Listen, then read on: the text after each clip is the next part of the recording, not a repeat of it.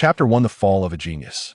On the shores of the Ying Sea, to the east lies a vast continent known as Guizhong, covering countless miles. The Guizhong continent is overrun by monstrous beasts and chaotic demons, plunging the entire land into a tempest of bloodshed and carnage. Perhaps to maintain balance and prevent the annihilation of humanity by these fiends, some individuals began to cultivate the art of qi, and over the course of hundreds of thousands of years, certain practitioners emerged as paragons of excellence, mastering their techniques to such an extent that they achieved the realm of being impervious to death. By thunder and fire, these remarkable individuals are revered as earthly immortals. Each master of thunder possesses immense power capable of moving mountains and parting seas, their might igniting the heavens and transforming the earth.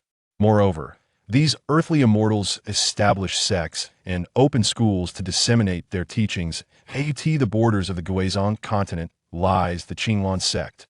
The mountains stretch endlessly, shrouded in wisps of mist, resembling a slumbering dragon nestled within the vast expanse of land, extending for thousands of miles. The peaks stand tall and straight, akin to divine swords reaching for the sky.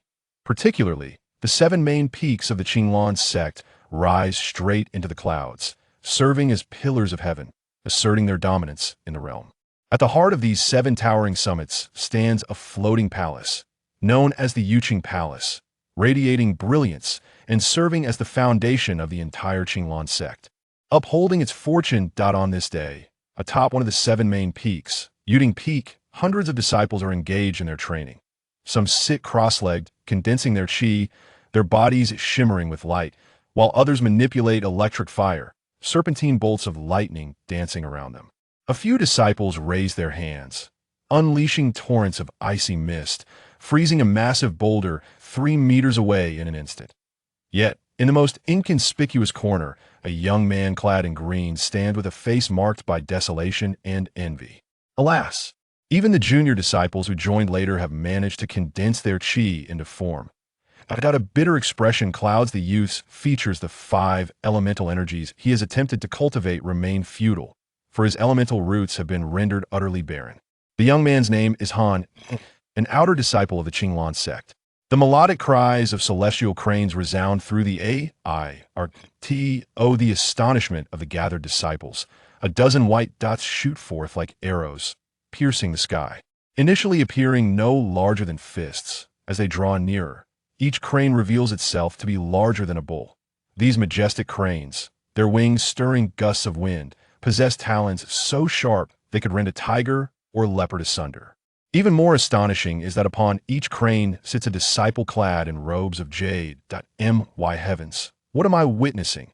Just as Hani grapples with his tumultuous thoughts regarding the crane-mounted disciples, another exclamation erupts from the crowd, and the entire sky seems to darken under a looming shadow. That is a purple, ink, 1,000-legged centipede. Han Yi's pupils constrict in shock. Behind the crane-riding disciples looms a centipede, its body a deep shade of purple, its carapace resembling armor, and its hook-like legs extending over 100 meters, evoking a sense of suffocating oppression.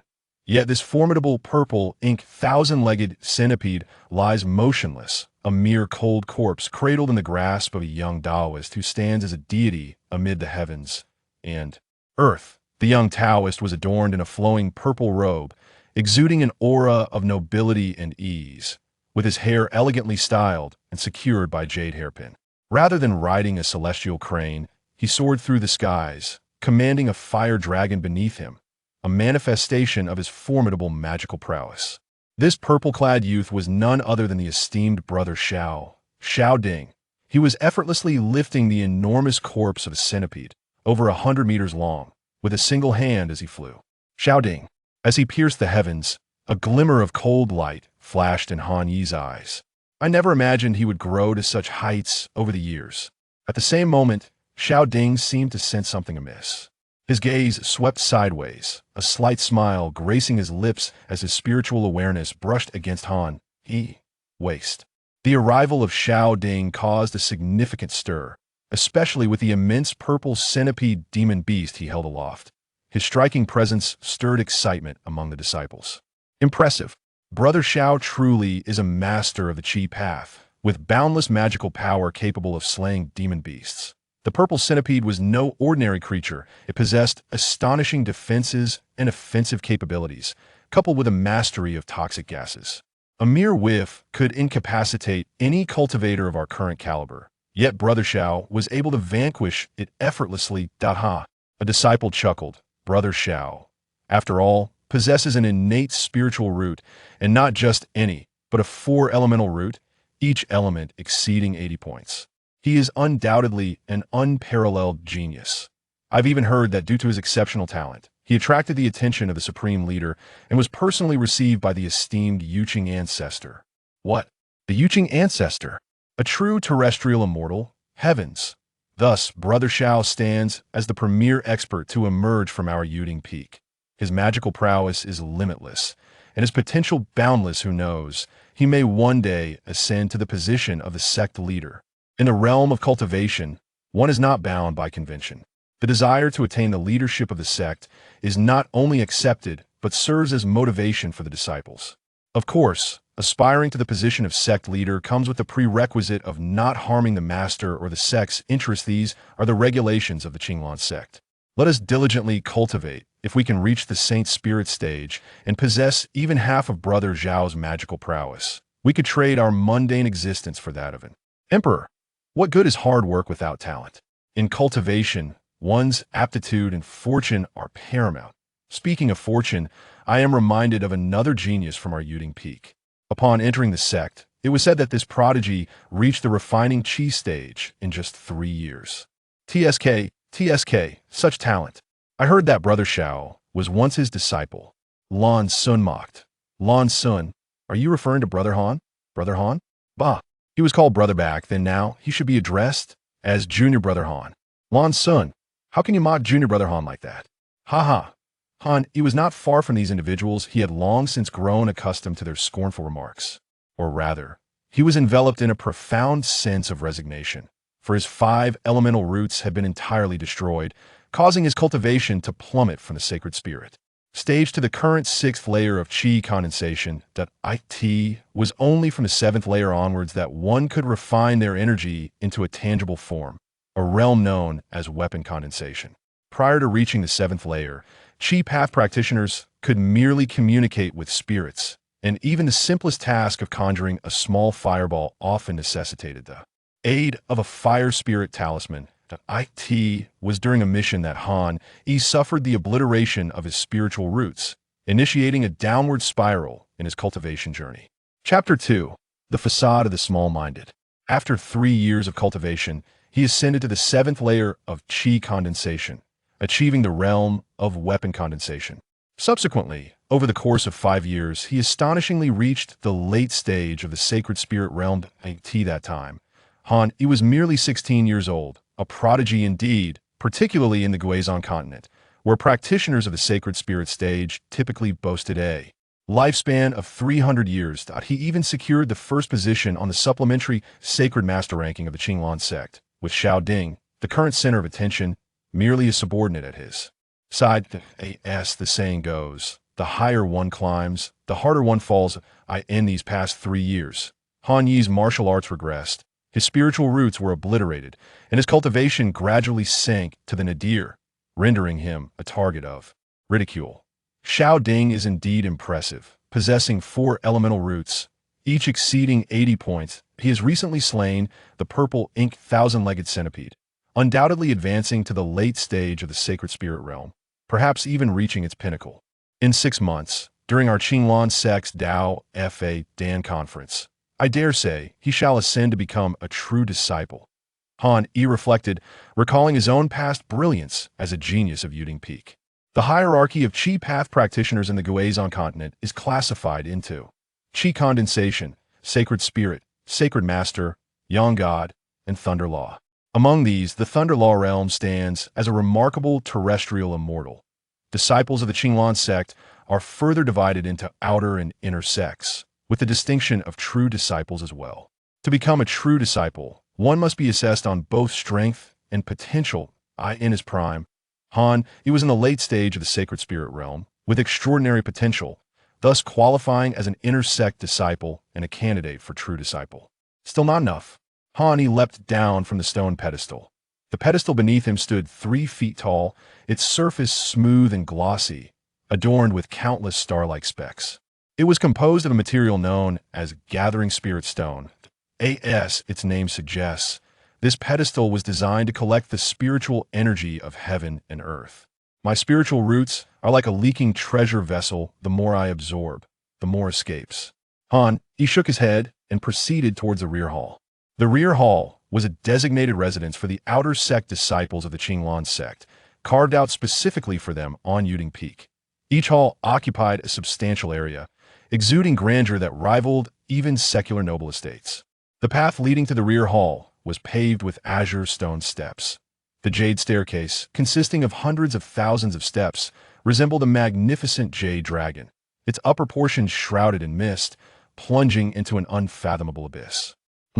Someone is lying in wait. Han Yi's ears perked up, sharp as a cat's. Ha! I knew it. Although junior brother Han's spiritual roots have been rendered useless, he still possesses a modicum of spiritual awareness. The concealed techniques we practice cannot deceive him. At that moment, a sinister laugh echoed from the ancient trees and bushes flanking the staircase. The leading young man, wielding a folding fan, regarded Han Yi with an amused expression. "It's you, the young prince of the Deer Summit, Bai Fengxian." Han Yi narrowed his eyes. A dozen men clad in Taoist garb appeared as if they had emerged from the ancient wood itself. The man with the horse-like face and the folding fan was indeed Bai Fengxian. "What do you intend to do by blocking my path?" Han Yi asked coldly. "It seems that junior brother Han is quite wary of us." Bai Fengxian smirked at his companions, unfurling his fan and swaying it gracefully. "It's nothing serious, it's just that junior brother Han entered the sect before us, and in those days, you were the foremost expert on the candidate list for our Qinglan sects. Sacred honor. Your mastery of the Tao is unparalleled. Might I request some guidance from you, if you would be so kind?" According to the customs of Qinglan sect, peers were allowed to spar and exchange insights as long as it didn't result in fatalities. Exploiting this loophole, Bai Fengxian had caused Han Yi considerable trouble on multiple occasions that I have no interest. Step aside. Han Yi frowned. Inside, he was seething with rage, wishing nothing more than to strike his opponent down. However, he was unfortunately unable to do so at present. In his prime, Bai Fengxian and his entourage had trailed behind Han Yi, fawning over him with excessive flattery. Now, having fallen from grace, Han was incredulous that even a character as inconsequential as Bai Fengxian sought to trample upon him. "Han Yi, don't push your luck. Who do you think you are?" Bai Fengxian suddenly shouted. Han Yi's expression shifted slightly upon hearing this, but he quickly composed himself. It was evident that they were here to provoke him, and their numbers were overwhelming. "That I shall endure this moment for a tranquil future." The Qinglan sect was renowned as a powerful sect of immortals, boasting 7 main peaks, each helmed by a master whose strength was at least that of a sacred honor expert. Notably, the master of Unyielding Peak had cultivated the Yang spirit Dharma, making him exceptionally formidable. Within the entire sect, aside from the venerable ancestor, the earthly immortal Yuqing Jinren, and a few reclusive ancient figures, perhaps only the sect leader who practiced the supreme scripture Lotus Jade Clarity True Method could rival the master of Unyielding Peak. Furthermore, the number of true disciples, inner disciples, and outer disciples had swelled to an astonishing 30 to 40,000.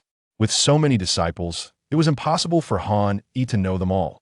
However, the 7 main peaks often facilitated exchanges among their disciples, allowing for the sharing of insights and techniques. During his time as a standout disciple of Unyielding Peak, Han Yi frequently visited the other peaks for such exchanges, and the disciples there, eager for his guidance, would flatter him in hopes of learning a thing or two about the Tao. Bai Fengxian had been one of those disciples who followed Han Yi closely back then. "Step aside." Han Yi emphasized, his tone growing firmer, and a sharp glint flashed in his eyes. "Han Yi, I shall not engage in idle chatter with you today. In just half a month's time, the selection for disciples at my main peak will take place. The victor shall not only ascend to the inner cabinet, but also have the opportunity to obtain a sacred spirit pill. This sacred spirit pill I have set my sights upon, for your spiritual roots have already been rendered useless, and you shall achieve no further accomplishments in the realm of doubt throughout this lifetime. Bai Fengxian's gaze flickered momentarily, displaying a shrewdness akin to that of a fox. In the mundane world, Bai Fengxian also held the identity of a young prince of Dierding. What precisely do you wish to convey? Speak plainly, Han Yi replied with an icy demeanor. Very well. Since you are so straightforward, I shall be equally candid. Bai Fengxian folded his fan and clapped it against his palm.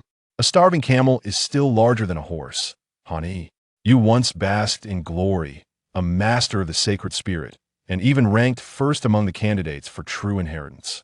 I have heard that your forte lies in the fire-floating pagoda seal. Therefore, relinquish this secret manual to me. Moreover, with your spiritual roots rendered useless, any spiritual stones and elixirs in your possession are mere waste. Surrender them to me, and I shall refrain from troubling you further. What say you? Dream on. Han Yi retorted, filled with fury. Spiritual stones and elixirs represented his hope, while the fire-floating pagoda seal was the foundation of his existence. Bai Fengxian's demand for these two items was tantamount to extinguishing his path to Tao. Furthermore, you are a disciple of the Emperor Qing Peak, which primarily practices wood-based techniques. The fire-floating pagoda seal is utterly incompatible with the methods of your peak. What need do you have for it? That is of no concern to you. I shall ask one final time. Will you give it, or will you not? I shall not. If you desire what belongs to me, then come and take it yourself. Very well. You are indeed Han Yi, and your demeanor carries a semblance of the former grandeur. However, I wonder if your resolve is as steadfast as your bravado. I happen to have recently made progress in my own techniques, and I intend to use you as a stepping stone to crush your bones. Bai Fengxian, weary of further discourse, darkened his expression and commanded, attack. Chapter 3. The Azure Emperor's Secret Art. With a commanding shout from Bai Fengxian, the disciples of the Azure Peak surged forth like fierce tigers, encircling Han Yi. It was a desperate moment. Striking first was their only strategy. Han Yi's expression grew solemn. Although he had lost his spiritual root and his cultivation had regressed, he had once been a master of the sacred spirit realm. His experience and discernment far surpassed that of Bai Fengxian and his companions, allowing him to perceive that the intent of his captors was nefarious. It seemed that a confrontation was inevitable. Vines entwined. One of the assailants raised his hand, and vines sprang forth from thin air, slithering towards Han Yi like serpents, shimmering with a faint glow, an indication of magical energy. However, while the assailant infused the vines with his power, the energy was tainted and lacked purity. Otherwise, he could have solidified his essence without relying on external objects. The Qi refinement stage is divided into 9 levels, each with its own distinct terminology: nourishing Qi, fetal breathing, Qi cyclone, spiritual awareness, Qi control, and spirit attachment. Han Yi has now attained the realm of spirit attachment, allowing him to channel his magical power through a medium to execute his abilities and uphold his commitment to vanquishing foes.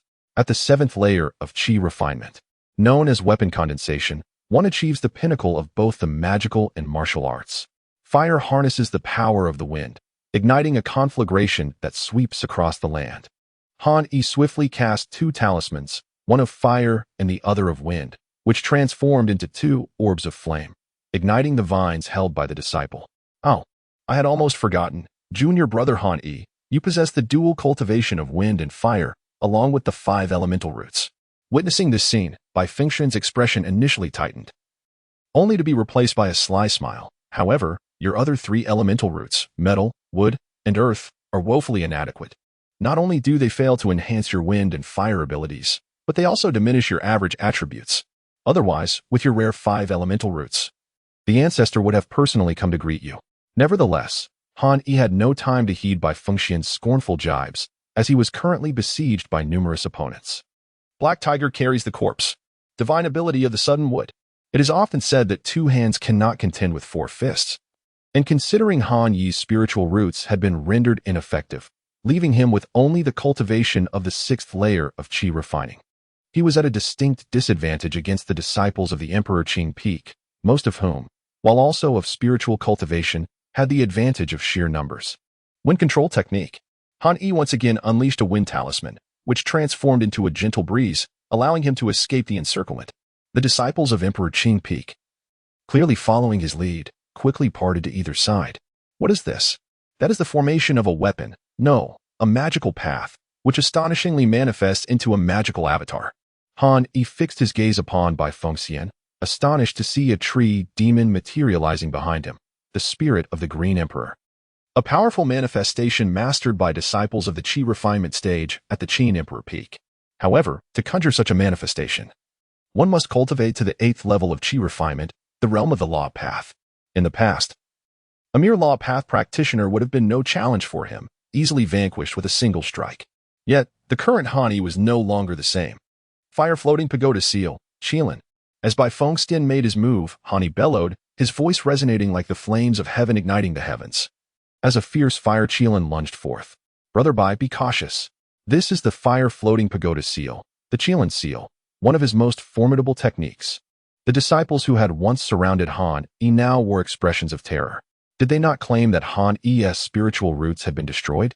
How could he possibly summon a weapon from mere Qi, let alone manifest the fire Qilin? The very air seemed to evaporate before the might of the fire Qilin. Its power unparalleled. How could this be? Had he regained his cultivation? Bai Fengxian's countenance shifted dramatically, his eyes wide with horror. He had never anticipated that Han Yi, whose spiritual roots had been deemed obsolete, could unleash the manifestation of the 8th level of Qi refinement, the fire Qilin. With no path of retreat, he clenched his jaw. His eyes twitching. I must fight back. Green Emperor Seal. This Green Emperor technique was a high-tier art, one only accessible to disciples of the Sacred Spirit stage. Bai Fengxian had expended considerable effort to acquire it, trading 5,000-year-old ginseng and deer antler essence for this divine skill from a disciple of the Inner Cabinet at the Sacred Spirit stage. Suddenly, a divine figure clad in azure robes emerged in the air. This entity bore no discernible features. Its face appeared a blur, a chaotic amalgamation, yet exuded an extraordinary, ethereal presence, commanding the heavens. With a thunderous roar, the azure-robed deity, the manifestation of Bai Fengxian, unleashed a powerful punch towards the oncoming fire Qilin. The shockwave erupted, creating a crater within a 10-foot radius centered on the fire Qilin. I will not yield. Han Yi muttered weakly before collapsing to the ground.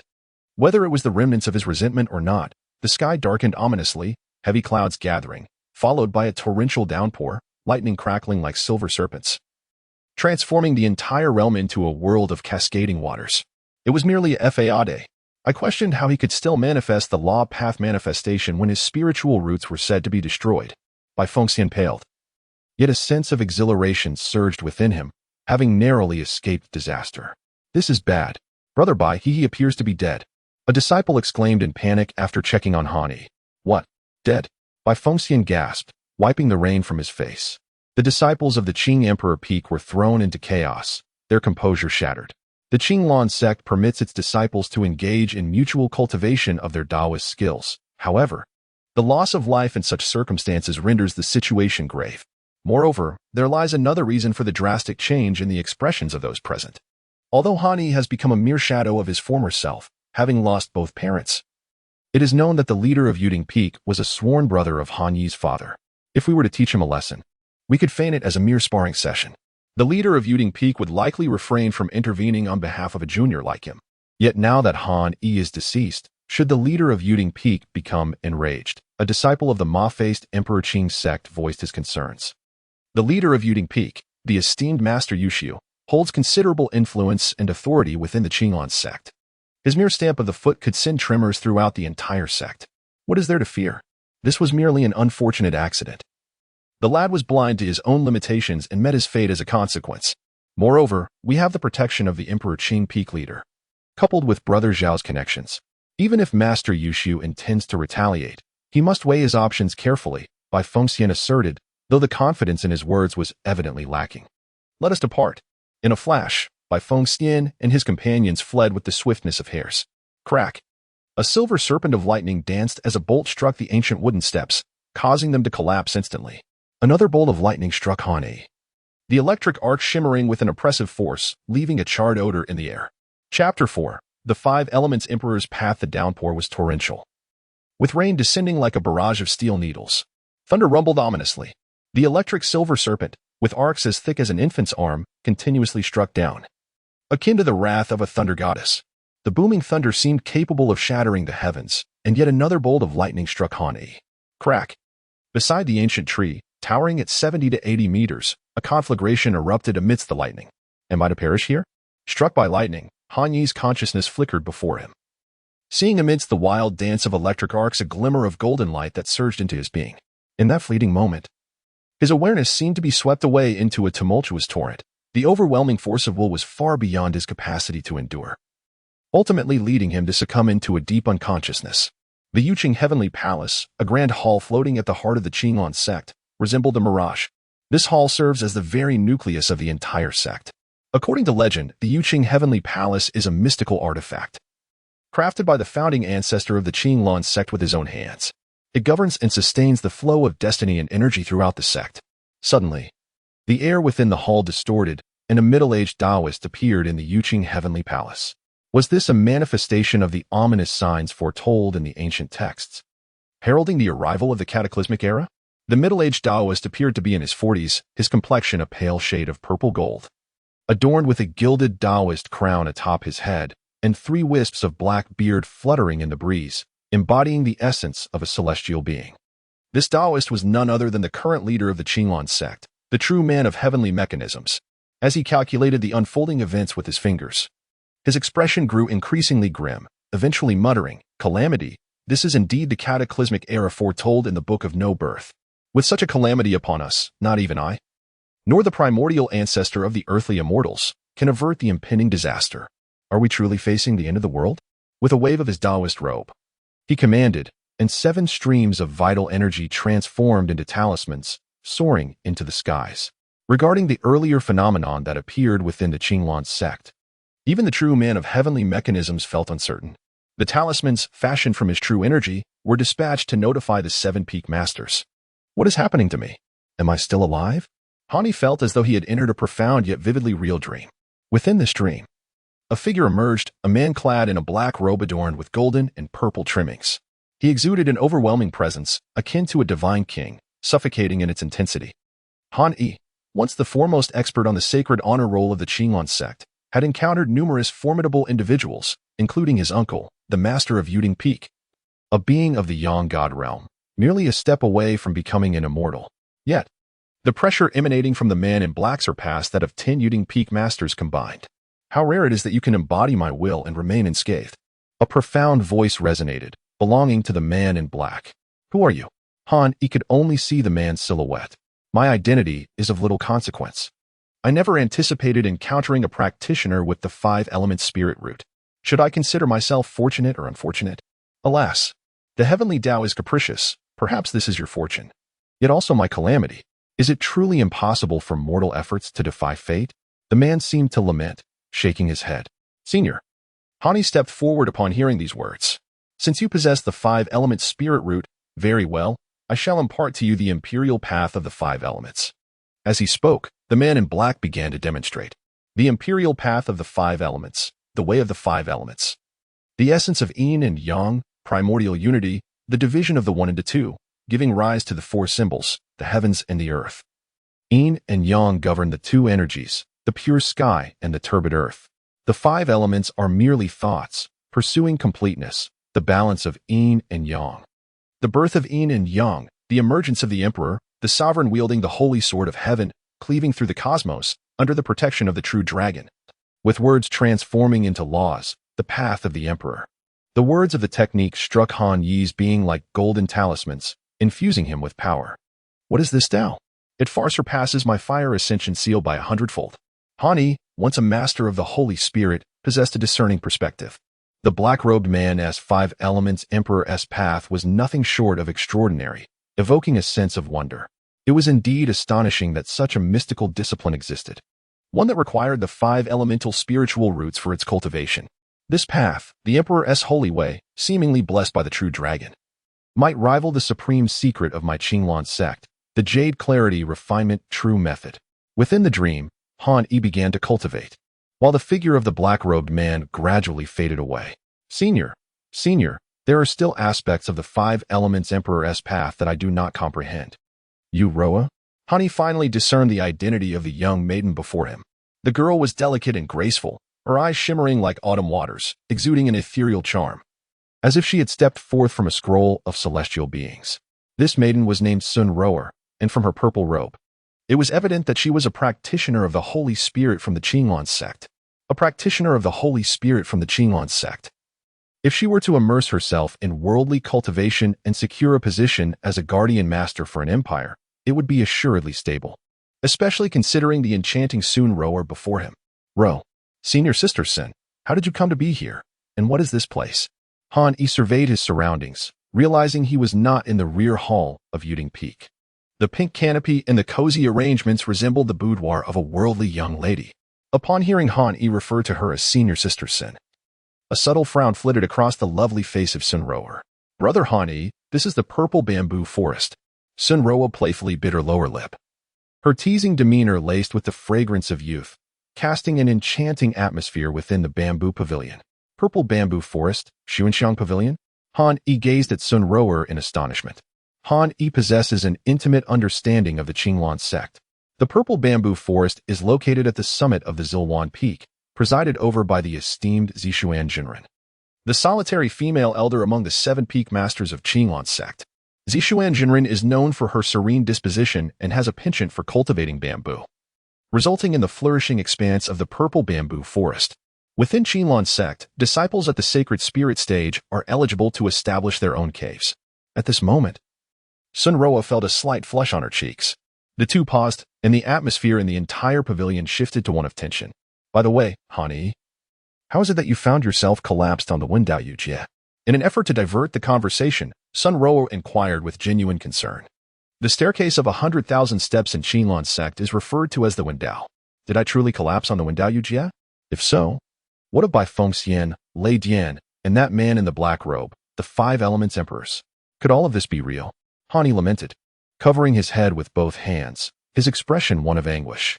Han Yi, brother, you must calm your spirit, Sun Rower exclaimed, performing a hand gesture to invoke her powers. Han Yi felt a gentle white light penetrating into his very being, akin to the ethereal powers of a requiem.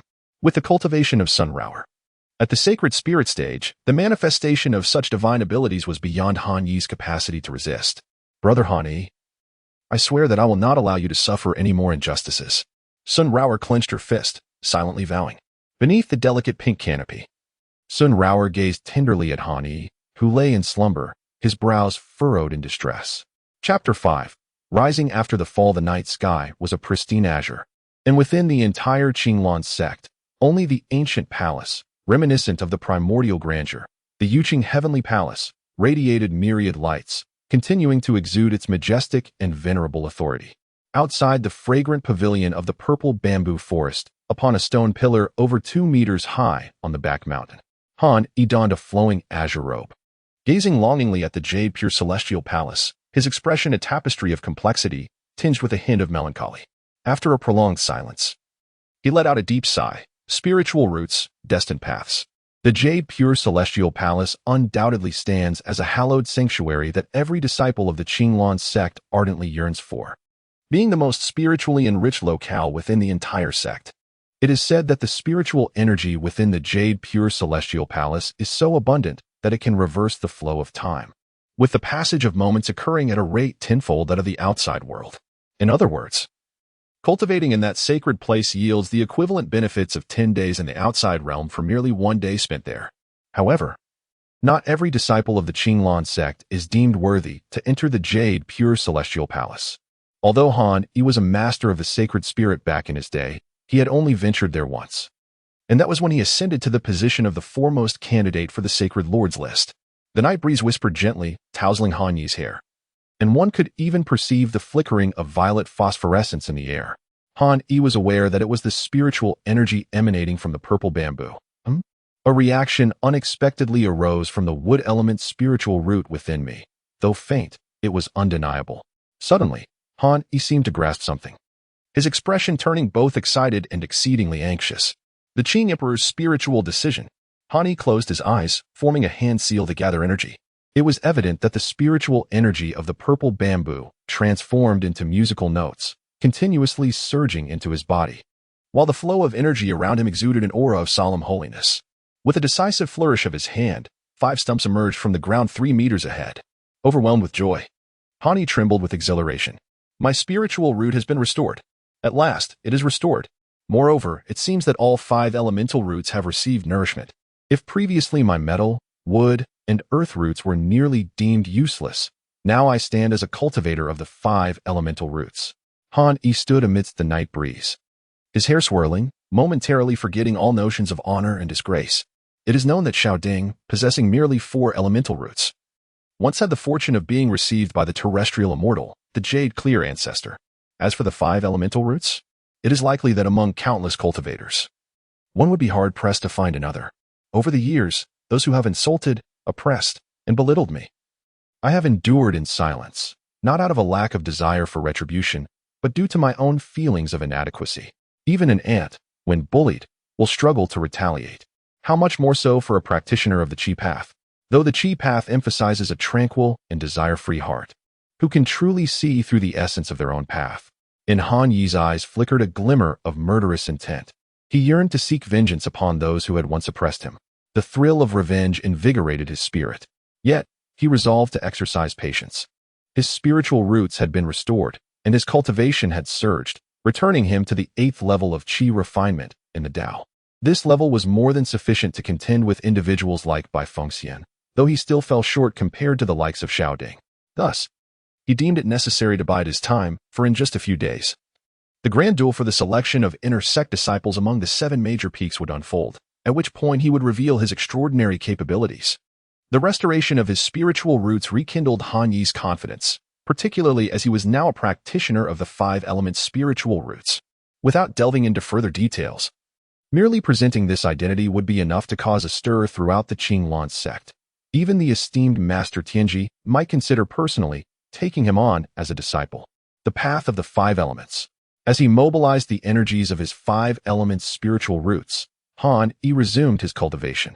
This path of the 5 elements was undeniably a premier technique, far surpassing his previously cherished Fire Lotus seal. However, the requirements for its cultivation were exceedingly stringent, necessitating a practitioner with 5 elements spiritual roots. In his pursuit of this divine art, Han Yi discovered that it could even enhance his spiritual roots. The mysterious Water Royal Fist, the Gunmetal King Fist. Han Yi diligently practiced the 5 elements Imperial Tao, a martial art form that intricately weaves together various sophisticated elemental techniques, embodying a plethora of transformations. This singular style encompasses a staggering 81 variations. For instance, with the Gung Jin Wang Fist, Han Yi can unleash a punch infused with intent, conjuring a sword to vanquish a white serpent, or manifesting a golden spear as the thunderous sound of iron steeds echoes. For 3 consecutive days, Han Yi immersed himself in the rigorous training of the 5 elements Imperial Tao, though he became increasingly cautious. After all, the revelation of such a profound technique to the world would undoubtedly cause an upheaval. Remarkable indeed. The 5 elements Imperial Tao encapsulates the essence of the 5 elemental yin and yang within its martial intent. As a standalone technique, it rivals the late-stage spiritual cultivation methods, not inferior to my own Fire Pagoda seal.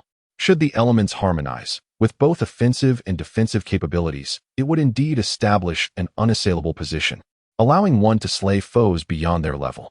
As Han Yi continued his cultivation, he increasingly sensed the terrifying nature of this martial art. He had firmly decided that, even at the upcoming combat conference in 10 days, he must not reveal this profound technique. The only witnesses to my 5 elements Emperor's path would be the dead. A chilling glint flickered in Han Yi's eyes. Chapter 6. The 5 Declines of Heaven and Man. While Han Yi was diligently honing his skills, the 7 peak masters of the Jade Pure Heavenly Palace had gathered. Zhang Jiao Tianji, the leader of the Qinglan sect, sat cross-legged on a mat, his hands forming the Jade Pure Lotus True formula, his expression a pale gold yet tinged with solemnity. The 7 peak masters of the Qinglan sect were aptly named. For instance, the sole female peak master, Zixuan, donned a light purple robe, her hair styled in an elegant coif, her visage as exquisite as jade, with delicate brows that lent her an air of noble grace. However, Zixuan was notoriously known as the Ice Queen of the Qinglan sect, and ordinary individuals dared not provoke her. The Taoist with flowing hair was named Diqing, the master of Diqing Peak. Additionally, there were 4 other peak masters, each with distinct characteristics, yet all were formidable experts who had attained the pinnacle of Saint Sovereign through their boundless magical prowess. Seated at the left side of the leader, the first among the men was Yushu, a master of Yang God cultivation. Yushi was the only elder among the 7 peak masters to have reached the Yang God realm, overseeing the sect's punishments and wielding the power of life and death, thus commanding great authority. In unison, the 7 peak masters greeted Zhang Jiao Tianji, "Greetings, esteemed elder brother." "There is no need for such formalities, my junior brothers," Zhang Jiao Tianji nodded and addressed the matter directly. "The purpose of summoning you all here is to discuss a grave matter." "What is it that concerns you, esteemed elder brother?" inquired the peak master of Chiwa Peak, who was known for his impetuous nature. "The calamity, the epical catastrophe." Zhang Jiao Tianji's face was somber. "What?" Upon hearing this, the expressions of the 7 peak masters shifted to one of gravity. "Do you all remember the Book of No Birth?" As Zhang Jiao Tianji noticed the hall's cacophony, he gestured, and a thunderous sound erupted, instantly silencing the 7 peak masters. Indeed, the Book of No Birth is the most extraordinary tome of the Guizhong continent, a celestial scripture that prophesies across ages. Over the past hundreds of thousands of years, every prophecy within this tome has proven accurate. Yushu's voice resonated with authority. "Esteemed elder brother, do you mean to say that the cataclysm foretold in the celestial scripture, the epical disaster, the 5 declines of heaven and man, has already begun to manifest?" The Book of No Birth can be regarded as a remarkable scripture of the Guizhong continent, said to have been born of primordial essence.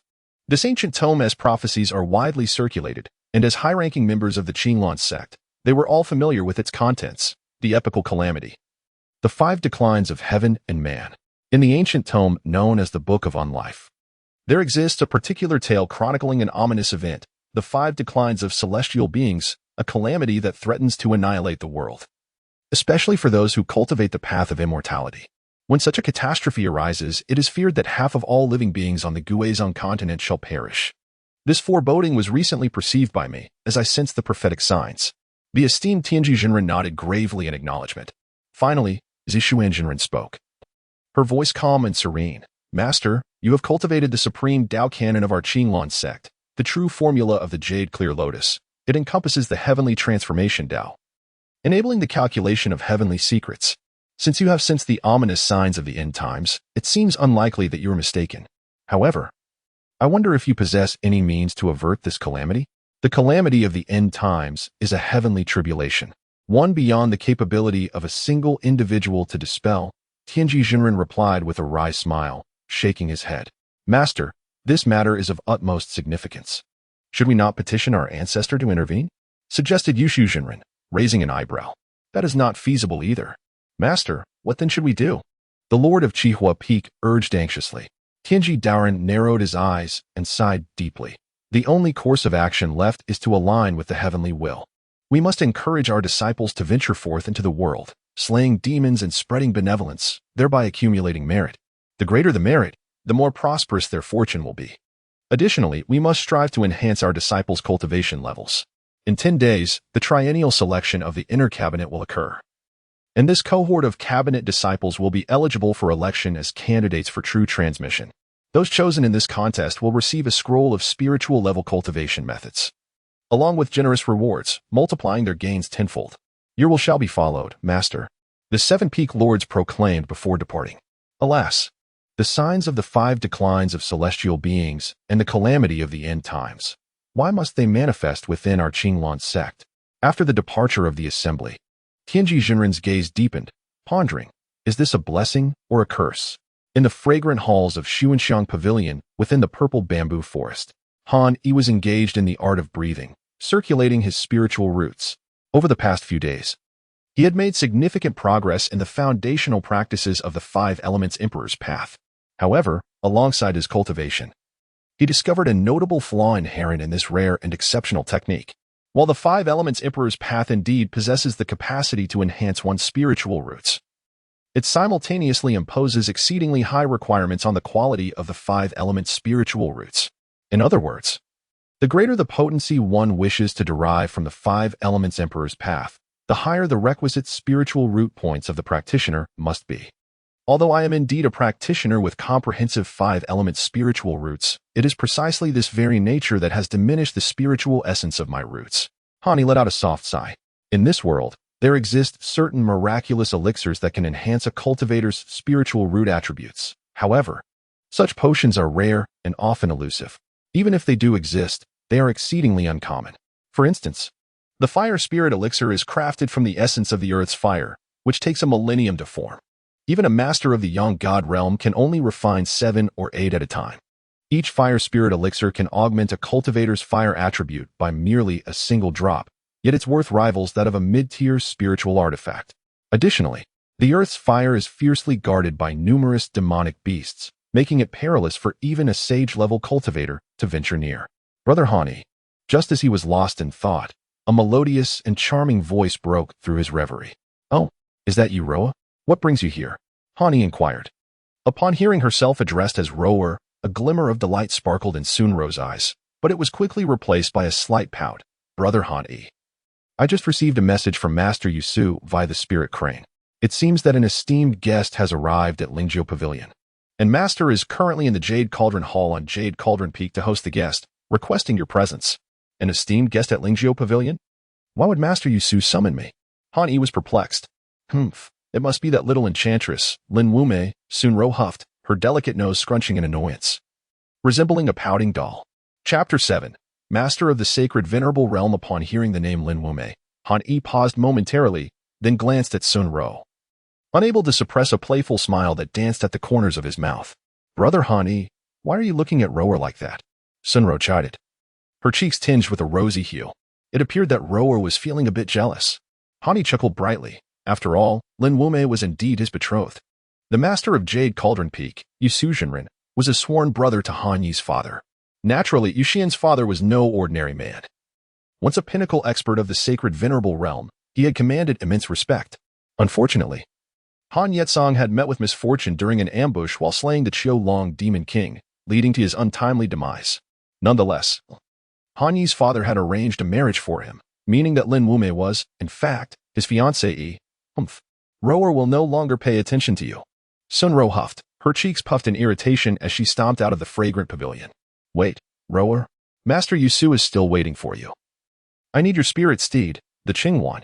Soaring through the air required the cultivation of the sacred spirit realm.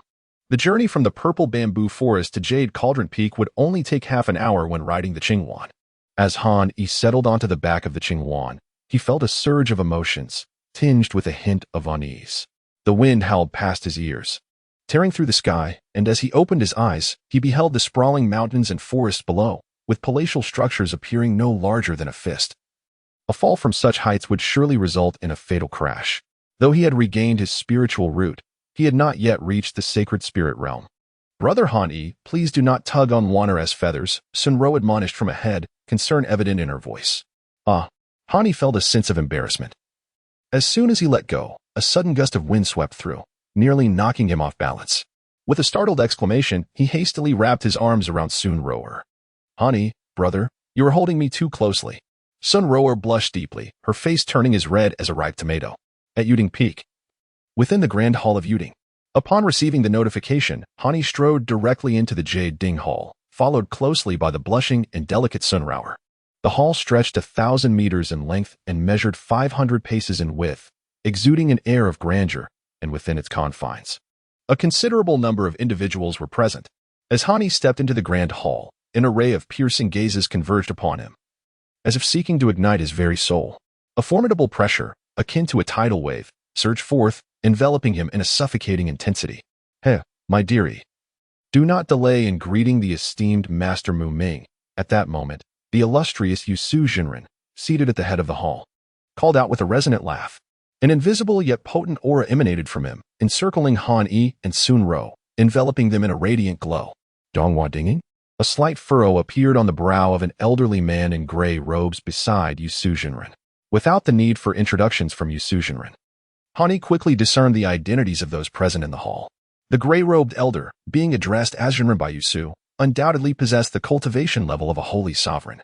For in the Guizhong continent, only such eminent figures are bestowed with the title of Jinren. Additionally, seated alongside the elder were several young men and women, each exuding a remarkable presence and an aura of profound mastery. "We, the junior disciples of Qinglan's sect, from the outer pavilion of Yuding Peak, pay our respects to Master Mu Ming." Han-yi stepped forward and bowed respectfully to the elderly man in gray robes. This is a customary practice among practitioners of the Qi Dao, where respect is accorded to the strong. Moreover, the individual before him was a master of the saint level. Such formidable beings possessed the power to sway the very mountains and seas. Han Yi, naturally, would not lose his courtesy in this regard. So this is your fiancé. Sister Lin. I had thought Han Yi to be immensely talented, yet he turns out to be merely an outer sect disciple in the Qi refinement stage. A strikingly handsome young man clad in emerald attire cast a glance at Han Yi, then lowered his voice to speak to the girl in green beside him. A master. With his spiritual roots now restored, Han Yi's keen perception quickly discerned the young man's cultivation level. That individual undoubtedly possessed the prowess of the sacred spirit stage, likely on par with Xiaoding. At that moment, Han Yi also took note of the girl in green beside the young man. She was strikingly beautiful, her delicate features framed by subtly curved red lips that perpetually held a hint of aloofness, exuding an air of unapproachable pride. Her slender waist was accentuated as she casually tucked a loose strand of hair behind her ear. As Han Yi observed her, the girl in green also cast a glance in his direction, her expression growing even colder. Is this Lin Wumei? Han Yi had to admit that the girl in green possessed an ethereal beauty. Among the women he knew, perhaps only Sun Rower could rival her. Be cautious with your words. Senior Brother Pei. The girl, Lin Wumei, said icily. Senior Brother Pei, however, seemed unfazed, responding with a bright smile and a provocative glance at Han Yi. Although Pei Jinshi's voice was soft, there were many skilled practitioners present, particularly the master of Yuding Peak, Yu Suzhenren, who had cultivated to the Yang spirit level. Even a whisper from the latter was piercingly loud. Yu Suzhenren raised an eyebrow and declared in a booming voice, Please take a seat over there. Thank you, Master Uncle, for the seat. Han Yi bowed and found a place to sit. Master Uncle Yusu, will you not offer Ro a seat? Just then, a gentle voice rang out, and Sun Rower, dressed in a flowing purple gown, stood at the center of the grand hall. Han Yi couldn't shake the feeling that Yu Suzhenren's expression seemed somewhat peculiar as he regarded Sun Rower. Oh, it is my dear disciple Rower. Of course. Take a seat. Yu Suzhenren's voice softened remarkably. Thank you, Master Uncle. I shall sit beside Brother Han Yi. Sun Rower beamed radiantly as she walked toward Han Yi. Her appearance instantly drew the attention of many young talents in the hall, with skin as fair as snow and glossy black hair cascading to her waist. Her exquisite features and lashes resembling delicate fans seemed capable of interpreting human emotions while evoking affection from all. What a little enchantress!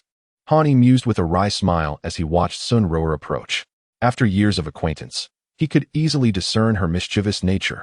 She was undoubtedly competing with Lin Wumei. Sun Rower's arrival captivated the attention of the assembly, with every young man staring wide-eyed. Even Senior Brother Pei's gaze toward her was laced with admiration. However, Sun Rower paid little heed to the attention of others, her entire focus fixed on Han Yi. Who is this purple-dressed woman? She is stunning. Pei Jinshi secretly envied, his gaze sweeping over Han Yi, filled with profound jealousy.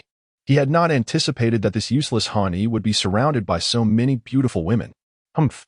Lin Wumei's delicate willow-like brows slightly furrowed, letting out a soft hum. Hee, junior sister Lin, Pei Jinshi felt a tightening in his heart. Proximity to beauty often leads to affection. Although Sun Rower was endearing and her beauty rivaled that of Lin Wumei, he had already invested considerable effort in winning Lin Wumei's favor. Sensing her displeasure, Pei Jinshi hurriedly put on a bright smile, hoping to explain. However, Lin Wumei was not in the mood to engage with him at that moment. Her eyes narrowed, darting like an arrow towards Sun Rower. In her mind, Han Yi was merely a waste. With his spiritual roots destroyed and his connection to the Tao severed, he would find it nearly impossible to achieve greatness in this lifetime. She cared little for him, but as a proud daughter of heaven, she had always been the center of attention wherever she went. Now, the sudden appearance of Sun Rower was stealing her limelight. Although she looked down upon Han Yi, she could not tolerate Sun Rower overshadowing her. The two locked eyes, seemingly sparking a fiery confrontation. At that moment, it appeared that the gray-robed elder, Master Mu Ming, and Master Yusu had finally broached the main topic of discussion. Master Yusu, I have come to your esteemed sect to discuss an important matter, Mu Ming spoke. His demeanor somber yet respectful towards Master Yusu, who was at the young god realm, while Mu Ming himself was merely at the pinnacle of the saint level. Master Mu Ming, you are too courteous. A guest is a guest. Whatever is within Master Yu's capabilities, I will certainly do my utmost, Master Yusu replied. Not adopting an arrogant posture in front of the elder, recognizing that Mu Ming was an elder of the Lingjiu Pavilion, an entity of supreme authority, even formidable to the Qinglan sect. Mayor, come forward to meet Master Yusu, Mu Ming instructed the green-clad girl Lin Wumei. Lin Wumei gracefully approached, bowing slightly. Mayor pays her respects to Master Yusu. And you are? Master Yusu inquired, turning his gaze towards Mu Ming. Oh, I forgot to introduce her. This young lady is Lin Wumei, the cherished daughter of Lin Daoxian, Mu Ming clarified. Upon this introduction, Master Yusu's expression transformed. He was the sworn brother of Han Yi's father, Han Yetzong, and was aware of Han Yi's betrothal. Observing Lin Wumei, not only remarkable in beauty but also brimming with spiritual energy, he immediately broke into a warm smile, a rare softness replacing his usually stern visage. Oh, so you were Daoxian's daughter. Excellent, excellent. Thank you, Master Yusu, for your kind words. Lin Wumei replied with a sweet smile, casting a glance at Sun Rower. Humph, little vixen. Sun Rower clenched her delicate fist beneath her sleeve. I am deeply saddened by the untimely passing of Brother Han. However, I recall that Brother Daoxian and Brother Han shared a bond of life and death, having arranged the marriage between Mayor and Han since childhood. I have come this time at the behest of Brother Daoxian. Furthermore, Mayor possesses a rare, enchanting Dao physique with 4 elemental roots, and she has been accepted as a direct disciple by the head of Lingjiu Pavilion. I am here under the orders of the Pavilion Master to fulfill Brother Daoxian's promise from years past and to carry out the Pavilion Master's decree. Upon hearing this, Master Yusu felt his previously taut nerves finally relax. After all, Han Yi's spiritual roots have been rendered useless. The situation has changed dramatically. It is truly unexpected that Lin Daoxian would uphold his promise so faithfully. Brother Daoxian is indeed a man of his word. If Brother Yutsong were aware of this from beyond, he would surely smile in his grave. Master Yusu sighed repeatedly, Heir, do not delay any further. Come forth and pay your respects to Master Mu Ming and your... Hold on. Mu Ming interjected suddenly, interrupting, before the marriage contract is fulfilled. We must first address a promise made by your late friend Han Yutsong. This is a directive from Brother Daoxian and also the decree of our Pavilion Master. What promise? Master Yusu inquired cautiously, his eyelids slightly drooping. The 6-eyed sealing magic.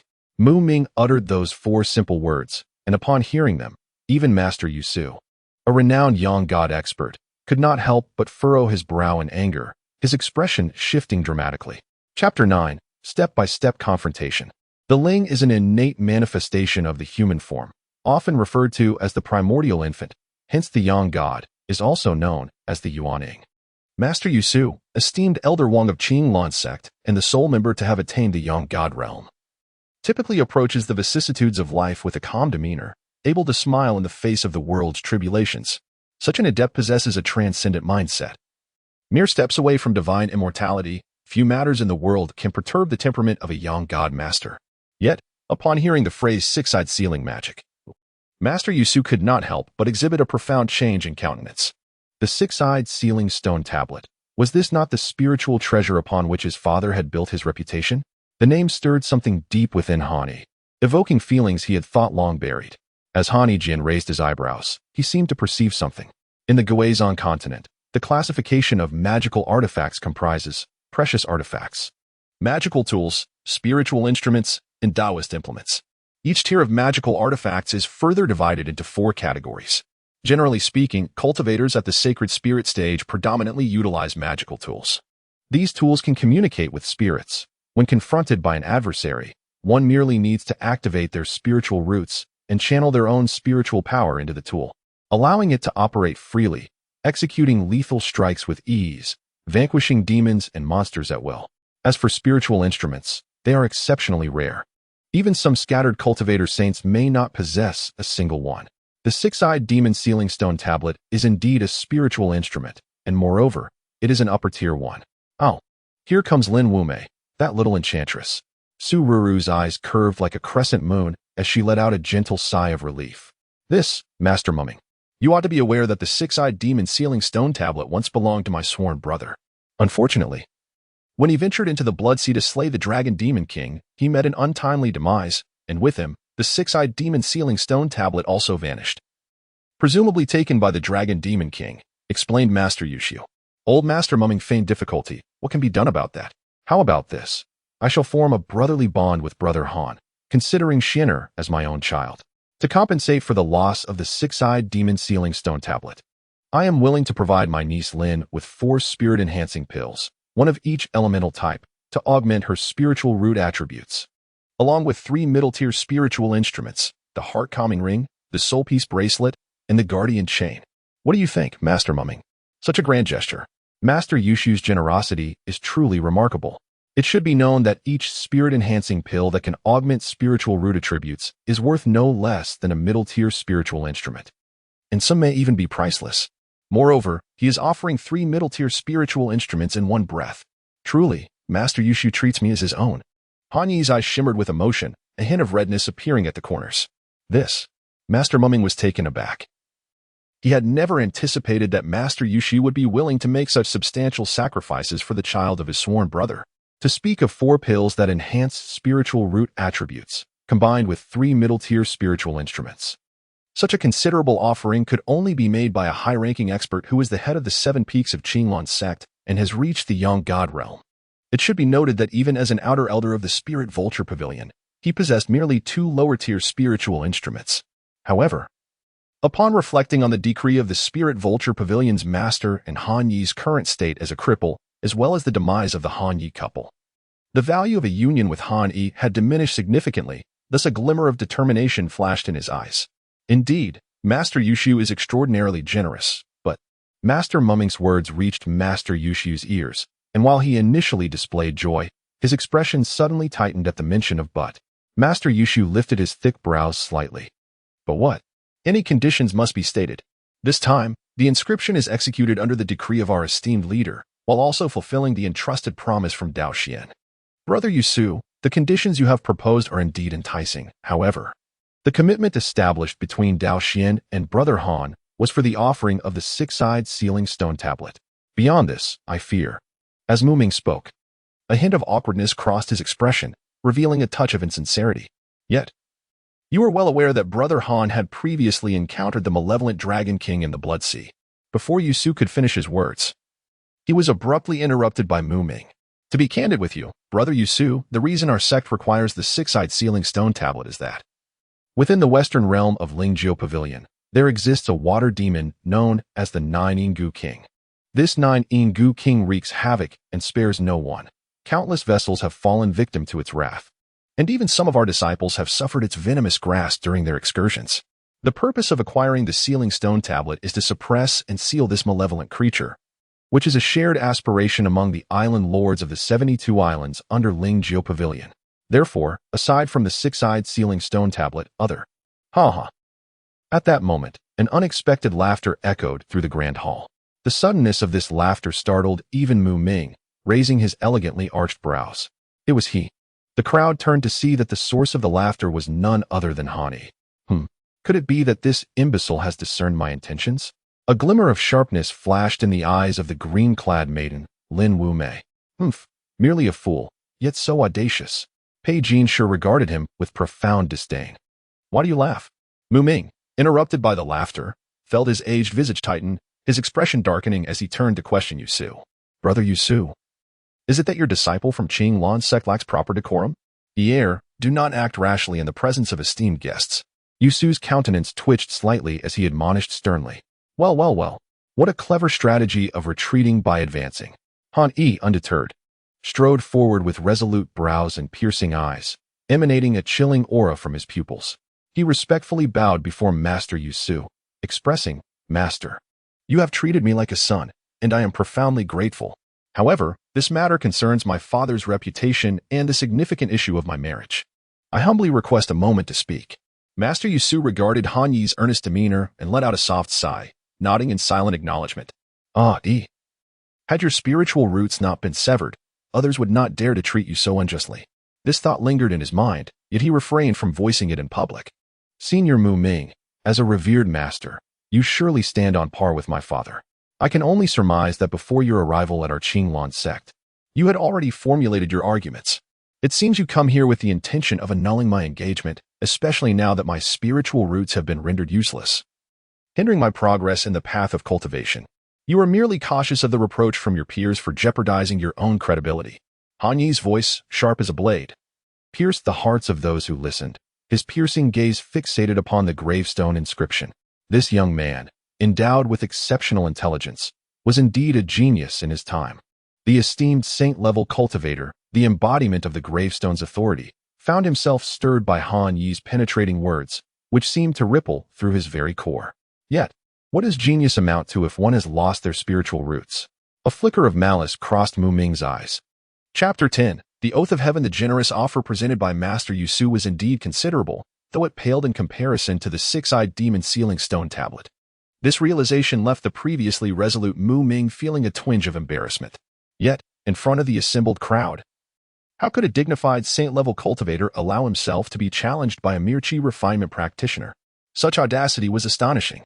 The disciples of Lingjiu Pavilion exchanged glances, their eyes shimmering with astonishment as they regarded Han Yi. Although Elder Mu Ming was merely an external elder of the Lingjiu Pavilion, he was nonetheless an esteemed saint-level master, commanding the lives of countless beings across the 72 islands under Lingjiu Pavilion's dominion. Even the most privileged disciples would show deference to Elder Mu Ming. How could this audacious lad dare confront him? The Lingjiu disciples were left in utter disbelief at Han Yi's temerity to stand against Mu Ming. It was a notion so outlandish that it was beyond their imagination. How could such courage reside within the slender frame of Han Yi? The green-clad maiden, Lin Wumei, cast a fleeting glance at Han Yi, momentarily lost in thought. Although everyone in the Jade Ding Hall understood the purpose of the Lingjiu Pavilion's visit, no one dared to broach the subject, as it would undoubtedly lead to discomfort for both parties. Yet, here stood Han Yi, forthright and provocative towards Elder Mu Ming, a chi refinement practitioner daring to challenge a saint-level master. Such a scenario was unfathomable. Impudent. Pei Jinshi rose, exclaiming vehemently. Silence. Han Yi retorted sharply. This is the Qinglong sect, atop Jade Ding Peak. Guests are to be treated with respect. I have no desire to quibble with you. Yet I am engaged in discourse with Elder Mu Ming. What right have you, a mere disciple, to interject? Furthermore, today, the esteemed guests from Lingjiu Pavilion have come to discuss matters regarding my marriage engagement. What business is it of yours? Pei Jinshi's face flushed crimson with rage, nearly bursting with indignation. After all, he was the direct grandson of the vice leader of Lingjiu Pavilion, a master of the Saint Spirit level. Yet, a chi refinement practitioner, one who had lost their spiritual roots, dared to admonish him? Just as Pei Jinshi prepared to unleash his fury, a thunderous voice echoed in his consciousness. Sit down. The source of this admonition was none other than Elder Mu Ming himself. Pei Jinshi held a measure of respect for Mu Ming, despite being the vice leader's grandson. He was one among 39 such heirs, rendering his status somewhat insignificant before the venerable saint-level elder. Reflecting on the circumstances, Pei Jinshi realized that he was merely an outsider today, and thus he complied and sat down. A broken engagement? The venerable Mu Ming paused momentarily, then shook his head. Naturally not. I am here on imperial orders to fulfill the request of my friend Lin. Of course, the promised bride price is the six-eyed demon sealing stone tablet, which was pledged by Taoist Han long ago. As I mentioned earlier, the 18 island lords and the millions of citizens under the banner of Lingjiu Pavilion have all suffered from the poison of the 9 Ingu King. We require the six-eyed demon sealing stone tablet to seal the demon's lair. If your esteemed sect cannot produce it, then it is not Dao Xin who betrays trust, but rather Han Yi Tsong. Preceding Mu Ming, your words lack substance. Han Yi replied with a stern expression. What do you have to say? Mu Ming squinted, realizing that the other party was revealing their hand. Since the engagement is to be annulled, I shall not retain anything. A beauty is but a withered bone. The current Miss Lin stands high above, while I, Han Yi, am merely a discarded individual, my spiritual roots rendered useless. I am fully aware that I am unworthy of her.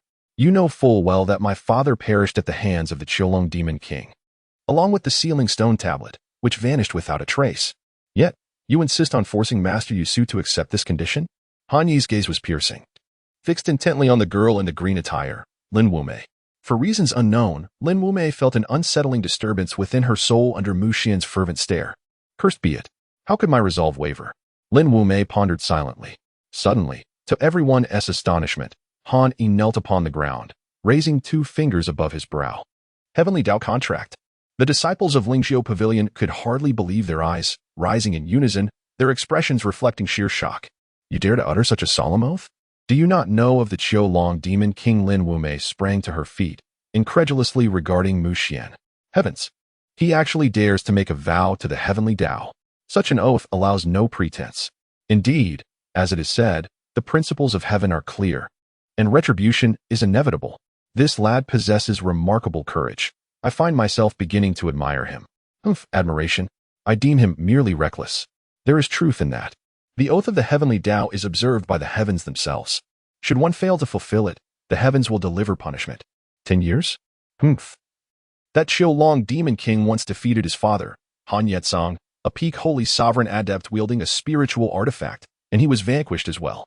What chance does a mere Qi refining period cultivator have? One of the young disciples in the Holy Spirit realm of Lingzhou Pavilion scoffed. Does he expect to reach the Yang God realm within 10 years? What a jest.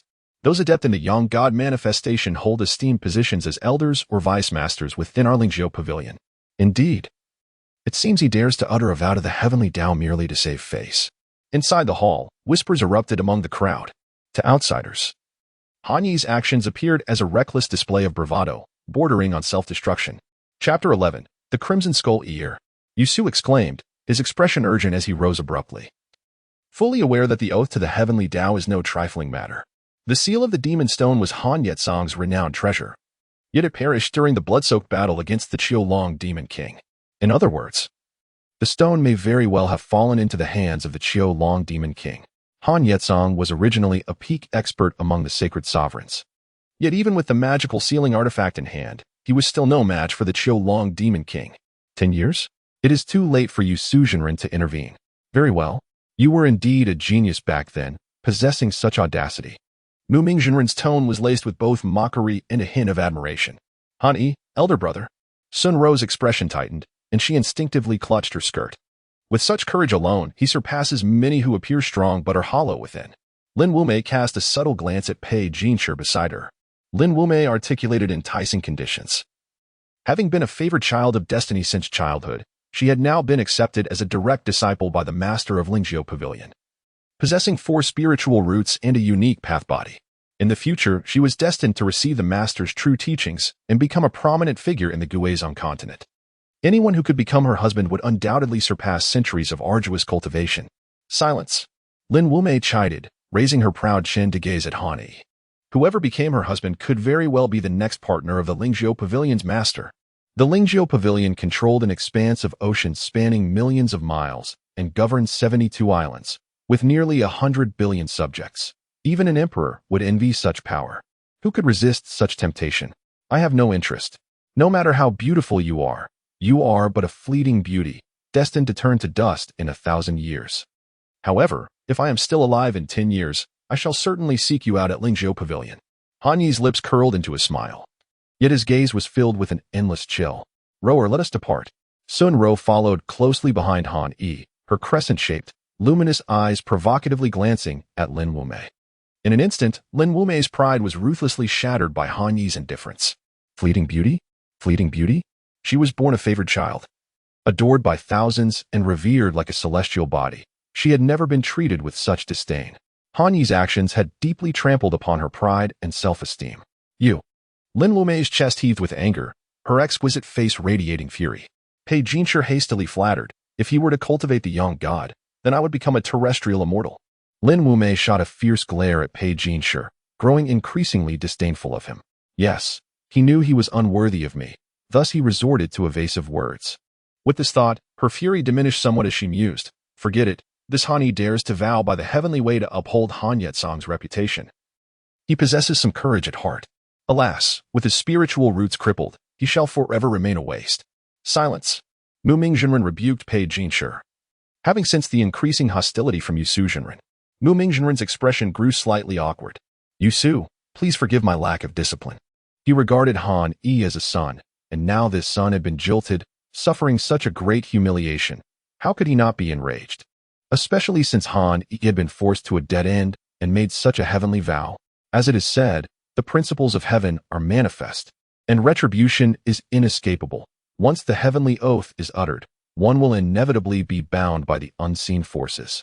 Should Han Yi fail to locate the 6-eyed sealing stone tablet within a decade, he shall face divine retribution. In other words, Lin Wumei and her companions have effectively sealed Han Yi's fate. Let us depart. The master of the tomb inscription shook his head with a wry smile. Although he had fulfilled the edict of the leader of Lingzhou Pavilion, He was acutely aware that from this point forward, the rift between Lingzhou Pavilion and Qinglan's sect would be irreparable. Let us go. Today has indeed been an extraordinary spectacle. Indeed. How audacious it is for someone to invoke a heavenly oath, truly a sign of recklessness. 10 years to cultivate into a young god? A mere fantasy. Though Han Yi's spiritual roots are deemed useless, I must admit I am somewhat impressed by his audacity. Pa, that is not audacity. Merely ignorance and the rage of a commoner. A decade is but a fleeting moment for us cultivators. I am genuinely curious to see what the scene will be like when the 10-year pact concludes. Mind your words, this is the territory of the Qinglan sect. And Senior Yushu is present. Chapter 12. The allure of the night breeze, gentle and soothing, stirs the heart. Han Yi treaded upon the stone steps of Jade Peak, flanked by towering mountains, as if carved by the hands of divine artisans. The cascades of waterfalls poured forth with an awe-inspiring force, resembling torrents descending from the heavens, evoking a sense of grandeur akin to the majestic fall of 3,000 feet. Behind him trailed Sun Roer, clad in a flowing purple gown, following Han Yi like a silent shadow. Alas, how much distress must my brother Han Yi endure tonight? Sun Roer gazed at his retreating figure, her heart heavy with sorrow. Roer. Suddenly, Han Yi turned, his gaze intense and fervent. Thank you. Thank you. Sun Roer widened her beautiful eyes, shimmering with a captivating allure, particularly beneath the moonlight, where she resembled a pure and ethereal sprite, evoking both affection and breathlessness. She spoke cautiously, Brother Han Yi, you need not be angry for Lin Wumei, that little enchantress. She is not worthy of your ire. A glimmer of chill passed through Han Yi's eyes. Sun Roer's moon-like eyes sparkled with a hint of surprise, inexplicably. She sensed that this Brother Han Yi before her was shedding his despondency, confidence slowly re-emerging. Yet, upon contemplating the heavenly oath, a resolute determination enveloped her luminous gaze. Brother Han Yi, rest assured, though the heavenly oath may be daunting, as long as the oath's contents are fulfilled in due time, divine retribution shall not befall you. At worst, Roer, what will you do then, Roer? Han Yi teased with a smile. Observing the unwavering determination etched upon Sun Roer's face warmed Han Yi's heart.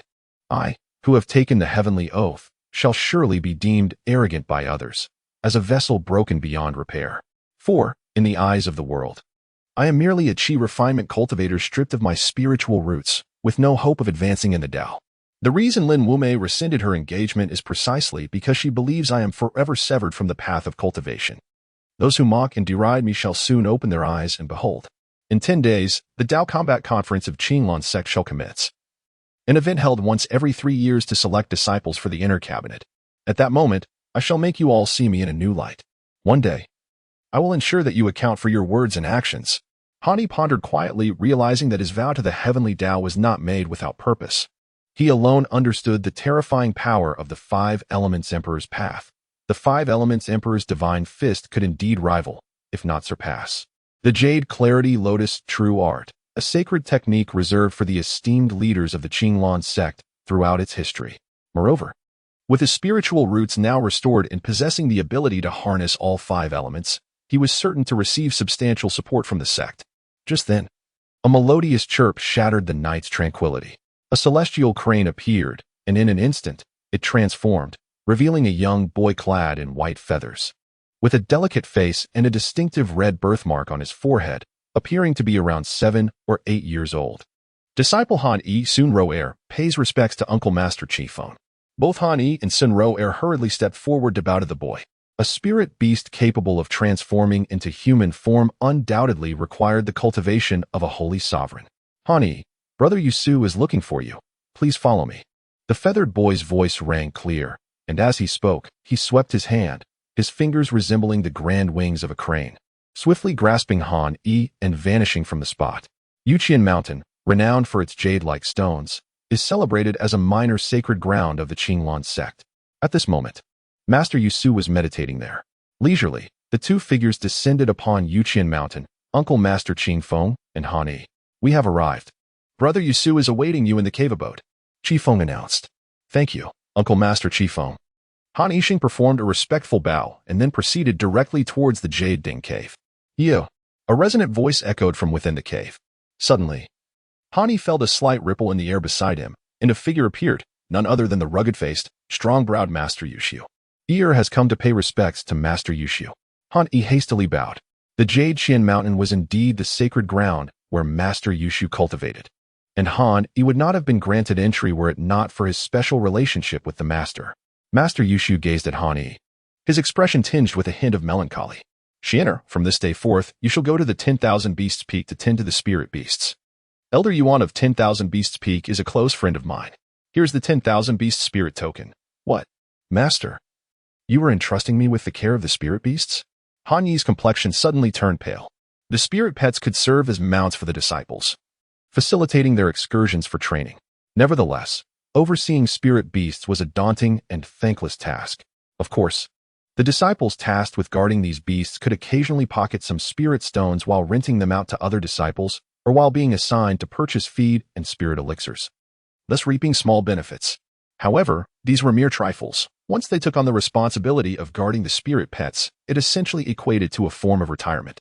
With a graceful flick of his sleeve, Master Yusu conjured a jade token that gracefully soared into Han Yi's hand.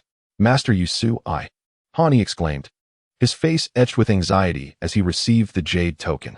The token was about the size of a palm and crafted from a unique material, resembling neither pure jade nor pure gold.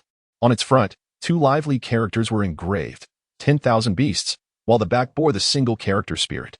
This token was indeed the 10,000 Beast Spirit token, a lower-class magical artifact. Should I reveal to Master Yusu that my spiritual root has been restored? Han Yi pondered, gripping the 10,000 Beast Spirit token, a whirlwind of thoughts racing through his mind. Regardless of the circumstances, Master Yusu treated him like a son. Logically, he should not conceal the restoration of his spiritual root from him. No. If I disclose that my spiritual root has been restored, how will I explain it? Should Master Yusu inquire further, it would inevitably expose the 5 elements Emperor's path. Innocent in body but guilty in possession, my current cultivation is too shallow. If the secrets of the 5 elements Emperor's path were to leak out, it could attract unforeseen calamities and disasters. After all, on the Jade Cauldron Peak, the environment was rife with prying ears. If I were to retreat to the 10,000 Beast Peak, I could enjoy a period of tranquility. This would be the perfect opportunity to diligently cultivate and enhance my abilities, allowing me to astonish everyone at the upcoming Duel of Talents, thus providing Master Yusu with a delightful surprise and delivering a resounding slap to those who once belittled and insulted me. Han Yi quickly made up her mind. Qian, how could I not understand your intentions? Yet, you are far too reckless. Master Yushu suddenly interjected. What? Han Yi looked up in confusion, unable to comprehend. The final sigh from Master Yushu was laden with a sense of helplessness and regret. What do you mean? Master Yushu, are you saying that even you cannot contend with the Dragon Demon King? Han Yi's gaze flickered. For Master Yushu was indeed a formidable expert of the Young God realm. It was astonishing that such a distinguished Young God Master could be powerless against the Dragon Demon King. Han Yi's expression grew grave, burdened by a profound sense of pressure. Setting this aside, we still have 10 years, do we not? In this decade, I shall undoubtedly seek the support of other peak masters, journeying to the Blood Sea to confront the Azure Dragon Demon King, in hopes of securing a glimmer of survival for you, Qianer. After a moment of contemplation, Master Yusu replied, you should now proceed to the Beast Peak. Elder Yuan is an exceptional individual and shares a deep bond with me. Here, take your leave. Han Yi bowed deeply to Master Yusu. Hold on. As Han Yi turned, the esteemed Master Yusu unexpectedly spoke. I possess 3 frantic spirit pills, which may safeguard your life in critical moments. With a graceful wave of his hand, this adept of the Young God realm bestowed a small jade-colored porcelain vial into Han Yi's grasp. The vial exuded a subtle aura of mystical energy, seemingly sealing away a formidable demon. Thank you, Master Uncle. Han Yi expressed his gratitude with a respectful bow before departing from Yuqian Mountain. Qianer, your spiritual roots have been rendered ineffective, and you can no longer pursue the path of cultivation. Your destiny has reached its conclusion. I have witnessed the injustices you have endured over the years. The arrangement for you at 10,000 Beasts Peak was intended to provide you with a place to stand. I hope you can comprehend my earnest intentions and do not hold it against me. Perched atop a 1,000-meter-high stone pillar on Yuqian Peak, Master Yusu stood, his loose robe billowing in the wind.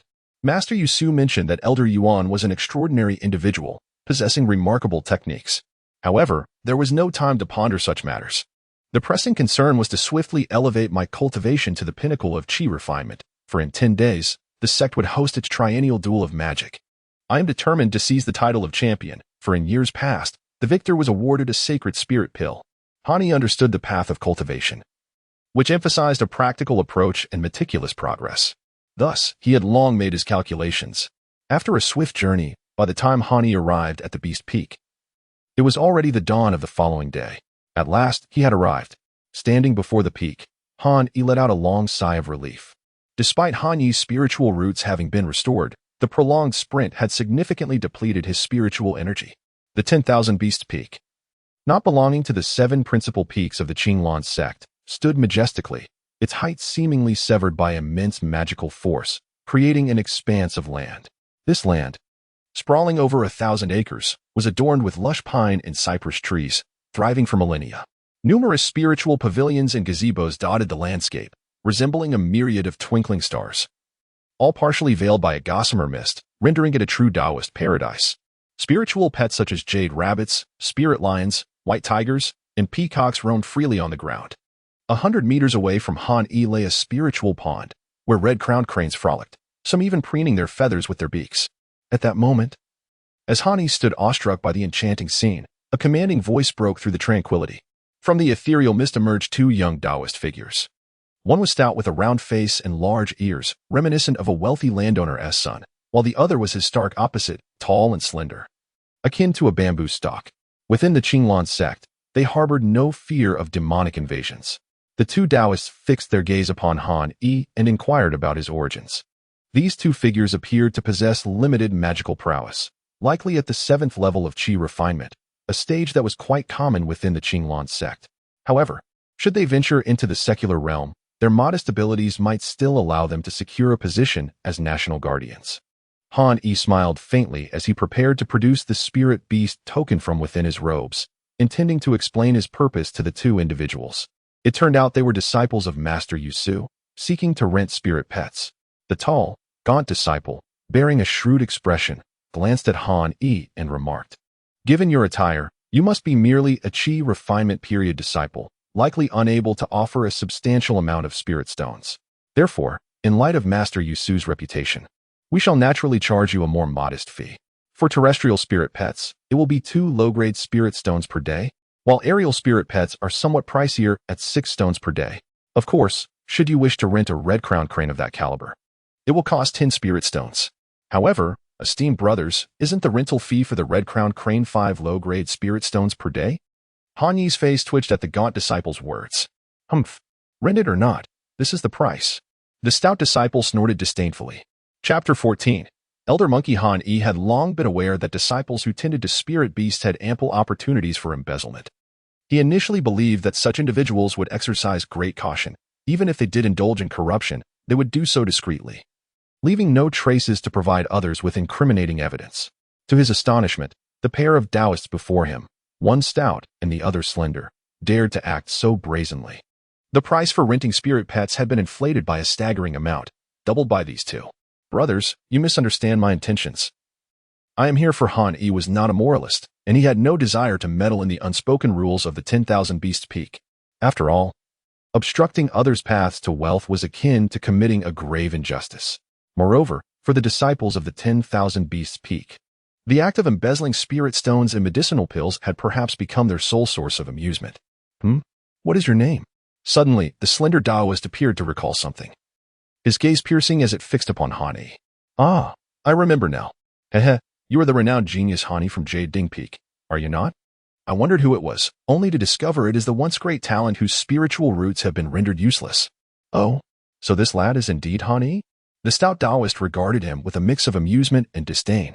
Indeed, he was once the top contender on the candidate list for the Sacred Master. Pfft, what top contender? Now, he probably cannot even afford to rent a white-crested celestial crane. The derisive remarks of the 2 men caused Han Yi's expression to grow increasingly frigid. Just as he prepared to teach them a lesson, a tremendous roar echoed, reminiscent of Thunder's wrath, sending the previously tranquil spirit beast into a frenzy, creating chaos all around. "Oh dear heavens!" The slender Taoist slapped his forehead, exclaiming in alarm. "Stay calm, do not panic." The stout Taoist's voice barely finished when he suddenly bellowed, "Quickly, summon Elder Yuan. What on earth is happening?" Han Yi was taken aback as well.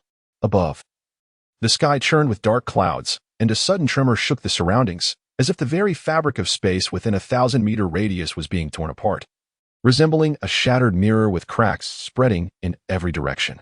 In Han E's line of sight, a formidable and fierce spirit beast emerged. This beast, with limbs like pillars, seemed capable of supporting the very heavens. Its body was as imposing as a wall, covered in scales the size of fans, each glistening with a cold, dark sheen. It roared mightily, inciting chaos throughout the 10,000 Beast Peak. It was the Ink Cloud Qilin, a top-tier spirit beast, the Ink Cloud Qilin. Han Yi's eyes widened in astonishment, for he recognized the monstrous creature.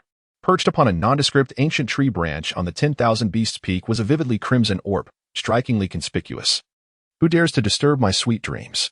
he exclaimed. As the crimson orb turned, it revealed a monkey-like visage, its face resembling that of a malevolent spirit, with fur bristling in agitation. It turned out that the vibrant orb was merely the monkey's red posterior, as it had been basking in the sun. In a flash, the monkey vanished and reappeared in midair. Grandpa Yuan, you have finally arrived." The two Taoists, one stout and the other slender, erupted into jubilant cheers upon seeing the monkey's arrival. A monkey? With the surname Yuan. Could he be the elder Yuan spoken of by the master of Yushu? Han Yi mused, gazing at the monkey elder with a sense of wonder. "Hey, beast, why do you not surrender?" At that moment, Elder Yuan had already engaged in combat with the Immortal Qilin. With a flick of his wrist, a steel ring materialized in his hand, radiating a celestial light. It was an upper-tier magical artifact known as the Demon Suppression Ring. The ring expanded dramatically in the wind, rapidly increasing in size until it enveloped the Immortal Qilin.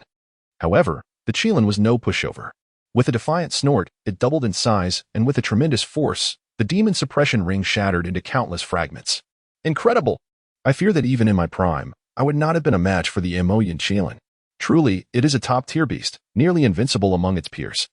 The Immortal Qilin must possess the powers of a late-stage sacred spirit. Han Yi was exhilarated by the battle unfolding in the void, his blood surging with fervor. The Ink Cloud Qilin was indeed formidable, its body entwined with arcs of electricity, shrouded in a rolling mist of ink, resembling a tempestuous storm cloud of thunder. With a roar, the Qilin unleashed a divine bolt the size of a water barrel, warping the very fabric of the sky. The scene resembled a monstrous monkey undergoing a tribulation of thunder. "How dare you disrupt my peaceful dreams?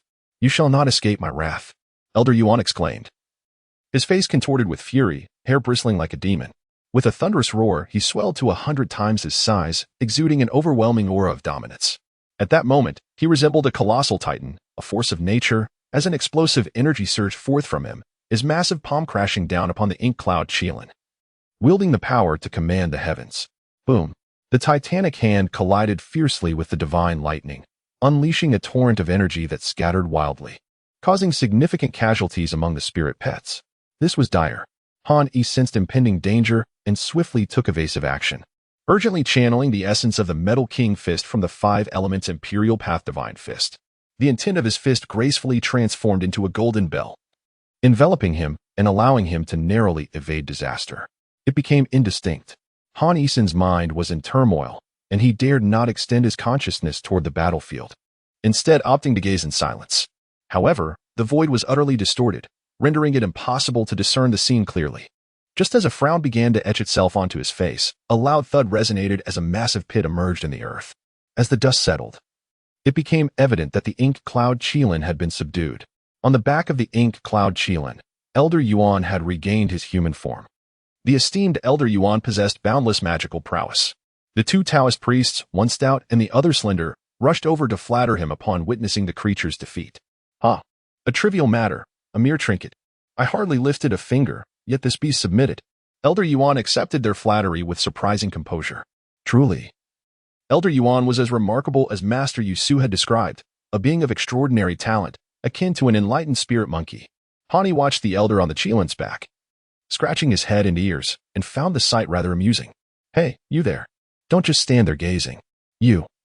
Are you the one introduced by the old man Yusu?" Chapter 15. The Mountain of Corpse Tombs. As Han Yijing's thoughts swirled in a myriad of directions, a thunderous sound suddenly echoed in his ears. Han Yi, a disciple under Master Yu Ding, respectfully greeted Master Yuan, approaching with a bow. He recognized that the being before him, although a beast, had taken a humanoid form, indicating at least the prowess of a saint-level master. When addressing such esteemed individuals, Utmost respect and courtesy are indispensable. Spare me the formalities. I, as an elder, do not concern myself with trifling rituals. Since you are the nephew of the venerable elder you must have received the spirit of all beasts token. Henceforth, you shall manage the affairs of the beast peak for me. Do not bother me with every minor issue. If you perform well, I, as an elder, shall not be stingy and may reward you with some magical artifacts or elixirs. Those are all negotiable. Elder Yuan yawned, waving his hand dismissively. I'm tired. Surenma. Wu Pongzi. Present. What commands do you have, Grandfather Yuan? Replied the plump and lean Taoists, their faces adorned with servility. You two will take orders from him from now on, Elder Yuan remarked indifferently, tossing a scroll of scripture towards Han Yi. This is the sealing spirit technique. Cultivate it and ensure the safety of the beast peak. The scroll landed directly in Han Yi's hands. The sealing spirit technique? I can't shake the feeling that it bears some profound connection to my father's six-eyed demon sealing monument, Han Yi pondered, furrowing his brow as he contemplated the implications. Grandfather Han, just now, we were blind to the mountainous majesty. Surenma and Wu Pongzi exchanged glances, their expressions betraying their earlier mockery. As soon as Elder Yuan departed, the two immediately began to flatter Han Yi, revealing their true nature as opportunists who thrived in the presence of the powerful while shunning the weak. With Elder Yuan having entrusted all matters of the beast peak to Han Yi, their sycophantic behavior shifted abruptly. Surenma and Wu Pongzi seemed to have forgotten their previous disparagement of Han Yi. You two are certainly more familiar with the affairs of the beast peak than I. I look forward to your guidance in the future, Han Yi thought to himself, suppressing a cold laugh while outwardly clasping his fists in a gesture of politeness. Certainly. The two Taoists hurriedly nodded and bowed. Boom, boom. On a rocky outcrop of the beast peak, beneath which a precipice loomed, a chilling wind surged upward. Han Yi was diligently practicing the 5 elements Emperor's divine fist. With a single strike of the Metal King fist, he transformed his attack into a massive hammer, crashing down with great force. In the distance, a stone over 2 meters high stood firmly. With a resounding crash, debris flew in all directions, and a fragment the size of a basin plummeted into the depths of the chasm below. It took a full 30 to 40 seconds before a faint sound of impact reached his ears. That was close. If one lacks the cultivation of a saint spirit and cannot fly, a fall from this cliff would undoubtedly lead to certain death. Han Yi stood at the edge of the cliff, a flicker of trepidation coursing through his heart. Just then, 2 figures, riding atop a pair of cranes, gracefully descended upon the precipice. At the forefront was the emaciated Taoist, Surenma, his countenance adorned with an unmistakable air of sycophancy. Remain composed, do not panic, intoned the stout Taoist, Wu Pongzi, his voice steady and resolute. Internally, he cast a disdainful glance at Surenma, and upon witnessing the cranes alight, he executed a swift maneuver and immediately dashed toward Han Yi, exclaiming, Grandfather Han, this pertains to the accounts of our Wansho Peak. Damn glutton, Surenma seethed, irate at Wu Pongzi for seizing the opportunity to claim credit. Han Yi smiled and nodded, taking the ledger into his hands and perusing its contents. The total number of terrestrial beasts amounted to 7,839, while the avian spirit pets numbered 3,017. As Han Yi meticulously examined the accounts, he couldn't help but marvel at the considerable wealth of the Qinglan sect, truly a prestigious sect of great renown.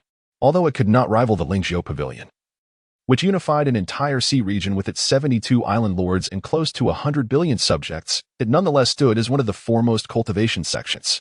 Noticing Han Yi's serious engagement with the records, Surenma and Wu Pongzi exchanged a discreet glance, their eyes sparkling with understanding.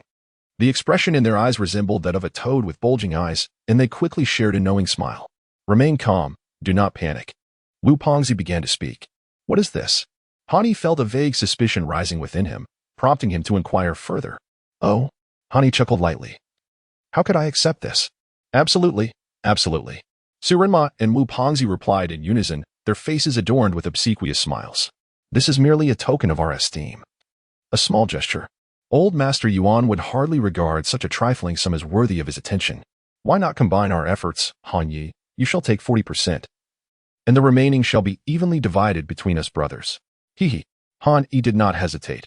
While beaming with a smile, he accepted the shumi bag and, with a sweep of his spiritual sense, was taken aback by the astonishing contents. To his surprise, there were as many as 5 middle-grade spirit stones within the bag, not to mention 70 or 80 low-grade spirit stones. Remarkably, this was merely within the span of 3 days since Han Yi had assumed the position of steward at the 10,000 Beast Peak. 3 days.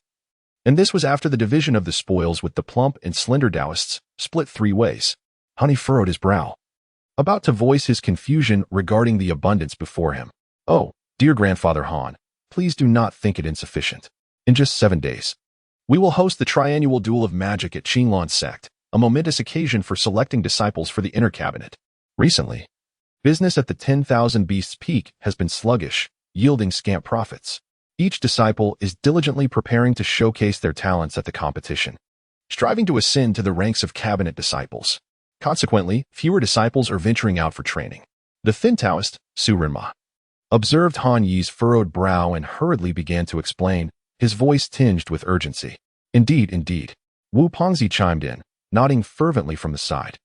Han Yi glanced at the two individuals, speaking in a calm tone. I am naturally aware of that. Upon hearing his words, Su Renma and Wu Pengzi let out a long sigh of relief. In recent days, the disciples who sought to borrow our spirit pets were mostly aiming to capture the purple-spotted nether serpent or the two-headed venomous scorpion. Otherwise, it is uncertain if they would even have this little bit of surplus. Su Renma remarked. The purple-spotted nether serpent and the two-headed venomous scorpion? Why? Han Yi raised an eyebrow. Wu Pengzi, with a look of astonishment, replied, Grandpa Han, you are not aware?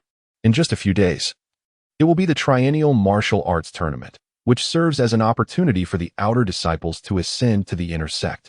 Most of those borrowing spirit pets intend to capture the serpent's gall and the scorpion's venom, to concoct pills that counteract poison with poison, all to prepare for the trial ahead in the tomb of 10,000 corpses, thus avoiding the risk of corpse poison. The tomb of 10,000 corpses, corpse poison. Han Yi pondered deeply and quickly understood. Chapter 16. Tasks of the Immortal Sect. The martial arts tournament generally consists of 2 parts. The first part is akin to a preliminary selection, where any disciple who registers may participate in the trials, albeit with varying tasks. In the past, to prevent unnecessary injuries, the Qinglan sect conducted the first trial within the sect, such as using one's signature spells to attack the spirit testing stone, and so forth. After passing the first trial, the second part involves the remaining disciples competing on the stage to claim victory. What changes have been made to the trial tasks for this year's martial arts tournament? Han Yi furrowed his brow. However, it was fortunate that the hour was still early. Since they were confronting zombies, antidotes and other medicinal elixirs were undoubtedly essential. He tossed the Shumi bag back to the 2 Taoist priests, instructing them to procure Qingling pills and antidote pills on his behalf before registering him. With the Shumi ring in their possession, the duo swiftly mounted there and departed from the precipice. Just as the 2 priests had taken their leave, a vibrant, purple-hued venomous snake slithered forth from the vines, its triangular head flicking its tongue as it seemed to sense Han Yi's warmth, lunging towards him with a fierce bite. Sealing spirit technique. Seal. With a deft gesture, Han Yi swiftly sealed the purple-crowned serpent. At the upcoming duel conference, I shall undoubtedly astonish everyone. On the majestic peak of Emperor Qi Feng, a group of 7 or 8 figures congregated, engaged in what seemed to be a conspiratorial discussion, exuding an aura thick with intrigue. Brother Tiansha, with your formidable powers, this time you shall surely ascend to the cabinet. Once you've achieved that, do remember to look after us junior disciples. Brother Tiansha, among our hundreds of thousands of outer disciples, you rank within the top 10. With your extraordinary abilities, even in the Qi refinement stage, you can contend with those in the Saint Spirit stage.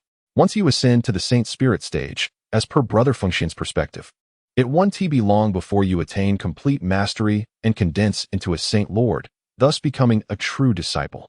Among the 7 or 8 cultivators, Bai Fengxian was present, yet the focal point lay elsewhere. A young man, standing 2 meters tall with sinewy veins, emanated a strikingly explosive presence, as if his very motion would unleash a terrifying aura.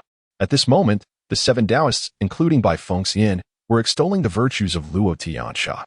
Should I one day ascend to the rank of true disciple, I shall certainly look after you all, Luo Tiansha proclaimed, his voice resonating like a mighty bell, each gesture exuding an overwhelming dominance that weighed upon the hearts of those present.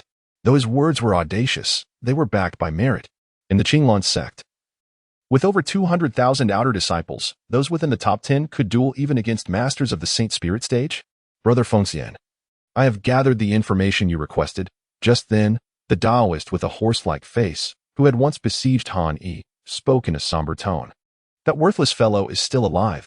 Inexplicably, he has taken on a managerial position at the Beast Mountain and remains secluded. Still alive?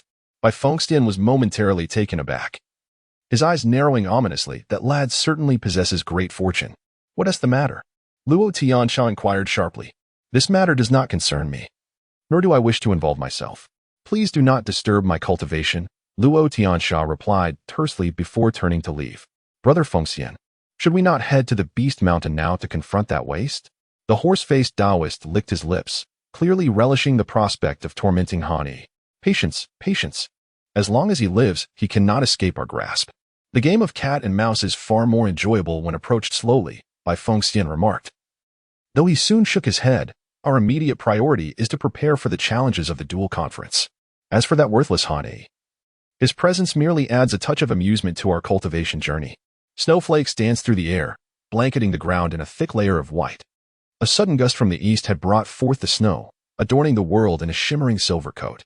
It was now the heart of winter, especially in the Qinglan sect, which perched upon a towering peak, where the air was so frigid it turned breath to frost and water to ice.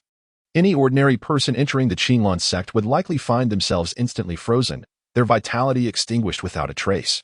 However, the Qinglan sect is a sanctuary for cultivation, encircled by a formidable protective array, rendering the environment far from frigid. Particularly within the confines of the Qinglan sect, the flora flourishes in perpetual spring, which is utterly astonishing. In the heart of winter, verdant grass thrives, and amidst heavy snowfall, the emerald trees stand resilient. This is the essence of a celestial mountain, a realm of ethereal beauty and divine providence. Such an abundance of snow.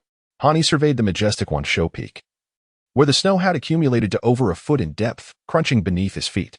He refrained from channeling his magical powers to disperse the falling snow. Instead, he allowed the snowflakes to envelop him, letting the melting snow cleanse his soul, sharpening his mind and spirit, a manifestation of the essence of the snow. Boom, boom, boom. The trial was finally commencing.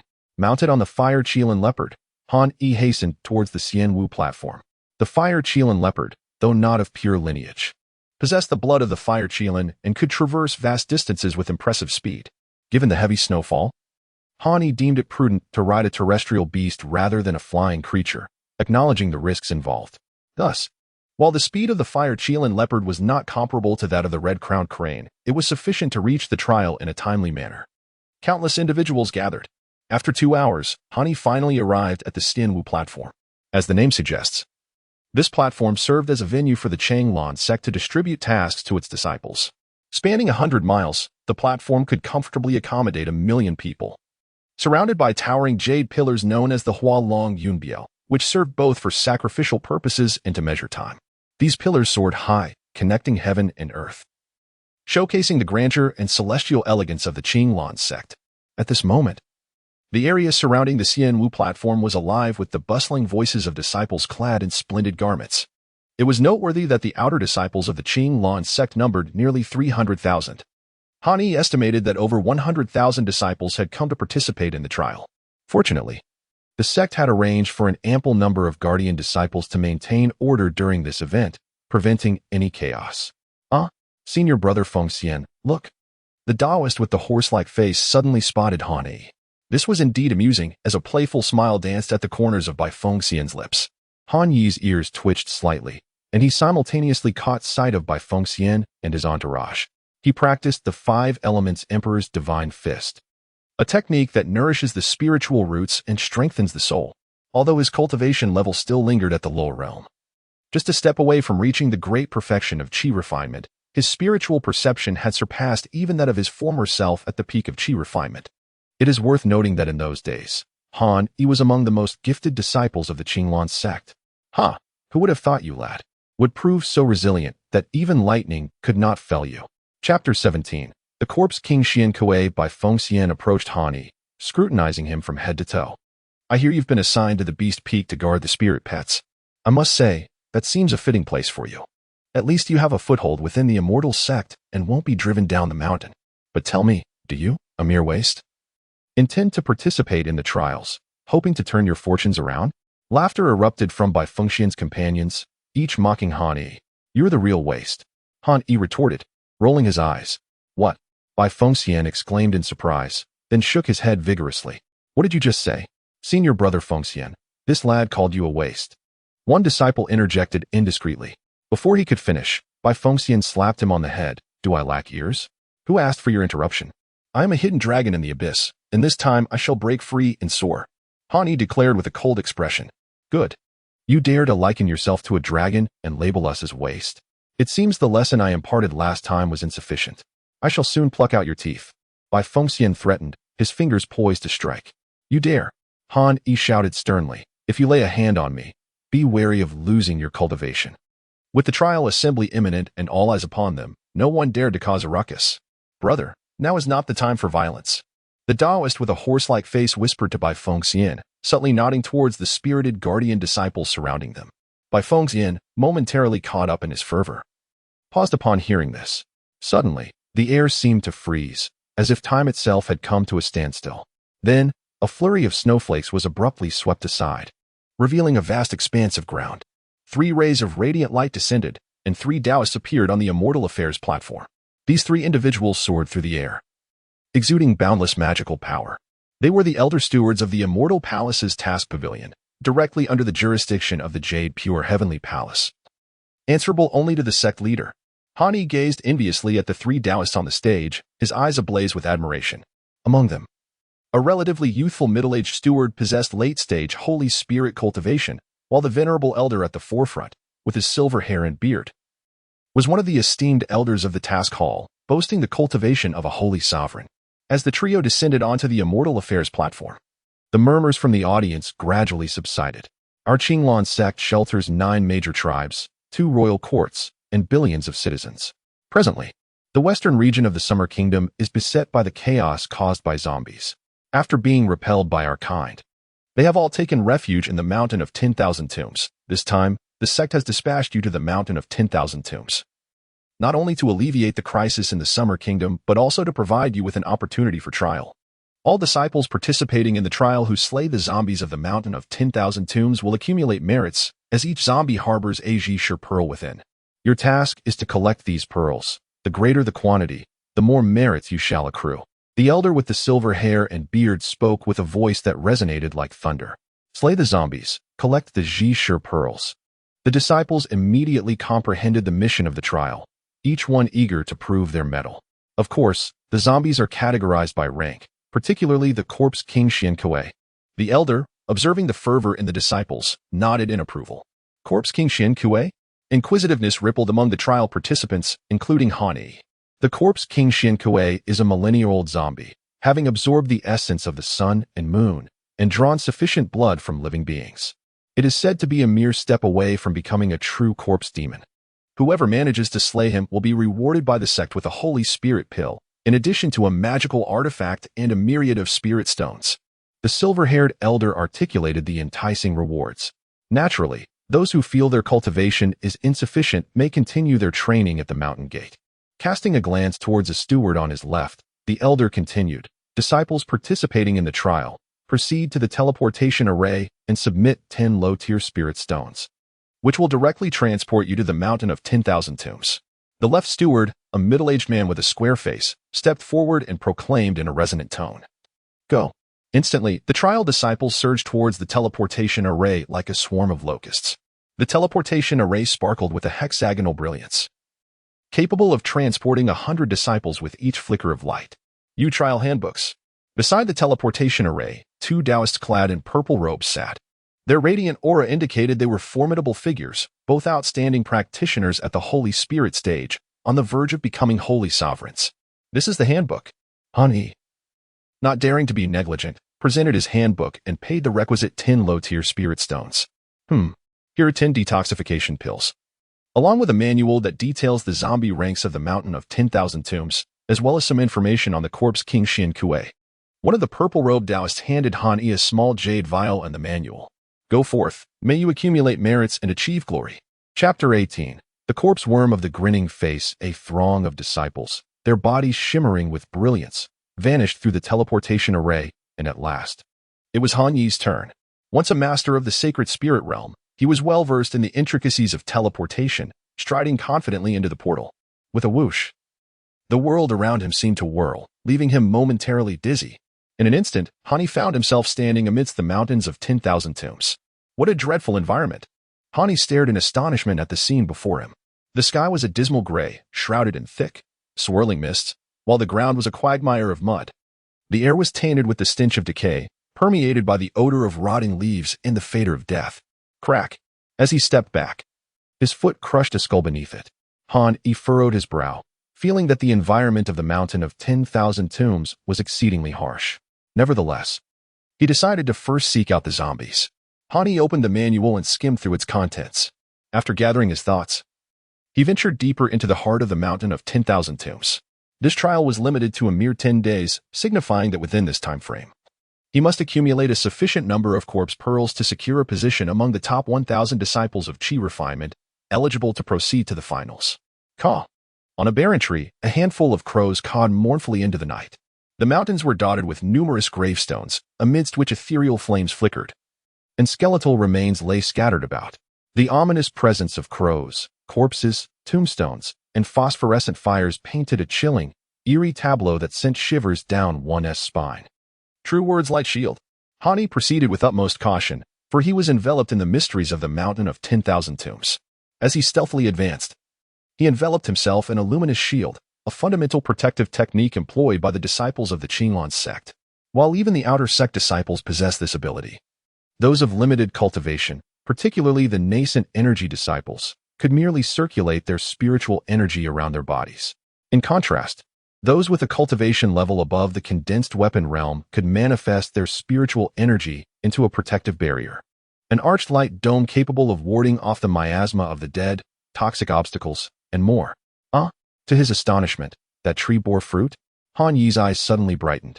Amidst the mountain of tombs and corpses, there were actually trees bearing fruit. Han Yi felt a surge of curiosity and walked straight towards the fruit tree. In the face of the tree's sudden and fierce assault, Han Yi maintained an expression of calm composure. Han Yi suddenly struck, his movements enigmatic and unpredictable, as if he had foreseen the assault on the fruit tree long before. In his hand appeared a crimson sword of magic, which he wielded with grace, its blade shimmering fiercely and weaving an intricate net of light. With a few deft strokes, he severed the tendrils of the fruit tree, and then, stepping forward, he unleashed a powerful punch, sending forth a surge of flames, embodying the essence of the fire Qilin. Crackling and popping, the fruit tree emitted a piercing wail, swiftly reduced to ashes. This bone tree, adept in the art of transformation, could potentially cultivate a demon core, becoming a spectral entity. Alas, the current state of the bone tree was merely at the threshold of solidifying its form. Han Yi stepped forward, resembling a phantom in the night. As he delved deeper with the swiftness of a shooting star. Bang! Han Yi abruptly halted his steps, wielding his magical sword, which he began to dance with gracefully. Streams of sword light intertwined and coalesced into a net of blades, forming a protective dome around him as he simultaneously attempted to retreat. However, it was too late. A surge of black mist erupted forth, instantly transforming into a cloud of dark bones.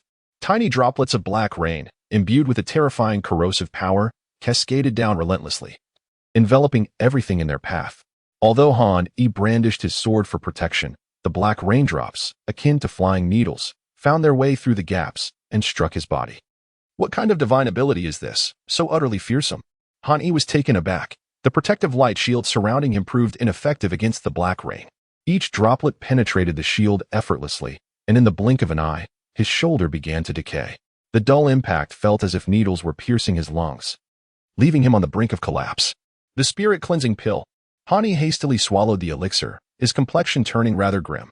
Ghostly face corpse worms? Han Yi immediately recognized the corpse worms that emerged from the depths of the earth. These plump creatures, reminiscent of green caterpillars, were entirely composed of flesh, with two small eyes embedded above their tails. Were it not for the ghastly patterns resembling faces that adorned their rear, one could easily mistake these seemingly innocuous worms for harmless beings. However, the appearance of the ghastly-faced corpse worms signaled to Han Yi that there were certainly zombies lurking nearby. This presented a perfect opportunity for him to experiment with the sealing spirit talisman. A sudden thought crossed Han Yi's mind. The sealing spirit technique was imparted by Taoist Yuan. He had practiced this divine art on the Beast Mountain, where he had previously sealed creatures that were merely a handful of cats, with the most formidable being the purple-crowned king snake, which corresponded to the condensing weapon realm. Now, the appearance of the ghost-faced corpse worm presented itself as a perfect subject for experimentation. The flesh of the ghost-faced corpse worm is notably succulent. However, due to its diet consisting primarily of decaying corpses, disciples of the celestial path are averse to consuming its meat. Moreover, the ghost-faced corpse worm serves as an excellent medicinal ingredient. When dried and ground into powder, its prolonged consumption can enhance the spiritual essence of the earth's spiritual root. To seal these 5 ghost-faced corpse worms, it is essential first to deplete their vitality and blood. With a narrowing of his eyes, Hani suddenly unleashed a lethal strike. The sealing spirit talisman is indeed an extraordinary technique. However, its efficacy relies heavily on the practitioner's level of cultivation. If Han Yi were still the saint spirit master of Ur, sealing the 5 ghost-faced corpse insects before him would be as effortless as a casual gesture. Yet, despite the restoration of his spiritual roots and a significant enhancement of his mental prowess, he finds himself unable to instantaneously seal the ghost-faced corpse insects. Thus, he brandished the gung metal sword with a decisive swing. Han Yi's footsteps advanced with a swift grace, as if he were a wraith, wielding his to vanquish the past. The speed was astonishing, almost blinding. The ghastly faces of the corpse insects emitted horrifying shrieks, while Han Yi's sword aura surged like the wind, shimmering with brilliance. With a single stroke of his, he conjured phantoms of spectral elegance, delivering 5 precise thrusts directed at the grotesque faces of the corpse insects. The sword's radiance seemed divinely inspired, piercing the eyes of 2 of the creatures. Those 2 ghastly corpse insects howled in agony, desperately attempting to burrow into the ground to escape. The remaining 3, grievously wounded, screeched in panic, seeking to flee. Seizing this golden opportunity, Han Yi swiftly enacted exclaiming, "Seal spirit." Instantly, the 5 ghastly corpse insects were ensnared in a binding spell, though regrettably, 2 of them were rendered blind. Chapter 19. The ranking of merits. Time flew swiftly, and in the blink of an eye. 3 days had passed since Han Yi had embarked on the trials within the Mountain of 10,000 Tombs. During this period, he had reaped substantial rewards. He had slain 78 corpse insects, sealing 9 of them. Additionally, he had vanquished 27 skeletal soldiers and obtained 6 heart-guarding bronze mirrors. Beyond this, he had dispatched 9 zombies, comprising 3 hairy zombies and 6 black zombies, acquiring a total of 9 corpse settling pearls. This quantity was neither excessive nor insufficient, likely placing him in a commendable mid-tier ranking. Han Yi sat upon a gravestone, silently reflecting on the gains of the past few days. With a swift motion, he tossed a big adan into his mouth, chewing a few times before swallowing. For cultivators of the mystical arts, the absorption of spiritual energy was paramount. As the saying goes, the divine never dies.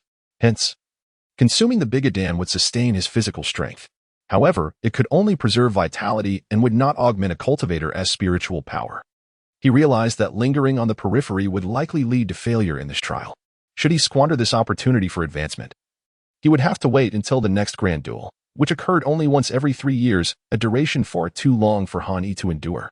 As he stirred, an abrupt wave of chilling malevolence surged towards him. Danger! A wind blade slash! Han Yi's expression tightened as he wielded his demon-slaying sword, skillfully transforming his advanced wind magic into slicing wind blades to counter the attack. 10 meters away, an explosion erupted, providing Han Yi a moment to retreat, sword in hand, his demeanor alert and vigilant. The turbulent winds from the explosion had yet to settle when, suddenly, a monstrous creature with fearsome fangs emerged from the white mist. This beast, clad in vibrant red scales and possessing piercing green eyes, was distinct from the previous zombies Han Yi had encountered. It exuded a far more terrifying aura, one that could rival Han Yi's own. A Yasha. Han Yi's pupils constricted. The Yasha was an evolved form of the zombie. Without so much as a word, the Yasha leapt forward like a colossal grasshopper, leaving behind afterimages in its wake, intent on swiftly dispatching Han Yi. In an instant, it vanished from sight, only for Han Yi to feel a sharp, lethal energy slicing through the air above him. The Yasha had launched its attack, its razor-sharp claws like flying swords, unyielding and formidable, an assault that could not be withstood by mere flesh. For the first time amidst the mountains of corpses, Han Yi felt the chilling threat of death.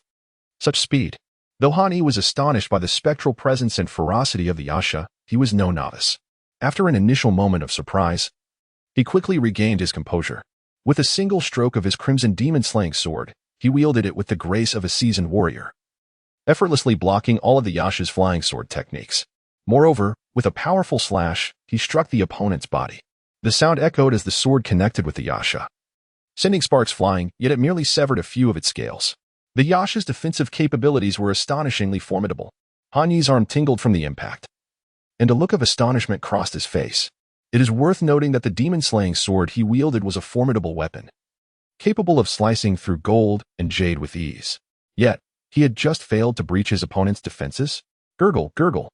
The night demon shifted its throat and revealed its terrifying, sinister fangs to Han Yi. I am the 9th Night Demon Commander under the reign of the corpse King Shen Kuei. Humble human, you have disturbed my slumber. I shall drain your blood, siphon the spiritual energy from your being, and transform you into a member of my undead army, granting you the gift of eternal unlife. Is that so? Han Yi licked his lips, and a fierce glint flashed in his eyes. I too desire your corpse-settling pearl. Since Han Yi has restored his spiritual roots and practiced the divine fist of the 5 elements, he has been diligently conserving his energy, refraining from engaging in a truly exhilarating battle. All of this is a ruse to conceal his mastery of the 5 elements' divine path.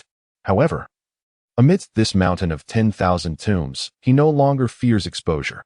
It presents a perfect opportunity to confront the Yasha commander in a decisive clash. Prepare to meet your demise. Han Yi let out a thunderous roar, his aura soaring like a rainbow. The Gung Wang fist from the 5 elements imperial path was unleashed with ferocity, its might surpassing that of the previously wielded magical sword by tenfold. Surrounding the Yasha, a tempest of fist radiance erupted, resembling a chaotic maelstrom, as relentless strikes cascaded down upon him, threatening to obliterate him entirely. How could you possess such terrifying power? I underestimated you. The 9th commander of the Yasha exclaimed in astonishment, and with a shudder, the vibrant crimson scales on his body stood on end, forming an impenetrable armor to withstand the Gung Wang fist. Clang, clang, clang. The sound of clashing metal resounded, revealing the extraordinary defensive prowess of the Yasha commander's scales, a fact Han Yi had previously encountered. Based on Han Yi's assessment, the armor of the Yasha was likely comparable to a mid-tier magical artifact. Otherwise, the full might of the Jean Mo sword would not have merely shattered a few of its scales. You insignificant human, you cannot harm me. The Yasha commander proclaimed defiantly. You have fallen into my trap. A playful smile danced at the corners of Han Yi's lips, a hint of triumph in his demeanor. Although the Gung Wang fist was formidable, an unparalleled technique that might even rival Dao-level divine abilities akin to the Qinglan sect's revered method. The Yuqing Lian Huazhenju, Han Yi's current magical prowess could only unleash a mere fraction of its true might. Hao Tian Divine Fire, Seal Spirit Law. In truth, Han Yi's true intention was to imprison the Yiksha commander. The 9th Yiksha commander, desperately resisting the Gung Wang fist, revealed a flaw and was promptly sealed away by Han Yi. With a furious roar, the Yiksha commander bellowed, shocked by Han Yi's cunning. If you remain obstinate, I shall employ the Hao Tian Divine Fire to temper you until you relent. With the 9th Yiksha commander now sealed, Han Yi felt no haste in eliminating his opponent, as the combat prowess of this Yiksha commander was equivalent to that of an accomplished Qi refinement practitioner. This trial required only a place within the top 1,000 to qualify for the finals, unless absolutely necessary. Han Yi had no intention of slaying the Yiksha to seize the corpse-ensuring pearl within. Beside the Immortal Affairs platform stood a scroll, resembling a long rainbow, suspended in the air. This scroll was none other than the merit points leaderboard. Look, Brother Tian Sha is currently ranked 9th, boasting an impressive 89 merit points. Remarkable. How many zombies must he have slain? Brother Tian Sha was indeed formidable, ranking among the top 10 experts among hundreds of thousands of outer disciples. His Tian Sha palm technique was unparalleled, and it was said that before joining the Immortal sect, he was a great general under Han Shou, wielding the Tian Sha Ju, a spirit-level technique with a 30% chance to unleash explosive power, potentially quadrupling its lethality. It was no surprise that he ranked 9th. Brother Dao Rong also fared well, positioned at 97th place. Some outer disciples who did not participate in the trial whispered among themselves, I didn't expect Brother Han Yi to join the trial. Ranking 3099? Sun Rower, clad in a flowing purple gown with her dark hair cascading to her waist, gazed with a melancholic expression upon her exquisitely sculpted features. After a moment, she sighed softly, alas. Chapter 20, A Narrow Path of Enmity. Brother Han Yi, why must you do this? Sun Roa felt a pang of sorrow as memories of that moment in the Jade Ding Great Hall flooded her mind. I, Han Yi, vow to the heavens. I would rather have my soul scattered, never to be reborn, for there are deities above. What a resolute and unyielding expression. What profound sentiment. Perhaps this is the essence of your brother Han Yi, Rower. Is it not precisely this quality that draws you to him? A glimmer of determination sparked in Sun Rower's eyes as she clenched her delicate fists. Brother Hani, I shall ensure your vow is fulfilled. Ah. I did not anticipate that brother she would also partake in the trials. Just then, a voice resonated beside Sun Rower. Belonging to none other than the foremost expert of the current cabinet, Xiao Ding. He possessed a towering stature and striking features. His facial contours chiseled with an air of inherent authority. As the leading expert of the Qinglan sect, his formidable presence was unmistakable. Look, it's Brother Xiao Ding. Good heavens, my idol, exclaimed a disciple. Not only does Brother Xiao possess unparalleled abilities in the Tao, but he is also remarkably handsome. Look over there. It's senior sister Sun, the little princess of Zizhu Peak. Brother Xiao and senior sister Sun make quite the perfect pair. The arrival of Xiao Ding at the Immortal Affairs platform stirred quite a commotion among the disciples. With his striking appearance and top rank on the substitute sacred ranking, he was a genius of exceptional caliber, boasting 4 spiritual roots, each exceeding 80 points. It was evident he was destined for greatness. Potentially vying for the position of sect leader in the future, he was undoubtedly an object of admiration among countless disciples. It's you. Sun Rower's thoughts were interrupted, leaving her feeling perturbed. Upon hearing Xiao Ding's words, her disdain only deepened. How hypocritical. By the way, Rower, I have Jinhuan nectar, a juice crafted from 1,000 spiritual flowers, brimming with spiritual energy that can nourish your roots. If you have the time, do come visit me at Yuding Peak, at Tianding Cave. What do you say, Xiao Ding? Ever courteous, coupled with his handsome visage, exuded an air of gentlemanliness. Roa? Sun Roa frowned. Are we that familiar? Zijian, let us go. At her side was a female cultivator with an oval face. With that, Sun Rower gracefully departed, while the cultivator named Zijian lingered reluctantly at Xiao Ding's presence. Humph. One day I shall make you kneel willingly and lick my toes. Xiao Ding's gaze followed Sun Rower's retreating figure, his eyes twitching slightly. In the mountain of 10,000 corpses, at this moment, Mu Xian was fiercely battling the corpse bats. These creatures, with their sharp fangs and pointed ears, were only the size of a fist, yet should not be underestimated. Preferring to swarm, a mere movement could summon hundreds or thousands. A solitary corpse bat was roughly equivalent to a practitioner at the spirit affinity realm, akin to a 6th-level Qi cultivator, but their overwhelming numbers posed a significant threat. Within a cavern, the entrance was littered with no fewer than 10 corpses, remnants of which still bore tattered strips of fabric. These were the robes of Qinglan sect disciples. Buddha's seal, 7-tiered pagoda, exquisite Buddhist flames, burning heaven and earth. Hani dared not hesitate, as he formed a hand seal, a towering pagoda, a yard in height, materialized before him, ablaze with fierce Buddhist flames that emitted no heat, resembling a form of spiritual energy. In no time, it was reduced to a viscous essence. Hush. As he observed the corpses of the bat-like zombies crumbling into ashes, he exhaled deeply, feeling a wave of fatigue wash over him. These undead creatures were manifestations of vengeful spirits, transformed into corporeal forms after being nourished by the lingering essence of death for an extended period. Should he gather this essence? It could be used to create the corpsine pill. However, such a concoction would bring more harm than benefit to his cultivation. With a determined stride, Han Yi pressed onward into the depths of the mountain range. Time was of the essence. In the blink of an eye, 5 days had passed since the trial in the mountain of 10,000 tombs began. Mu Xian, perhaps due to his cautious approach, had slain relatively few zombies, resulting in a limited number of definitive corpse pearls. Based on his estimations, his merit points would likely rank around 2,000.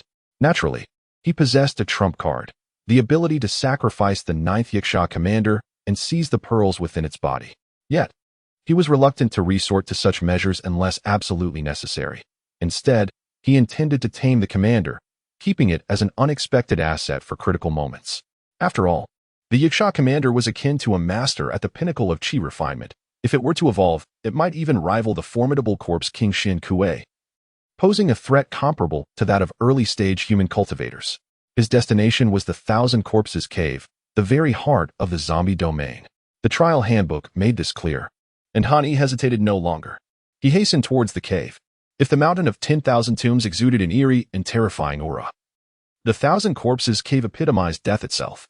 The soil at its entrance was a ghastly black, a mire of decay and withered leaves, where bubbles rose and burst, releasing deadly miasma.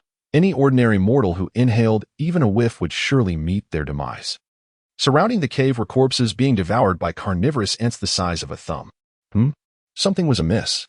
1,000 meters away, Han halted, sensing a fluctuation of magical energy. Concealed behind a dark stone mountain, he observed intently. Hey, we've taken down 2 more. Several figures emerged from either side of the cave's entrance, their faces twisted in malicious glee. The 2 victims ensnared in the trap bore ashen skin, evidently poisoned. You wretched. One of them, still clinging to life, convulsed like a chicken with its throat cut. Finish him, commanded the leader, a disciple of the Qinglan sect, with a disdainful snort.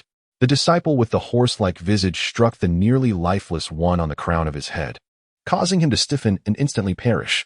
Brother Bai, these 2 only had 7 corpse pearls among them. The horse-faced disciple rummaged through the remains to collect the pearls. 7? With 8 of us, that's hardly enough to go around, the leader, Brother Bai, remarked with a hint of disappointment. Very well.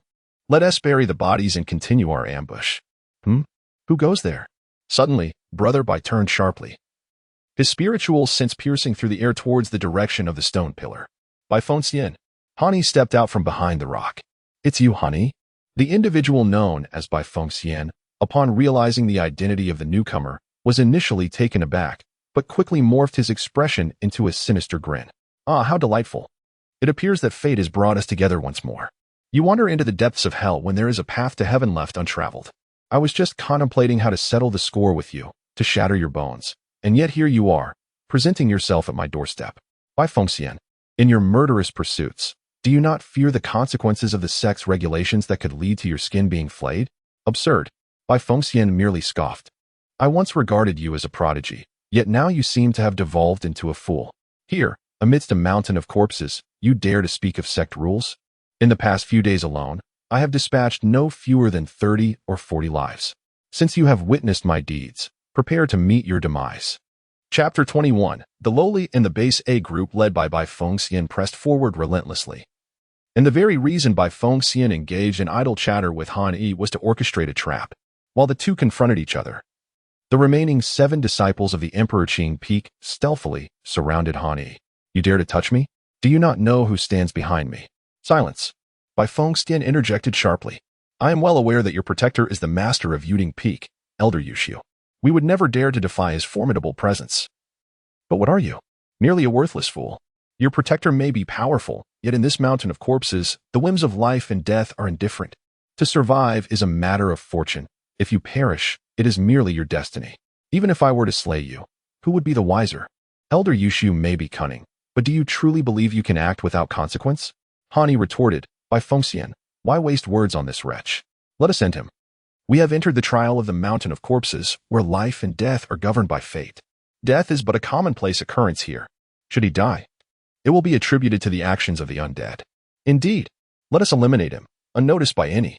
The disciples of Emperor Qing Peak rallied, emboldened by the bloodshed they had already wrought, with no fewer than 30 or 40 disciples of the Qinglan sect having fallen to their hands in recent days. They had grown accustomed to their violent ways, treating the slaying of fellow disciples with the same ease as dispatching a chicken. With a malevolent grin, Bai Fengxian asserted his control over the situation. You would do well to surrender the fire-floating pagoda technique and reveal all your secrets and treasures. In the spirit of our shared brotherhood, I may grant you a more merciful end. Otherwise, you shall find yourself trapped in a fate worse than death. To Bai Fengxian, Hani was akin to a fish in a barrel, completely at his mercy. Yet, to Bai Fengxian's dismay, he discerned no hint of panic on Han Yi's countenance, which stirred an unsettling apprehension within him. Bai Fengxian, do you dare? Are you not aware that I have established a life source spirit lamp in the Lingxing Grand Hall? Should I perish, the lamp will extinguish immediately, and Elder Yushu will swiftly receive the news. If you kill me, do you not think you will leave behind some trace? Hani stood resolute, his voice resonating with conviction. What? The life source spirit lamp? Alas, how could I have forgotten his identity? After all, he was once a practitioner of the sacred spirit. Once he establishes his life source lamp, eliminating him will prove to be quite the challenge. The disciples surrounding Han immediately displayed expressions of concern. Within the Qinglan sect, disciples at the sacred spirit level are entitled to establish their life source lamps within the spirit heart hall. This life lamp is created by extracting a trace of spiritual energy. As the saying goes, when a person dies, it is akin to a lamp extinguishing. Once the life source lamp is established, upon the individual's death, it will immediately extinguish. and the news of the disciples' demise will be reported to Elder Wang of the sect. The Spirit Heart Hall is even guarded by formidable sacred masters who have refined demon pills, making it a sacred ground of the Qinglan sect. After all, disciples at the sacred spirit level serve as the backbone of any sect. The cultivation of a sacred spirit practitioner requires immense investment of effort, resources, and finances from the sect. Even for a prestigious sect like Qinglan, the loss of a sacred spirit disciple would cause Elder Wang considerable distress. Should a disciple fall victim to external forces, the elders of the sect would personally take action to pursue and eliminate the threat. What was I thinking? Is this your reliance? Bai Fengxian, upon hearing Han Yi's words, not only felt no fear but rather sighed in relief. Han Yi, I see you were so confident today because you intended to intimidate me with your life source lamp, though I do not possess the qualification to establish one. You cannot frighten little Wang. Here amidst the mountain of corpses, far removed from the Emperor's reach, even if your life source lamp were to extinguish, the sect would find no trace of evidence. Moreover, do you still believe you are the genius you once were, the first candidate for the sacred master? At present, you are nothing but a waste. Do you not realize this? Do you think the sect would go to great lengths for someone as insignificant as you? Knowing that you have not established a life source lamp puts my mind at ease. Han Yi appeared to be conversing with himself, stating, You can be assured that I will kill you. What? What did you say? Bai Fengxian exclaimed, shaking his head vigorously, as if he had not heard clearly. Repeat that. You intend to kill me? He could hardly believe that the Han Yi before him would utter such audacious words. The disciple with the horse-like face sneered ominously. Humph. Regardless of whether he has lost his mind, today, I shall crush his bones. Bai Fengxian's face was filled with murderous intent, evidently enraged by Han Yi's provocation. Song Lianqing, you have benefited from the teachings of the heavenly evil master and have advanced to the condensed weapon realm. Capture him for me, but remember, do not kill him right away. I wish to toy with him slowly. Understood. The man known as Song Lianqing, the disciple with the horse-like face, grinned wickedly and lunged at Han Yi. Heavenly evil ghost claw. Song Lianqing bellowed, his 5 fingers spread wide, descending upon Han Yi with a menacing grip. Behind him, his aura materialized into the form of a demon, with fingers as sharp as swords, 100 times more formidable than the eagle claw technique. In the Guizhong continent, once a practitioner of the Qi path reaches the condensed weapon realm, they can manipulate their aura to conjure illusions and wield divine powers against their foes. It was evident that Song Lianqing had received guidance from the heavenly evil master as he unleashed the heavenly evil ghost claw in combat. Die. As Song Lianqing's fingers seemed poised to ensnare Han Yi, the latter remained utterly still. Was he paralyzed with fear? This was Song Lianqing's initial thought, but at that moment, Han Yi moved, or rather, his intent shifted while his body remained motionless. In response to Song Lianqing's lethal strike, he delivered a single punch, the fist radiating with golden energy, creating an afterimage that extended over 10 meters, piercing through the demon conjured from Song Lianqing's aura. Pooh! Song Lianqing spat out a mouthful of blood, his body sent flying. What? Bai Fengxian and the others wore expressions of disbelief, as if they had witnessed a ghost. Yet this was not the end. After shattering the opponent's aura illusion with a single punch, Han Yi swiftly advanced, moving like a serpent, and in the blink of an eye, he appeared behind Song Lianqing, seizing him by the neck with one hand. All of this transpired in an instant, so rapid it defied comprehension. One punch, merely one punch. How could Song Lianqing, a master of the 7th stage of refinement in the condensed weapon realm, be so easily defeated by Han Yi? Was my vision deceiving me? Many disciples were left utterly astonished. Han Yi held the unconscious Song Lianqing aloft, akin to carrying a mere chick, exuding an effortless elegance and an imposing aura that instilled a sense of mysterious pressure. Today, he intended to settle the scores for the humiliations he had endured over the years. The ferocity of Han Yi left those encircling him in sheer terror, particularly Song Lianqing, who had anticipated a swift defeat. You have regained your cultivation? Bai Fengxian's face twitched as he instinctively retreated several paces, then narrowed his eyes, fixating intently on Han Yi. No, you Haven Tea fully restored your powers. Everyone, do not panic. He has merely regained a fraction of his magical energy, likely aided by the master of Yuding Peak. If we charge at him together, he shall undoubtedly falter. As the saying goes, courage grows in numbers, spurred by Fengxian's rallying cry. The crowd surged toward Han Yi once more. Good. A benevolent heart is difficult to restrain. Damned specter. With a cold sneer, Han Yi suddenly unleashed his attack, the Gung Jin sword slash. A resounding roar erupted from his lips, followed by a chilling aura of murderous intent that transformed into a sword, glimmering with sharpness as it pierced through the very fabric of space, aimed directly at Bai Fengxian. Bai Fengxian's pupils widened in disbelief. He never anticipated Han Yi to be so ferocious. He braced himself, despite his trepidation. Bai Fengxian was indeed a master of the Dao realm. Over the past fortnight, under the guidance of the celestial evildoer, his cultivation and magical prowess had surged remarkably, bringing him to the brink of achieving the pinnacle of qi refinement. As he witnessed the golden sword slicing through the air, he unleashed a series of frantic roars. Green Emperor's spirit armor, fusion of man and armor. His robe tore apart, revealing a short armored vest beneath, its wooden texture evident. Han Yi could even feel that the armor was the vine's armor, supple and form-fitting, emanating the ethereal energy of the Green Emperor. The surface of the armor shimmered with a pale green glow, signifying it as a medium-grade magical artifact. Kill. Bai Fengxian, fully merged with his armor, wielded a Fatian Huaji. Sweeping towards the golden sword. Overestimating himself, he declared, Gung Jin King's fist, traversing the 8 wildernesses, sweeping across the 6 domains. Han Yi's eyelids remained utterly still, as if he were a statue. The Gung Jin Wang Quan. What caliber of martial art is that? It rivals the renowned Lian Hua Yuqing method of the Qinglan sect. How could Bai Fengxian possibly withstand it? The sword radiance danced like a celestial dragon, weaving through the air and striking relentlessly against the Azure Emperor's spiritual armor. Crack. After exhausting himself to fend off a barrage of over a dozen Gung Jin sword energies, Bai Fengxian, in a moment of carelessness, found his left arm severed cleanly. The excruciating pain elicited a heart-wrenching scream from Bai Fengxian. The scene before him was utterly shocking. Those disciples of the Emperor Qi Feng, who had initially surrounded Han Yi with the intent to humiliate him, now trembled in fear. Song Lianqing, at the condensing weapon realm, was knocked unconscious by a single punch. And the most formidable among the 8, Bai Fengxian, who had cultivated a Dharma form, was astonishingly disarmed in mere exchanges. This is impossible, a scarred disciple bellowed, losing his composure and succumbing to sheer terror. Chapter 22, Total Annihilation. Han Yi displayed immense prowess, effortlessly causing chaos among the disciples of the Qingdi sect. In mere moments, even the formidable Bai Fengxian, who was a mere half-step away from achieving the pinnacle of qi refinement, found himself disarmed and incapacitated. The sheer terror became unbearable for some disciples, leading one to madness. No. Mo Shitty. The deranged individual, known as Mo Yin, wildly thrust his short gun, inadvertently wounding a nearby man in the shoulder. Enraged, the man retaliated with his fiery blade, severing the head of his assailant. Panic enveloped the remaining disciples as they succumbed to chaos. Honey, you.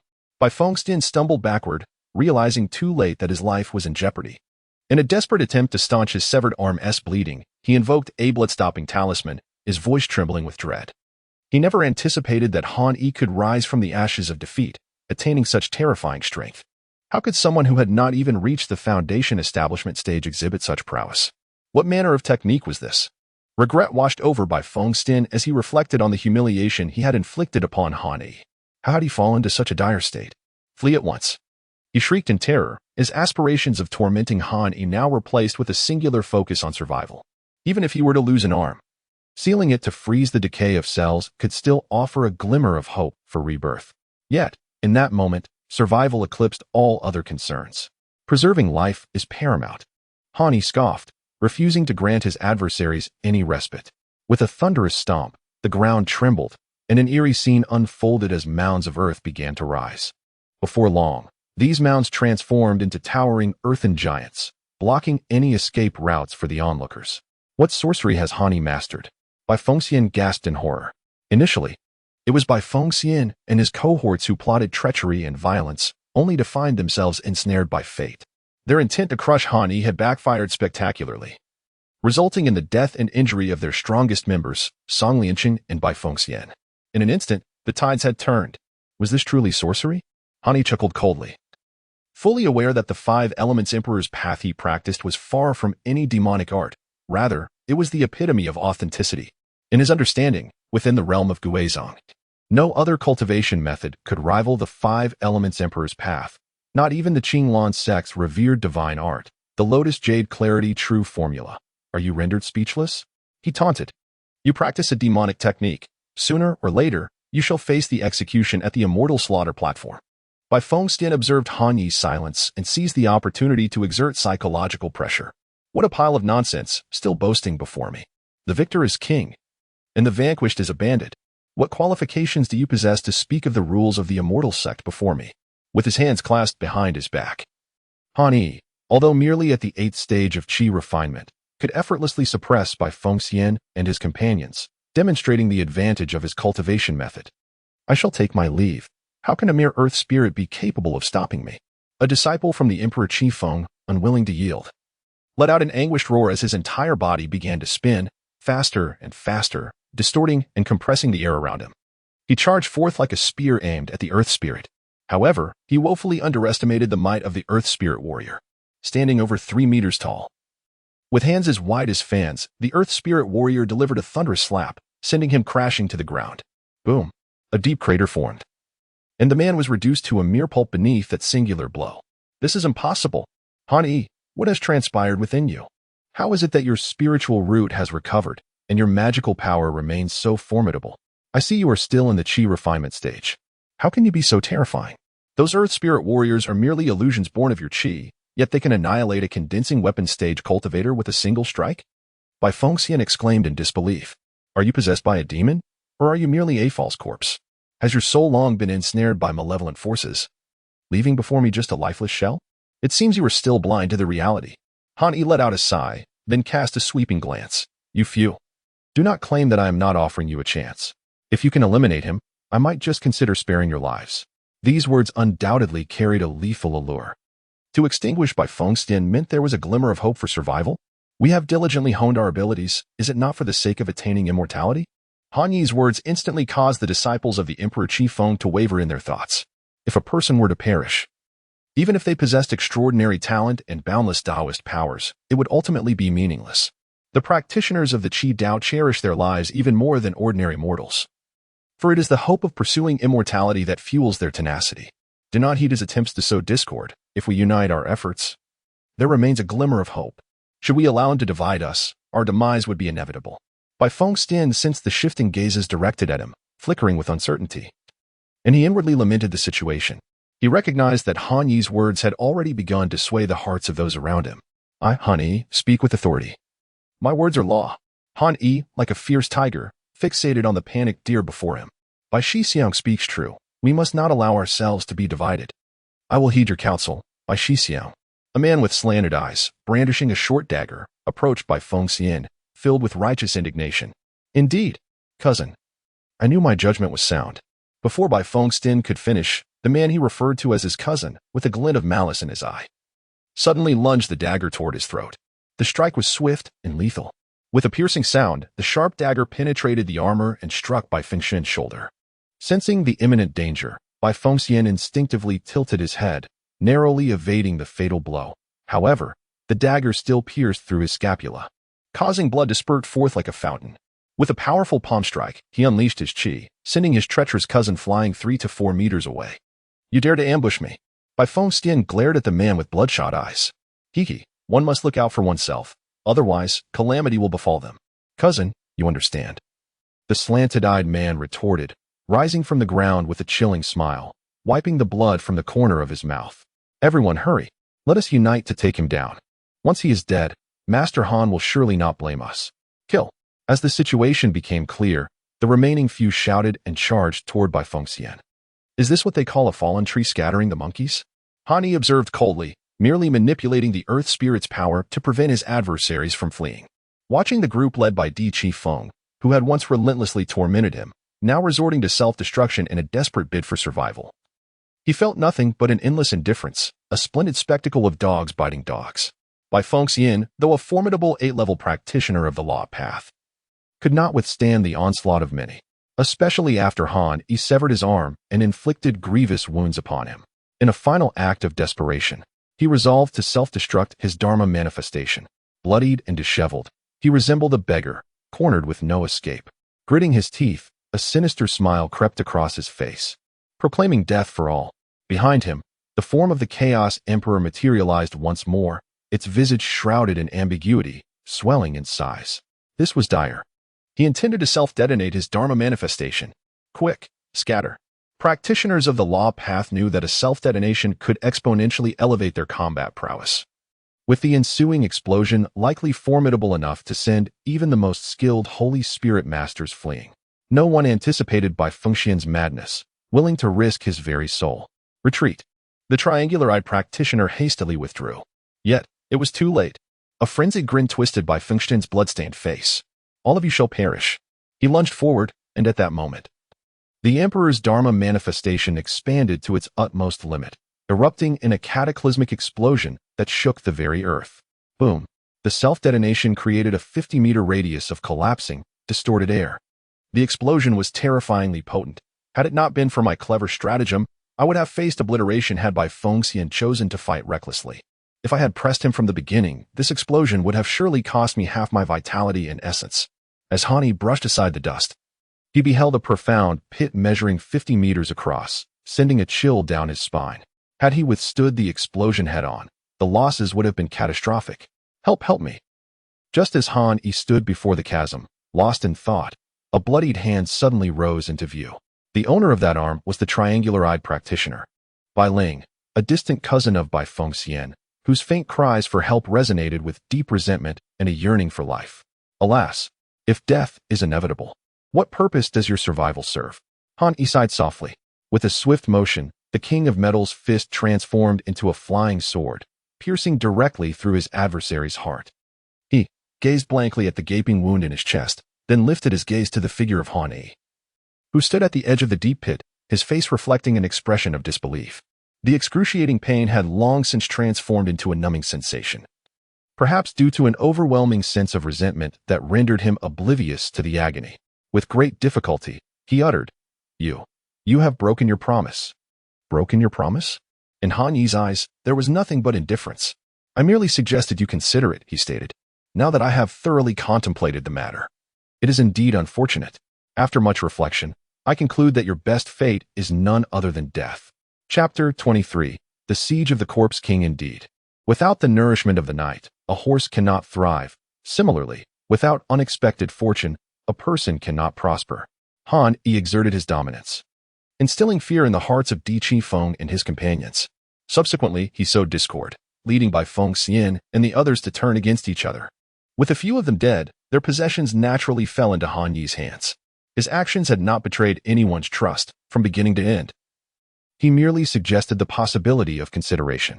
Moreover, Bai Fengxian and his group were originally engaged in murder and pillage, inflicting harm upon their own sect. If their crimes were to be judged according to the laws and regulations of the Qinglan sect, they would undoubtedly face multiple deaths on the execution platform. Heaven above, there were a staggering 178 corpse orbs. Han Yi paid no mind to burying the bodies and hastily departed from the entrance of the Thousand Corpses cave. After all, the area was crowded and teeming with onlookers. Should he have killed Bai Fengxian and the others, leaving behind traces, it could lead to considerable trouble. In a cave more than 10 meters deep, after dispatching 2 skeleton soldiers, Han Yi began to tally his gains. Within the storage bags of Bai Fengxian and his companions, treasures were amassed in abundance, overwhelming to the point of dazzling him. However, he soon found himself elated, for these unexpected riches now belonged to him. Goodness! Just how many individuals had Bai Fengxian and his group ambushed over these past few days? They had indeed accumulated a substantial amount of valuable items through their nefarious deeds.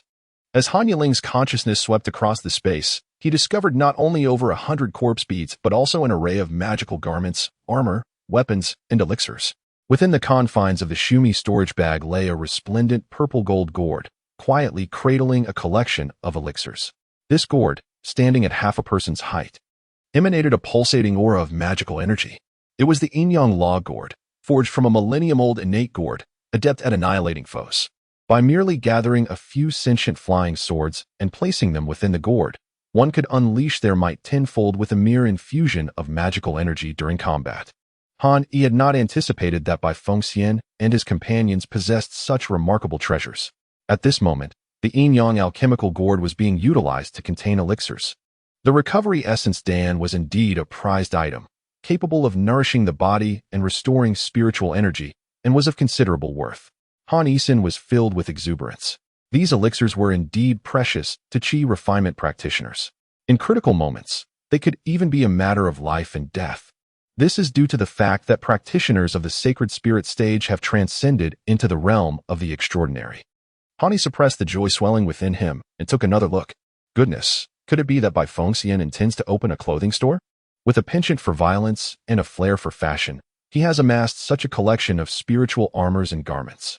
Within the confines of his Shumi storage bag, there lay no less than 100 pieces of attire, each varying in quality and flaunting an array of attributes, evidently gathered from their exploits in the tomb of 10,000 corpses, where they had engaged in both murder and plunder.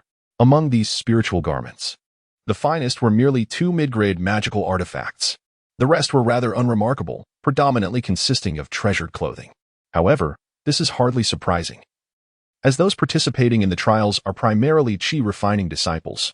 Possessing even a couple of magical artifacts for protection is already quite a rarity. For the time being, these garments and treasured items shall remain unsold, awaiting a more opportune moment for sale.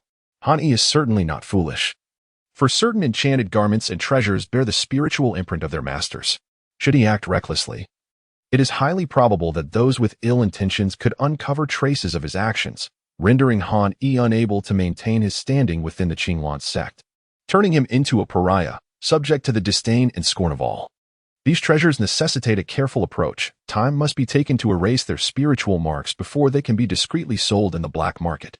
Furthermore, the more than 100 corpse fixation pearls require gradual refinement. Otherwise, the simultaneous refinement of such a multitude may unduly elevate his merit ranking. With this batch of corpse fixation pearls, Han Yi is confident that breaking into the top 1,000 during the trials is well within his reach. Han Yi-sin was resolute, immediately racing towards the 1,000 Corpses cave. At the entrance of the cave, the remains of Bai Fengxian and his companions lay scattered, reduced to mere skeletons, as numerous carnivorous ants feasted upon their flesh. The thought of murder and robbery crossed Han Yi's mind as he noted the absence of any fabric remnants on the corpses. It was evident that the robes worn by Bai Fengxian and his companions had been stripped away by other disciples who had passed by the entrance of the 1,000 Corpses cave during the trial. Not only were Bai Fengxian and his companions left without their lives, but their garments had also been taken by others. Within the 1,000 Corpses cave, it resembled an immense labyrinth. Han Yi wielded his sword, unfurling a protective light shield as he cautiously advanced. Treading carefully through the treacherous terrain of the mountain of 10,000 tombs, he was compelled to exercise utmost vigilance, for not only did malevolent spirits and zombies lurk here, but also numerous and scrupulous trial disciples eager to commit murder for profit. Within less than an hour of entering the 1,000 Corpses cave, Han Yi had already dispatched 3 groups of these would-be assailants. Naturally, those who sought to ambush him ultimately became specters beneath his blade. Suddenly, as Han Yi was engaged in slaying a hideous creature known as the corpse-dripping insect, which bore the body of a toad and a shell-like mouth, a menacing sword light shot towards him like a serpent striking its prey. The intensity of the sword's force cleaved through the air, reminiscent of the fierce might of a king's golden fist. Alarmed, Han Yi's vigilance heightened. Since entering the 1,000 Corpses cave, his senses had been on high alert, never once relaxing. As the sword energy pierced through the air, he was already prepared, a glint of cold light flashing in his eyes. With a flourish, he brandished his demon-slaying sword, transforming it into a formidable web of blades that intercepted the incoming assault. Who dares to attack? Could it be yet another brigand seeking to profit from bloodshed? Show yourself. After Han Yi blocked the sword's brilliance, he exclaimed with a commanding voice. Suddenly, like phantoms emerging from the dark depths of the cave, 7 or 8 figures appeared. The moment they emerged, they exuded a formidable aura, their luminous eyes piercing through the night, revealing their profound cultivation. Han Yi focused his gaze, secretly feeling the gravity of the situation. The 7 or 8 individuals before him were undoubtedly among the elite cultivators of the Qi refinement stage, each possessing prowess akin to that of Bai Fengxian, which translates to an equivalent of the 8th level of Qi refinement, known as the Law Path Realm. Notably, the leader of this group exuded a particularly formidable presence, his physique shimmering with a metallic luster, indicating he had achieved the pinnacle of the 9th level of Qi refinement. This commanding figure swept his piercing gaze across Han Yi, as if capable of seeing through him entirely, and spoke with an icy tone devoid of any warmth. Bai Tuofting, Shi Daorong. Bai Tuofting is one of the 7 main peaks of the Qinglan sect, presided over by the revered Bai Tuozhen. It appears to be you, Brother Shi. I wonder why you are blocking the road, Han Yi inquired. When I say retreat, you shall retreat. There is no need for such unnecessary chatter. To be frank, the elite disciples, including Tian Sha, are currently engaged in the hunt for the corpse King Xian Kuei. To avoid any distractions, and for your own safety. It would be prudent to heed my warning. Given your meager level of cultivation, encountering Xian Kuei would likely prove fatal for you. Shi Daorong coldly declared, "Withdraw. And I may spare your life." So, the roadblock was to facilitate the extermination of Xian Kuei? It seems Xian Kuei has indeed manifested. Slaying him is the true crux of this trial. Han Yi instantly discerned the reasons behind their roadblock. It was previously decreed by the elder in charge of the celestial affairs that anyone who slays the corpse king Xian Kuei would be handsomely rewarded. A promise that would leave anyone salivating.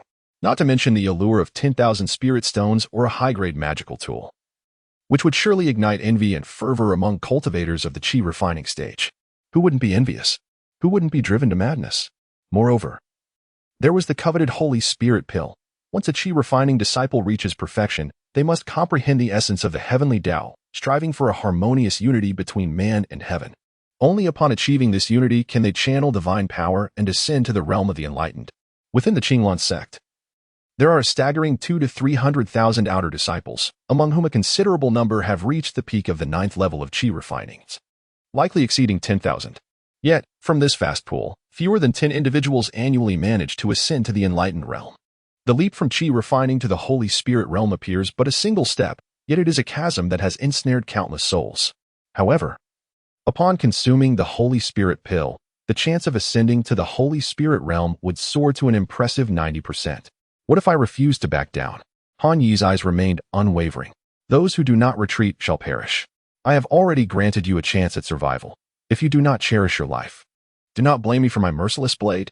The voice of Shi Daorong was ice-cold as he raised his sword, the gleaming blade of his flying sword radiating with his formidable magical prowess, making him appear as if he were the sole being between heaven and earth. Chapter 24. Who is the true achiever? Shi Daorong was utterly domineering, not only blocking the path to prevent other trial disciples from joining the hunt for the corpse king Xian Kuei, but also resorting to violence against Han Yi at the slightest provocation, aiming to pierce him with a single strike. The flying sword was sharp, its blade swirling with magical energy, resembling a crimson venomous serpent. The scarlet refinement sword. Han Yi's expression shifted slightly. In the Qinglan sect, inner disciples have their rankings, and naturally, the outer disciples have theirs as well, although not always precise. The rankings are generally reliable. Various lists exist, such as the Magical Power List and the Artifact Spirit List. The Scarlet Refinement Sword ranks 97th on the Artifact Spirit List. Each list only acknowledges the top 100, and while the Scarlet Refinement Sword's rank may seem modest at 97, any artifact making it onto the Artifact Spirit List among the vast outer disciples is undeniably a formidable weapon. The Scarlet Refinement Sword surged through the void, vibrating 100 times within a second, before transforming into a razor-sharp beam aimed directly at Han Yi's head. The intensity of the sword's momentum caused cracks to appear in the surrounding cavern walls. Brother Daorong's Scarlet Refinement flying sword was even more intimidating. It turns out that Shi Daorong was indeed a renowned expert known on the Magical Power List. The Earth Elemental Titan. Han Yi dared not be careless. He raised his hand, casting a soil-based spirit talisman that summoned a mighty Earth Elemental Titan before him, its colossal fists colliding with the incoming attack. Mere trifles. The Earth Spirit Giant was more than capable of dealing with by Feng Xian, yet before the brilliance of Shi Daorong's Red Serpent Sword, it appeared merely as a mound of earth. It barely managed to withstand the sword's fierce momentum before it crumbled instantly. In Han Yi's eyes, a piercing glimmer of cold light reflected. He yearned to flee, but found himself utterly immobilized, ensnared by the opponent's sword energy. Merely a single strike, the power of that one sword, was dreadfully formidable. Alas, fortunately, the Earth Spirit Warrior's intervention provided Han Yi with a moment's reprieve. Attempting to slay me is not so simple. With a cold glimmer in his eyes, Han Yi infused the techniques of the Gungjin Wang fist into the demon-slaying sword, parrying the incoming strikes. The clash of metal rang out, a symphony of clangs. To his astonishment, Han Yi successfully blocked the fierce sword intent of Shi Daorong, yet he too felt the strain. One knows best the warmth or chill of the water they drink. The magical artifact paled in comparison to the Red Serpent, and with a disparity in cultivation levels. A direct confrontation was ill-advised. In their exchange, rather than retreating, Han Yi boldly advanced, wielding his sword with an indomitable spirit. I have underestimated you. A flicker of surprise crossed Shi Daorong's icy visage. He never anticipated that Han Yi could withstand his lethal strike. Moreover, that attack had come suddenly, unpredictable as a phantom. Even a Holy Spirit cultivator would falter under such circumstances. Seeking demise, a murderous intent darkened Shirdaorong's features. Anger surged within him, and he was utterly taken aback by Han Yi's audacity to press forward.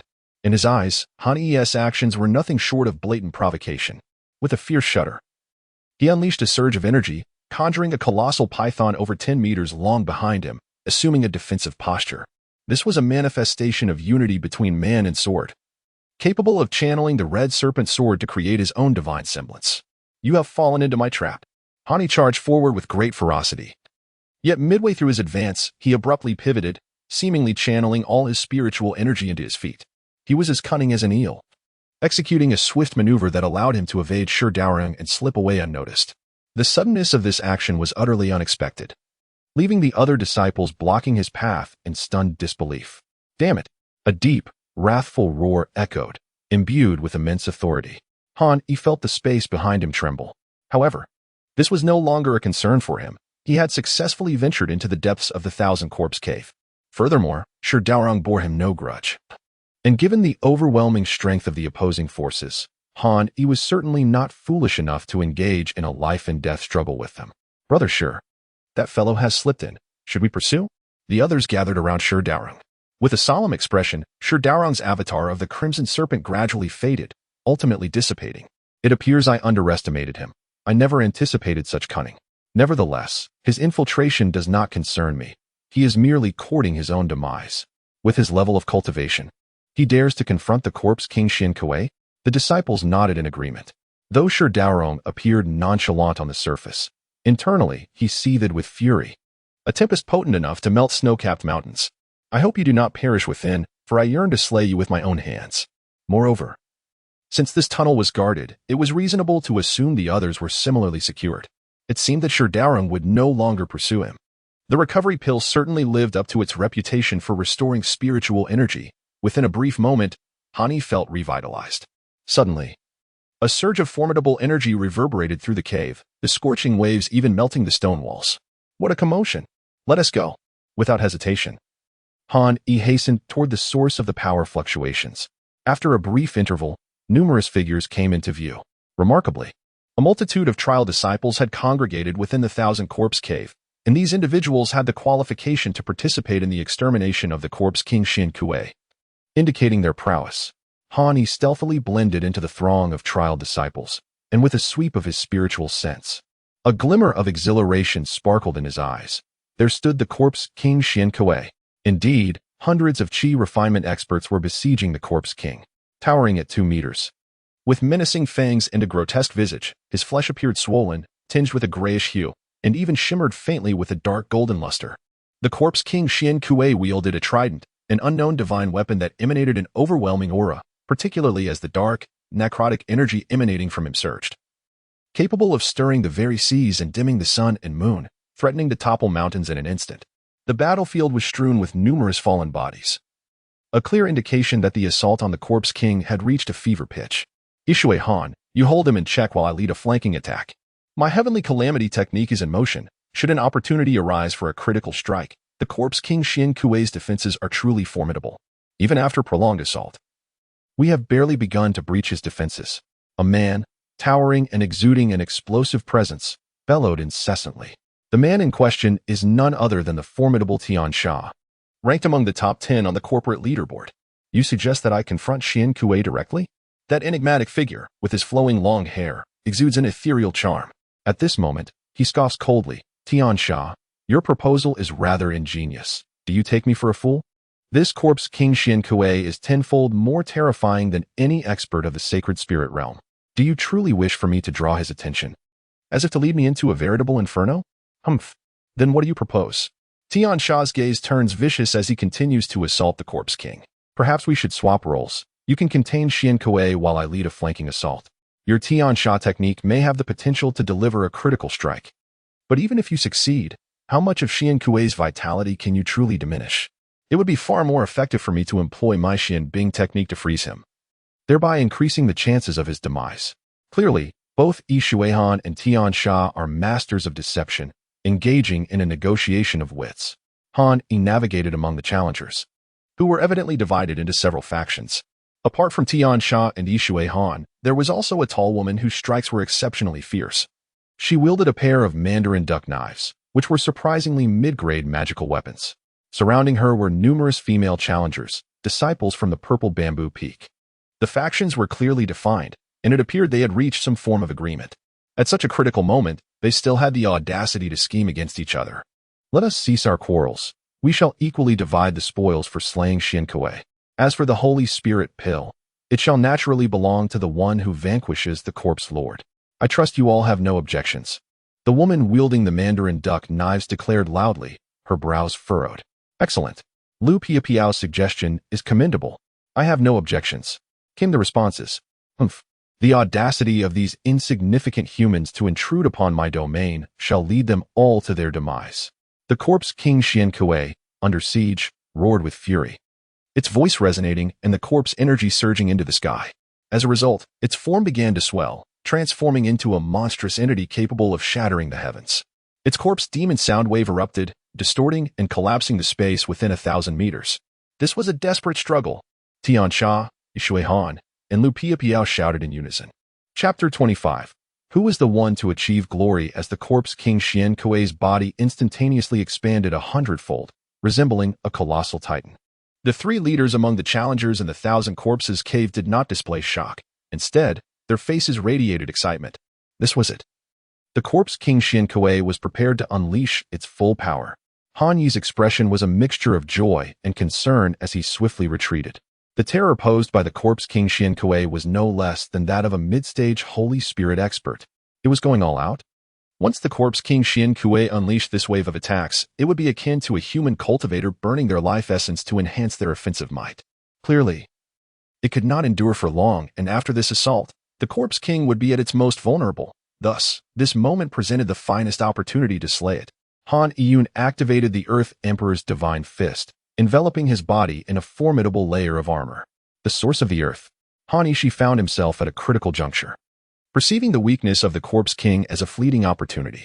However, he was beset by concerns regarding the formidable leaders of the three great trial takers, whether it be the formidable Tian Sha, the astute Yishui Han, or the enigmatic Lu Piapiao from Zizhu Peak.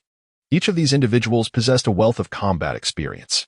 Although the three appeared to be retreating for the moment, their disciples formed a complex web of encirclement, erecting an impenetrable barrier. Under such a stringent blockade, could Han Yishi truly execute a stealthy strike against the Corpse King Xian Kuei? It seemed implausible. Even if he were to succeed in vanquishing Xian Kuei, he would likely become the target of collective ire, with hundreds of chi refining experts within the 1,000-core cave pursuing him relentlessly. Han Yi's nerves were taut with tension. He was acutely aware that he was embarking on a perilous adventure. There was a high likelihood that he would be pursued by a multitude. Of course, this was contingent upon his success in slaying the Corpse King Xian Kuei. Conversely, the grim alternative would be to return empty-handed. If his identity were to be exposed without having vanquished the Corpse King, the outcome would be utterly unimaginable. To fight or not to fight? Han Yi's mind was embroiled in an internal struggle. The Corpse King Xian Kuei unleashed its fury, launching a desperate attack as if it had summoned the very essence of the 1,000 Corpses cave itself, bending it to its will. The air around it began to whirl chaotically, distorting, fluctuating, and collapsing inward, creating a vast void of compression. Boom! The void erupted, heralding an absolute deluge of blood and chaos. Han Yi was struck by the shockwave of the explosion, unable to maintain his footing, and staggered back several steps, a taste of blood rising in his throat. Upon gazing towards the epicenter of the blast, a wave of dread washed over him. A path of blood, severed limbs, and the incessant roar of explosions filled the air. Over 100 trial participants had perished in this calamity. It was terrifying, an overwhelming horror. What kind of technique was this? Could it be the might of the Corpse King? The ferocity of this explosion was simply unfathomable, leaving no trace behind. Han Yi stared at the swirling clouds of corpses, which gradually dispersed, revealing a massive crater around the Corpse King Xian Kuei, deep enough to reach 3 meters, and within a kilometer radius, not a single creature remained. The sheer power of the explosion was appalling. The trio of Tian Sha also appeared disheveled, as if they had just endured a grave illness, their faces and eyes reflecting sheer terror. They likely had not anticipated that a mere Corpse King Xian Kuei could mobilize 300 to 400 chi refinement experts. Employing a tactic of overwhelming numbers, resulting in such devastating losses. Kill. Tian Sha palm. Tian Sha's body swayed, transforming into a blinding ray of light as he rushed forward. It is mine. The credit belongs to me. Almost simultaneously, Lu Piapiao and Yi Shuihan came to their senses. The corpse king Xian Kuei was now burning its own corpse essence, severely depleting its vitality. This was the perfect moment to strike it down. Frost Ice Dragon. Frozen for 1,000 miles. Yi Shuihan thrust his ice soul sword forward. It is mine. No one shall take it from me. Lu Piapiao, not to be outdone, shouted fiercely as her paired blades transformed into a multitude of glimmering lights. Everyone formed the formation, Enchantress of the Ghostly Maiden. The desperate strike from Xian Kuei resulted in the greatest casualties among the disciples of Zizhu Peak, leaving only 18 women who immediately set up a formation. Quick! Prevent them from advancing. Lend me your strength. Tian Sha and Yi Shuihan shouted in unison, knowing this was indeed the final moment of life and death. The scene was truly tragic. As Han Yi sensed the impending danger during the corpse king Xian Kuei's explosive outburst, he swiftly retreated, fortifying himself with multiple layers of defense. Nonetheless, despite his precautions, he was still caught in the shockwave of the explosion, sustaining minor injuries. The situation was far from straightforward. The corpse king's vitality remained substantial. At present, chaos reigned all around. Han Yi also sought to seize the opportunity amidst chaos, yet suddenly became vigilant and chose to observe. You are mine. Die. Tian Sha was the first to launch an attack, his speed unparalleled as he swiftly approached the corpse king. With a thunderous roar, he channeled all his life as mana into his palms, creating overlapping shadows that expanded to a width of 2 meters. A display of formidable might aimed at obliterating the corpse king with a single strike. However, the corpse king, Xian Kuei, swiftly retaliated with a sudden thrust, conjuring a ghostly apparition that darted forward. Not good. Tian Sha's expression changed drastically. He had never anticipated that the seemingly exhausted corpse king could unleash such a powerful killing move. In a moment of desperation, he seized 2 female cultivators who were deploying the Qian Yuan formation, pulling them before him, causing them to tremble in terror. In an instant, they transformed into a mist of blood with a single thrust. Boom! Tian Sha was violently thrown back, tumbling through the air several times before regaining his footing. Drenched in blood, that was close. That was too close. Tian Sha, you. Lu Piapiao seethed with rage. At that moment, the air around them froze, snowflakes swirling as they encased the corpse king Xian Kuei in ice. Haha, it seems the credit is still mine, Yi Shuihan exclaimed, stepping forward, eager to reap the final rewards. However, to his shock, the ice was shattered in an instant by Xian Kuei, causing Yi Shuihan's expression to change dramatically. He attempted to retreat, but it was too late. The ice splintered into deadly shards that flew in all directions, creating a chaotic scene. Though he managed to evade one shard aimed at his head due to his high cultivation level, the defensive light shields surrounding him were pierced, causing him to cough up blood multiple times in midair. Yet, the trial participants under his command were not so fortunate. Screaming in agony as 7 or 8 fell in an instant. Damn it! Everyone, attack together! Lu Piapiao shouted, sensing the dire situation. Chaos reigned. The situation spiraled out of control as the corpse king Xian Kuei unleashed a final desperate assault, resulting in heavy casualties among the trial participants, with over 100 suffering severe injuries or worse. With Lu Piapiao rallying the remaining cultivators, they descended into madness, unleashing spells indiscriminately, plunging the scene into utter turmoil. This was the moment. Han Yi's eyes sparkled with brilliance. If not now, when would be the opportune moment to act? The sword of the royal metal. Han Yi could be said to be taking a bold gamble. Previously, he had harbored concerns that even if he were to miraculously seize the opportunity to vanquish the corpse king Xian Kuei, he would ultimately face the wrath of the multitude. However, at this moment, the scene had descended into utter chaos. The trio of Tian Sha had completely lost control, with everyone eager to slay the corpse king and claim a share of the spoils. With a swift motion, as the Gung Jin Wang's sword pierced the corpse king, a myriad of spells struck Xian Kuei simultaneously. He is dead. Ha! It was slain by my Tian Sha's hand. Impossible. Tian Sha, are you merely indulging in a daydream? Yi Shuihan descended, leaning forward. This corpse king Xian Kuei was previously ensnared by my ice soul crystal, which froze its vitality and encased it in ice. My ice soul Xian Ming technique can be said to kill without form, even a master of the sacred spirit realm. Once ensnared by my Xian Ming technique, will, within the span of a mere incense stick, find their vitality extinguished and meridians severed. Severed meridians? What a preposterous jest. Lu Piapiao descended gracefully, her disheveled appearance failing to conceal her tall stature and exquisite beauty. Yet, a hint of mockery and amusement graced her lips as she remarked, "But this is a zombie, not a human cultivator. Yishui Han, do you intend to freeze its meridians and vitality?" Upon hearing Lu Piapiao's scornful retort, Yishui Han's expression darkened abruptly. "Lu Piapiao, are you implying that you are the one who slayed the Corpse King?" Both Tian Sha and Yishui Han stated coldly. Naturally, Lu Piapiao replied with an air of arrogance. Who else but my Mandarin Duck Butterfly Dreamsword technique could accomplish such a feat? Therefore, the final strike is undoubtedly mine. The three leaders quarreled fiercely, their faces flushed as they argued over who would deliver the final blow. In the end, it was I, the Gung Jin Wang sword. Hani was also consumed by myriad thoughts. In his final moment, he unleashed a devastating blow, pushing the King of Metal Fist from the Five Elements Imperial path to its utmost limit. However, he was uncertain whether this strike would truly bring down the Corpse King. At present, the Corpse King Xian Kuei had exploded, scattering a brilliant golden corpse restraining pearl and a tome. Additionally, his Corpse King trident lay quietly to the side. The corpse restraining pearl was worth 10 ordinary ones. Han Yi licked his lips, a hint of desire flickering in his eyes. However, at this moment, he seemed to have little concern for the spoils of victory. It would be wise to withdraw while the three were embroiled in their heated argument. With the demise of Xian Kuei, a melodious sound echoed in the ears of every trial disciple. What? The Corpse King Xian Kuei has been slain? Alas, who could have anticipated that the trial would conclude 4 days ahead of schedule? The disciples outside the mountain of 10,000 tombs and the cave of 1,000 corpses lamented, most of them having failed to slay a sufficient number of undead trial participants, their spirits dampened. Indeed, let us not envy them too much.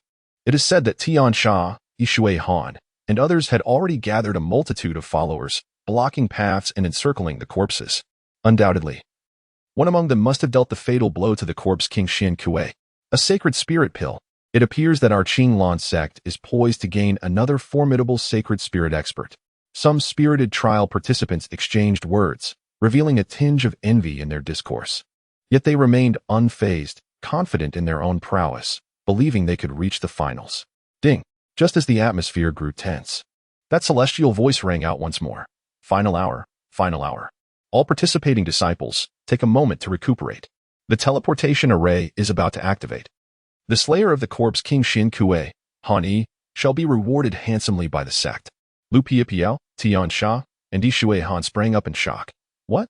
Chapter 26. Defying the odds among the hundreds of thousands of Qi refinement disciples in the Qinglan sect, the three were undoubtedly among the elite, especially this time. In their efforts to hunt down the Corpse King Xian Kuei, the three factions had made thorough preparations, not only blocking paths to prevent other trial disciples from joining the fray, but also leveraging connections with their senior brothers in the sacred spirit realm to borrow numerous magical artifacts. Seeing the Corpse King slain, only for an outsider to reap the rewards? Anger surged on their faces, a tempest of rage. Who? The credit should belong to me. That sacred spirit pill ought to be mine. Tian Sha's fingers clenched, the air around his palm exploding. Lu Piapiao's expression turned icy, devoid of any mirth. Infuriating, utterly infuriating. We suffered losses, paid such a price, only to have an outsider snatch our prize. Honey, I will undoubtedly kill him. Yishui Han's eyes narrowed, a chilling glint emanating from them. This is bad. That celestial voice transformed into enchanting notes, caressing Han Yi's ears with an exquisite comfort, causing every pore on his skin to tingle. Yet, he soon sensed the subtle shift in the atmosphere. A murderous intent loomed. It seemed he had stirred the ire of many. Han Yi felt a chilling pressure. Retreat. The best strategy is to withdraw. Although Han Yi had broken through to a new level and cultivated the 5 elements imperial path, he was not deluded enough to believe that he could single-handedly confront the hundreds of Qi refinement masters within the 1,000 Corpse Cave. It is essential to recognize that even a single Shi Daorong posed a formidable challenge, being his equal in strength. The individuals surrounding the Corpse King were not only numerous but also included several renowned figures whose names graced the prestigious list of the Law Masters. At this moment, Han Yi found himself harboring some grievances regarding his sect's arrangements. Why had the sect chosen to disclose the list of those who achieved first merit? Did they wish for the merit holders to be hunted down by all? While these thoughts lingered in his mind, he took advantage of the chaos to stealthily maneuver himself, preparing to retreat. Suddenly, A towering beam of light descended from the heavens, enveloping Han Yi. Accompanying this radiant pillar were numerous petals, cascading down in a breathtaking display, seemingly celebrating his victory over the corpse king, Xin Kuei. Waves of verdant merit surged into his being, and to his astonishment, he felt his spiritual power surge dramatically, reaching the pinnacle of qi refinement. This extraordinary spectacle inevitably drew the attention of the onlookers. Look, the flowers are falling from the sky. Could it be that he was the one to slay the corpse king? Who is this person? It is Han Yi. In that moment, a reckless trial participant suddenly shouted, causing a ripple of agitation among all the challengers, particularly the leaders, Tian Sha, Lu Piapiao, and Yi Shuian, who turned their gazes towards Han Yi like arrows. Damn it! How could this happen at such a moment, with the flowers falling from the sky? Han Yi felt a profound despair, devoid of any joy in seizing the glory of success. With a swift motion, he fled towards the cave's entrance. Beast, perish! Tian Sha brandished a spear, hurling it fiercely towards Han Yi. The spear, akin to a ferocious dragon, threatened to stir the seas, its sharp tip aimed relentlessly at Han Yi, intent on delivering a fatal blow. Buddha's pagoda, Qilin's divine technique. With a determined clench of his jaw, Han Yi unleashed a surge of spiritual energy, manifesting a blazing sphere of heavenly fire. This fireball, imbued with the ferocity of a raging river rushing towards the sea, transformed into a majestic fire Qilin that charged forth to meet the flying spear. The two forces collided with a resounding crash, astonishingly equal in might. Han Yi merely felt a surge of vitality. This celestial fiend truly deserves its rank as the 9th most formidable expert on the list of practitioners, possessing such profound magical prowess. Had I not recently attained the pinnacle of the great perfection realm, I fear that this opponent's strike would have left me injured. Han Yi felt a lingering fear. Yet, there was no respite granted to him. Lu Piapiao and Yi Shuihan launched their fierce assault simultaneously. Lu Piapiao's dream of butterflies and Mandarin duck's sword technique unfolded with a mesmerizing grace, the blade radiating an ethereal light, creating an enchanting spectacle that rendered the authenticity of the sword indistinguishable. I soul profound nether force, I soul azure dragon. Yi Shuihan, unwilling to be outdone, unleashed his spellbound sword, a crystal-clear weapon that soared forth like a 2-meter-long azure dragon, enveloped in a chilling aura, attacking Han Yi from all directions. The three peak masters of the great perfection in qi refinement had surprisingly joined forces against Han Yi. These three were indeed qualified to contend with the adept of the Holy Spirit. Han Yi's countenance darkened, a grave expression overtaking his features. Confronted with the combined assault of three adversaries, he found himself ensnared in a perilous predicament, his body struck in multiple places. Fortunately, the 5 elements imperial path he had cultivated, along with the protective garment adorning him, absorbed much of the impact, leaving the residual force insufficient to inflict severe damage upon his vitality. The highest virtue is akin to water. The technique of Yi Shuihan could engulf an opponent in water, subsequently employing the chilling force of the cold abyss to freeze them. Thus, let it be known that I shall not hesitate to strike with lethal intent. Han Yi was truly enraged. With a mere thought, the 9th Night Yacha commander shot forth, emitting a cry akin to that of a great grasshopper. The specter fork in his hand danced wildly, ensnaring the heavenly calamity in an instant. Yet that was not all. Another gourd soared forth from Han Yi's side. The flying Night Yacha, the heavenly calamity, was taken aback. Yi Shui coldly declared, "Today he is undoubtedly destined for death. In my name, I shall burn my lifespan." A peculiar smile surfaced at the corners of Han Yi's mouth, tinged with a hint of ferocity. Astonishingly, he ignited 30 years of his own lifespan in an instant, while simultaneously witnessing a dramatic surge in his magical prowess. 5 heads, 7 heads, 9 heads. His power escalated to an impressive 11 dragon elephant strengths before it finally ceased its ascent. The dragon elephant is a measure employed in the Guizhong continent to quantify the magical capacity of practitioners. Typically, a fully realized qi practitioner possesses a strength of 5 heads. In contrast, those at the initial stages of the Holy Spirit realm wield a force equivalent to 10 dragon elephant strengths. Logically, the magical energy of a qi practitioner should never exceed 10 heads. Yet now, Han Yi has shattered the myth and forged a miracle. What? Burning one's own lifespan? Lu Piapiao and her companions were taken aback. They had never anticipated that Han Yi would be so ruthless, wagering everything by directly incinerating 30 years of his life. How ruthless! For a qi practitioner, each additional day of life represents another day of celestial opportunity. In the eyes of the crowd, Han Yi can only be described with the word madness. Let us see how you attempt to stop me. Han Yi's magical prowess surged dramatically, with a forceful stamp of his foot. The ground trembled and mountains quaked. The ice spirit dragon sword that assaulted him was instantly silenced, as if struck by a wave of dizziness. With a multitude of newfound power, his fingers curled like claws, and with a fierce grasp, he seemed capable of plucking stars from the sky, seizing the ice spirit dragon sword with ease. "Oh no, my sword!" Yi Xuehan exclaimed in astonishment, never anticipating that his adversary would dare to seize his magical artifact. With a fluidity that transcended the ordinary, Han Yi executed the 8 directions profound dance, stepping with the grace of a celestial being. Yet this was merely the beginning. His form flickered erratically, spinning with an ethereal elegance. The basic footwork, when combined with Han Yi's 5 elements Emperor's Fist, transformed into a terrifying spectacle. The air surrounding him appeared to be siphoned away, howling like tormented spirits, resembling a chaotic blender of destruction. Retreat. The 3 onlookers sensed the impending doom and hastily withdrew. They managed to escape, yet the other disciples encircling Han Yi were not as fortunate. At that moment, Han Yi exuded an aura reminiscent of the corpse King Xin Kuei. And any trial disciple who dared approach was met with shrieks and carnage. With a swift motion, Han Yi vanished amidst the blood mist, leaving behind a scene of devastation. As he effortlessly carved his path to freedom, the expressions of the trio darkened to an extreme. "Damn it!" Tian Sha bellowed in fury. At the Immortal Affairs platform, the merit ranking board buzzed with excitement, having transformed into the liveliest locale of the Qinglan sect. Countless disciples engaged in fervent discussions. Among them the esteemed inner cabinet disciples of the sacred spirit phase, each harboring their own motives. Some analyzed future trends, pondering how the new talents might pose a threat to their standing.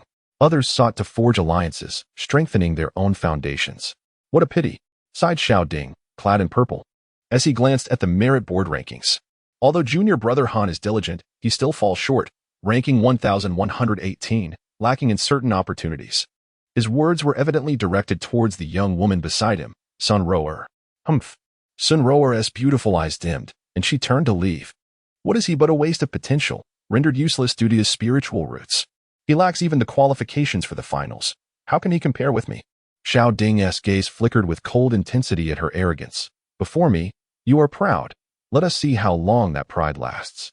One day, you shall kneel and beg for my favor, willingly licking my toes." He plotted meticulously. "Once I accumulate enough merit, I shall become the direct disciple of the sect master, who will personally take me as a student and impart his teachings. Soon, I will condense my golden core and ascend to the sacred sovereign realm, becoming a true disciple with the power to establish a cave abode and govern the life and death of others. At that time, I shall propose to the sect master that you be given to me in marriage." Just then, the merit board illuminated abruptly, radiating brilliance. "What?" Xiao Ding's eyes widened in disbelief. "This is impossible, absolutely impossible." At the pinnacle of the merit list, one name shone resplendently. Han Yi. Chapter 27. Abundant Rewards. "This is impossible. How could that worthless Han Yi have slain the corpse King Xin Kuei?" Xiao Ding furrowed his brows, for even with his composed nature, only profound shock could elicit such a reaction. "Brother Han Yi, you truly do not disappoint." Her smile blossomed with a myriad of charms, causing Xiao Ding's heart to flutter uncontrollably. "Worthless, all of them are worthless. What is that scoundrel Tian Sha doing? I even used the venomous fangs of the purple ink centipede to craft him a pair of toxic-infused gloves." Xiao Ding's expression darkened considerably. But then he raised an eyebrow. "But what does it matter? Even if it was mere luck on your part, I will seize every ounce of your glory and, in the future, I shall take everything from you, including your women. This lifetime, I have you firmly in my grasp." In the mountain of 10,000 corpses, Han Yi found himself in a state of utter disarray, hiding within a concealed cave. The cave was remarkably hidden, its entrance obstructed by dried branches and scattered stones. He refrained from employing earth-based spells, as any fluctuation of his spiritual energy could easily reveal his presence. Although he had slain the corpse King Xin Kuei, he was now being pursued by thousands. It was uncertain whether this was a blessing or a curse. Han Yi shook his head with a wry smile. Despite the bountiful gains from this trial, the costs were equally high.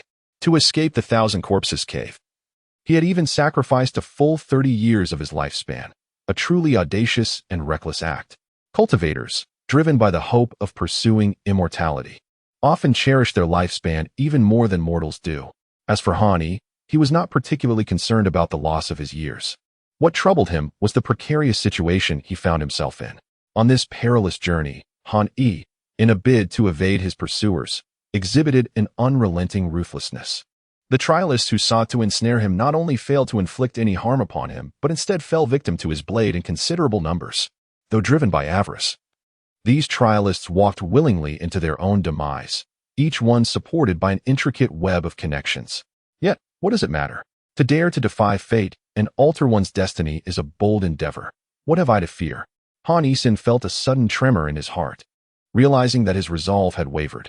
Dismissing all other thoughts, he settled into a meditative posture, channeling his breath as he awaited the conclusion of the trial. Half an hour swiftly passed. It was over, finally over. Indeed, the collection of corpse-restraining pearls I amassed was sufficient to secure a position within the top 1,000. Moreover, my gains were plentiful, even if I were to be eliminated in the finals. The merit points accrued during the trial could be exchanged at the treasure pavilion for corresponding magical artifacts and techniques. Furthermore, I have heard whispers that these corpse-restraining pearls possess additional remarkable uses. Brother Lon, how fare you? Alas, I have failed. Countless trial disciples emerged like swarms of locusts. The Immortal Affairs platform buzzed with the fervor of a grand celebration. Look, there stands the demon god. It was he who vanquished the corpse king Xian Kuei, utterly insane. Indeed. Encountering the demon god meant many met their demise at his hands. Yet, what could be done? Greed is a serpent that swallows an elephant. Those who fell were driven by avarice, and one could only say they lacked skill. It would be wise for us to maintain our distance from that demon god. Many disciples cast their gaze upon Han Yi, and unconsciously, a space formed around him, their eyes betraying a hint of horror. The demon god? Han Yi raised an eyebrow, surprised by the moniker bestowed upon him by the masses. Han Yi. At that moment, a sharp voice pierced the air. Recognizing the voice, Han Yi's ears perked up. Without needing to look, he discerned the speaker as Tian Sha. Turning, he beheld several figures entering his line of sight. Indeed, a group led by Tian Sha. Lu Piapiao, Yishui Han, and Shi Daorao stood in opposition to Han Yi. What is this? Do you wish to confront me at the mountain gate? Han Yi licked his lips. Tian Sha glared fiercely, seemingly intent on intimidating his opponent. In the trial of the Thousand Corpse Cave, individual fortune plays a significant role. Aside from that, we bear no personal grievances. However, should you harbor any ill will, I, Han Yi, am not one to shy away from confrontation. Han Yi regarded the group led by Tian Sha, remaining motionless, exuding an air of calm composure. Humph, you truly possess audacity, daring to snatch from the jaws of the tiger. Let us see how long you can continue your antics. Tian Sha's words were clearly a threat. Yet Han Yi's expression bore no trace of fear. You need not concern yourself. My ability to slay the Corpse King during the trial speaks to my personal destiny, proving I am favored by the path of the Great Tao. Moreover, I shall soon acquire a Holy Spirit pill, which, once consumed, will solidify my foundation and elevate me to the ranks of the inner cabinet disciples. I suggest you focus on your own affairs. Han Yi retaliated with a threat. For now he possessed a nearly certain chance of achieving enlightenment. Once he became a disciple of the inner cabinet, what could a mere outer cabinet disciple like Tian Sha dare to do before him? How infuriating, my spirit elixir. Tian Sha clenched his fists, his expression dark enough to draw water from a stone. In his heart, the spirit elixir had been as good as his. An opportunity to ascend to the realm of the spirit was so unjustly seized by Han Yi. Naturally, he felt an overwhelming sense of resentment. Yet, with the grand ceremony approaching, he dared not act recklessly. With a cold snort, he declared, "You have some guts. Let us depart." He turned on his heel, leaving only Lu Piapiao behind. What? Do you also harbor resentment and wish to dispose of me? Han Yi raised an eyebrow. If one were to say there was a hint of reluctance, it would indeed be true. The significance of the Holy Spirit pill for our Qi refinement disciples is certainly understood by you as well. However, as you mentioned, prior to the trial, we harbored no personal enmity. The fact that you ultimately vanquished the Corpse King is undoubtedly your fortune. There remains another opportunity, does it not? The curtain has yet to fall. Lu Piapiao did not shy away from expressing her thoughts candidly. As long as I can secure the top position in the martial arts competition, I shall be rewarded with a Holy Spirit pill. You, on the other hand, have already obtained one, with a remarkable 90% chance of successfully establishing your foundation. I, Lu Piapiao, refused to be short-sighted by challenging the disciples of the Holy Spirit realm while still in the Qi refinement stage. You are quite forthright. A faint smile appeared on Han Yi's face. Fortunately, however, that Holy Spirit pill from the martial arts competition is something I am determined to obtain. and I have already regarded you as my most formidable adversary." With that, Lu Piapiao turned to leave, cautioning, "Be careful, Han Yi. This young woman is indeed worthy of friendship." Han Yi gazed at her departing figure, lost in contemplation, feeling a sense of reconciliation between them. This was merely an interlude. Silence. The elder with silver hair spoke softly, his voice resonating like thunder. A master of the sacred realm, seizing the creations of heaven and earth, commanding the 5 elements. And wielding boundless Tao techniques is truly formidable. In this trial, the elder, with hair like silver threads, delivered a lengthy discourse, emphasizing the principle of survival of the fittest, encouraging the disciples to persevere. "Indeed, it is a matter of natural selection," Han Yi lamented, as over 10,000 disciples had perished in a single trial. This is undeniably a tremendous loss. Yet, why has the sect altered the rules for this year's martial arts competition? Han Yi was enveloped in a haze of confusion. As he was not among the upper echelons of the Qinglan sect, he remained oblivious to the records concerning the Heavenly 5 declines documented in the Book of No Birth. The Heavenly 5 declines represented an unprecedented catastrophe for Qi Dao practitioners. Once this calamity genuinely descended, it was anticipated that a significant portion of lower-tier Qi Dao cultivators would face annihilation. This dire prospect compelled the leaders of the Qinglan sect, including the esteemed sect master Tianji and the 7 peak masters, as well as Elder Wang, to amend their regulations, embracing a philosophy of survival of the fittest, prioritizing the quality of disciples over mere numbers. "Hurry forth, Han Yi, the foremost among us, to receive your reward." At that moment, the elder with silver hair beckoned. Han Yi, mindful of his position, hastened to the steps of the Immortal Affairs platform, bowing respectfully. "I, Han Yi, humbly greet the elder under the esteemed Yuding Peak's master Yusu." Gazing at Han Yi, the elder's eyes glimmered with admiration, clearly recognizing this once prominent talent. "In this trial, you have achieved the highest merit by vanquishing the corpse King Xin Kuei, thus alleviating the crisis besetting our sect from the Xia Kingdom, accruing immeasurable virtue. As a result, the sect grants you a sacred spirit pill to aid in your foundational cultivation, allowing your Dharma form to manifest. This sacred grade elixir has been meticulously concocted by the sect master and the esteemed elders, bestowed solely upon disciples of great merit. Additionally, you will receive the treasured artifact, the Heaven and Earth Gem, along with 10,000 spirit stones." The elder's voice resonated with grandeur, seemingly shattering the clouds above. As he spoke, the elixir, the gem, and a bag of holding gracefully soared towards Han Yi. "Wow!"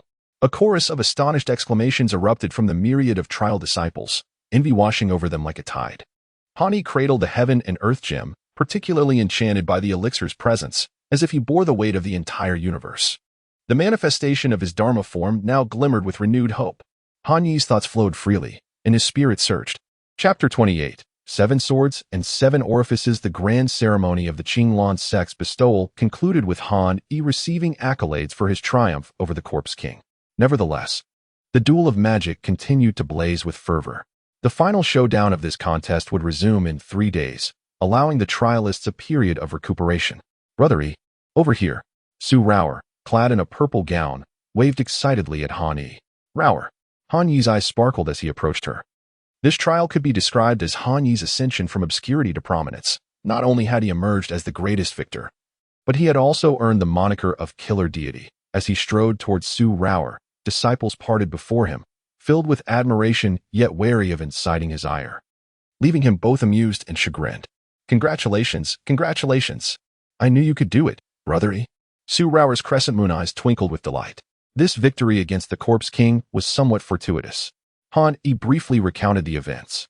"Raoer, I still need to borrow your Qinglan spirit pet." "Brother Yi, must we remain so formal?" Su Raoer pouted, her lips resembling cherries.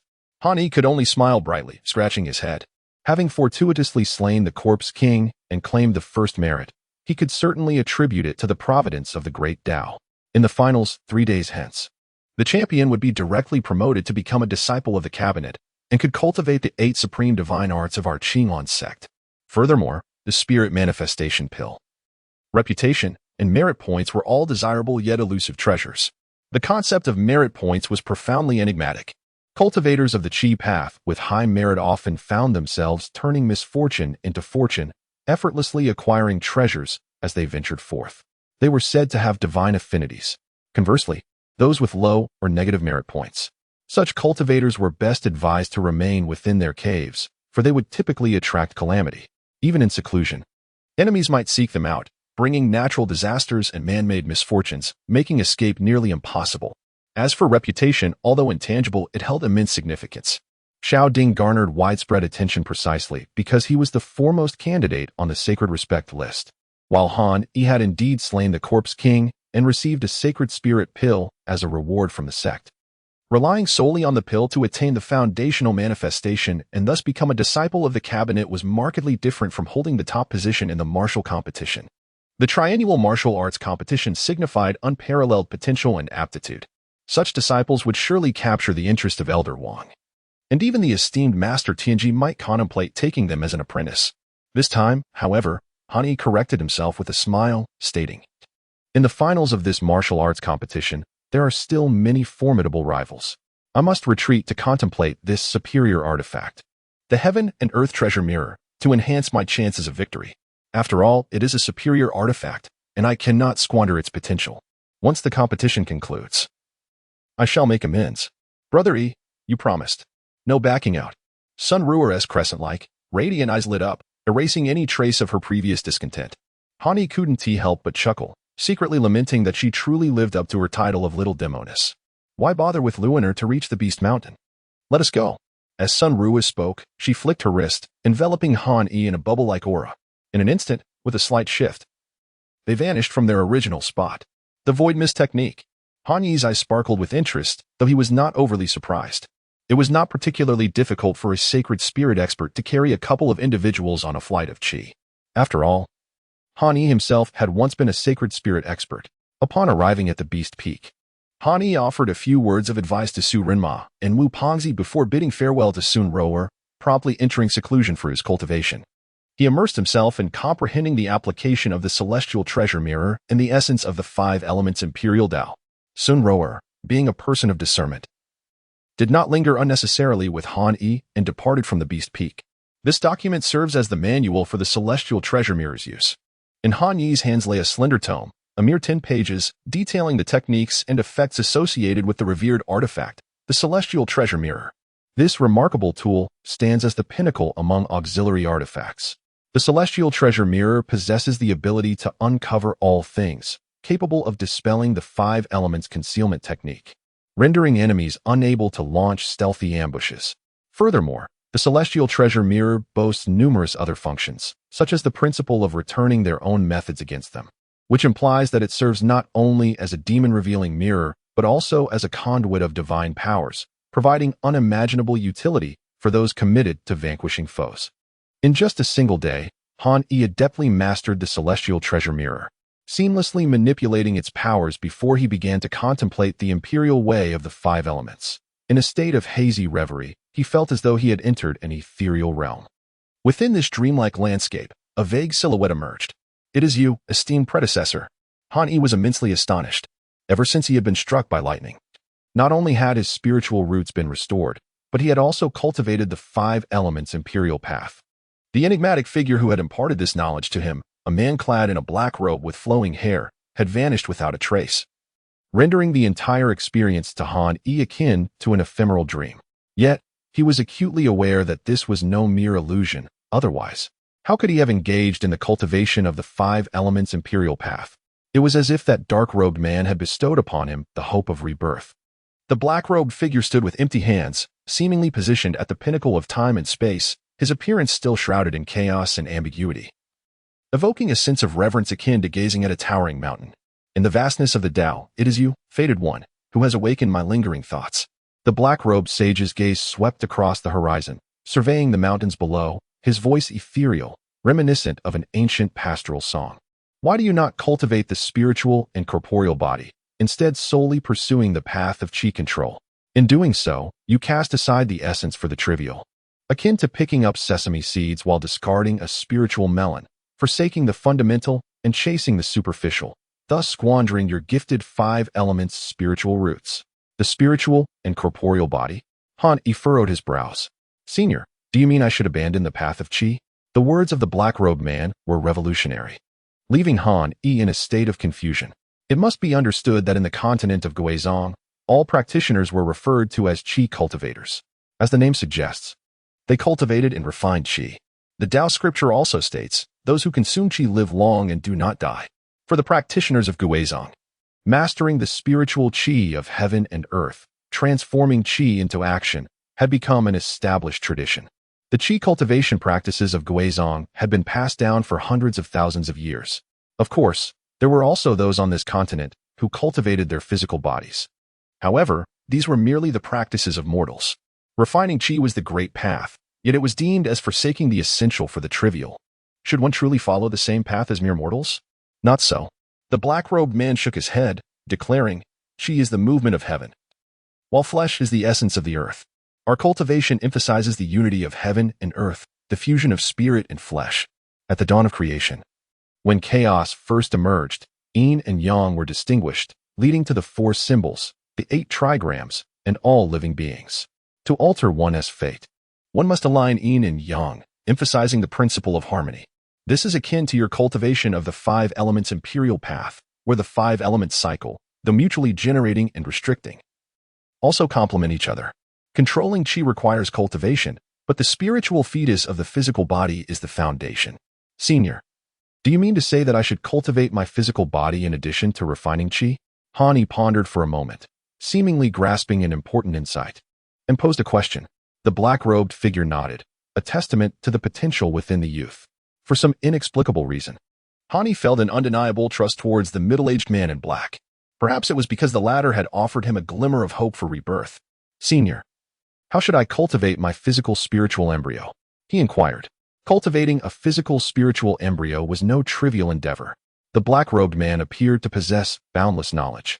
Speaking of the path of cultivation as if he were charting the course of a great empire, controlling one's breath requires a spiritual root, while refining the body necessitates a spiritual bone. However, given your urgent circumstances, I possess a swift method that can temporarily allow you to cultivate a portion of spiritual bones to strengthen your physique. What method? Han Yi's eyes brightened. His ears perked up in anticipation. 7 swords, 7 orifices, the black-robed man elucidated, explaining that humans have 7 vital orifices, and by refining 7 mystical swords, they could be directly integrated into Han Yi's body. With the nourishment of Han Yi's essence blood, these mystical swords could temporarily serve as spiritual bones. Consequently, his physical form would be infused with the ethereal energy of these swords, and over time, his bones would be as resilient as golden locks, achieving immortality. Han Yi, during the trial, vanquished by Feng Xian and consequently acquired as many as 9 magical swords. The anguished cries were heart-wrenching, as 7 magical swords penetrated directly into Han Yi's body. Suddenly, the figure in the black robe vanished once more. Han Yi awoke in pain, drenched in sweat. Yet, the illusory scene lingered, eternal and unyielding. Han Yi was acutely aware that everything was indeed real. The union of spirit and flesh? Han Yi could only perceive that his physical defenses had intensified severfold. Han Yi was diligently preparing for the dual conference, while the other finalists among the trial disciples were equally eager, readying themselves with great fervor, each showcasing their unique abilities. The mountain towered to great heights, its entirety glistening like ice crystal, with only a few patches of unmelted snow adorning its peak. In the verdant Qilin sect, where flora flourishes year-round, this mountain presented a peculiar spectacle. Slightly shorter than the 7 main peaks, it was known as the True Inheritance Peak. Among the 18 true disciples of Qilin's sect, one known as Shan Rua Shui made this icy summit his sacred ground. At this moment, atop the icy mountain, a man knelt, trembling uncontrollably. Beside him stood a snow ape, its fur entirely white, its visage akin to a fearsome specter, towering at over 3 meters. This guardian spirit of the ice summit bore a striking resemblance to Elder Yuan's transformed form from the Beast Peak, possessing a cultivation level of mid-holy spirit. Suddenly, a beam of white light pierced through the void, landing before the kneeling man. The sentinel snow ape appeared quite exhilarated upon seeing the newcomer. Brother, the kneeling man, his lips tinged with a purplish hue from the cold, lifted his head to reveal himself as Yi Shuihan. Do you require something? Inquired the newcomer, his voice chilling and devoid of any emotion. The man wore rough hemp garments, his silver hair tied back, cascading down the back of his head. His features were chiseled, resembling a blade's edge, and his stature was erect, exuding an aura of valiance akin to a sword drawn from its sheath. Yet, this strikingly beautiful figure bore a significant flaw. His eyes were clouded, rendering him blind. I humbly request your assistance, dear brother. Yi Shuihan's eyes were filled with earnest entreaty. If Han Yi were to behold this blind beauty, he would undoubtedly be left speechless in sheer astonishment. For this blind man was none other than Shan Ruoshui, one of the 18 true disciples. Chapter 29. The Arbitrating Elder. The Qilin sect is one of the 8 great sects of the Zhangjiang continent, firmly established as a formidable force. To become a true disciple of the Qilin sect, possessing the cultivation of a holy sovereign is the bare minimum requirement. As of now, there are only 18 true disciples in the Qilin sect, each a prodigious talent, wielding immense magical prowess. This is precisely why the authority of true disciples is unfathomably vast. In the Qilin sect, the status of true disciples rivals that of the elders. These true disciples have the privilege to establish their own caves within the sect, governing their territories autonomously. If one were to liken the Qilin sect to an empire in the secular world, then these true disciples would each be akin to feudal lords, possessing the power of life and death, with the fates of countless beings resting upon their whims. Among the true disciples of the Qilin sect, Shan Ruoshui's strength is undoubtedly within the top 3. In his time, he cultivated to the realm of holy sovereign with a heavenly remnant body, earning the title of the foremost prodigious genius of the Qilin sect. Neither the Han Yi of yore nor the currently illustrious Xiao Ding could ever hope to compare with Shan Ruoshui. Tomorrow marks the commencement of the Dual Conference, an event that occurs only once every 3 years.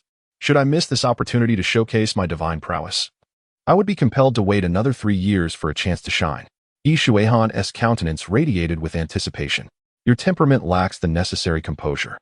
Waiting 3 more years to reveal your talents is not a hardship, Shan Ruoshui remarked coldly. Upon hearing this, Yi Shuihan's expression turned desperate.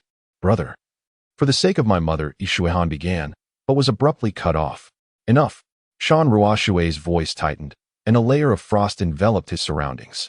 I impart to you the Ice Phantom sword technique.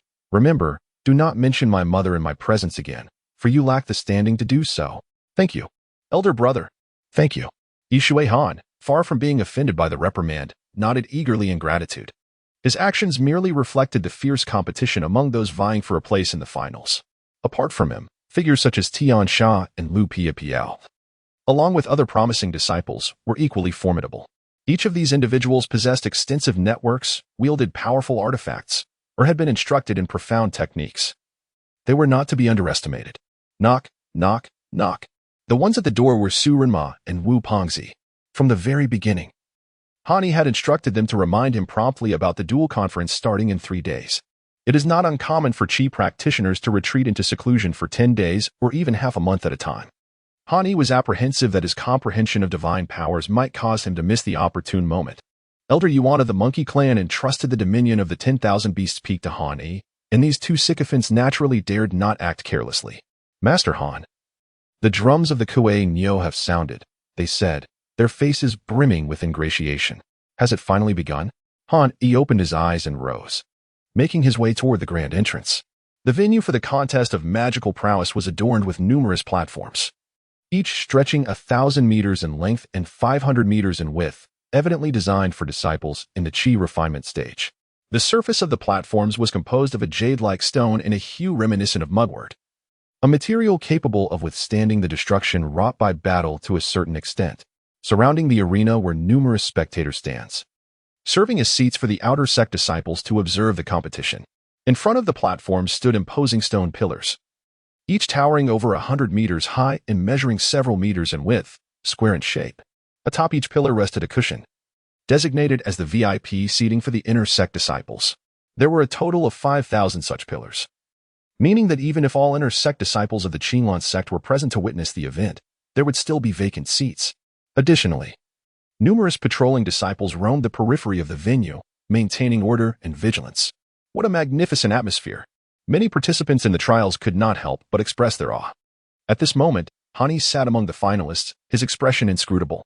He bore no visible magical artifacts and was clad in a pale blue long robe, exuding an air of composure and assuredness. Han Yi cast a sweeping glance over the assembly, noting the considerable number of disciples present for the duel competition. However, there were none among them who were true disciples. It is understandable. True disciples need not concern themselves with watching the duels of Qi refinement practitioners. While observing such contests may enhance one's experience, it is evidently unnecessary for those of true mastery. Silence, everyone. A voice akin to thunder suddenly resonated, its echoes lingering in the air and commanding attention across 100 miles. Infused with a calming aura that silenced the throngs of 200,000 to 300,000 disciples in an instant, a pin drop could be heard. It was an elder from the Arbitration Council, a master of the sacred. Once tranquility was restored, many disciples began to communicate through their spiritual senses. Clearly stirred by the unexpected presence of an elder from the Arbitration Council overseeing the event, the elder appeared quite pleased with the crowd's reaction, his voice booming. The duel competition held every 3 years serves as a platform for exchange and the honing of skills, while also providing our Qinglan sect the opportunity to elevate disciples and select exceptional talents. During these duels, it is imperative that you do not hold back. Exert your utmost effort, provided that no lives are endangered. Furthermore, the rewards for this year's competition are unprecedented, aside from the top 10.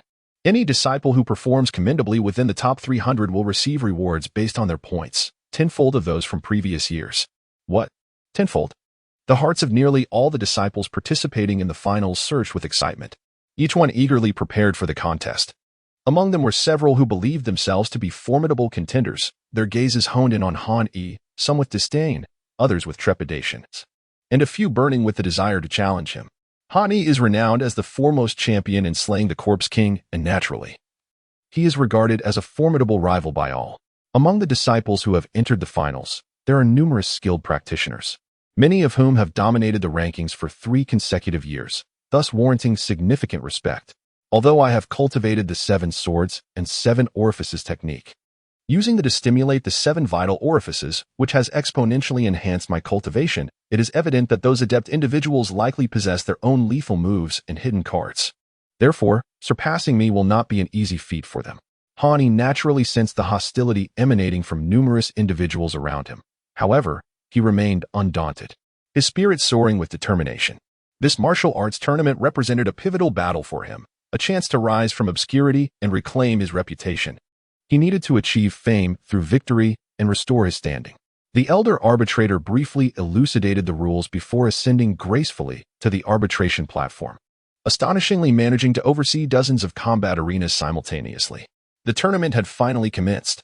Suddenly, Han Yi felt an unsettling sensation, as if he were ensnared by an enigmatic mental force. With a flicker of thought, he directed his gaze towards the stone observation platform. This platform, designed specifically for the disciples of the cabinet, was adorned with over 4,000 towering stone pillars, yet fewer than half of them were occupied by observers, leaving vast expanses unfilled. Many disciples were too engrossed in their own pursuits to witness the unfolding spectacle. Despite the exalted status and boundless prowess of the spirit masters, the competition among them was even more ruthless, prompting numerous disciples to engage in relentless training, demonstrating a fervor that often surpassed that of the Qi refinement disciples. It was him. Han Yi's fist clenched quietly. The individual who had locked onto him with mental energy was none other than Xiao Ding. Their eyes met, and a smirk of mockery played upon Xiao Ding's lips, infused with disdain. How long can you maintain your arrogance? Han Yi's expression remained composed, yet within him, a surge of murderous intent simmered. As the battle commenced, a kaleidoscope of brilliance erupted forth. Some of this radiance shot skyward, obscuring portions of the clouds and casting a shadow over the heavens. The sound of war drums resonated, thud, thud, thud. With the final beat, the carnage began. Gruesome was the only term that could aptly describe the scene. Although the elder arbitrator had clarified the rules prohibiting lethal force, the reality of the competition rendered such stipulations moot.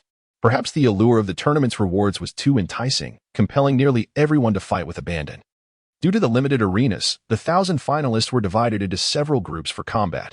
They battled in pairs, with victors advancing and losers awaiting their fate, ultimately ranked by points.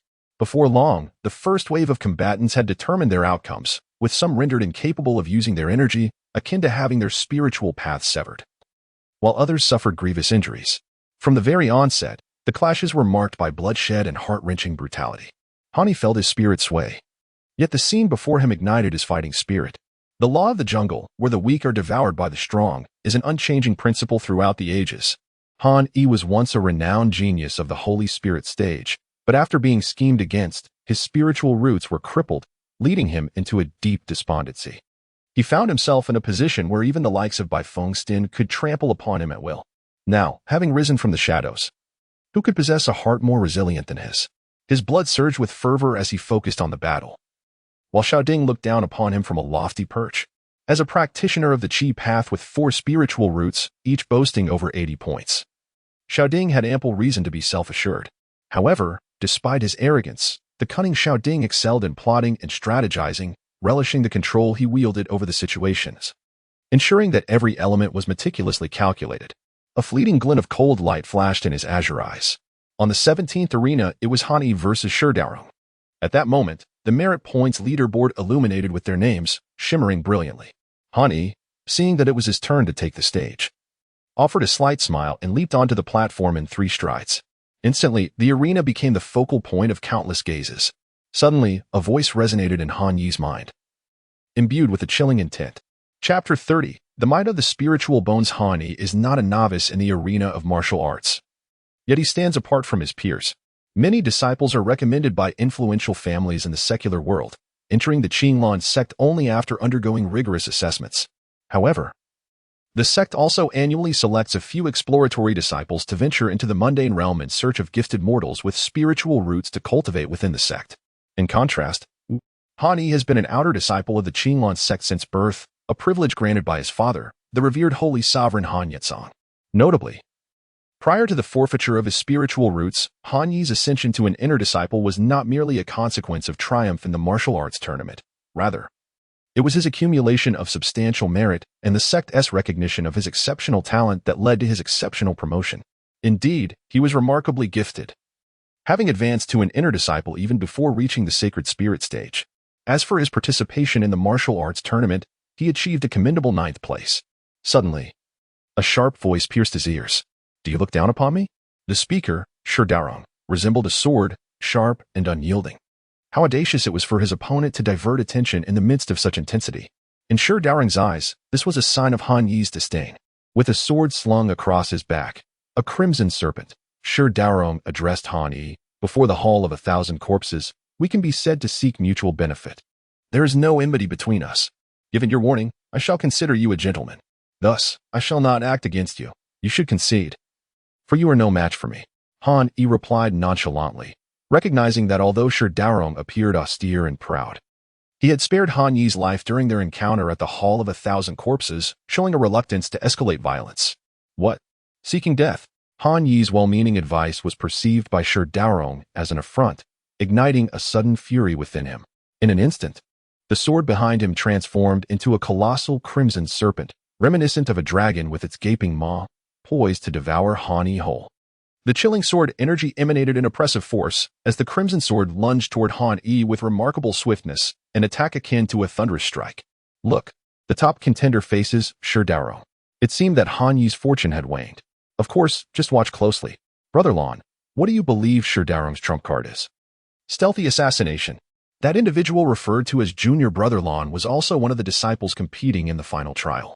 Although he typically remained inconspicuous, he was capable of rising above the ranks of countless trial participants to reach the finals, demonstrating extraordinary skill and cultivation. Lan Feng was indeed among the elite. Behold, the art of stealth. At that moment, many Holy Spirit cultivators became intrigued. How fascinating! Xiaoding narrowed his eyes. On the arena, Shurdarong forcefully hurled a small projectile to the ground, and immediately, a thick mist began to rise. Simultaneously, Han Yi's figure on the stage began to blur, ultimately seemingly vanishing from sight. Numerous minds exchanged thoughts, intertwining in speculation. In their eyes, it appeared that Han Yi had met his match. The tension among the spectators reached a palpable peak. As the mist dissipated, Shurdarong suddenly materialized, his sword piercing directly toward Han Yi's brow. Death! A fierce glint flashed in Shurdarong's eyes. Clang! Han Yi remained motionless, and before the gaze of the multitude, he suddenly made his move. Remarkably, he did not employ any magical artifacts, but instead extended 2 fingers. Though his actions appeared slow, they were, in reality, as swift as lightning piercing through the clouds. His fingers had captured the sword. The scene before them left tens of thousands in astonishment, followed by an eruption of gasps. This is impossible. Shurdarong's expression mirrored his shock. How could his sword be caught between the opponent's 2 fingers? This was beyond comprehension for many disciples perched upon the towering stone pillars. I told you, you are no match for me. Han Yi effortlessly pinched the red practice sword with 2 fingers, his body remaining motionless, akin to an ancient, immovable deity. In an instant, he stepped forward, akin to a shooting star traversing the moon, or an antelope's horn gracefully soaring. He appeared before Shurdaurong. The distance between them scarcely an inch, allowing Shurdaurong to see his own reflection mirrored in Han Yi's eyes. Han Yi struck Shurdaurong with a punch, sending him hurtling 30 to 40 meters away. With a grunt, Shurdaurong awkwardly rose to his feet, spitting out blood. His expression, as cold as ice, bore a hint of surprise and horror, yet he cast a grateful glance at Han Yi, acknowledging the restraint shown. Without uttering a word, he leaped off the stage. "The victor is Han Yi," announced the elder referee. Han Yi's name shone brilliantly on the merit leaderboard. Remarkable indeed. He truly lives up to the title of a former spiritual master. Wasn't his spiritual root destroyed? How can he be so formidable? Speculations arose, suggesting he might have encountered some fortuitous event. Fortuitous? If Han Yi's cultivation has truly been restored, he would be capable of vanquishing gods and Buddhas alike. Such possibilities were indeed plausible. Otherwise, how could he have defeated the Corpse King? One must not underestimate the title of demon god. Numerous disciples among the spectators began to exchange their thoughts, some through whispered conversations, while others communicated through spiritual consciousness. Meanwhile, the cultivators of the sacred spirit stage conversed with one another through their thoughts, frequently casting glances toward Han Yi, clearly discussing him. Who, then, is the enigmatic figure in the black robe, Dao Ming? Han Yi sat in a seat, deep in contemplation. The dual conference continued. Yet Han Yi felt as though he were comfortably anchored, like a fisherman at rest. The atmosphere was charged with impending violence, with each stage witnessing fierce and brutal clashes. 3 hours swiftly passed, and the atmosphere of the dual conference had reached a fever pitch. On the first stage, Han Yi, Han Zixiao. Remarkably, they shared the same surname. Han Yi smiled gently and swiftly made his way to the arena. His opponent appeared exceedingly disreputable. What a tragedy! The rotund man shook his head, his expression replete with exasperation. Han Yi, since you are here, shall we engage in a friendly contest? Han Zixiao, seemingly mustering an immense amount of courage, took 3 steps forward. With his corpulent stature, he stood an entire head taller than Han Yi. This plump individual, Han Zixiao, appeared utterly harmless, however. Han Yi dared not let his guard down in the slightest. After all, every disciple who had made it to the finals was undoubtedly formidable. In comparison to Han Yi, Han Zixiao appears almost like a mere shadow, entirely overshadowed. I concede, lamented Han Zixiao, his head hanging low. Concede? Han Yi was taken aback. Heh, do you truly think me a fool? You have already vanquished the Corpse King. I have long heard that the 1,000 Corpses cave has been sealed off by those scoundrels from Tian Sha. Even in that state, you managed to claim the credit. The one ahead, Shurdaurong, was dispatched by you with a single strike. If I were to engage you in a contest of magic, wouldn't that be akin to seeking my own demise? The simple-hearted and portly Han Zixiao scratched his head in confusion. Do you believe I would expose my own ability to unleash frenzy or the bare dominance Dharma image? Do you truly think me foolish? Han Zixiao, swaying with his ample girth, grandly departed from the arena. The victor was declared, Han Yi. The voice of the elder referee resonated once more. Han Yi gazed upon the corpulent figure, a mixture of amusement and exasperation adorning his face. On the 13th stage, Yishui Han and Lan Feng faced off. On the 9th stage, Lu Piapiao and Zui Wang clashed. And on the 7th stage, Tian Sha and Lu Yi contended. The subsequent matches unfolded with little suspense, as the 3 renowned leaders of the Qian Corpse Cave effortlessly triumphed over their adversaries. Each victory was achieved with ease, indicating that they had hardly exerted their full strength. The grand competition swiftly progressed to the semi-finals. Han Yi and Tian Sha, as their names shimmered brilliantly on the merit list, the atmosphere within the venue, teeming with over 100,000 spectators, erupted into a cacophony of excitement once more. Heavens, that is brother Tian Sha, ranked 9th on the merit list and the legal list. They are to face each other so soon. It seems an intense showdown is inevitable. Only 50 individuals advanced to the semifinals, yet at this moment, all eyes were fixated on the 3rd stage. Han Yi and Tian Sha locked eyes on the arena. An exhilarating clash reminiscent of dragons and tigers. In the stone pillar stands, beside Xiao Ding, sat a man clad in a blue robe, deep as the cerulean sea. This individual, seated in the front row, was nearly on par with Xiao Ding. He was known as Lan Fengchao, a name quite unremarkable. Yet he was among the most formidable disciples of the Qinglan sect's inner cabinet, having once contended with Xiao Ding for the coveted title of Saint Sovereign Candidate. Brother Lan, your discernment has always been exceptional. What is your opinion? Xiao Ding inquired with a mysterious smile, evading a direct answer. I favor Han Yi. Shall we place a wager? A faint smile graced Lan Fengxiao's face, his appearance quite agreeable, exuding a refreshing aura akin to a gentle spring breeze. He was a warm-hearted individual, with charming dimples appearing when he smiled. A wager? Xiao Ding's eyes twitched slightly. No need for that. A small bet adds to the excitement. Lan Fengxiao replied with a warm smile. Could it be that you lack the courage? Their banter drew the attention of several inner cabinet disciples, who observed with keen interest. This is escalating, exclaimed one disciple in a yellow robe. It seems Xiao Ding and Lan Fengxiao are at odds. Many inner cabinet disciples exchanged glances, eager to witness the unfolding drama. It is no surprise. After all, they harbor enmity. Indeed. The rivalry between Lan Fengxiao and Xiao Ding stemmed from their struggle for prestige on the Saint Sovereign leaderboard. Initially, after Han Yi's spiritual roots were rendered useless, Lan Fengxiao appeared to be the frontrunner. However, unexpectedly, a dark horse emerged, Xiao Ding, who usurped Lan Fengxiao's position, leaving the latter with lingering resentment.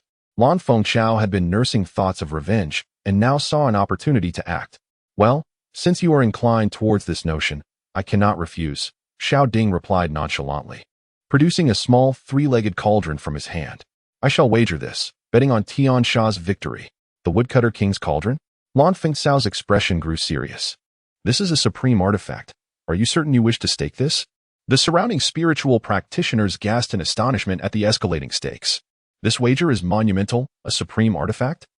Exclaimed many. Indeed, it is no small feat for any of us present to offer even one superior artifact. Xiao Ding beamed at Lan Fengxiao's changing demeanor, confidence radiating from him. This wager is undeniably significant. The countenance of Lan Fengxiao fluctuated erratically, shifting its hues multiple times within a mere second.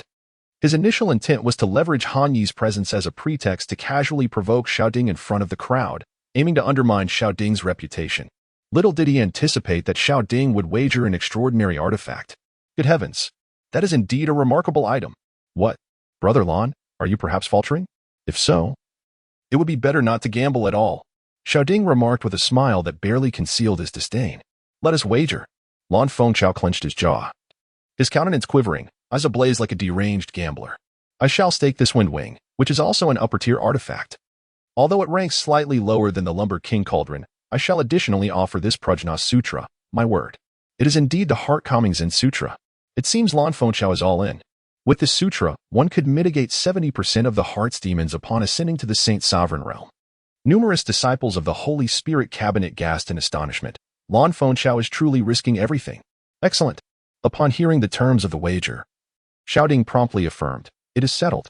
The two formidable experts of the Holy Spirit realm had reached an agreement, with stakes of considerable magnitude, and the outcome hinged upon the duel currently unfolding on the arena between Han Yi and Tian Sha.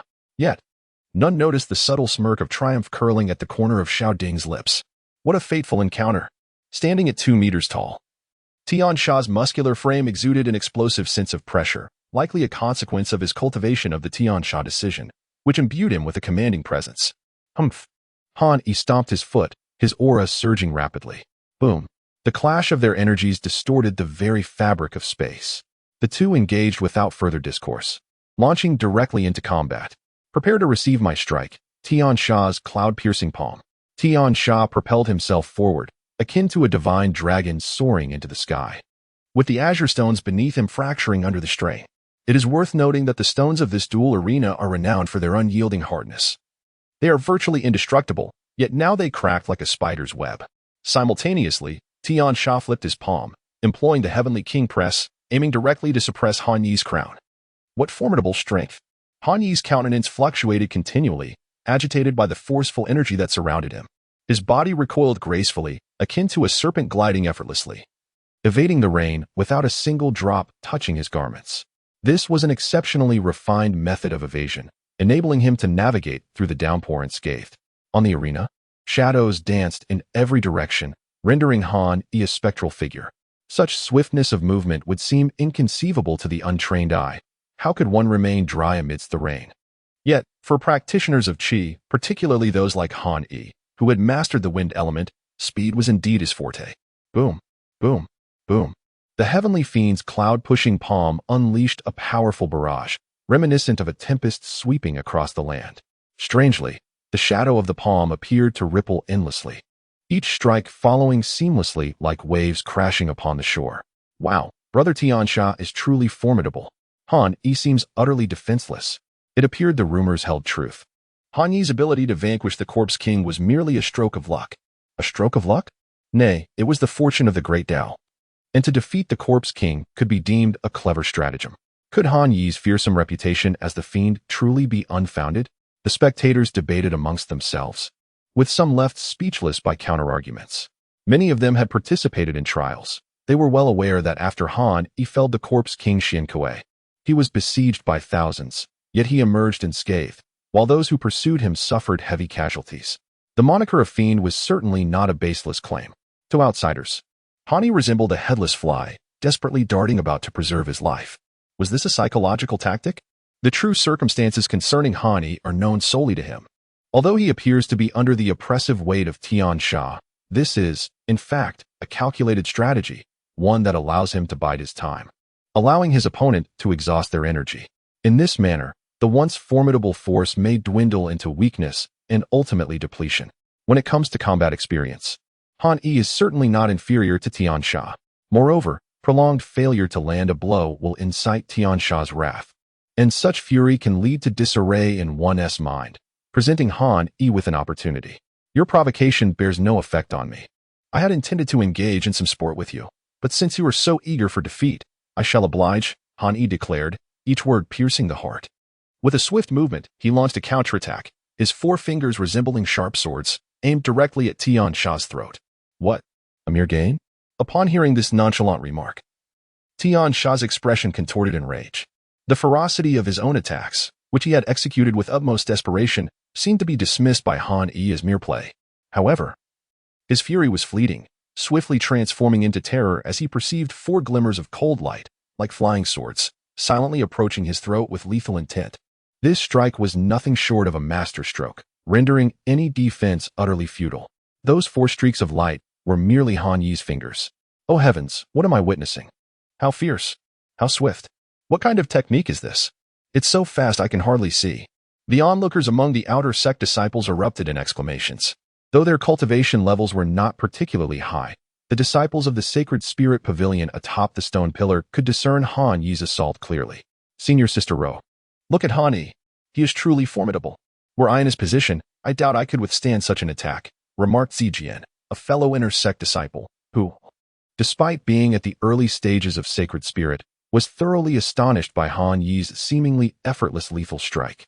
She realized that even with her own early-stage Sacred Spirit cultivation, she would likely find herself flustered and overwhelmed. Foolish. Xiao Ding's eyes seemed to blaze with fire. This Tiansha is a complete imbecile, failing to grasp such a simple truth as the depletion of energy. It is a waste of my efforts to have considered him. His path ends here. After a moment of contemplation, he fixed his gaze intently upon Han Yi. You are indeed remarkable. I never anticipated such a day would come when you could turn the tide. It appears I must reevaluate my perception of you. While Xiao Ding's heart was filled with calculations and cruelty, no trace of it surfaced on his exterior. Ha ha, it seems the lumbering divine cauldron shall belong to me. Lan Fengchao exclaimed joyfully. He knew he had placed a winning bet this time. Initially, he lacked the courage to wager on Han Yi but had only intended to provoke Xiao Ding. To his surprise, Xiao Ding not only accepted the challenge, but did so with a wager so substantial that it included a rare artifact. It is worth noting that although they were sacred spirit cultivators, their combined assets would likely amount to no more than 3 or 5 such extraordinary artifacts. In the realm of the cabinet disciples, Lan Fengchao was relatively affluent.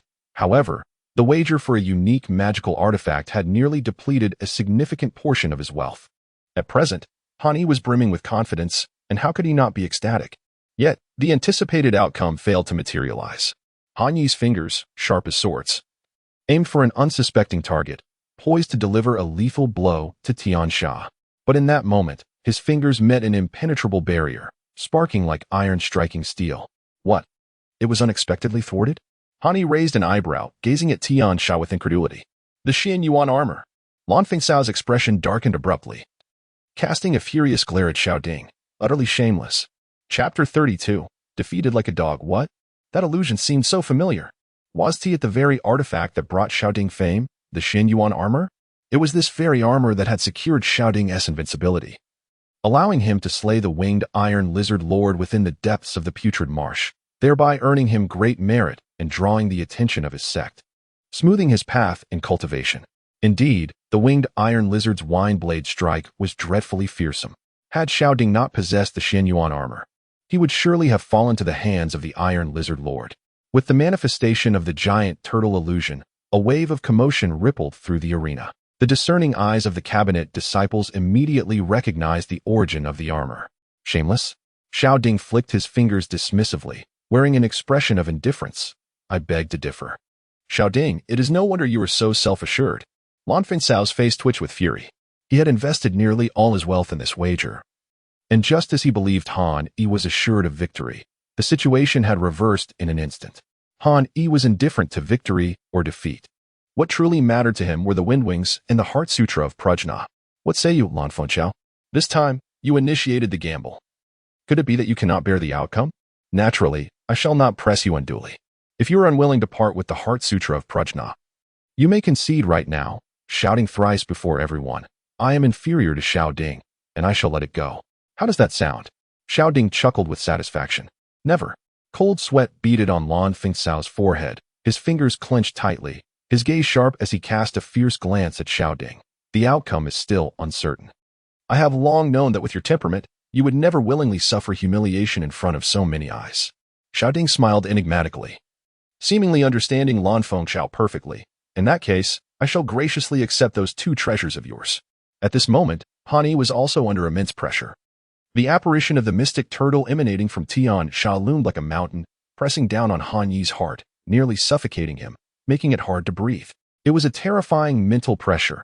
Had it not been for Han Yi's own formidable mental strength, he might have succumbed under the weight of the opponent's mystic turtle, causing his nerves to shatter, extinguishing any will to resist.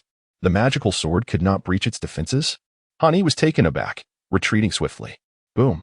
The mystic turtle, a colossal entity towering 4 to 5 meters high, brought down its massive paw in a swift motion towards Han Yi's previous position, stirring the air, dominating the heavens and the earth. With such a strike, even a block of iron would be reduced to dust in an instant. That was close. Han Yi felt a lingering dread, his heart racing.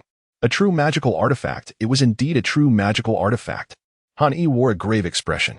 Originally, this heavenly calamity was among the elite of the Qi refinement disciples, even ranking within the top 10 of the lawmakers' list. With a 30% critical hit probability from the heavenly calamity palm, he could potentially escape even the grasp of an initial stage Holy Spirit cultivator. The reason Han Yi was able to bring his opponent to their demise earlier was due to the element of surprise. At this moment, however, the heavenly calamity was utilizing a supreme artifact to safeguard himself, completely severing Han Yi's opportunity for a sneak attack. Heavenly fire ignites the firmament, the floating pagoda of the Qilan. Han Yi deftly evaded the devastating strike of the heavenly fiend's Xin Yuan and immediately launched a counteroffensive. His movements as fluid as flowing water, leaving no opportunity for his adversary to catch a breath. With a swift gesture of his hand, he conjured a blazing fireball that plummeted from the heavens, transforming into a fierce flame Qilan to assail the heavenly fiend. The ferocity of Han Yi's assault was utterly overwhelming, leaving Tian Sha defenseless. Boom. The fire Qilan collided with the illusion of the Xian Gui, only managing to force it back a few steps. As the smoke dissipated, Tian Sha, shielded by the illusion of the Xian Gui, emerged unscathed. Ha! The fire Buddha seal is nothing extraordinary, Tian Sha exclaimed with a fierce countenance, brimming with exhilaration. On the battlefield, Han Yi engages in a contest of wills, where even the likes of Yi Shuihan and Lu Piapiao are not exempt. They all, without a hint of doubt, suffered defeat at the hands of their opponents. The Xin Yuan armor, wielded by Brother Xiaoding, seems excessively formidable. He has borrowed a legendary artifact. With such an exceptional defensive piece, the Tian Sha stands invincible, such that even the most potent magical sword would struggle to breach its defenses. Lu Piapiao's attention has also gravitated towards the arena where Han Yi battles, her thoughts heavy with concern. By heavens, that Tian Sha appears to be encased in a tortoise shell. It is likely so. Not only the outer sect disciples but also the inner sect's esteemed spirit masters atop the towering stone pillars share the same sentiment. for the legendary Xiao Ding. Adorned in the Xin Yuan armor, once wrought numerous wonders. The Xin Yuan armor? I wonder which is superior, it or the Ice Soul Shadow Killing Sword technique. Yi Shuihan's pupils constricted like needles, his eyes shimmering with the brilliance of a blade. He attacked without restraint, for with the protection of the Xin Yuan armor, he could unleash his full potential. Alas, alas, Han Yi found himself genuinely flustered by the relentless onslaught of his adversary, who swept through the battlefield with an unstoppable force, launching an unrestrained assault. In contrast, Han Yi was left with no choice but to desperately maneuver and evade, teetering on the brink of peril. It was only under such dire circumstances that he could mount a counterattack. Yet, whether employing the Sword of Law or the fiery seal of the floating pagoda, every strike aimed at the formidable Tian Sha was thwarted by his opponent's mystical tortoise illusion, an impenetrable shell that deflected all attacks. Was he left with no option but to reveal the Five Elements Emperor's divine fist? A flicker of intense determination flashed in Han Yi's eyes. The Five Elements Emperor's path. This particular technique was undeniably extraordinary. Han Yi firmly believed that once this method was employed, it could undoubtedly shatter the illusions conjured by Xin Yuan. After all, Tian Sha was merely a Qi refinement practitioner. Wielding an extraordinary artifact was undoubtedly beyond his capacity. The higher the grade of a magical treasure, the more challenging it became to wield effectively. Just like Han Yi himself, even if presented with a remarkably powerful spirit artifact, he could only harness a mere fraction of its potential, and that would be difficult to control, as the output of his spiritual energy did not correspond proportionately with the artifact.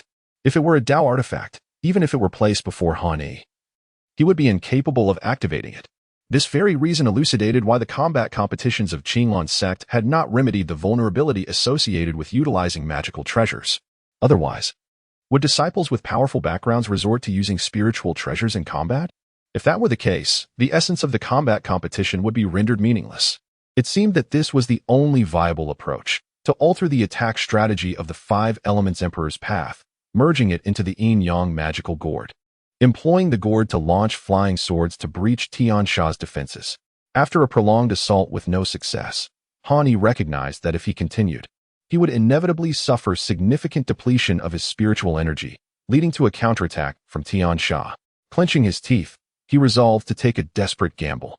Originally, the Five Elements Emperor's path was his trump card, one he would not reveal lightly. Moreover, this combat competition attracted countless onlookers, filled with formidable opponents. Han Yi was well aware that even if he attempted to deceive others by integrating the Five Elements Divine Fist into the yin-yang magic gourd for his assault, he could only superficially conceal his intentions. However, among the more than 1,000 disciples of the Sacred Spirit Cabinet present, there were certainly those with discerning eyes who would detect an unusual aura. Furthermore, the presiding elder overseeing the entire duel competition and the numerous arenas was not to be underestimated. After all, he was a master of the sacred venerable rank. Would he be able to see through it?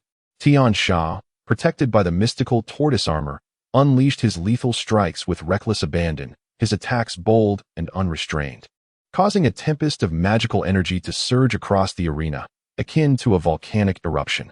Come on, Han Yi, aren't you fast? Why not attack me instead of dodging? As Han Yi retreated, a gourd materialized in the palm of his hand. A magic gourd? That was a mid-grade spiritual artifact. Was Han Yi losing his mind? The mystical tortoise armor was a legendary artifact, renowned as the pinnacle of defensive gear. Did he truly believe he could breach Tian Sha's defenses with merely a yin-yang magic gourd? It wouldn't be that simple. Some disciples expressed skepticism, while others remained ambivalent, believing that Han Yi's fate was already sealed, and that all his moves were merely desperate struggles. Haha, does he think a broken gourd can breach my defenses? Tian Sha's voice thundered with derision. Let us see what happens.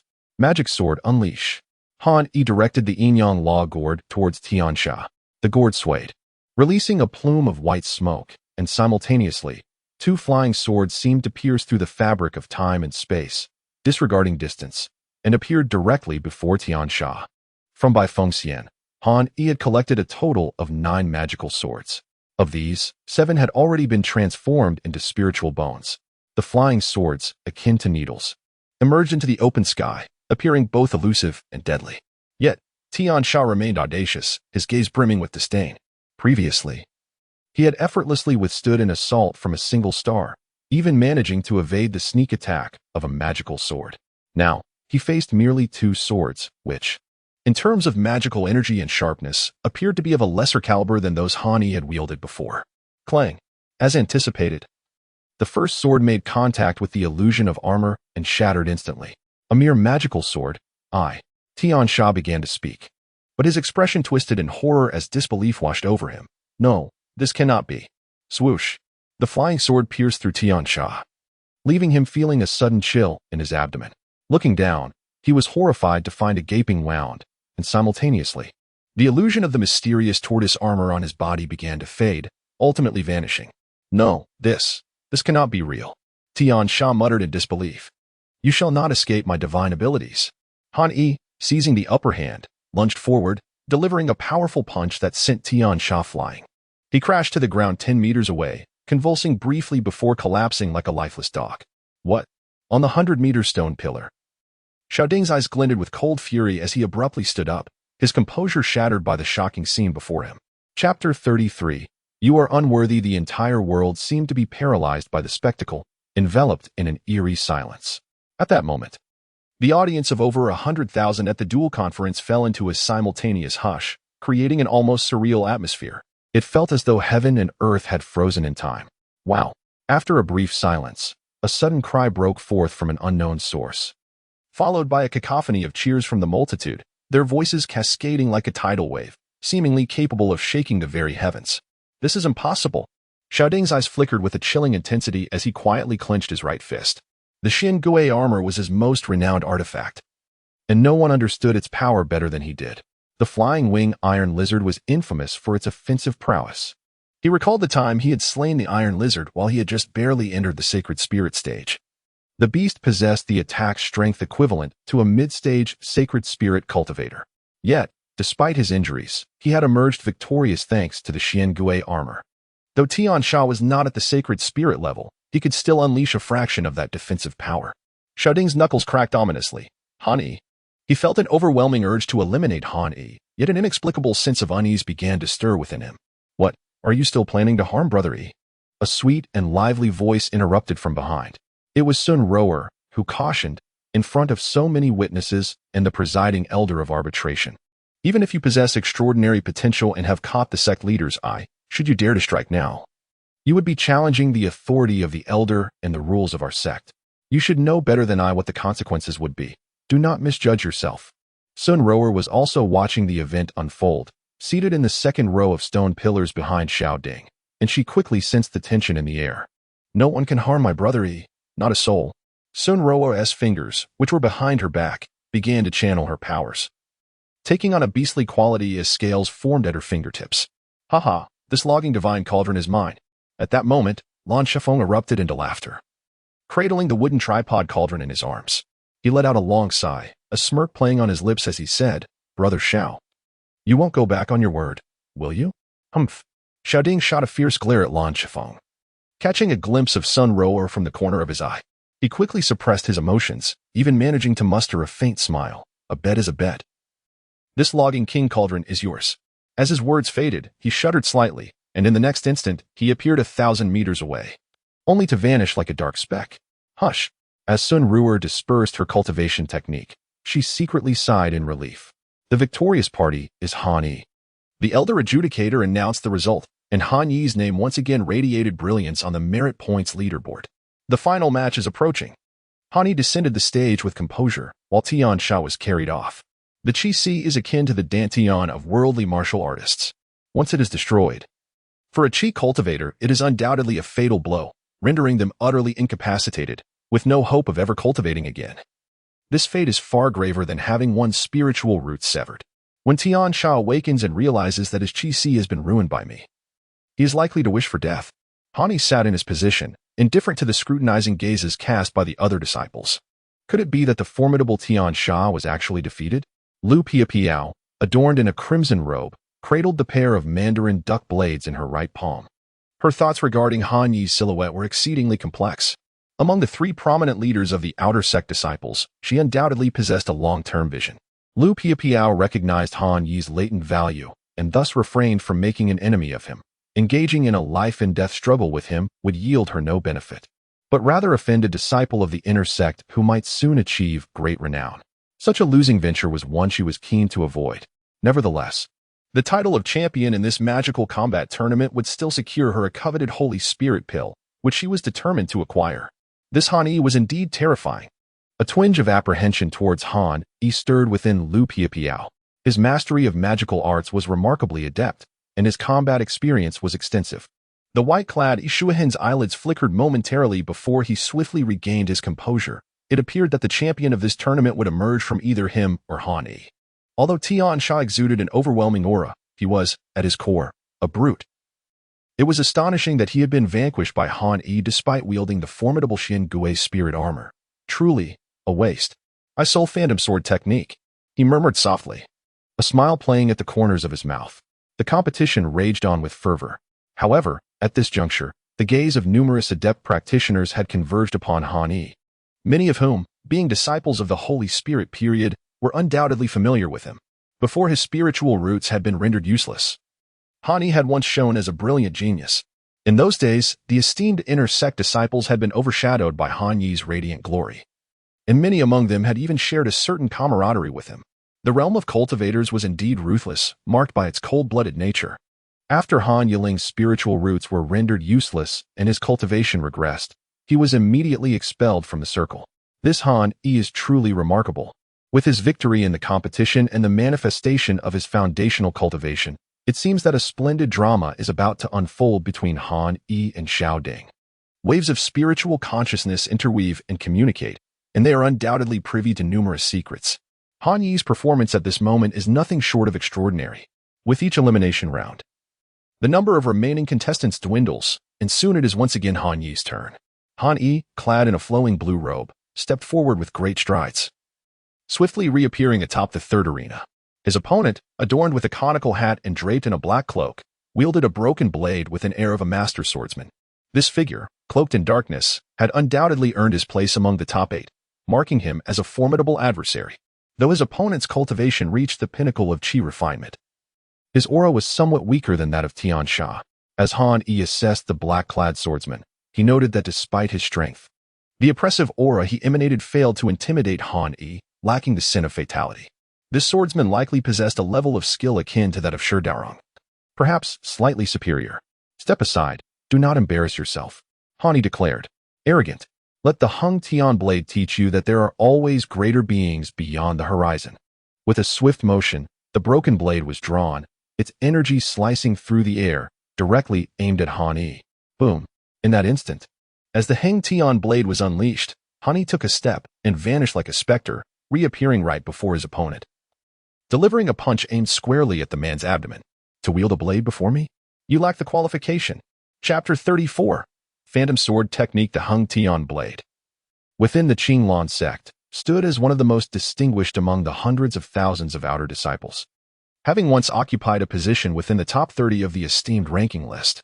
Although the ranking list was not entirely precise, securing a place upon it was a testament to one's prowess. In particular, the Hung Tian blade had spent the past 2 years rigorously honing his skills, resulting in a meteoric rise in cultivation, culminating in the mastery of the Duan Yu 10 Directions blade technique. When unleashed, his blade's momentum resembled a confluence of divine spirits, enveloping the 8 desolations and 6 harmonies, ensnaring foes in a web of deadly light. Once caught within the grasp of his technique, one would feel as though plunged into an icy abyss or hell itself, with little hope of escape. Han Yi, disinterested in lengthy discourse, swiftly utilized his agility to send his opponent flying with a single punch. The sight of Heng Tian being knocked off the stage incited a tumultuous uproar among the crowd of over 100,000. The quarterfinals were still in progress. Lu Piapiao and Ishuahan emerged victorious without any suspense. As this year's battle conference drew to a close, the anticipation for the final selection of the champion heightened. In the 6-person finals, the rules dictated direct combat. Besides Han Yi, Lu Piapiao, and Ishuahan, there were 3 others, 2 men and 1 woman. Notably, the woman named Xian wielded a light blue staff and was a disciple of Di Qi Feng. Han Yi had previously encountered her. Although she lacked the extraordinary 4-element spirit root of Xiao Ding, Xian possessed a singular wood-type spirit root with an astonishing aptitude of 92. What does such a figure signify? A spirit root aptitude of 92 implies that Xian can master wood-type techniques almost effortlessly. This remarkable aptitude is exceedingly rare, with fewer than 5 individuals in the entire Qinglan sect achieving such heights. Generally, a spirit root aptitude of 30 suffices to cultivate mystical arts, while 60 denotes moderate talent. 70 indicates exceptional promise, nearing genius status. An aptitude of 80 undoubtedly qualifies one as a genius. When one reaches 90, the term genius becomes inadequate, and one must resort to calling them a prodigy. Thus, the green-skirted Xian, having joined Qinglan sect for less than 4 years, had already attained the realm of great perfection in qi refinement, surpassing Han Yi's 3 years of qi refinement and weapon condensation in terms of innate talent. Nevertheless, both Xian and Lu Piapiao silently hoped they would not encounter Han Yi too early in the competition. Han Yi is truly terrifying. Tian Sha, equipped with the mysterious turtle spirit armor, seems invincible, yet still cannot match Han Yi's prowess. This formidable figure, ranked among the top 30 on the Hung Tian Blades leaderboard, was astonishingly sent flying with a single punch as soon as he unsheathed his blade, blood gushing forth as he crashed out of the arena. They were aware of Han Yi's strength, but they could never have anticipated such overwhelming ferocity. The crowd gasped as the girl in the green dress, Xian, ensnared her opponent with the venomous dragon vine, launching a series of relentless attacks. I concede. In the Magic Duel Conference, the rules dictate that the match concludes as soon as one party admits defeat. However, having come this far, who would easily yield? Ultimately, the top 4 contenders were determined. Han Yi currently holds the top position in the rankings, followed closely by Yishui Han, Lu Piapiao, and Xian. These 3 individuals will vie for the ultimate championship. The contest for supremacy will recommence in 1 hour. The elder arbitrator announces the results with a voice that seems capable of shattering the clouds above. This hour is designated for disciples to recuperate and replenish their spiritual energy. I must secure a place in the top 3. Xian silently vows. Acknowledging the importance of self-awareness, she understands that her cultivation is no match for Han Yi. Thus, she aims for a secondary goal, to triumph over either Lu Piapiao or Yishui Han and secure a position, even if it is merely 3rd place. Although it pales in comparison to the championship, the rewards from the sect remain substantial. An hour passes swiftly.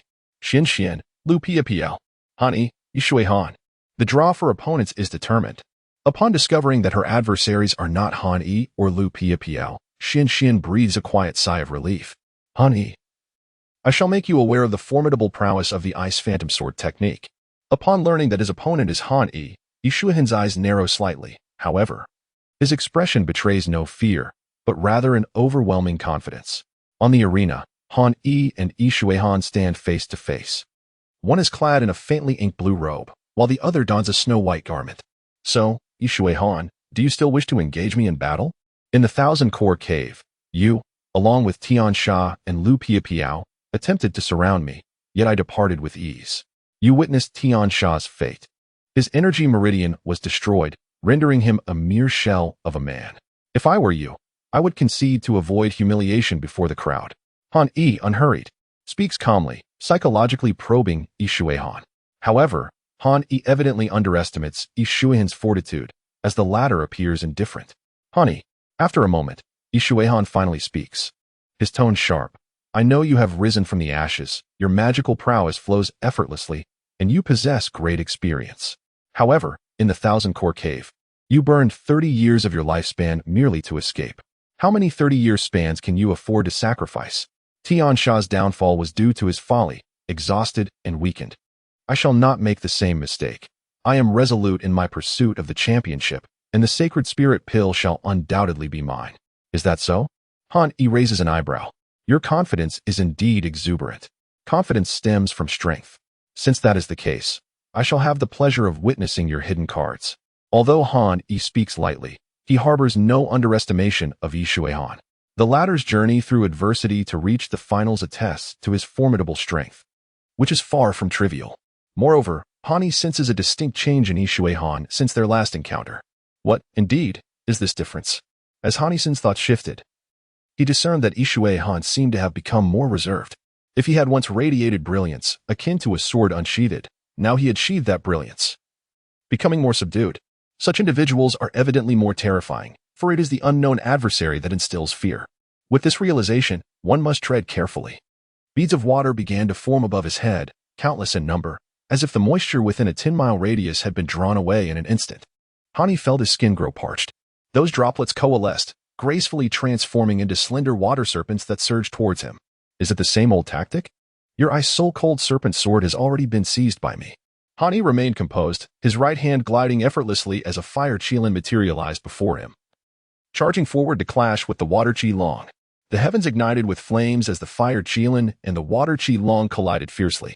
Han-yi has now restored his 5 elemental roots, yet he chooses to conceal this fact.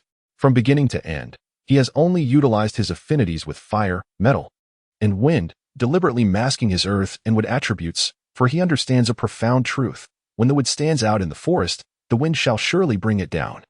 To confront Yishui Han, employing the fire-floating pagoda technique suffices. Kill. Soul Phantom Sword technique. The magical energy surrounding Yishui Han surged, and immediately a tempest of frost and mist erupted around him. Before the gazes of the crowd, he appeared to begin splitting, from 1 into 2, from 2 into 4. Until astonishingly, 8 figures manifested upon the arena, each clad in robes as white as snow, wielding identical magical swords. Heavens, what kind of technique is this? Gasped the outer sect disciples. Such formidable divine powers. Pondered the Holy Spirit cultivators. Could it be? The arbitration elder squinted. A flicker of doubt crossing his mind. That seems unlikely. That individual is the foremost prodigy of the Qinglan sect. The figure flashing through the arbitration elder's mind was none other than Shan Ruoshui. Most true disciples engage in forming factions and cultivating influence to enhance their standing within the sect. However, Shan Ruoshui was an exception. He cultivated the heavenly remnant body to the Saint Sovereign realm, and upon becoming a true disciple, although he established a mountain peak, he did not gather any followers. For years, he was accompanied only by a solitary snow ape, almost forgotten in his title of true disciple. That prodigy could not possibly impart divine techniques to outsiders. Yet the sword technique before him? The arbitration elder shook his head in disbelief, truly astonishing. Han-yi, you must tread carefully. Yishui Han finally made his move. This was indeed his trump card. His warning to Han-yi was not born out of kindness, but rather from his unparalleled confidence in the sword technique imparted by his elder brother, Shan Ruoshui. As Yishui Han moved, the cold light and white threads were mere afterimages. What an eerie movement technique! What incredible speed! Han-yi observed the adversary's assault, his expression instantly turning grave. Snowflakes, white mist, flying swords, and shimmering light. This was the onslaught of Yishui Han. The manifestation of the Soul Phantom Sword technique.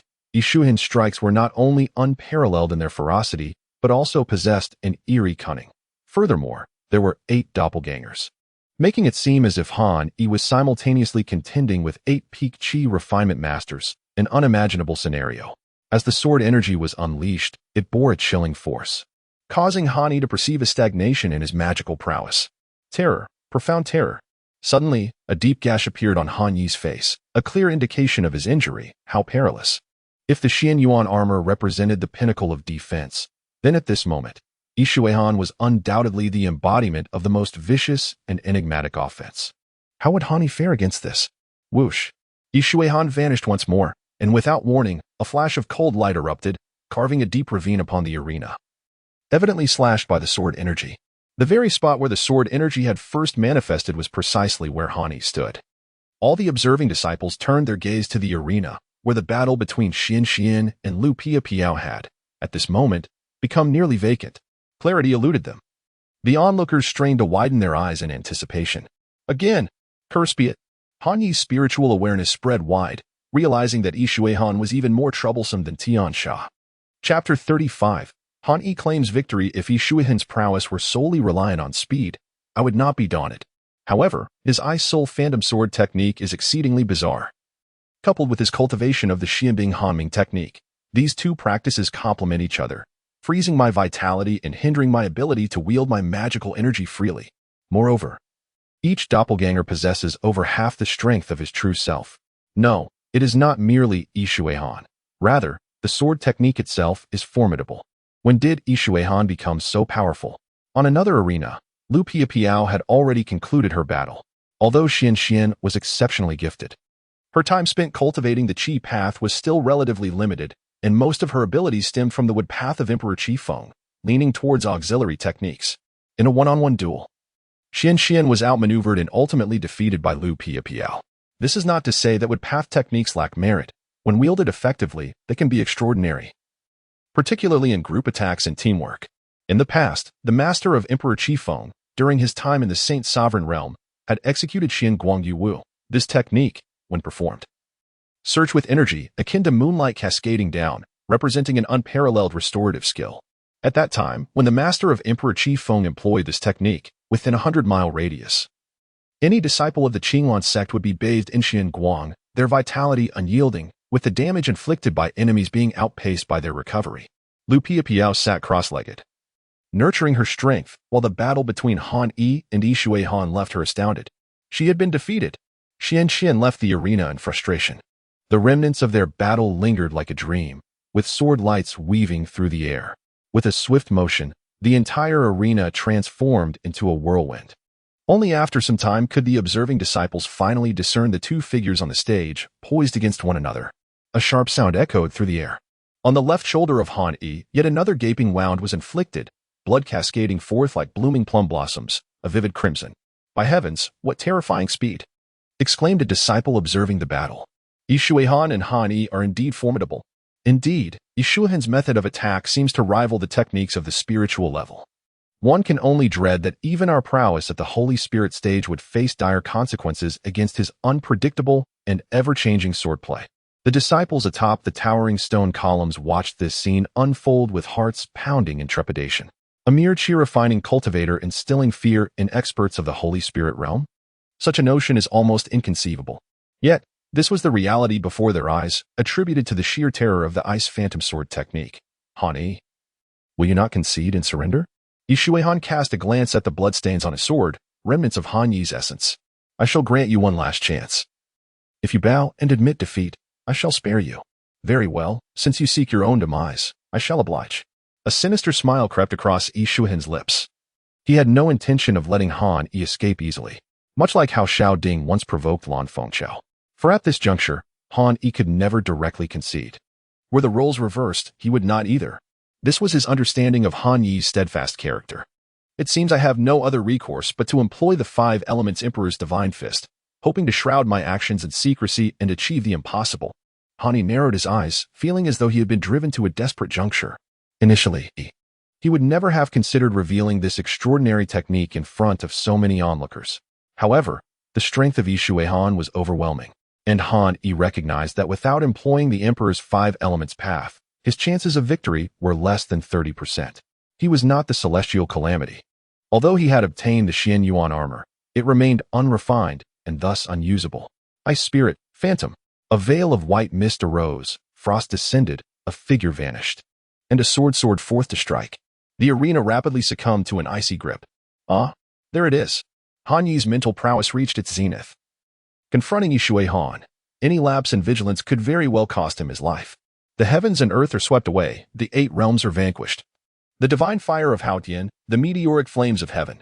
Han Yi suddenly struck the ground with a powerful fist. With a resounding thud, the air surged across the arena as the azure stone tiles shattered inch by inch, and a figure was sent flying, revealing itself. It was Yi Shui Han. His eyes reflecting a flicker of astonishment as he exclaimed, "This is impossible. How did you uncover my presence?" Han Yi achieved victory with a single strike, swiftly turning the tide of the suppressed situation. However, at this moment, he could hardly be bothered to waste words with Yi Shui Han. For it was through the reckless unveiling of the Five Elements Emperor's Divine Fist and the exertion of his mystical powers that he had unearthed this fleeting opportunity amidst the flames. To kill. Upon Han Yi's head, it seemed as though a divine figure had emerged, an ethereal form resembling a human silhouette, its visage obscured, akin to an ancient war deity. This colossal entity wielded a massive axe, transcending realms and piercing through the fabric of time itself, delivering a devastating blow towards Yi Shui Han. In truth, the gleam of that axe was merely the manifestation of Han Yi's fist, swift as a celestial steed, destined to strike with lethal precision. Impossible. My soul freezes. Xianming in cases. Yi Shui Han's eyes were filled with terror as he bellowed in desperation. He recognized that his defenses were no match for Tian Sha. However, Han Yi had proven capable of breaching even Tian Sha's Xian Gui armor.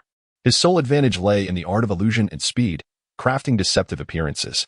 Additionally, he sought to utilize the Xianming cold ice technique to freeze Han Yi's vitality, hindering his adversary's ability to wield their powers freely. Yet, the tide of battle had shifted, seemingly rendering all his advantages null and void. Can you withstand my assault?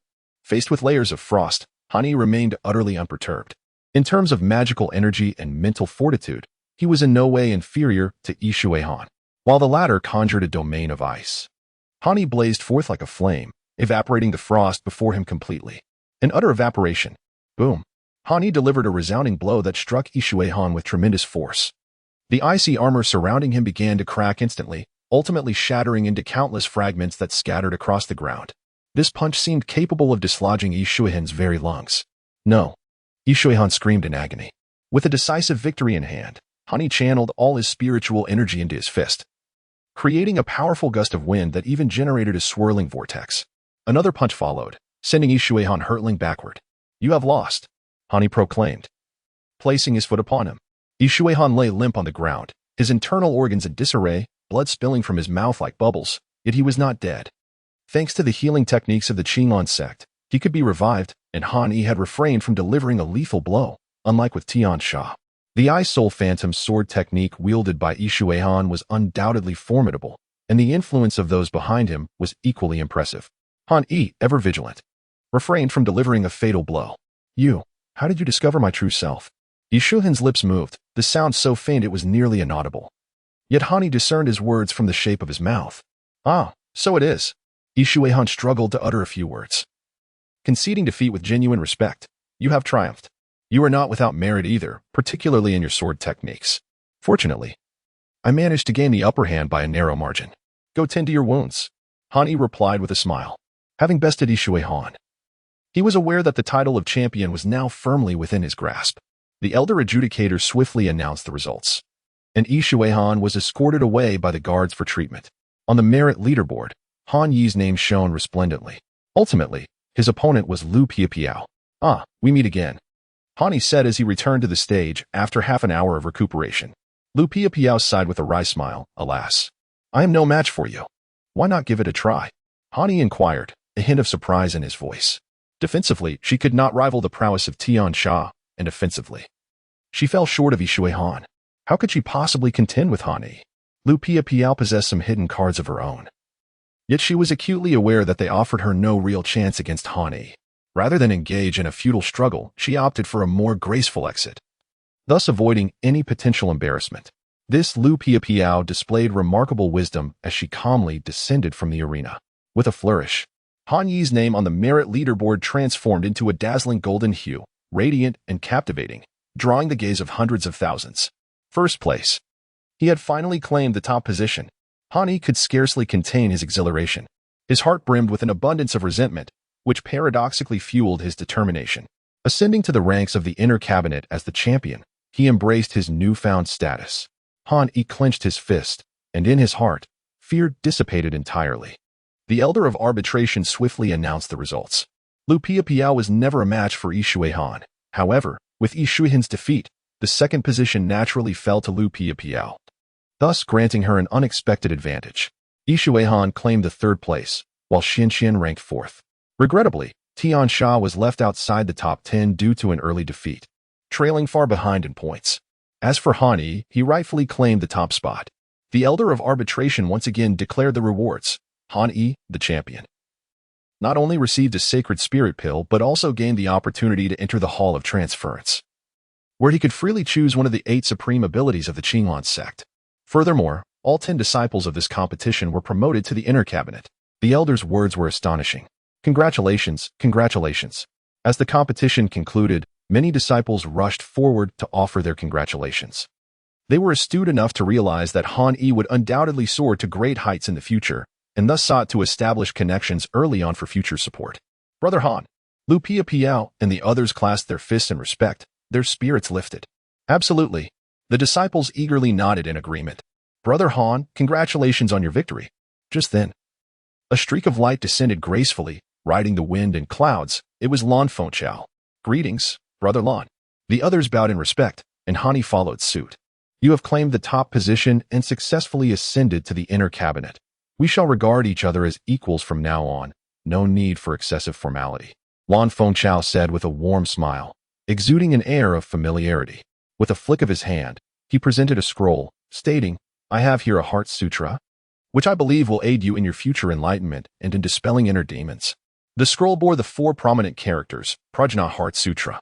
Chapter 36. The Primordial Golden Dipper. No one anticipated that Lan Fengchao would be so generous, directly gifting the Prajna Heart Sutra to Han Yi, a spiritual-level scripture coveted even by cultivators of the sacred spirit stage. The Prajna Heart Sutra emanated an ancient and tranquil aura, instilling peace of mind with just a glance. However, when faced with this Heart Sutra, Han Yi refrained from reaching out to accept it. No good deed goes unpunished. Kindness without reason may conceal ulterior motives. Han Yi's lips curled into a slight smile as he said, since Brother Lan speaks of equality and friendship, I shall address you as such. However, I cannot accept this volume of the Heart Sutra. His refusal took Lan Fengchao by surprise, prompting a curious inquiry. Why not?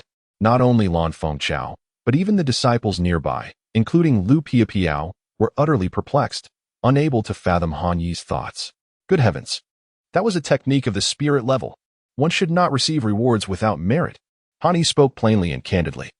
Lan Fengchao paused for a moment before quickly grasping the situation, chuckling as he replied, I wondered why you would decline my brotherly gesture. And it turns out to be for this reason. I would not bestow this scripture upon you without cause. In other words, you are not without merit. After all, you have secured the top position, and I have also won the Lumber God Cauldron from Xiaoding's hands, an extraordinary artifact, rare and invaluable, worth far more than this volume of the Heart Sutra by tenfold.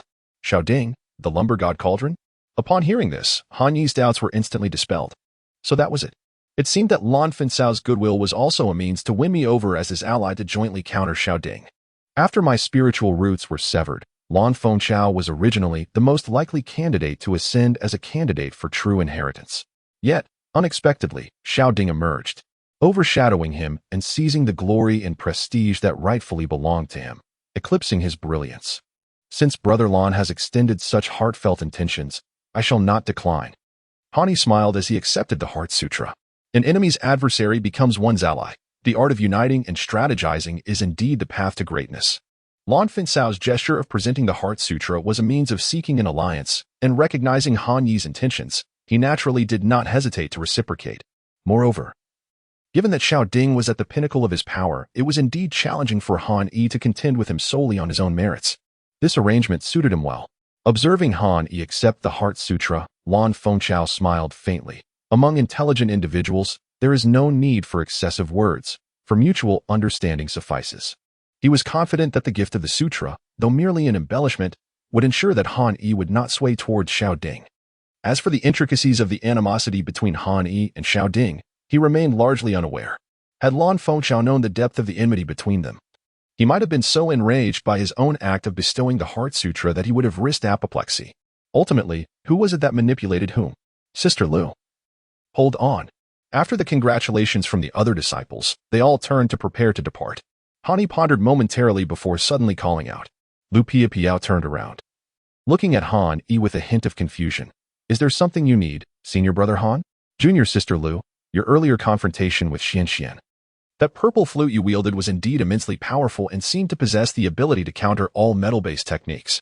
Han Yi unexpectedly remarked, his gaze penetrating. What a profound gaze. Lu Piapiao felt as though all her secrets were laid bare under Han Yi's scrutiny. Are you referring to the sound of thunder bamboo? She inquired, delicately twirling her fingers as a bamboo flute materialized between them. Senior brother, your insight is truly remarkable. This sound of thunder bamboo is also a superior magical instrument, forged from purple bamboo that has been refined through the trials of lightning.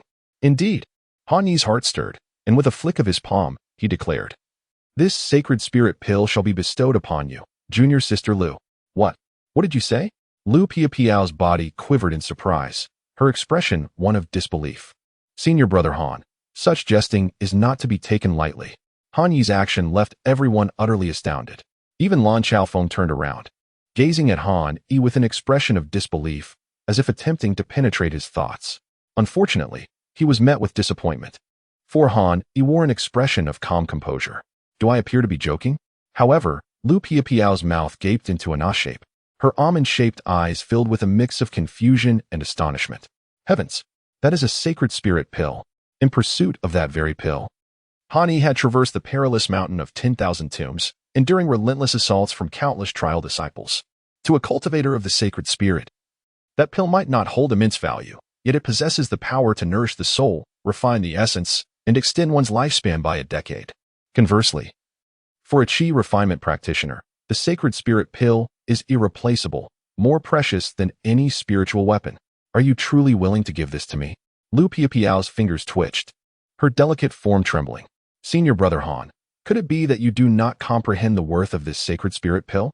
Although you already possess one, manifesting your divine form and holding great promise, an additional sacred spirit pill would enhance your chances of successfully establishing your foundation. Furthermore, this sacred spirit pill is a product of immense effort, personally refined by the sect leader and several elders.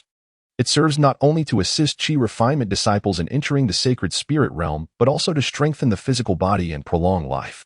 Han Yi's actions were nothing short of astonishing, leaving the onlookers in a state of disbelief. Extend one's lifespan? The resonant words of Han Yi struck a profound chord within the hearts of those present.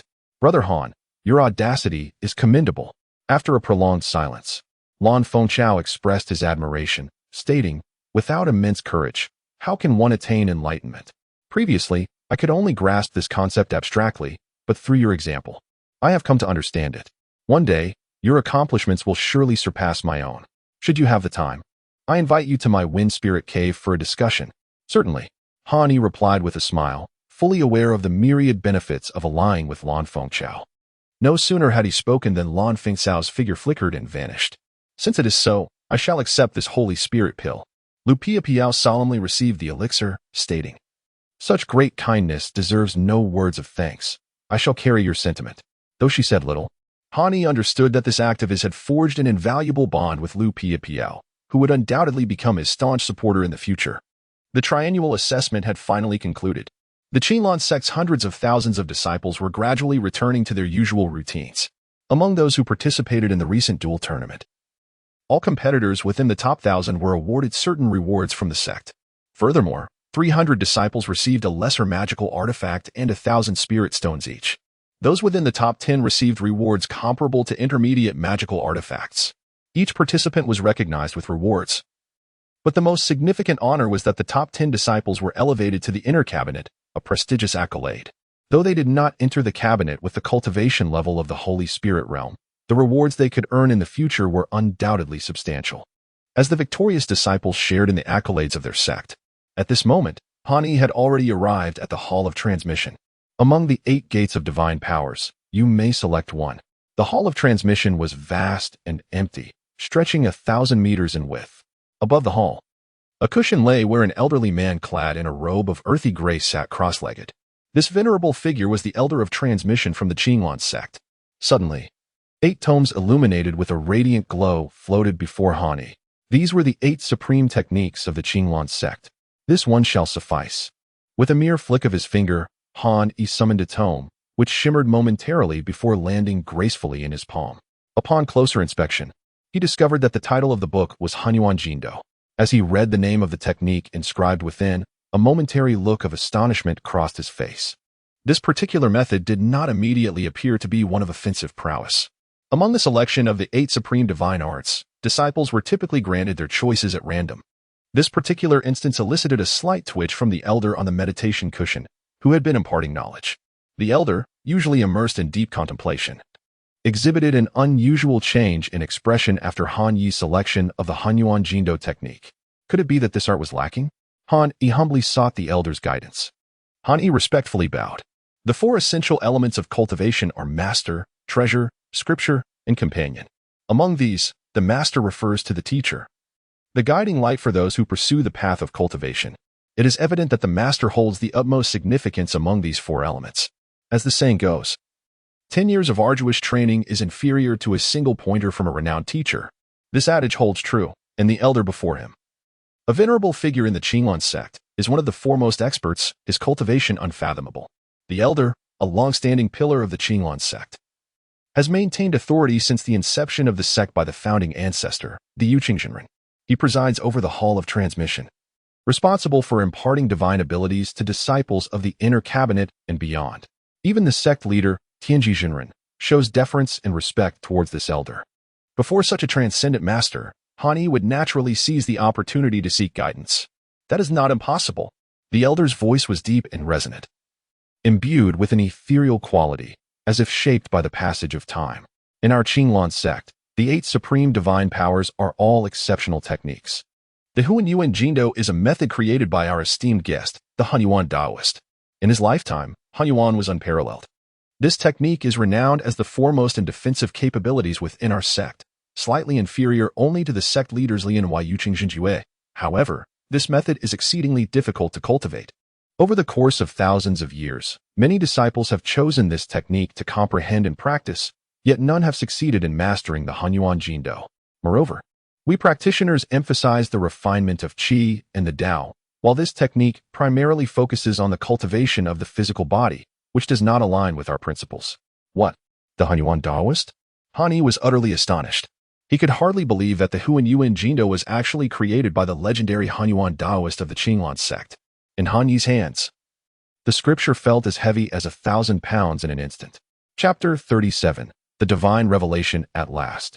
Han Yi once perused an ancient manuscript within the Qinglan sect, which contained accounts of the legendary figure known as Huanyuan Taoist.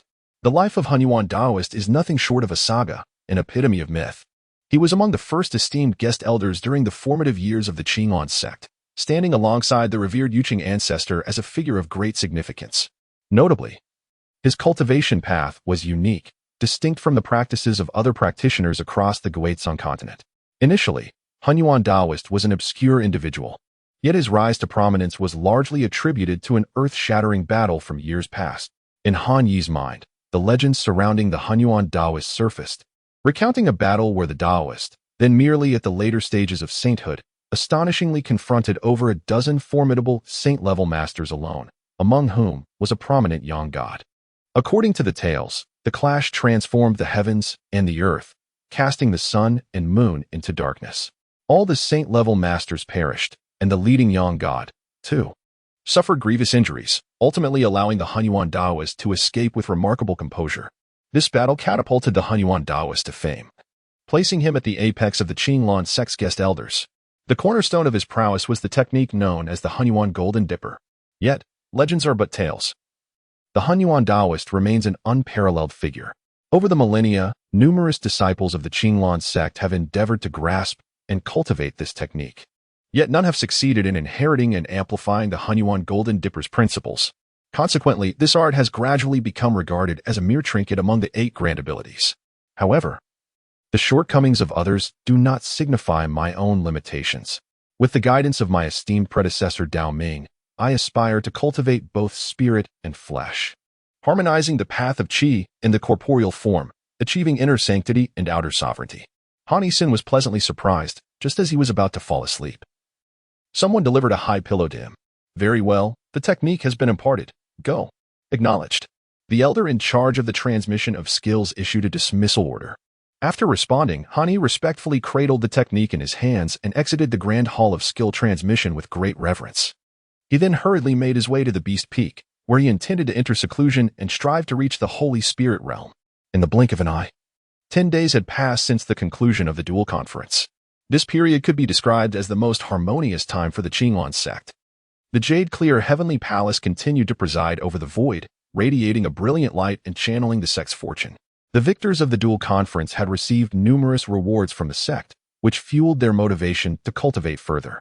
Meanwhile, the disciples of the inner cabinet were either undertaking missions to accumulate merit or preparing to confront future challengers, enhancing their cultivation to solidify their positions. Among them were those aspiring to break through to the holy sovereign realm, seeking to ascend rapidly and become true disciples, such as Xiao Ding and other exceptionally gifted students. The stone chamber measured merely 10 meters in length and width. It was time to consume the Holy Spirit pill.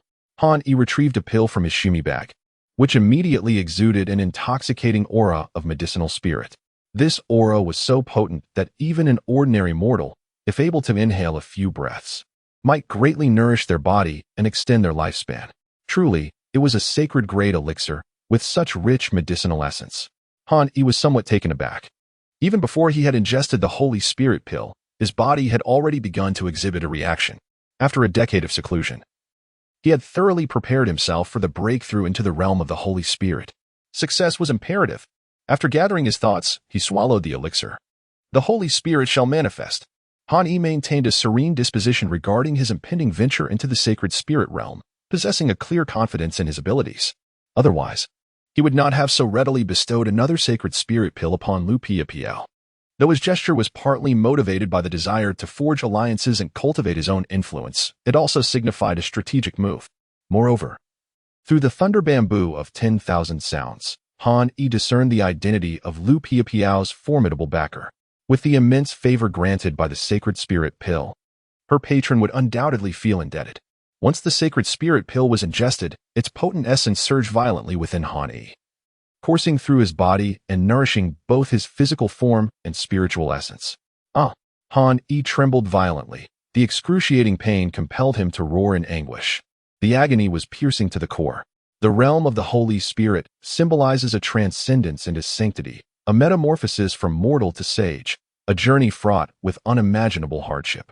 The initial step towards this exalted state necessitates the breaking of conventions, altering the very structure and form of the physical body. This could entail the severance of bones or the tearing of meridians. How unbearable such torment must be. Mortals are bound by the constraints of the ordinary, thus. Even with formidable spiritual power and profound magical prowess, they remain incapable of soaring through the skies or commanding deities, living in unrestrained freedom. However, once a practitioner ascends to the realm of the Holy Spirit, all these aspirations become attainable, liberating them from the shackles of corporeal existence, allowing for unbridled expression. From that moment forth, they are no longer merely human, but rather sages or divine beings. The pain was nearly intolerable. The heart-wrenching agony transformed Han Yi into a frenzied beast, yet he steadfastly clung to his final resolve, ensuring his thoughts remained unscattered. He could not allow his focus to wane. To do so would mean the collapse of his foundational efforts. Simultaneously, as Han Yi endeavored to break through to the Holy Spirit realm, numerous disciples of the Qinglan sect observed from the sidelines. Among them were skilled members of the inner cabinet and outer disciples of Qi refinement. Even some elders were employing their thoughts to monitor Han Yi and his companions as they established their foundations. After all, each disciple who attains the Holy Spirit realm represents a cornerstone of the sect, one that the sect values immensely, investing untold resources and efforts in their cultivation. This, however, pertains solely to the Holy Spirit realm. Should any disciple successfully transcend to the Holy Venerable realm and become a true immortal, the sect would host grand ceremonies, inviting celestial friends from all corners to witness the occasion. The scale of such festivities would be beyond imagination. Yet it has been a decade since any disciple of the sect has ascended to the Holy Venerable realm. You have arrived. 7 kills. The words flowed with a calm demeanor from Xiao Ding. Standing atop the mountain peak, hands clasped behind him, his gaze swept across the horizon, exuding an aura of power that seemed to conquer the very landscape. Indeed, I have come. Suddenly, space behind Xiao Ding warped, and a figure clad in a gray robe appeared as if conjured from thin air. This Taoist, adorned with 7 and clad in cloth shoes, emanated an ethereal presence. Yet, with a mere gesture, the sharp sword aura surrounding him appeared capable of piercing the heavens. I owe you a favor. Speak. What is it you require? Kill. Xiao Ding's tone remained unwavering, as calm as a straight line. Whom shall I slay? Turning to face the gray-robed Taoist, his eyes sparkled like dark jewels, captivating in their brilliance, drawing one into a trance. Han Yi. At the sound of these names, a flicker of intensity sparked in the 7 kills Taoist's piercing gaze. What? Do you hesitate? Xiao Ding smiled faintly and said, Qi Sha, you are indeed cultivating the path of slaughter. Your resolve must remain unwavering. To pursue the path of killing, one must possess the indomitable heart of a true warrior. I understand now. Once this matter is resolved, you and I shall have no further entanglements. If Han Yi were still merely a wretch, he would undoubtedly act without hesitation when it comes to eliminating his foes. However, the present Han Yi, having secured the title of champion in the martial arts contest and ascended to the cabinet, is now sequestered in meditation, striving to attain the sacred spirit realm. All these developments signify the resurgence of the once great prodigy Han Yi, reclaiming his former glory. Is it conceivable that there would be no further entanglement? As Xiao Ding gazed at the vanishing figure of the 7 kill Taoist, his expression remained unchanged, still adorned with a smile. I too must retreat for a time to pursue the sacred sovereign realm, finding myself momentarily unable to extricate from this endeavor. Once I step into the sacred sovereign realm and advance to true discipleship, the master of heavenly mechanisms will surely take me under his wing as a direct disciple, thereby elevating my standing significantly. At that juncture, I shall undoubtedly become a candidate for the position of the chief disciple, flourishing for those who align with me while bringing ruin to those who oppose me. Honey, oh honey, do you truly believe that a mere fish can turn the tide? Even if you succeed in establishing your foundation and manifest the sacred spirit, what of it? I can still firmly trample you beneath my feet. Unbeknownst to Han Yi, who is currently in seclusion, the machinations of Xiao Ding unfold. Sacred spirit, Han Yi, with disheveled hair and a tattered azure robe that had frayed into strips, had endured 3 days of relentless struggle and inhumane torment. Yet, in this moment of revelation, he found clarity as the spiritual energy surged to the crown of his head, unimpeded. With a thunderous roar, the heavenly gate swung wide open, revealing the celestial path. It was an ineffable sensation. Han Yi felt an extraordinary lightness, as if the pain of the past 3 days had evaporated. Waves of thoughts and vitality surged within him, akin to a dragon soaring and a tiger prowling. His injuries began to mend at an astonishing pace. At last, he had succeeded. Han Yiming rose to his feet, brimming with fervor, casting his brilliance even through the confines of the chamber. This was the manifestation of divine powers, the realm of the sacred spirit. Those vital energies, which connected heaven and earth, coalesced above the beast peak into a colossal, indistinct silhouette, reminiscent of a deity, standing majestically within the cosmos. Its imposing aura suggesting that the very fabric of existence was upheld by its presence alone, preventing the world from collapsing. Ha ha ha, it is accomplished. At long last, it has been achieved. Han Yi lunged forward, unleashing a torrent of formidable energy. With a swift motion of his hand, the tips of his fingers glimmered with a sharpness akin to the edge of a blade, striking the obsidian walls of the secret chamber. The sound of tearing echoed as the dark iron wall was etched with a gash a full inch deep, a testament to the might of his energy. My magical power has at least multiplied tenfold. The power of Han Yi's casual gesture astonished even himself, although he was once hailed as the foremost genius of Jade Peak. At the moment of his initial manifestation, his spiritual prowess was more than thrice weaker than it is now. In other words, despite merely having entered the sacred spirit realm, Han Yi possesses a strength comparable to that of a mid-stage sacred spirit. This remarkable development is attributed to the profound depth of his accumulations. However, due to the vastness of his reserves, the elixirs required for his cultivation surpass those of his peers in the same realm. Consequently, his future cultivation and ascension will be fraught with challenges. Nevertheless, in this moment, all of that pales in significance. He has manifested the sacred spirit, his physical form sanctified. And from this point forward, he is no longer a mere mortal. The sacred spirit Dharma image. At long last, he has achieved sanctification. Han Yi donned a new azure robe, and with a flick of his right hand, a surge of energy spun vigorously, causing the stone door of the secret chamber to swing wide open. With a single stride, he soared into the air. Chapter 38. An invitation to adventure. The sky was clear and bright, with fluffy white clouds drifting lazily. A gentle golden light bathed the earth, and the flora atop the beast peak flourished in vibrant green. The waterfalls cascaded down, splashing water high into the air, creating a magnificent rainbow, a truly splendid day. Feathered fiend, if you continue to resist, I shall pluck every feather from your body.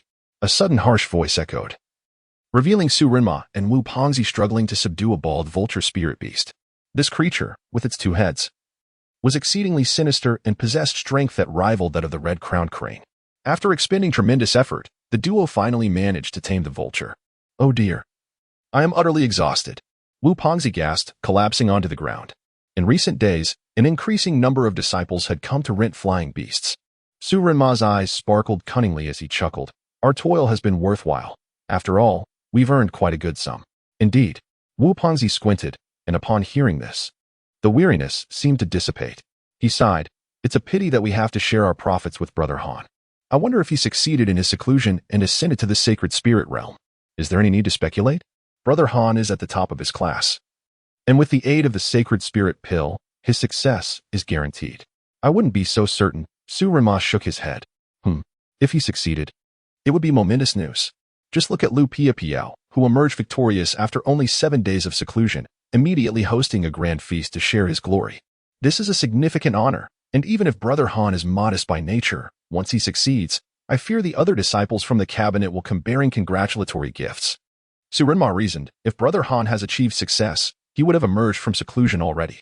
At that time, the two of us should prepare some gifts of our own. And perhaps, Su Renma cast a sly glance at the rotund Wu Pongzi, who chuckled knowingly in response. Boom. At that moment, a brilliant light erupted from the summit of the Beast Mountain, soaring into the heavens as if the heavens themselves were responding. The tremendous commotion left the two men in shock. Brother Han has manifested, the pair exclaimed, wide-eyed. Just then, Hani appeared, exuding an air of tranquility. Though his demeanor had grown increasingly enigmatic, leaving others unable to discern his true depth. Ah, at last, you have emerged, Grandmaster Han. Congratulations. The two rushed forward to pay their respects, showing no trace of the dignity typical of celestial cultivators. Spare me the formalities. Han, having successfully manifested, felt his spirits lift. In their conversation, Han had already overheard everything. After successfully establishing his foundation, not only had Han Yi's strength increased more than tenfold, but his mental acuity had also significantly enhanced, allowing him to attain the level of hearing the struggle of ants within a 10-mile radius. Not even the sound of fighting ants could escape his keen perception. Has anything significant transpired during my seclusion? Han inquired. There haven't been any extraordinary events, replied Wu Pongzi and Su Rin, their expressions filled with envy. However, senior sister Lu Piao has surpassed you, senior brother Han, in manifesting her holy presence. Holy presence. Transcendence into the sacred realm. Henceforth, there will be a distinct separation between the celestial and the mundane. Although they are disciples of the immortal sect, practicing the arts of qi, they remain mere mortals, susceptible to aging, illness, and death, with lifespans capped at a mere 130 years. In contrast, once Han and his peers achieve sanctification, they will be free from the ailments of aging, their lifespans extending to an impressive 300 years. Oh, Lu Piao has already manifested her holy presence before me? Han nodded slightly, his expression calm, as if all of this had long been anticipated. In reality, both Lu Piao and Tian Sha, along with others such as Yi Shuihan, had been stagnating at the pinnacle of qi refinement for many years, their foundations exceptionally solid.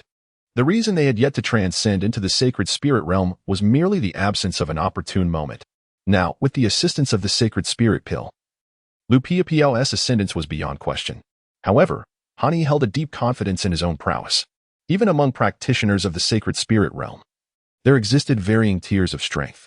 The reason Han had yet to successfully establish his foundation stemmed from two factors: his inherent caution and the fact that the spiritual energy required for his foundation was immensely more profound than that of an ordinary individual.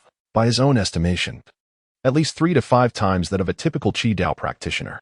In other words, even if Lu Piao were to manifest her sacred essence, 3 of her combined would likely not pose a challenge to him.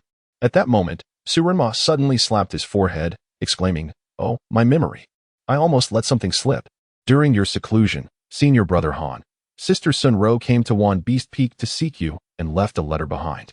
As he spoke, Su Renma handed Han a spiritual talisman, which was a letter talisman. Han took the talisman paper in his hand, and with a flicker of thought, it instantly transformed into a letter. He cast a hurried glance at it, then addressed the two individuals. "All right, you two may continue with your tasks. We shall take our leave." The ethereal figure of Ma and Wu Pongzi discreetly departed. To his surprise, Roa had left the Qinglan sect to venture into the abyssal marsh for training. Han furrowed his brow. Upon achieving his remarkable success, his first thought was of Roa, a source of immense joy he wished to share with her. Yet, who could have anticipated her departure from the mountain gate? This realization tempered his elation significantly. The disciples of Qinglan sect were not idly lounging about.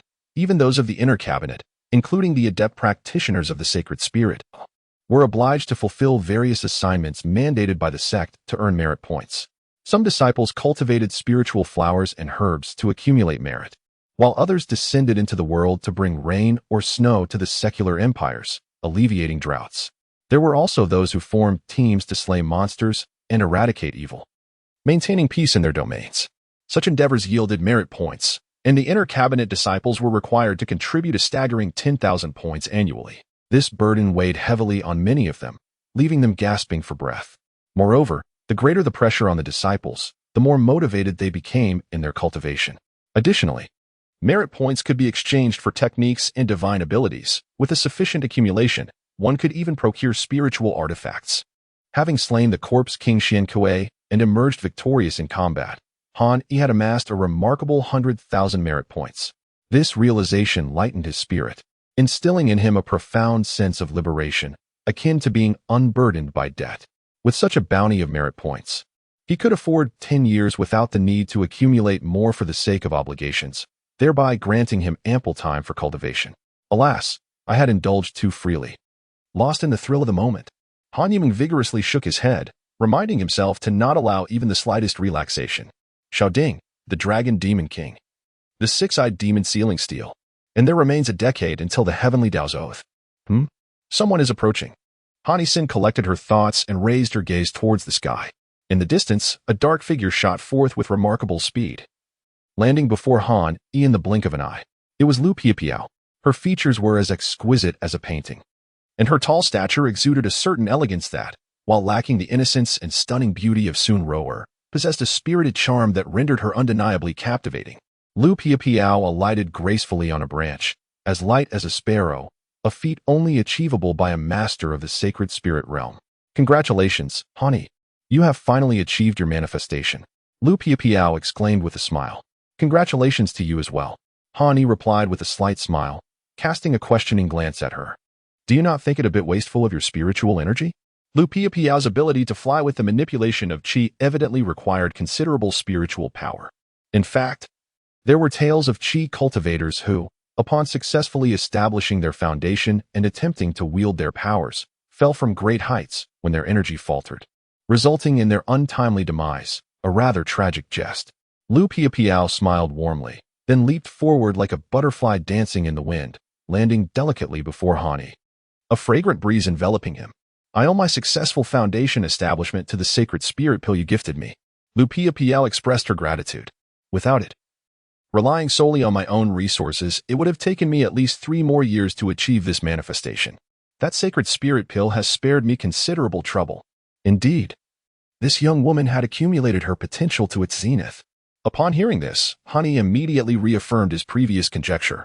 An ordinary qi refining practitioner, even upon reaching the pinnacle of perfection, would never dare to claim they could ascend to the sacred spirit realm within 3 years.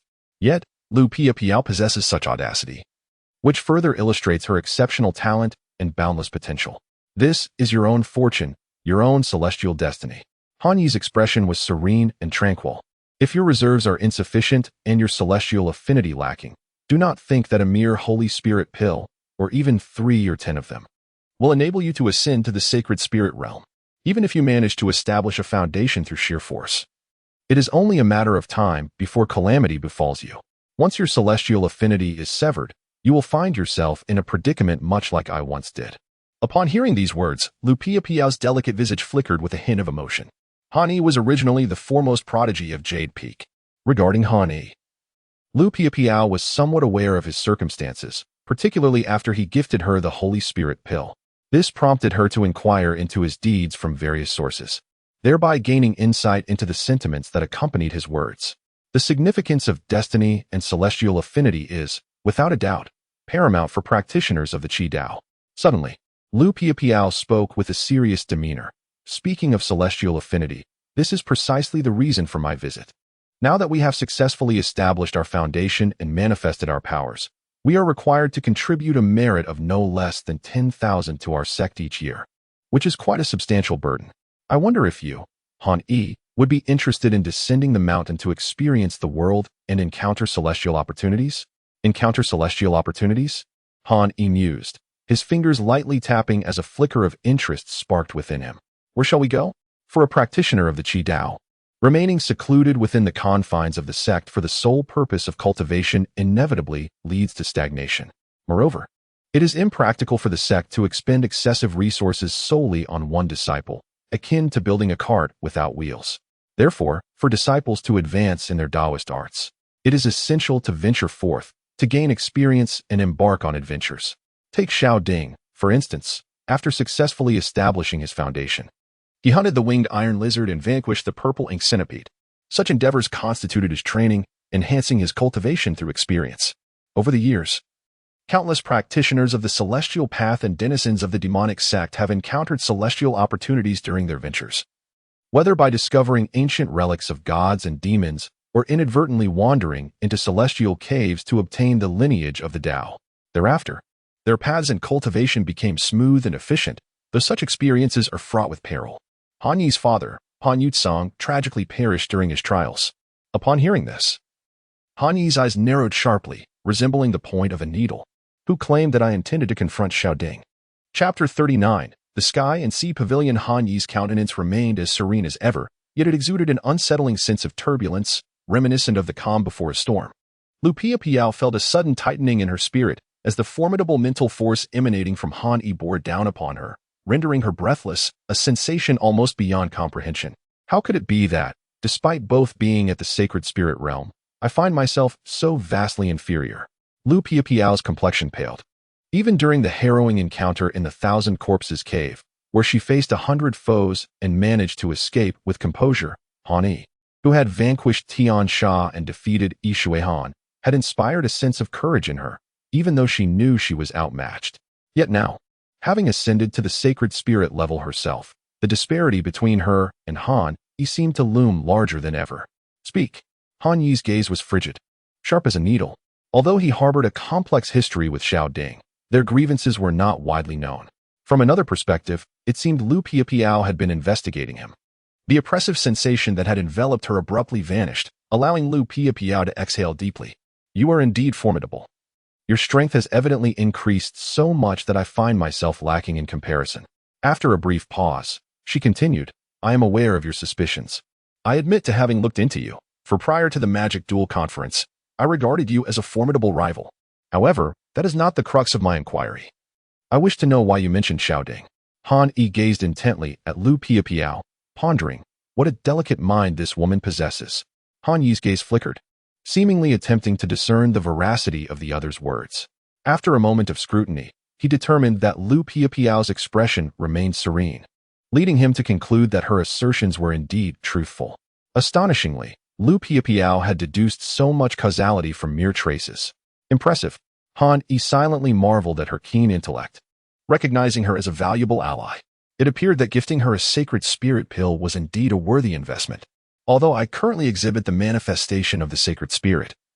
If I were to confine myself solely to the sect and engage in solitary cultivation, whether for 10 years or even a century, I would still be ill-equipped to contend with Xiao Ding. It is evident that I must venture into the world and seek out the fateful encounters of the celestial realms. Very well, let us prepare to set forth to the Tianya Hage tomorrow. Han Yi proclaimed suddenly. What? Lu Piao was momentarily taken aback, her beautiful eyes shimmering with curiosity. Han Yi's leaps of thought are profoundly perplexing. One moment he is fiercely vigilant, and the next he consents to descend the mountain with me for worldly experience. Han Yi. Oh Han Yi, what manner of person are you? Lu Piao finds herself increasingly unable to fathom Han Yi. I mentioned the need for preparation before embarking on our journey. As the saying goes, one must have provisions to remain untroubled. The trials amidst mountains of corpses and multitudes of beasts have nearly depleted my elixirs. Since we are to venture forth, to explore and encounter divine destinies, it is essential to be thoroughly equipped. Han Yi replied with a smile. Excellent. Lu Piao nodded, and she too set about her preparations. The trials and encounters with the divine often require considerable time. In the interim, Han Yi needed to meticulously organize affairs at the Beast Peak. Otherwise, the Elder Monkey's wrath could bring dire consequences upon him. After entrusting the matters of the Beast Peak to Su Rinma and Wu Pongzi, Han Yi proceeded to the Hall of Merits. He needed to procure a selection of spiritual elixirs, talismans, and other treasures for protection. However, Han Yi would not exchange his own merit points for these items. In the Guizhong continent, the higher a cultivator's merit points, the more prosperous their fortune becomes, which is beneficial for external training and divine encounters, offering nothing but advantages. Han Yi currently possesses a merit value of 109,700, which may seem substantial, yet in reality, it is but a drop in the ocean. Of this total, 100,000 merit points were awarded for vanquishing the Corpse King and securing the top position, a generous gift from his sect. As for the past, after Han Yi's spiritual roots were rendered ineffective, the merit points he had previously accumulated were significantly diminished, leaving him with barely 10,000. This meager sum of merit points is only sufficient to fulfill minimal obligations. Consequently, the only resources at Han Yi's disposal consist of 100,000 spirit stones. After a series of purchases, his spirit stones dwindled to a little over 60,000. It appears that he must seek an opportunity to sell the surplus magical garments, treasures, and elixirs stored within his Sumi bag in exchange for additional spirit stones. Han Yi had indeed acquired numerous treasures in the Thousand Corpses cave, although they were of dubious origin. If he were to exchange them at the Hall of Merits, it would undoubtedly cause a stir at the sect's entrance. After all, those treasures belonged to other disciples, and their exposure could invite unforeseen calamities. After a day of labor, the dawn of a new day arrived swiftly. Han Yi, are you prepared? At the edge of the cliff where Han Yi was cultivating, Lu Piao gracefully descended, standing upon a moss-covered stalagmite, poised and elegant. With both of them now being masters of the sacred spirit realm, they naturally had no fear of slipping and plummeting to their demise. Let us depart, Han Yi declared without hesitation, soaring into the air with the aid of his chi. As a sacred spirit cultivator, one could manifest a great luminous cloud. Standing atop the Dharma cloud, impervious to decay and aging, provided there was sufficient spiritual power to sustain the cloud. Han Yi and Lu Piao found themselves enveloped in a mystical cloud, soaring through the skies, a phenomenon commonly referred to as riding the clouds and driving the mist. Within the realm of Guizhong continent, the methods of flight employed by practitioners of Qi Dao are indeed manifold. Among these, the display of boundless magical prowess through cloud riding and Qi manipulation stands out, albeit at a significant cost to one's spiritual energy. Some practitioners opt to channel their spiritual power into artifacts, enabling them to fly with ease.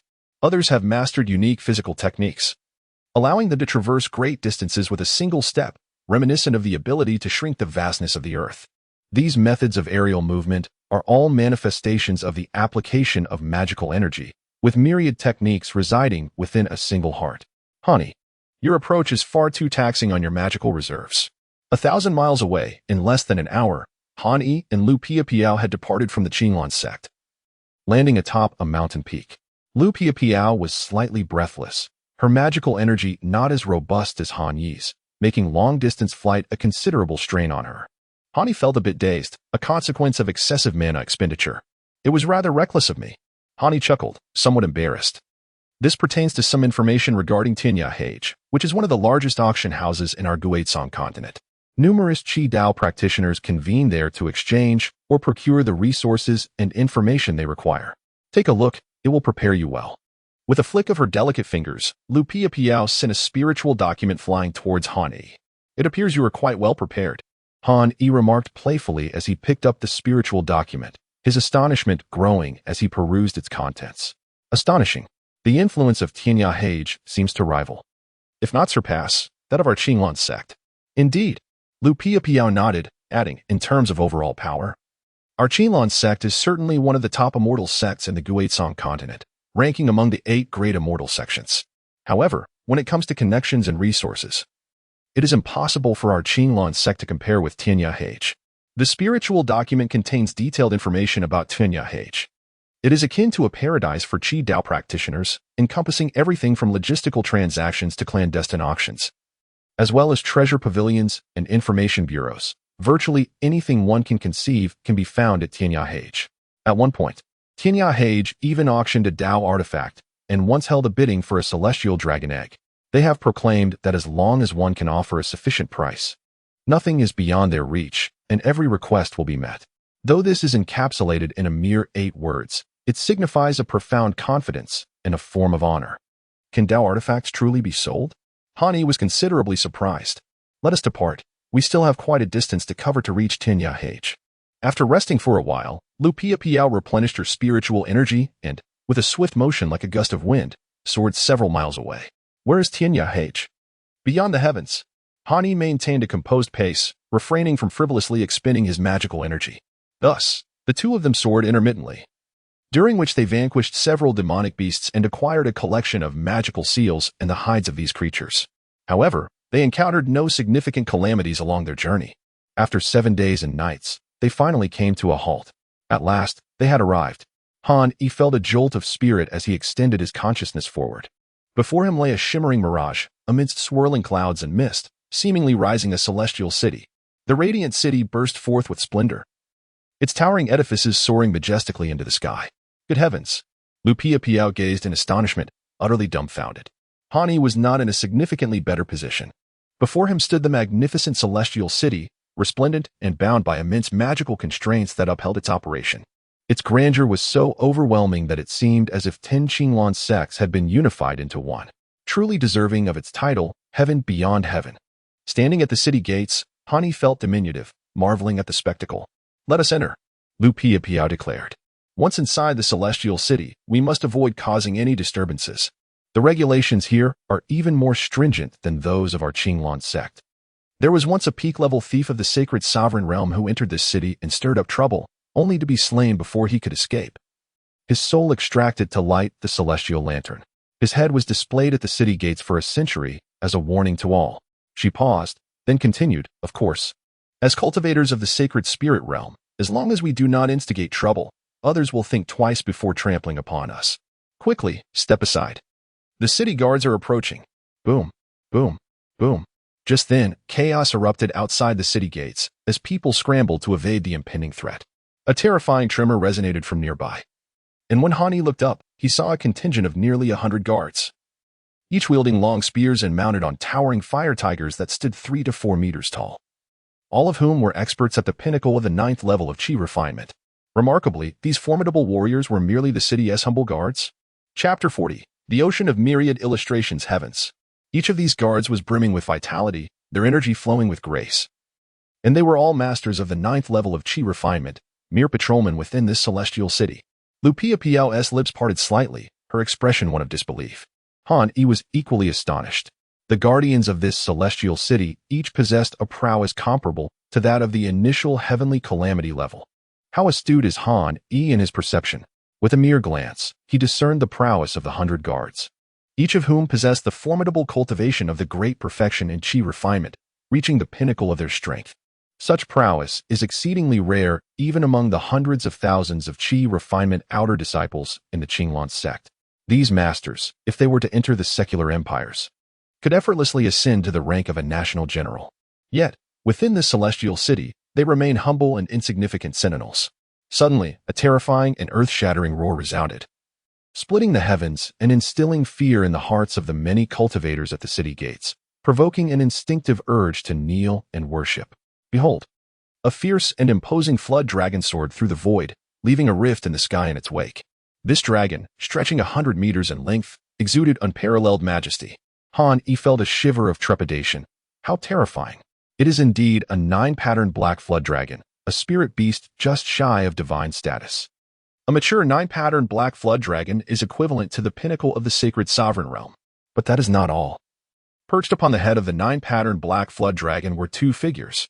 The illustrious black dragon, comparable to the sacred sovereign realm, was merely a steed? The King of Wuling. Good heavens! What momentous event has transpired to rouse the King of Wuling? And there, too, is the young master of Wuling, whose cultivation is unfathomable. As the 9-patterned black flood dragon roared, legions of cultivators at the city gates knelt in reverence. However, those of the sacred spirit realm maintained their dignity. Having transcended the mundane, they are no longer mere mortals, but rather beings revered as celestial immortals in the eyes of humanity, and thus, they could forego the rituals of the secular world. Han Yi, Lupia Piao, and a dozen others gazed in trepidation at the imposing black serpent as it departed. How audacious! They did not even kneel in reverence. Perched atop the colossal head of the 9-patterned black serpent were 2 elegantly attired men.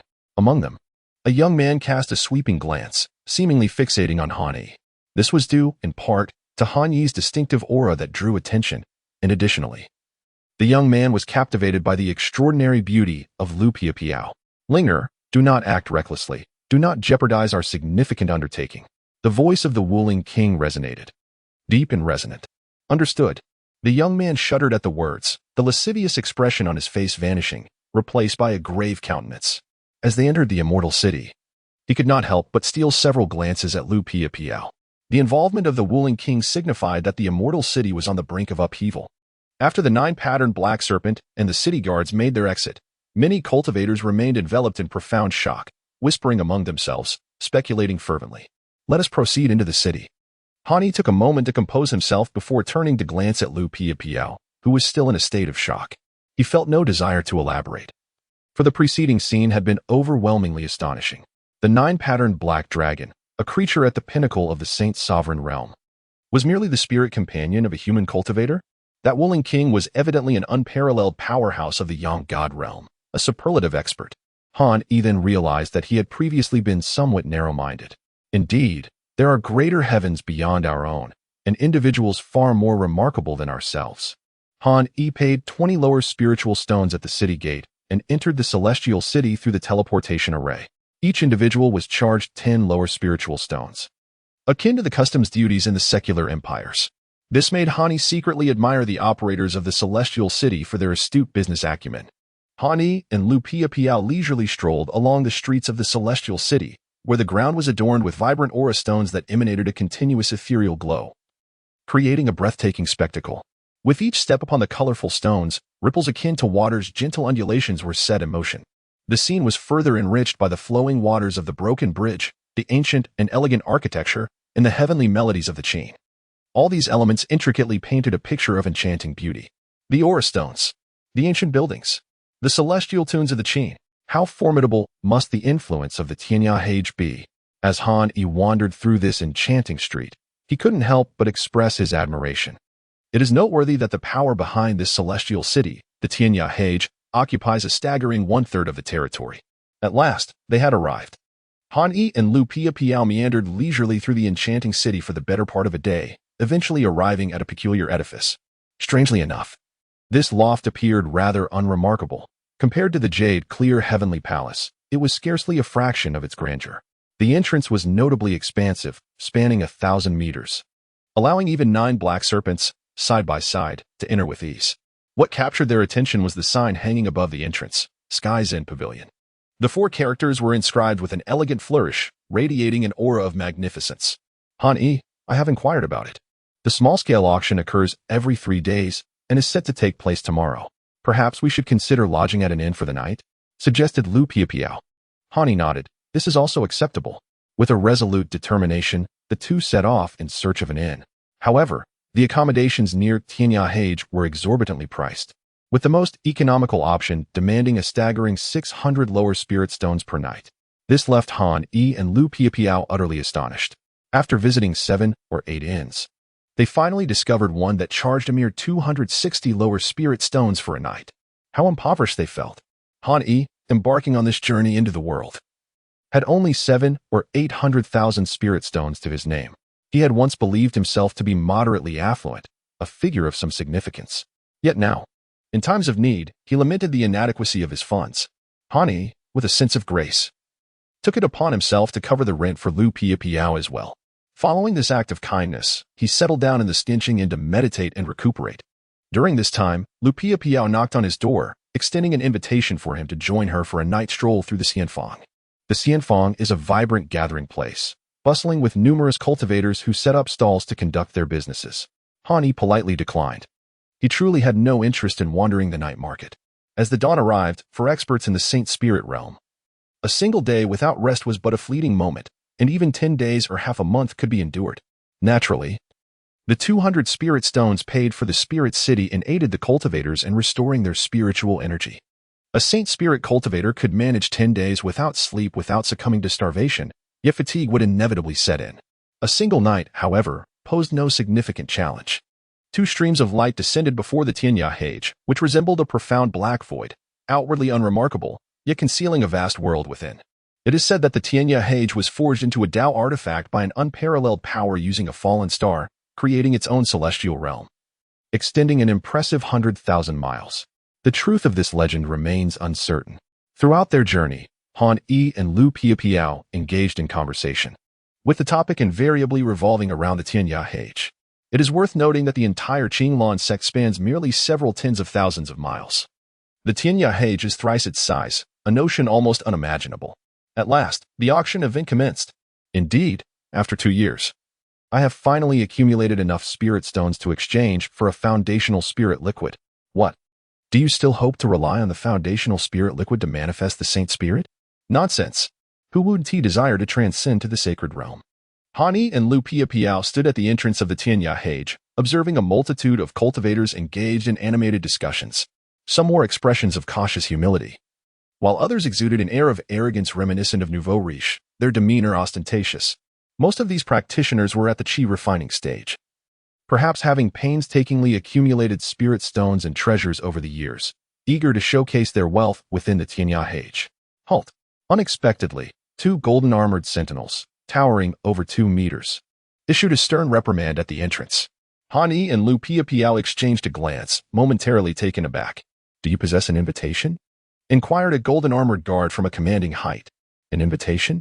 Lu Piao responded with a look of bewilderment, turning her gaze towards Hani. At that precise moment, a rotund man clad in elaborate garments, brandishing a folding fan and flanked by 7 or 8 chi refinement guards, swaggered into the Tianya Hage. "This young lady is rather striking," the portly man remarked with a sly grin as he cast a glance at Lu Piao before proceeding inside. Han-yi, equally perplexed, pointed with a finger and inquired, "What about him?" One of the golden-armored guards remarked, "As for young Master Mu, he is a frequent visitor here. Have you not noticed that all of young Master Mu's bodyguards have attained the pinnacle of the 9th stage of chi refinement?" How could Hani possibly fail to comprehend? After all, he and Lu Piao are both cultivators at the sacred spirit realm. That portly fellow, however, is merely at the 8th level of chi refinement in the Tao of Law. Lu Piao exclaimed in indignation. Indeed, Mu Xiao is only at the Tao of Law. Yet his family ancestor is a venerable sacred sovereign. Another golden-armored guardian interjected, "The Tianya Hage is not a place where just anyone can gain entry. There are 2 prerequisites for admission. One must possess considerable wealth, and the other must have profound cultivation." As he spoke, the golden-armored guardian cast a sidelong glance at Han-yi and Lu Piao. "Oh." Han-yi smiled and inquired, "What level of cultivation is deemed profound?" "Profound?" The golden-armored guardian scoffed. "Only the sacred spirit realm qualifies." His expression was steeped in disdain. It is no wonder Han-yi felt compelled to exercise caution. Prior to arriving at Tianya Hage, he had deliberately advised Lu Piao to conceal their cultivation levels, never anticipating that they would be looked down upon. "Is my cultivation sufficient?" Then, Han Yifa summoned his magical prowess, his body levitating effortlessly without the aid of any talismans or magical artifacts. "Ah, a spirit master, a spirit master." The golden-armored guard who had previously looked down on Han Yifa was left utterly speechless, taking 3 steps back, a reaction born of astonishment. Soon, however, his face transformed, revealing only reverence and humility. A spirit master, indeed, may not be considered a figure of great significance within the expanse of Tianya Hage. Yet, in comparison to their humble station as gatekeepers, indeed, we have been blind to the truth. The 2 golden-armored guards quickly offered their apologies, bowing deeply. Truly, a troublesome little devil. Han Yifa shook his head, reflecting, ultimately, everything hinges on one's strength. Chapter 41. The Sea of Illusions. The adage holds true. The gentle are often taken advantage of, and the noble steeds are ridden upon. This is a timeless truth. Without a doubt, Han-yi recalled the time when his spiritual roots were rendered useless, allowing even the most insignificant individuals, like Bai Fengxian and his ilk, to ride upon him, humiliating and coercing him. All of this stemmed from a lack of strength. Possessing sufficient power grants one a corresponding status. This is an immutable law in the realm of cultivation. Do not retreat. Your ignorance of etiquette is noted. Rest assured, you shall face due punishment shortly. At that moment, accompanied by a fragrant breeze, a woman of remarkable grace and stature emerged, her presence commanding yet not at all ostentatious. Han-yi immediately discerned her approach.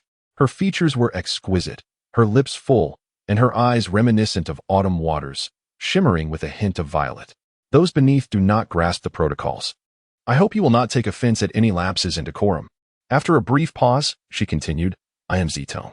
Here is a crystal card. With this, you may enjoy a discount of 5 at any establishment under the Tianya Hage banner. In this way, we shall be indebted to you. As Han Yijing was about to speak, a sudden waft of fragrance brushed past him, and his arm was gently linked by Lu Piao, who wore a face devoid of emotion as she accepted the crystal card. May we enter? Lu Piao inquired, her face suddenly brightening with a smile.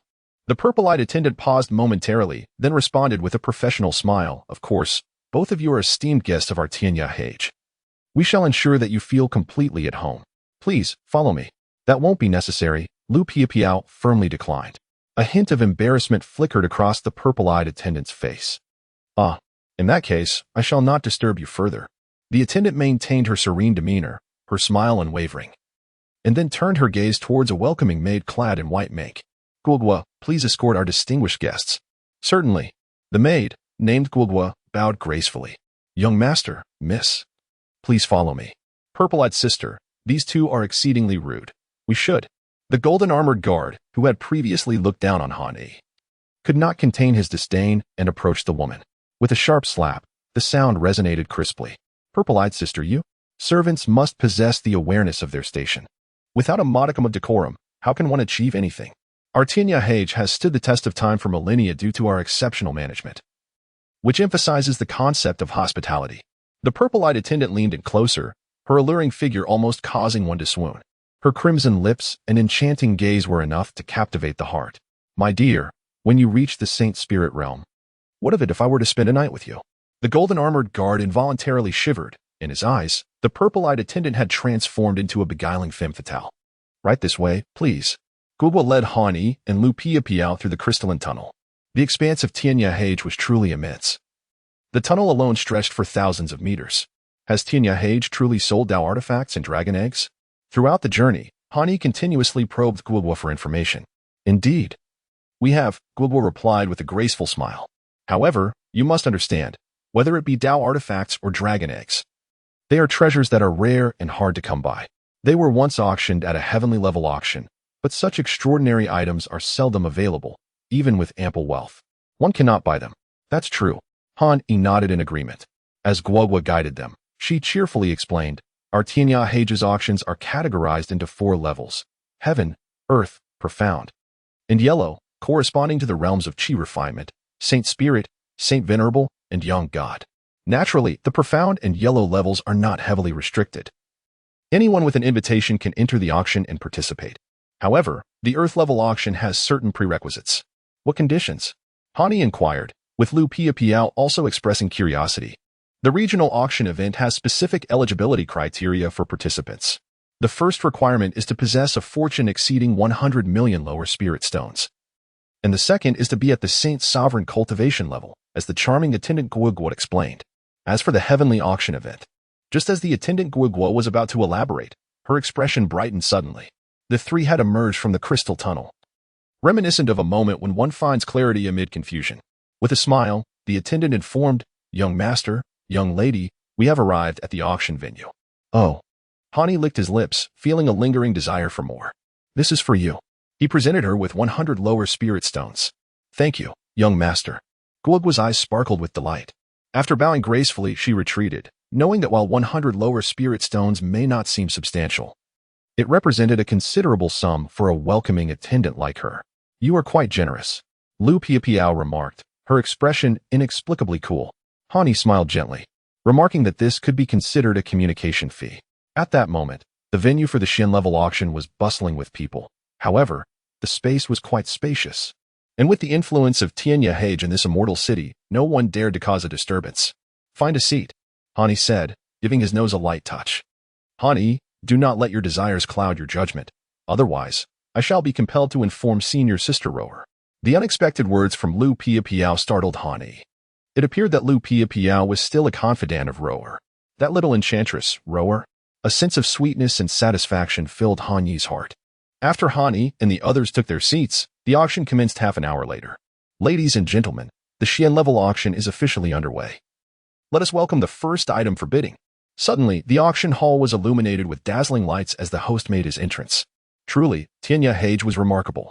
Even the host was a master of divine manifestations. Han-Yi secretly admired, and Lu Piapiao felt the same. On the auction platform, 4 yellow turban warriors bore a crystal-like box, towering at 5 meters high, which astonishingly contained an egg. The surface of this colossal egg shimmered with radiant hues, emanating an ethereal aura of water essence. This was the egg of the high-tier spirit beast, the golden toad, with an opening bid set at 5,000 spirit stones. The egg of the blue-eyed golden toad? Lu Piapiao raised her delicate brows, intrigue flickering in her eyes. She communicated telepathically with Han-Yi. This is indeed a remarkable find. The blue-eyed golden toad is a high-tier water elemental spirit beast, and its egg is of the growth type. Once hatched, It would be equivalent to gaining an ally at the Taoist realm, with the potential for further advancement, should it overcome obstacles. A fully matured blue-eyed golden toad could rival a master of the sacred spirit realm. In the Guizhong continent, demonic beasts are categorized into 2 levels and 4 tiers, spirit beasts and divine beasts. An egg from a high-tier spirit beast, especially one capable of growth, is indeed a treasure, and no wonder Lu Piao is captivated. After all, nurturing a toad egg incurs exorbitant costs. Hani remained utterly unmoved. The azure-eyed golden toad was renowned for its prolific egg-laying, with each clutch numbering in the hundreds, yet only a mere fraction would survive. The resources required to nurture these eggs from hatching to maturity were staggering, rendering the endeavor financially unviable. This sentiment was echoed by Lu Piao, who nodded in agreement.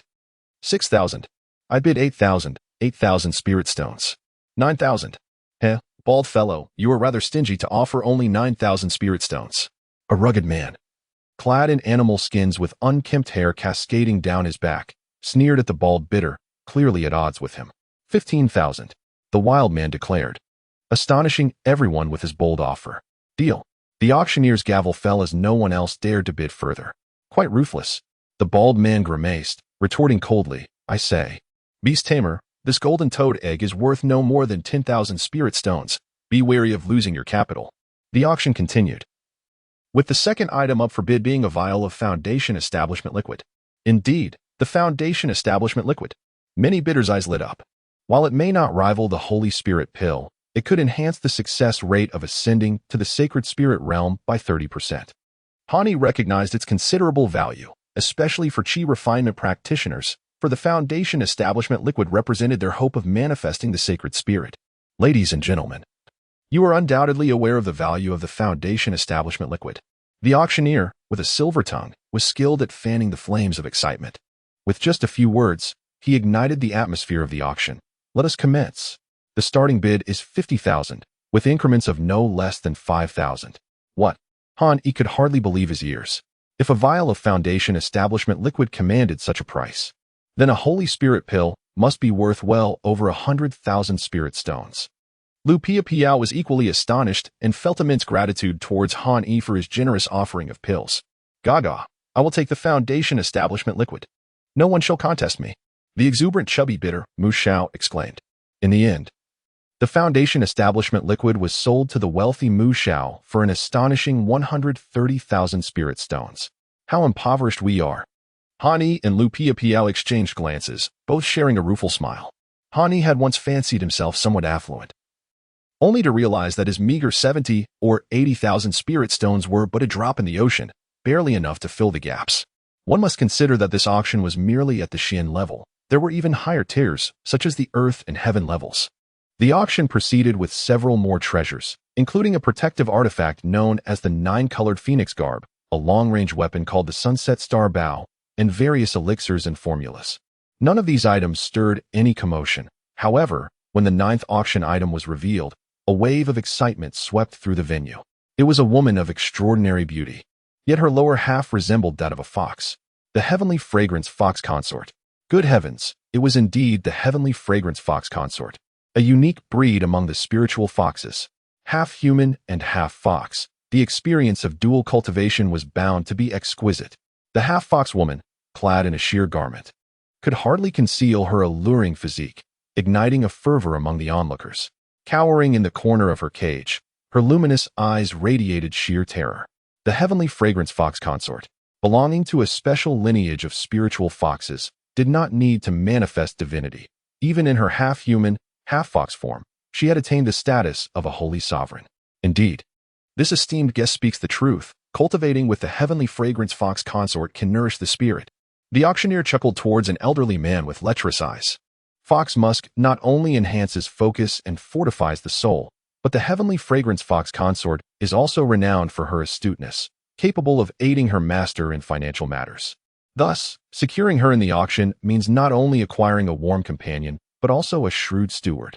The auctioneer continued to stir the crowd's enthusiasm, setting the starting price at 200,000 spirit stones with increments of 10,000 stones.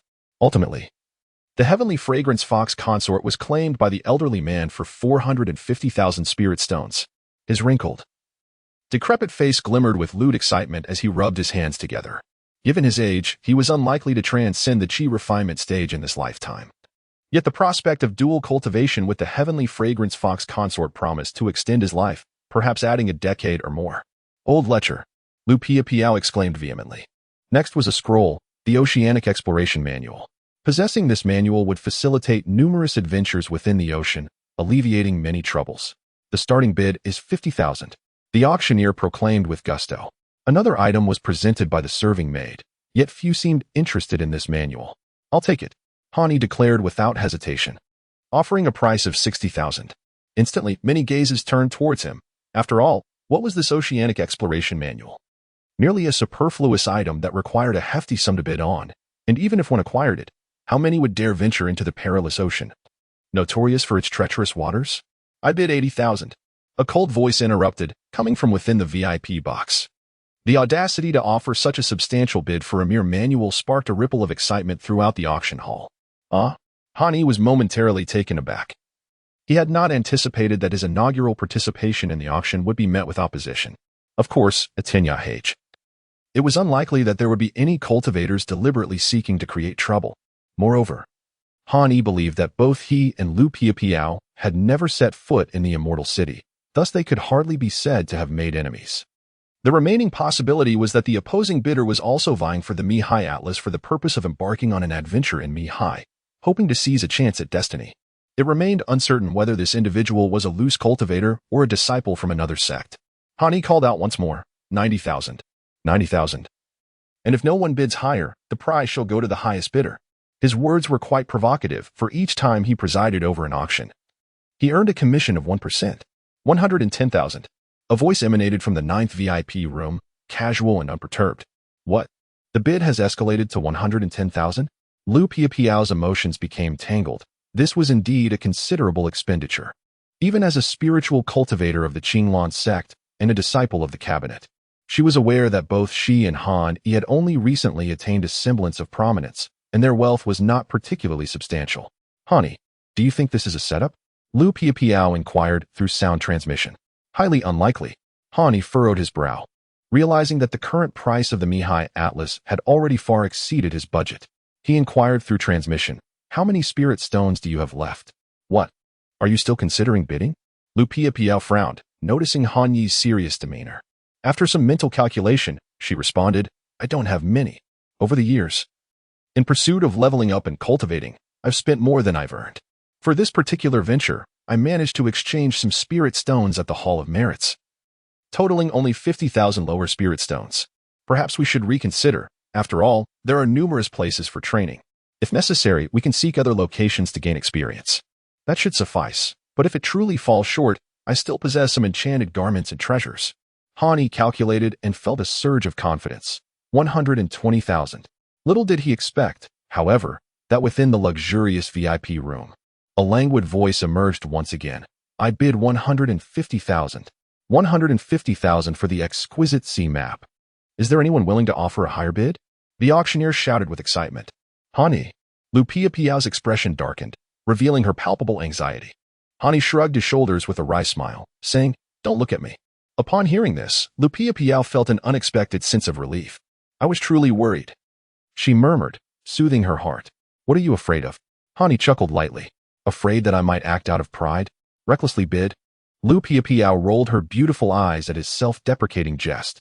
I have long heard of the Mihai, which possesses numerous relics, even being one of the ancient battlefields of immortals and demons. If possible, within my means, I would indeed consider acquiring some spiritual stones. Hani tilted his head slightly.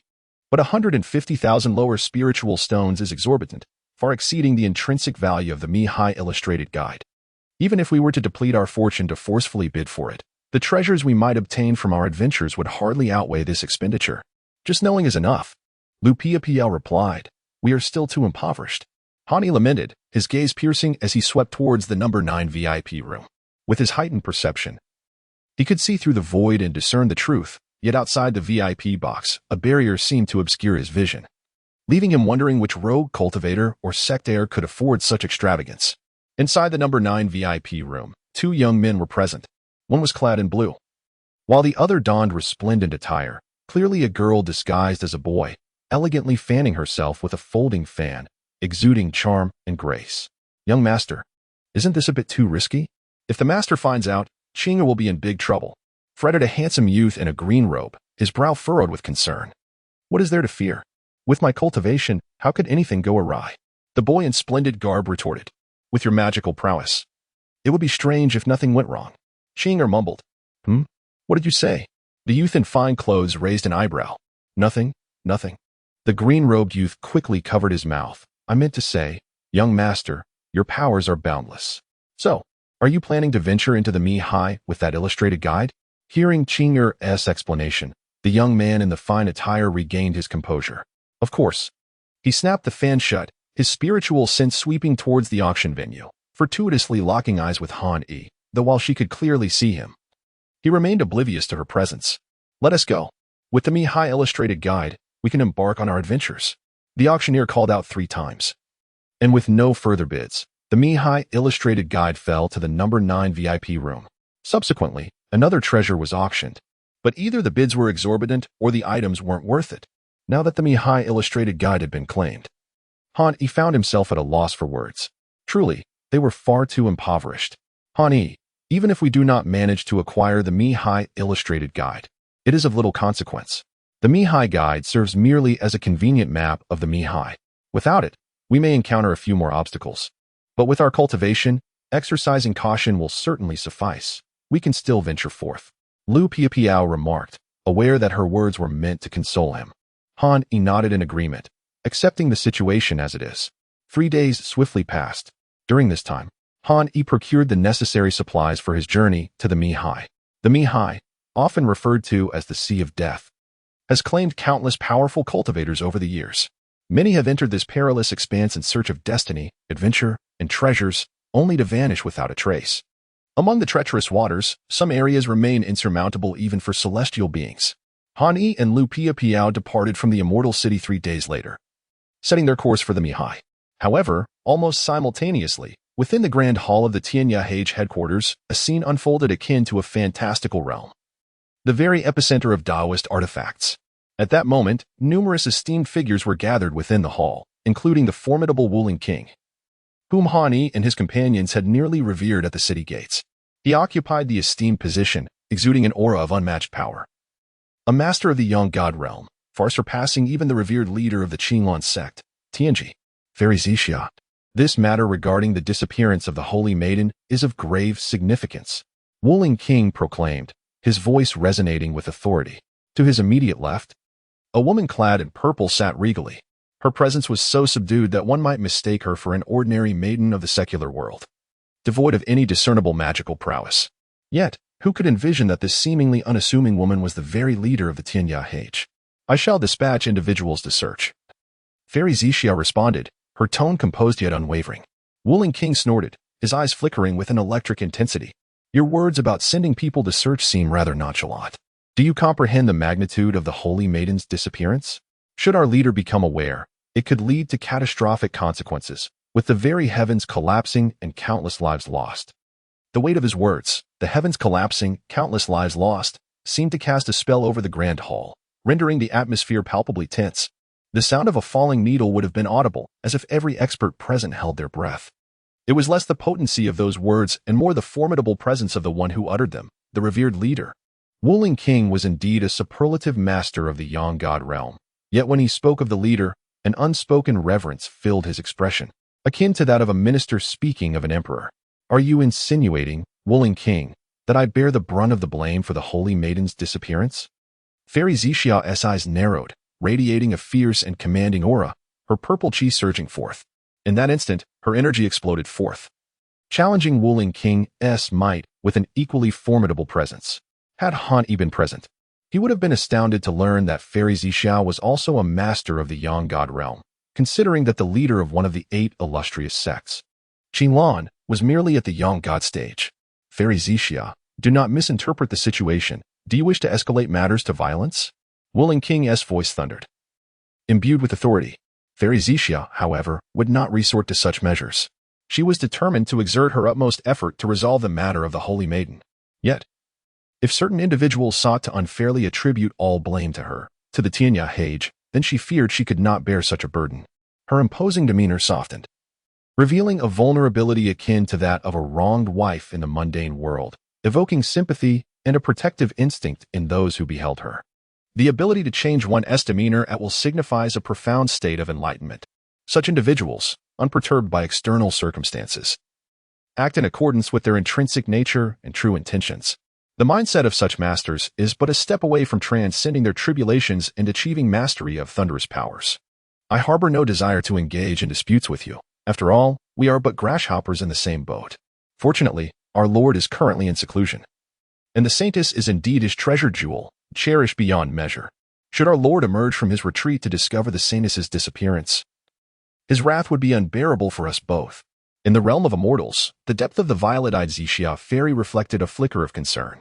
Meanwhile, within the outer hall, the conversation between King Wuling and the Xixia fairy continued. Bon, how fares the task I entrusted to you? Have you located that girl? In his blue brocade attire, reminiscent of the ocean's depths, young Master Wuling appeared rather striking, albeit his demeanor was somewhat frivolous. Master, that woman is likely new to the Immortal City. Oh, you have news? Young Master Wuling's interest piqued. He inquired with concern. Upon entering the Immortal City, he had immediately set his sights on Lu Piapiao. And over the years, no woman he had desired had ever escaped his grasp. Hence, he discreetly dispatched Bon to investigate Lu Piapiao and Han Yi. Bon shook his head, remaining still as if merely a shadow. Useless. Young Master Wuling erupted in fury. You cannot even handle such a trivial matter. What good are you? Master, temper your anger. The Lord is currently overwhelmed with the issue of the saintess's disappearance. Now is not the time for you to seek your own amusement. We must consider our strategy carefully. The elder Bon spoke in a calm, emotionless tone, devoid of any semblance of human sentiment. The Lord has painstakingly arranged this opportunity for you. Should you earn the saintess's favor and become her husband, it would be a grand scheme for the ages. Enough. Young Master Wuling waved his hand impatiently. You're nothing but a bothersome old dog. His fingertips nearly brushed against the elder's face, yet Bon remained unfazed. Frustrated, young Master Wuling felt as though he was playing a lute to a cow, his anger without outlet. If you do not serve my interests, there are others willing to do so. No woman I desire has ever eluded my grasp, and this one shall be no exception. I intend to make her my 99th concubine. Han Yi and Lu Piapiao were naturally unaware that their journey into the world would bring about unforeseen calamities. At this moment, the two had already entered the Mihai. Fortunately for Han Yi, his foresight led him to purchase a dragon-scale shield ship. Otherwise, without the Mihai Atlas, venturing into the so-called Sea of Death would have surely spelled disaster. Standing on the deck of the shield ship, Lu Piapiao felt a lingering dread. Having narrowly escaped death on several occasions, silver sharks, sea monsters, electric eels, and treacherous reefs, the duo encountered myriad dangers along their journey. The dragon-scale shield ship, however, was not crafted from actual dragon scales. This vessel was merely composed of the scales of a dragon, refined into a magical artifact. Despite being merely an auxiliary tool, it had cost Han Yi a staggering 70,000 low-grade spirit stones. It could be said that after this purchase, Han Yi was left utterly destitute. This expedition was meant to yield some profit, otherwise, the losses would be catastrophic. It was fortunate that Han Yi possessed such foresight. For the Mihai was akin to a vast labyrinth, a naturally occurring formation in which numerous cultivators had become ensnared, akin to headless flies, ultimately exhausting their powers and perishing. The endless expanse of water surrounded them, leaving no place to set foot. Anyone arriving here would undoubtedly feel a sense of trepidation. Suddenly, a storm brewed upon the sea. At that moment, Lu Piapiao was struck with panic as the waves surged ominously, rising to heights of several dozen meters. The ferocity of this tempest was undeniable. Even with both Han Yi and Lu Piapiao being Holy Spirit cultivators, cloaked in protective garments, they could not claim absolute safety. No, they were fortunate. For it seemed they had encountered a twist of fate as they stumbled upon a shedding dragon right after setting sail. After Han Yiling's spiritual scan, a look of great joy spread across his face. Chapter 43, Ambush on the Road. What does it mean to encounter a fateful connection with a celestial being? This is what it signifies. What? Han Yi, are you suggesting that the storm was not a natural phenomenon, but rather the shedding of skin by a sea beast? The Qiulong? Upon hearing this, Lu Piapiao was equally astonished, her eyes shimmering with brilliance, radiating delight. The Qiulong is not a true dragon. Even the most humble of dragons, such as the red dragon, would be a colossal creature in the eyes of Han Yi and Lu Piapiao. If they were to encounter a genuine dragon, Han Yi would likely turn the ship around and flee in haste. However, the Qiulong is different. It possesses draconic bloodlines and belongs to the ancient class of extraordinary insects. The four great ancient extraordinary insects, all serpentine in nature, are the Qi, Qiu, Ying, and Tao. Each of these ancient extraordinary insects harbors the blood of a dragon within. Han Yi nodded. The shedding of skin in serpents indeed signifies their most vulnerable state. This was a fact he was well aware of. Excellent. Lu Piapiao, brandishing her mandarin duck blades, exhibited an eager demeanor. However, she was not entirely oblivious to the gravity of the situation. The Qiulong, an ancient and extraordinary creature, possesses a lineage intertwined with dragons. It is said that a fully matured Qiulong can effortlessly ascend to the realm of the sacred spirit, its scales as impenetrable as iron. To slay such a beast, even while it is in the throes of shedding, is no trivial undertaking and is fraught with peril. Yet, it is often the case that risk and reward are inextricably linked. Han Yi remained still, exhibiting remarkable patience as he waited for nearly an hour.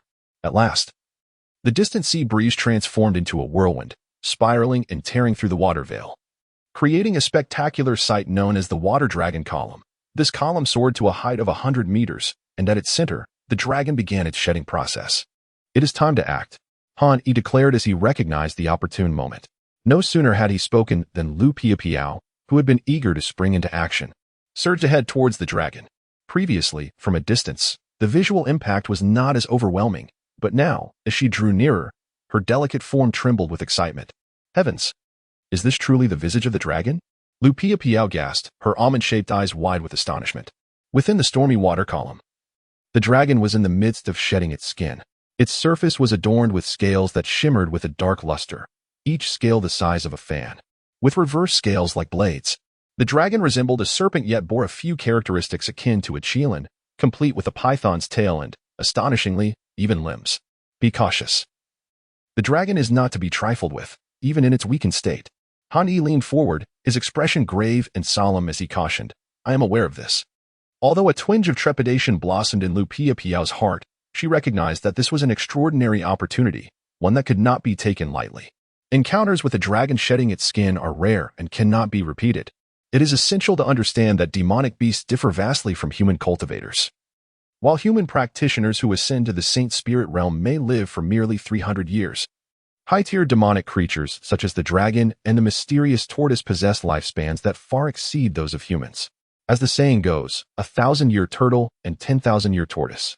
A dragon boasts a lifespan of a millennium, shedding its skin once every century, which renders the current situation a once-in-a-100-year opportunity. What a magnificent source of demonic energy! The closer they drew, the more potent the energy emanating from the dragon became, weighing heavily upon Han Yi and Lu Piapiao. Indeed, should this adult dragon be at the peak of its strength, even the formidable Xiao Ding would find it challenging to contend with it. The mere mention of Xiao Ding caused a slight unease in Han Yi's heart, akin to a needle prick, yet he acknowledged the truth in Lu Piapiao's words. Especially within this boundless ocean, it was truly the dragon's paradise, its home turf. Coupled with the overwhelming primal force of the demonic beast, it could easily slay opponents of a higher rank, making it a formidable adversary. Given the energy radiating from the shedding dragon, it was likely that its power during its prime was no less than that of a mid-stage Saint Spirit. In this vast ocean, mid-stage Saint Spirit cultivators were merely fodder for it. Even those at the pinnacle of the Saint Spirit might struggle against it. Look, it has spotted us. Lu Piapiao exclaimed suddenly. That matters not. Once it sees us, there is no escaping. At that moment, the dragon, ensconced within the pillar of water, revealed its menacing fangs. Sharp as an arm, exuding a terrifying aura, it had sensed Han Yi and Lu Piapiao's approach, perceiving them as threats likely intent on extermination. There was little doubt about the outcome. Encounters between demonic beasts and human cultivators typically ended in slaughter or subjugation, the latter resulting in the creature becoming a domesticated pet. It is vital to note that the dragon possessed a noble lineage of draconic blood and would never submit willingly. Now, Han Yi commanded sharply, with a resonant voice. He summoned the metallic energy of the five elements Emperor Dao, manifesting a colossal golden bell. The sound of the bell reverberated through the heavens, as if the very fabric of the universe were about to crack. To confront this dragon, even ordinary magical artifacts would likely prove ineffective. The sea roared, and storms raged. Roaring, The dragon shed its skin, a moment of vulnerability. It was both its weakest phase and the time when its primal energy was most diminished. The immense golden bell enveloped it, resonating with such force that it nearly rendered the creature dazed. What technique is this? Lu Piapiao pondered. While she was aware of Han Yi's formidable strength, she had not anticipated such overwhelming power. Just moments ago, her own energy had nearly dissipated under the bell's sound waves, which were merely residual effects. The dragon, bearing the brunt of the attack, must endure an onslaught of magical power beyond comprehension. The dragon unleashed a torrent of water arrows, each as long as a spear. What an opportunity! We cannot allow it to dive beneath the waves and escape. Han Yi delivered a lethal blow to the Qiulong, seizing the opportunity to claim its life, a hallmark of his unyielding style. This Qiulong, a formidable water spirit beast, ranked just below divine beasts. And if it were to plunge into the depths of the ocean, it would be akin to a dragon swimming in the sea, leaving Han Yi and his companions to lament their powerlessness. Behold, Lu Piapiao exclaimed, snapping her fingers, Panlong spider silk. Instantly, the silk transformed into an expansive net, enveloping the Qiulong just as it intended to dive beneath the waves. This is the handiwork of my senior sister from Zizhu Peak, who, during her training, vanquished the Panlong spider leader. That erupted from its core allowed her to refine this Panlong spider silk, of which I acquired 3 out of 10 sets after investing considerable resources for this expedition, all thanks to our shared peak affiliation. In the Guizhong continent, slaying beasts often yields treasures, such as the Ding Shizhu. Particularly for spirit beasts of sacred rank or higher, there exists a probability of dropping, akin to martial arts manuals. For instance, the Fireball spell was once obtained by Han Yi after he defeated the Fire Crow King. During this outing, Han Yi did not overly covet new techniques. His focus lay on perfecting the Huanyuan Golden Dipper, a technique that resonated harmoniously with the spirit and flesh union taught by the elder in the black robe. To enhance the power of the Huanyuan Golden Dipper, he required the demon bones of spirit beasts. If we manage to slay this Qiulong, we shall share the spoils equally. Han Yi, act swiftly, I can barely hold on. Just then, Lu Piapiao felt a sudden shift. The Qiulong had awakened, thrashing violently.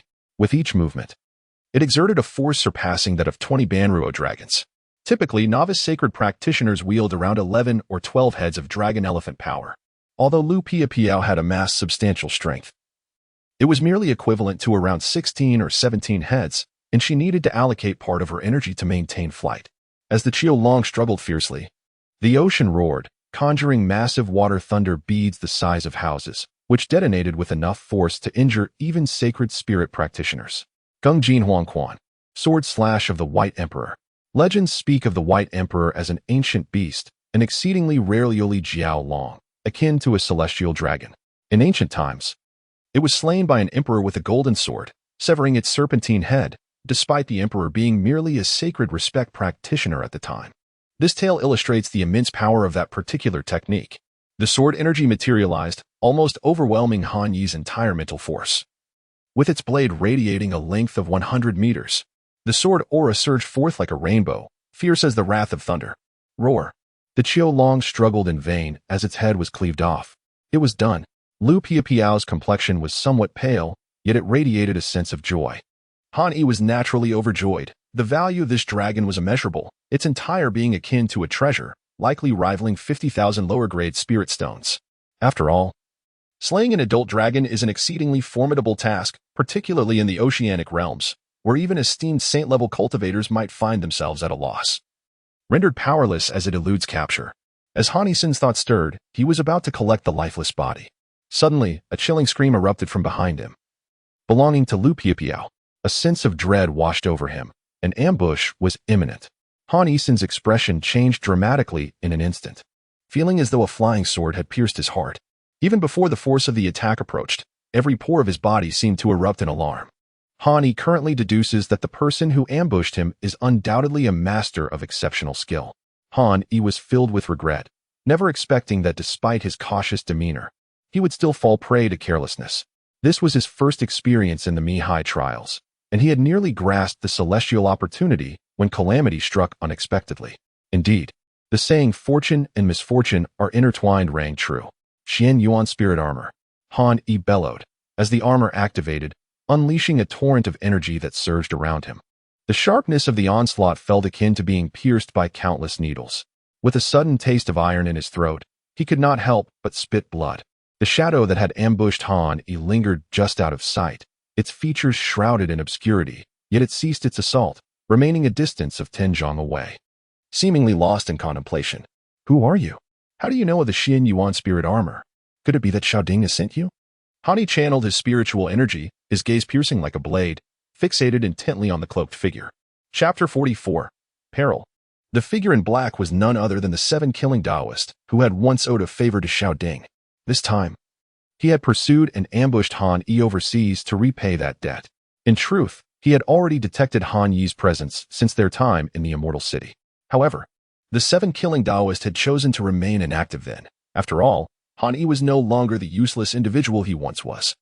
Now a rising star of the Qinglan sect, a promising disciple who had slain 2 esteemed disciples of the sacred spirit realm, the risk involved was monumental. With many eyes upon him, and the possibility that either Han Yi or Lu Piao might escape, he would undoubtedly invite endless troubles upon himself. It was not until he tracked Han Yi to the Mi-Hai that he unexpectedly encountered the shedding of the Qiu-Long skin. Such a rare fortuitous event stirred the 7-killing Taoist's heart, prompting him to once again hold back. Hoping to leverage the power of the Qiu-Long to accomplish his deadly intent, or rather, to let the clam and the crane struggle while he reaped the benefits. What? Since you dared to come and assassinate me, do you lack the courage to acknowledge it? Han Yi remained on high alert, acutely aware of the formidable prowess displayed by his assailant, who had skillfully eluded his soul perception, executing a stealthy ambush with unparalleled finesse. Piao Piao, exercise caution. The newcomer bears ill intentions, Han Yi discreetly conveyed, his heart still shaken. Had he not recently acquired the Xin Yuan armor, he would have genuinely feared a swift demise. Humph. My identity is of little consequence. I have long been fixated on this dragon, patiently waiting for its molt. How dare you 2 outsiders attempt to seize it? Such audacity is deserving of death. The 7-kills Taoist had not anticipated that Han Yi's mind was so astute, managing to glean hints of his identity from mere fragments of conversation. Nevertheless, the Taoist's inherent caution ensured that he would never reveal himself, unless Han Yi and Lu Piao were utterly vanquished. Could this individual be an itinerant cultivator from overseas, enduring the wait for the dragon's mold? Lu Piao silently transmitted to Han Yi.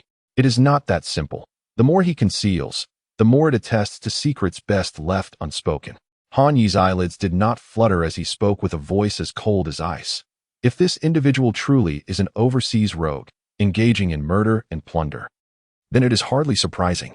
However, the Xin Yuan spirit armor is a renowned artifact of Xiaoding, and he can articulate its name while claiming no connection to Xiaoding? I shall discern the truth through a test. How to test? At this moment, Lu Piao and Han Yi formed a formidable duo. Very well. Han Yi stepped forward, his gaze devoid of any fear. We are both illustrious disciples of the Qinglan sect.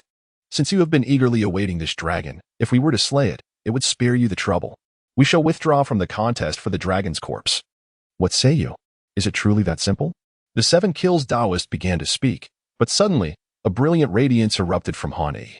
As a fellow disciple of the Qinglan sect, he possessed discerning insight and immediately recognized that it was a Shumi artifact, a rare Shumi artifact at that. Boom. The 7-kills Taoist aimed at Han Yi and struck down with great force. What a cunning little thief. It turned out that Han Yi's feigned retreat was a ruse to divert his attention, intending to seize the dragon's corpse into the artifact. Attack. Han Yi roared, while Lu Piao unleashed a vast net towards their opponent. Encountering the shedding skin of the dragon was an exceedingly rare opportunity, one that had not been seen in a century.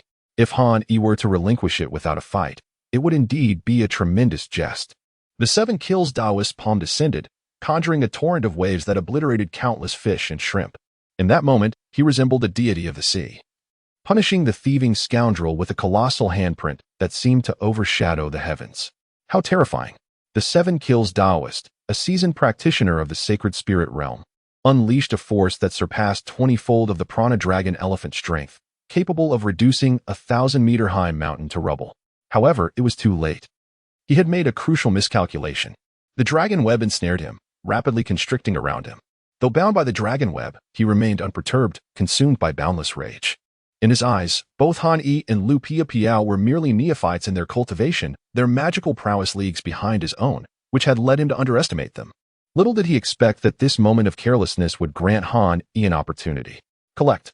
Han Yi's spirit armor surged with fervor, placing everything on the line. His fate now rested solely upon his own destiny. Bang! The immense palm struck Han Yi, dispersing his magical power. Cough! Cough! He spat out 2 mouthfuls of dark blood, feeling as though his very organs had been jolted from their positions, his complexion turning as pale as snow, akin to having suffered a grave illness. Yet, a glimmer of joy sparkled in his eyes, for in that fleeting moment, he had successfully collected the dragon's corpse. Han Yi! Lu Piapiao exclaimed in alarm, her pair of knives slicing through the air, leaving behind dozens of gleaming arcs. Han Yi was unexpectedly struck away by a single palm, his fate uncertain. In that moment, the fear that had enveloped Lu Piapiao was entirely replaced by a surge of anger. Fearlessly, she wielded her blade with ferocity, each strike nearly depleting her spiritual energy. Seeking death, the 7 Killers Taoist was consumed by fury. In his mind, Han Yi and Lu Piapiao were merely prey, easy to slaughter. Yet he never anticipated Han Yi's cunning and treachery. Nevertheless, this did not matter, as long as he eliminated the 2. The corpse of the dragon would still fall into his grasp. The 7 swords of flying stars, the peacock spreads its tail, as countless blades descended upon him.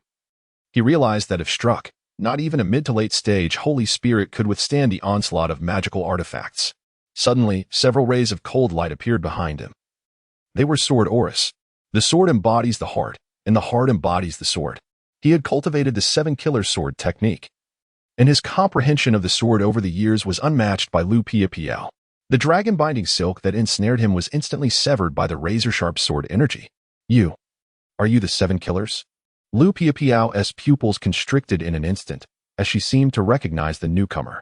The 7 Killers Taoist, initially intent on ensuring the success of this ambush, had altered his voice and abandoned his signature sword technique. Little did he expect that this very decision would nearly lead him into peril. You know too much. The sword energy emanating from the 7 Killers Taoist surged violently, its sharpness almost suffocating. 7 Killers, we are both disciples of the Qinglan sect, yet you dare to defy the sect's rules and attack fellow disciples. This is a grave sin that warrants execution on the immortal execution platform. Do not bring ruin upon yourself. Lu Piapiao admonished, realizing his identity. Terror washed over her once again. The 7 Killers Taoist, she had not anticipated it would be him. Among the thousands of disciples in the Qinglan sect, none could rival the 7 Killers Taoist in terms of offensive prowess at the same cultivation level. When the 7 Killers sword technique was unleashed, it was nothing short of earth-shattering. Execution on the immortal execution platform? Humph. The 7 Killers Taoist scoffed. In this vast sea, who would know if I were to kill you both? I could easily do so without leaving a trace. Even if your life lanterns extinguish, and you perish like a snuffed candle, the elders of the sect would only express their regret, believing you fell in the course of your training. Lu Piapiao felt a wave of anger. She had not anticipated that he had already paved a way out for himself. Now, with Han Yi's fate uncertain, she felt utterly alone. Kill. The 7 Killers Taoist's magical energy surged, the sword aura intensifying. He grew weary of further conversation. All he needed to do was slay both Han Yi and Lu Piapiao, and the dragon's body would undoubtedly belong to him. To kill him, have you consulted me? Just as the 7 Killers Taoist was about to strike again, Lu Piapiao, pale with fear, prepared to close her eyes and await death when suddenly, a voice resonated out of thin air. Fire Phantasm Kirin. Roaring, the heavenly fire ignited the skies, and the fiery Kirin lunged fiercely at the 7 Killers. Seeking death. 7 Killers' true words. The reappearance of Han Yi caused the 7 Kill Taoist's exposed eyes to glint with a chilling light, as he unleashed 7 swords that swiftly shattered the fire Qilin. Mere trifles. The imperial Tao of the 5 elements, the king of metal's fist. Having discerned the true identity of the 7 Kills sage, Han Yi could hardly entertain the notion that he could confront him merely with the fire Qilin. For the fire Qilin was but a mere illusion, a diversionary tactic, while the genuine lethal move resided within the Gung Metal King fist. With a resounding crash, he unleashed a devastating punch, the very force of which seemed to rend the heavens and shatter the earth.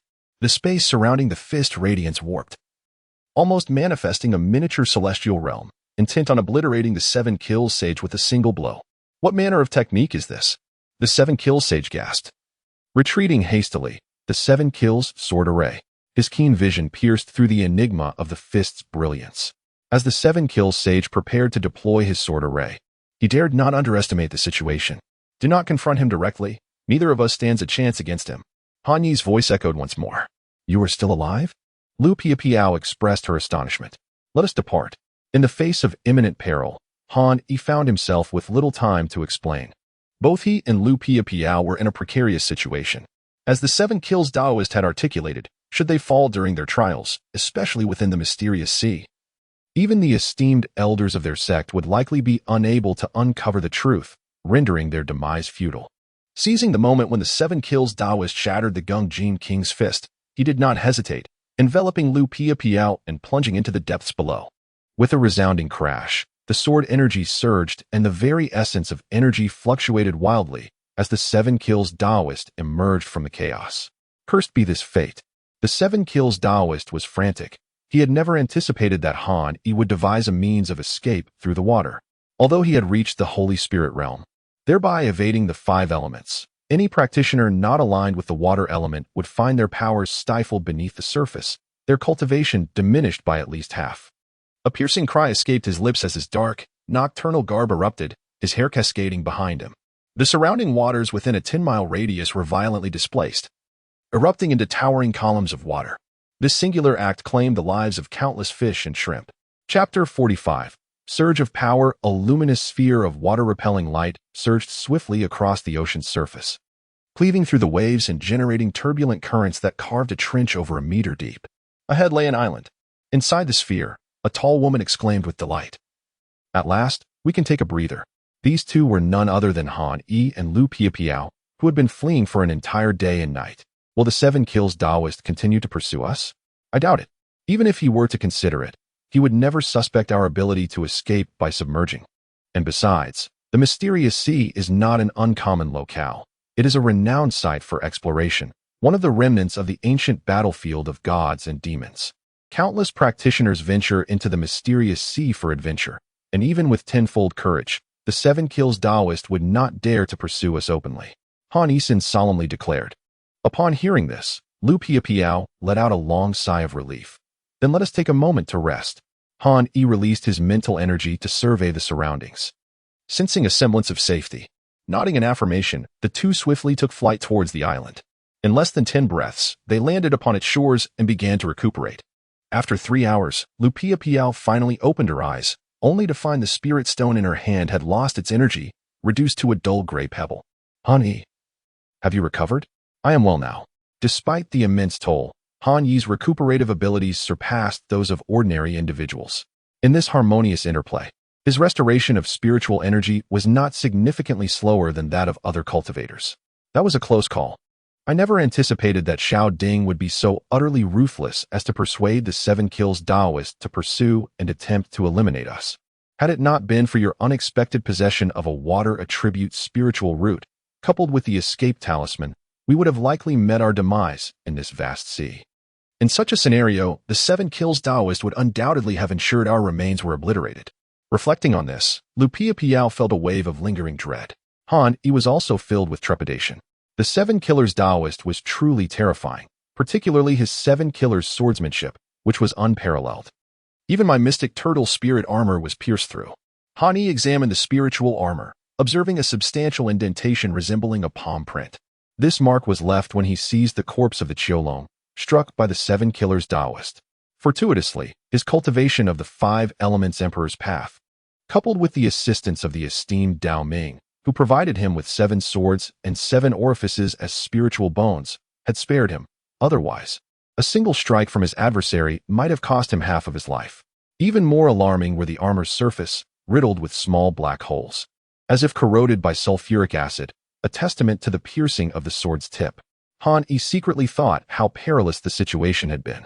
Had it been an ordinary person, they would undoubtedly have met their demise. What shall we do next? Lu Piapiao found herself at a loss, looking to Han Yi for guidance. The 7 kill Taoist, having attempted to outsmart the situation only to be thwarted, realized that the body of the dragon had already fallen into their possession. The mere value of the dragon's corpse alone was estimated to be no less than 500,000 spirit stones, in addition to other valuable seals and artifacts. Thus, this perilous adventure could be deemed a significant profit. After pondering for a moment, Han Yi suggested, "Let us now divide the dragon's corpse." Upon hearing the proposal to divide the spoils, Lu Piapiao's eyes sparkled with delight. "You shall take the lead in all matters." Hani licked his lips and said, "Well then, I shall not be courteous any longer. I just examined the situation, and this Qiu Long has revealed a magical imprint, which is likely its original divine ability. Known as the mysterious Qiu water technique, once mastered, it can conjure the form of the Qiu Long, significantly enhancing combat power multiple times. This is a high-level divine ability, and this magical imprint belongs to you. Moreover, I require a cultivation method that necessitates the bones of the Qiu Long. The bones constitute the majority. So how about a division of 70-30? Wouldn't that be quite advantageous for me?" Lu Piapiao smiled sweetly and shook her head. "This Qiu Long is a water-type beast. Even if you give me its magical imprint, I shall have no use for it, as I lack a water spiritual root. In the end, I would only be able to exchange it for treasures or spirit stones. This divine ability is indeed beneficial for you, so it is best that you cultivate it. At most, once the ordeal concludes, you can share a bit more spirit stones with me. Then it is settled," Hani declared, no longer engaging in pleasantries. After all, that single Holy Spirit pill was a tremendous favor. Following the recent harrowing pursuit by the 7 killers, Hani felt an even greater urgency to enhance his cultivation. Ultimately, only through overwhelming strength could one achieve true supremacy. Soon, the two divided the Qiu Long's remains in a 70-30 split. And the mysterious Qiu water technique was also granted to Hani. This divine ability was approximately twice as powerful as the fire floating tower Qilin. Although both techniques were of the spiritual level, the fire floating tower Qilin was akin to a mere replication, while the mysterious Qiu water technique represented an authentic cultivation method. Hani obtained the skull of the Qiu Long and immediately began to cultivate using his mystical techniques. The most formidable aspect of the Qiu Long's defense lies in its skull, and Han Yi intended to refine this skull to incorporate it into his own being as a spiritual bone, even for cultivators at the manifestation realm. The significance of the head is extraordinary. Should it be severed, death is inevitable. This technique is akin to a grafting method, classified as a secret art, likely unknown even to the Qinglan sect.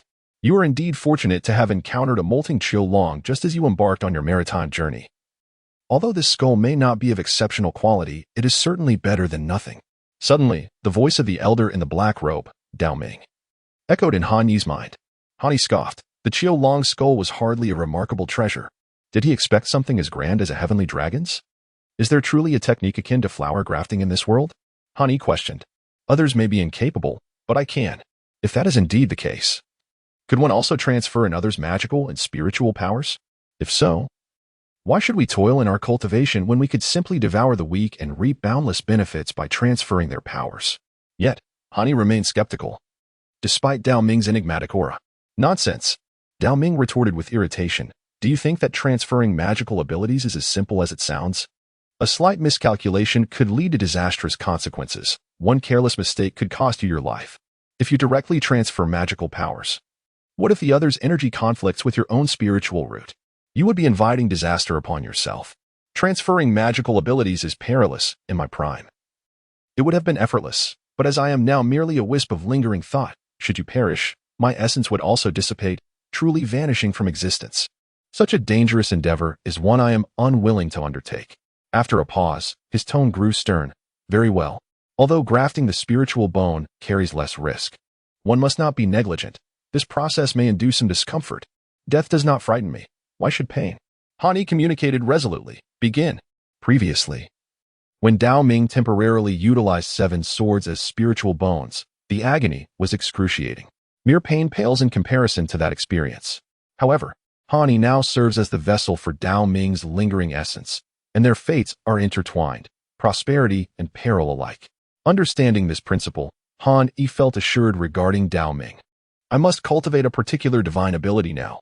I shall rely on you for protection. As he sat cross-legged in concentration, he sent a mental message to Lu Piapiao. Is this the place? Lu Piapiao paused momentarily before nodding, channeling her powers to emit verdant with spiritual energy, conjuring a protective aura that cloaked them both. Simultaneously, she summoned the 10,000-sound thunder flute as a precaution. This poses no issue. My powers have been restored and should suffice for any unforeseen circumstances. Han Yi trusted Lu Piapiao wholeheartedly, be it due to personal ties or her connection to Sun Rower. Moreover, the two ventured out to sea together, enduring the deadly ambush of the 7 killers, thus forging a bond akin to life and death. with a sense of tranquility. Han Yi completely devoted himself to the ritual of refining the dragon's skull. As the cosmos shifted and the universe transformed, a resounding roar erupted. In that moment, Han Yi felt as if his very crown had been violently torn asunder. The magnitude of terror and peril was beyond comprehension. He never anticipated that merely grafting the spiritual bone could be fraught with such danger. What then, if he were to channel his magical energy? This grafting of the spiritual bone resembled a delicate surgical procedure, with Dao Ming, the seasoned physician, merely offering guidance, while the true scalpel wielder remained Han Yi himself. To witness one's own skull being wrenched apart, blood flowing freely, would surely cause the timid to succumb to madness. He summoned his spirit, striving to maintain his focus. Should his thoughts scatter, death would be inevitable. Han Yi's heart wavered, and Dao Ming's stern voice suddenly erupted like thunder. The excruciating pain was unbearable, causing blood to flow from Han Yi's 7 orifices. This was dire. Unlike the 7-kill Taoist, if both she and Han Yi were to perish, it could be attributed to the trials of their journey. However, if Han Yi were to die while she remained alive, it would present a most troublesome predicament. This was because they had embarked on this journey together, and thus, the comradeship among disciples of Qinglan's sect during their training was of utmost importance. As their responsibilities were mutual, this was one of the reasons why Han Yi entrusted her back to Lu Piapiao. Boom, boom, boom. At that moment, the winds rose and clouds surged, manifesting a small yet significant natural phenomenon. Han Yi appeared almost lifeless, her robes drenched in blood. Han Yi. In that instant, Lu Piapiao could no longer heed any words of caution and reached out anxiously towards Han Yi. With a violent backlash, she was flung away, disheveled. Lu Piapiao rolled and sprang back to her feet, her eyes filled with terror. This is impossible. How could there be such formidable magical power? The magnitude of this power rivaled that of the 7-kill Taoist, likely reaching the mid to late stages of the sacred spirit realm. What on earth has transpired? In that moment, Han Yi's spiritual bones had finally been successfully replaced, her magical power surging dramatically, and her Taoist arts becoming boundless. Chapter 46. The Flesh Cauldron and the Human Furnace. A radiant aura emanated from Han Yi, ascending above his head and manifesting as ethereal lotus buds, creating a dreamlike spectacle that captivated the beholder. The convergence of 3 flowers atop the head, the 5 energies returning to their source, Lu Piapiao exclaimed, pointing at Han Yi in astonishment. What realm have you reached? What cultivation technique have you mastered? How could your power have surged so dramatically? Lu Piapiao appeared as though she had seen a ghost. It was no wonder, after all, they had only recently embarked on this exploration together. And it had been less than a month since Han Yi had revealed his divine presence. In such a brief span, his power had escalated to a level comparable to that of a mid to late stage spirit realm practitioner. No, in fact, the force he had just unleashed was even more formidable than that of an average practitioner at the mid to late stages of the spirit realm. Lu Piapiao, with a sense of certainty, believed that even against the 7-kills Taoist, the latter's protective energy would not be sufficient to send her flying away. Just how immense was Han Yi's power now? Had he perhaps broken through into the mid-stage of the spirit realm? Lu Piapiao gazed at Han Yi, her eyes filled with disbelief. Not quite. My power has merely increased a little, he replied.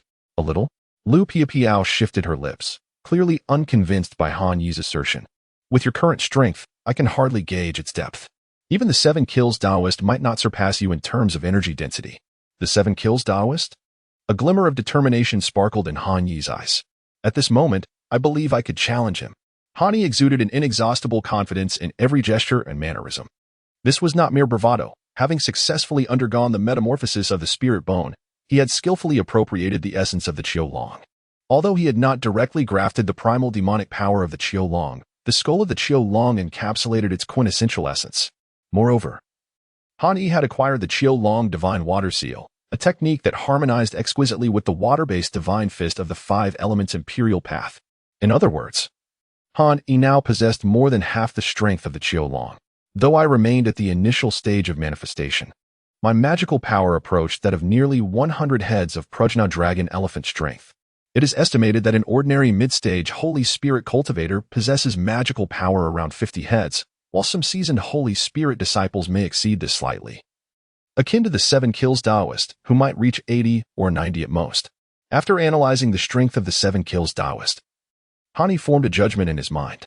Based solely on the depth of magical power, Han Yi was already capable of contending with him, even possessing a slight advantage. However, The clash between cultivators is not determined merely by the depth of one's magical power. Many factors such as magical artifacts, experience, divine abilities, and environmental conditions can all sway the outcome. For instance, had Han Yi possessed a supreme spiritual artifact and could fully unleash its power, no matter how formidable the 7 kills Taoist might be, even Xiao Ding would likely fall under his suppression. Furthermore, the environment plays a crucial role. For instance, the Qiulong, being a water-based demonic beast, reigns supreme in the vast ocean.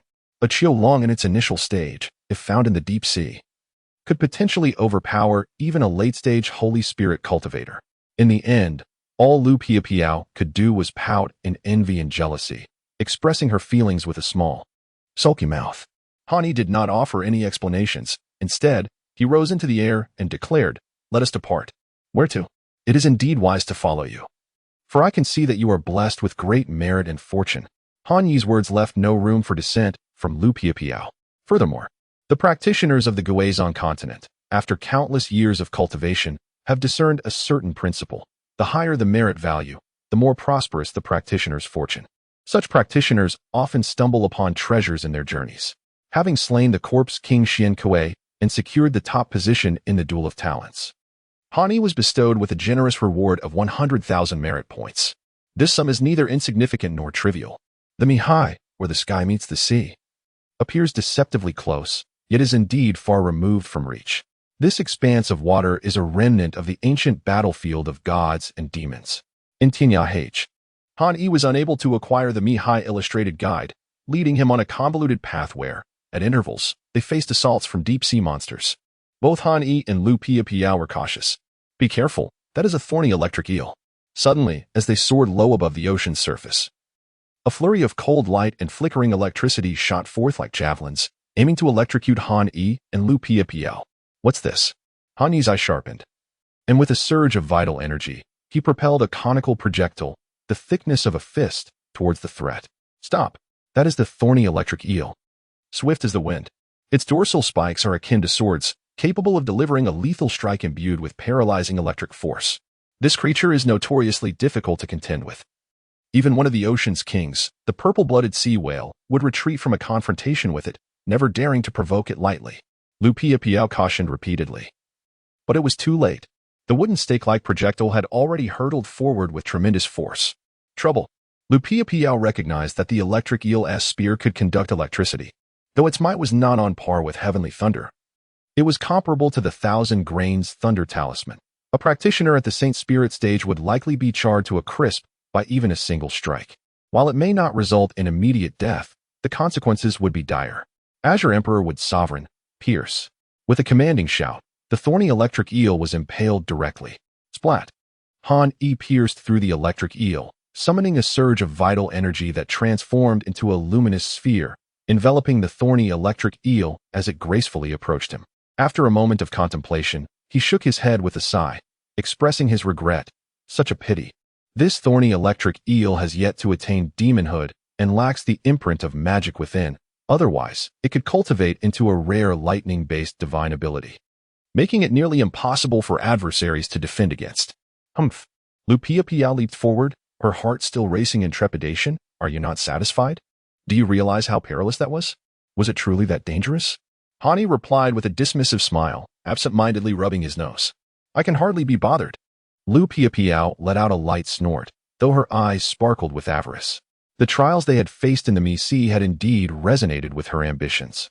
Han Yi was evidently blessed with celestial fortune, an abundance of merit and auspicious luck. How long had they been out at sea?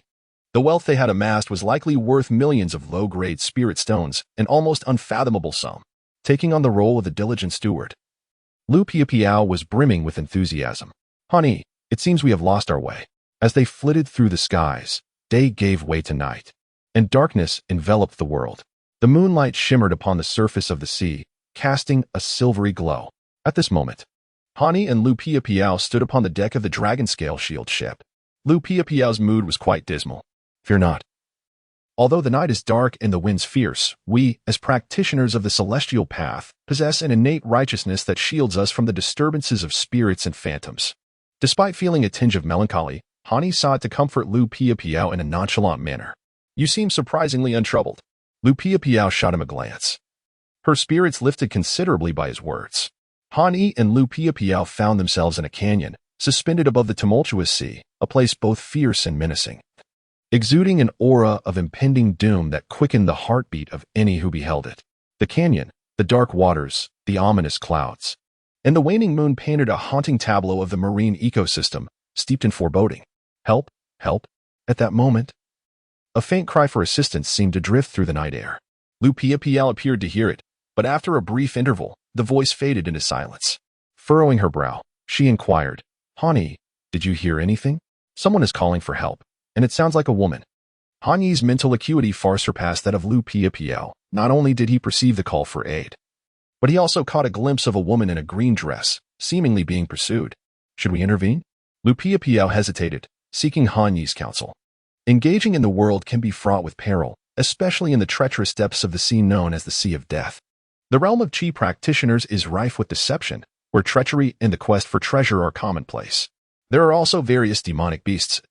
While they may not have attained the saintly realm capable of assuming human form, one cannot discount the existence of malevolent entities adept at illusion and deception, capable of beguiling the unwary.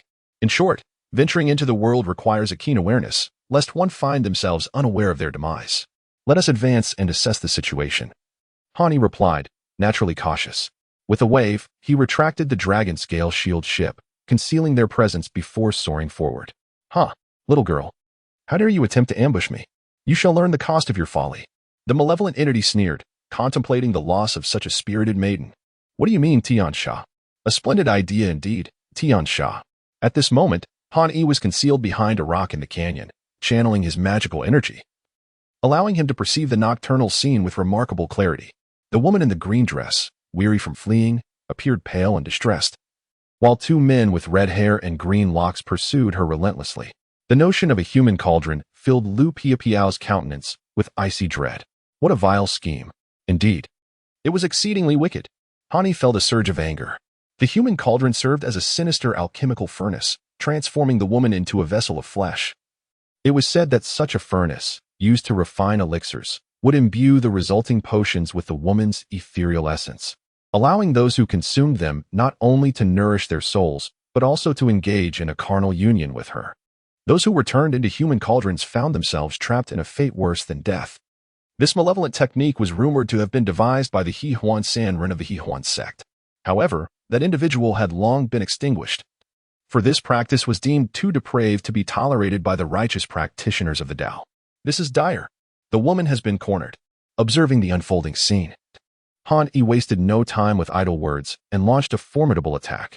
Little did he know that rescuing this woman would irrevocably alter the course of his destiny. Chapter 47. Borrowing the corpse to return to life. The tumultuous waves exuded a decaying power, and the reason the abyssal sea was known as the Sea of Death was due to the myriad of perils within. A moment's carelessness could spell doom even for those in the sacred spirit realm. This sea was one of the four great seas, ranked just below the Blood Sea. Little girl, surrender quietly, and perhaps you'll suffer less, taunted one of the green-haired, serpentine figures, his sinister laughter echoing as he drew nearer. This vast expanse of 1,000,000 miles is our territory. You cannot escape. Even if you attempt to flee, my brother and I will retrieve your corpse, stripping you bare for our brethren to desecrate. The green-dressed maiden found her garments torn, exposing her delicate, snowy shoulders. With no escape in sight, she resigned herself to death. Desecration? Clearly, the two men, one with red hair and the other with green, had expertly manipulated her thoughts. Their threats left her with no semblance of safety. Even if she yearned for death, the night was as dark as ink, and the green-dressed maiden, clutching her torn clothing, trembled like a weeping pear blossom. Yes, the human cauldron.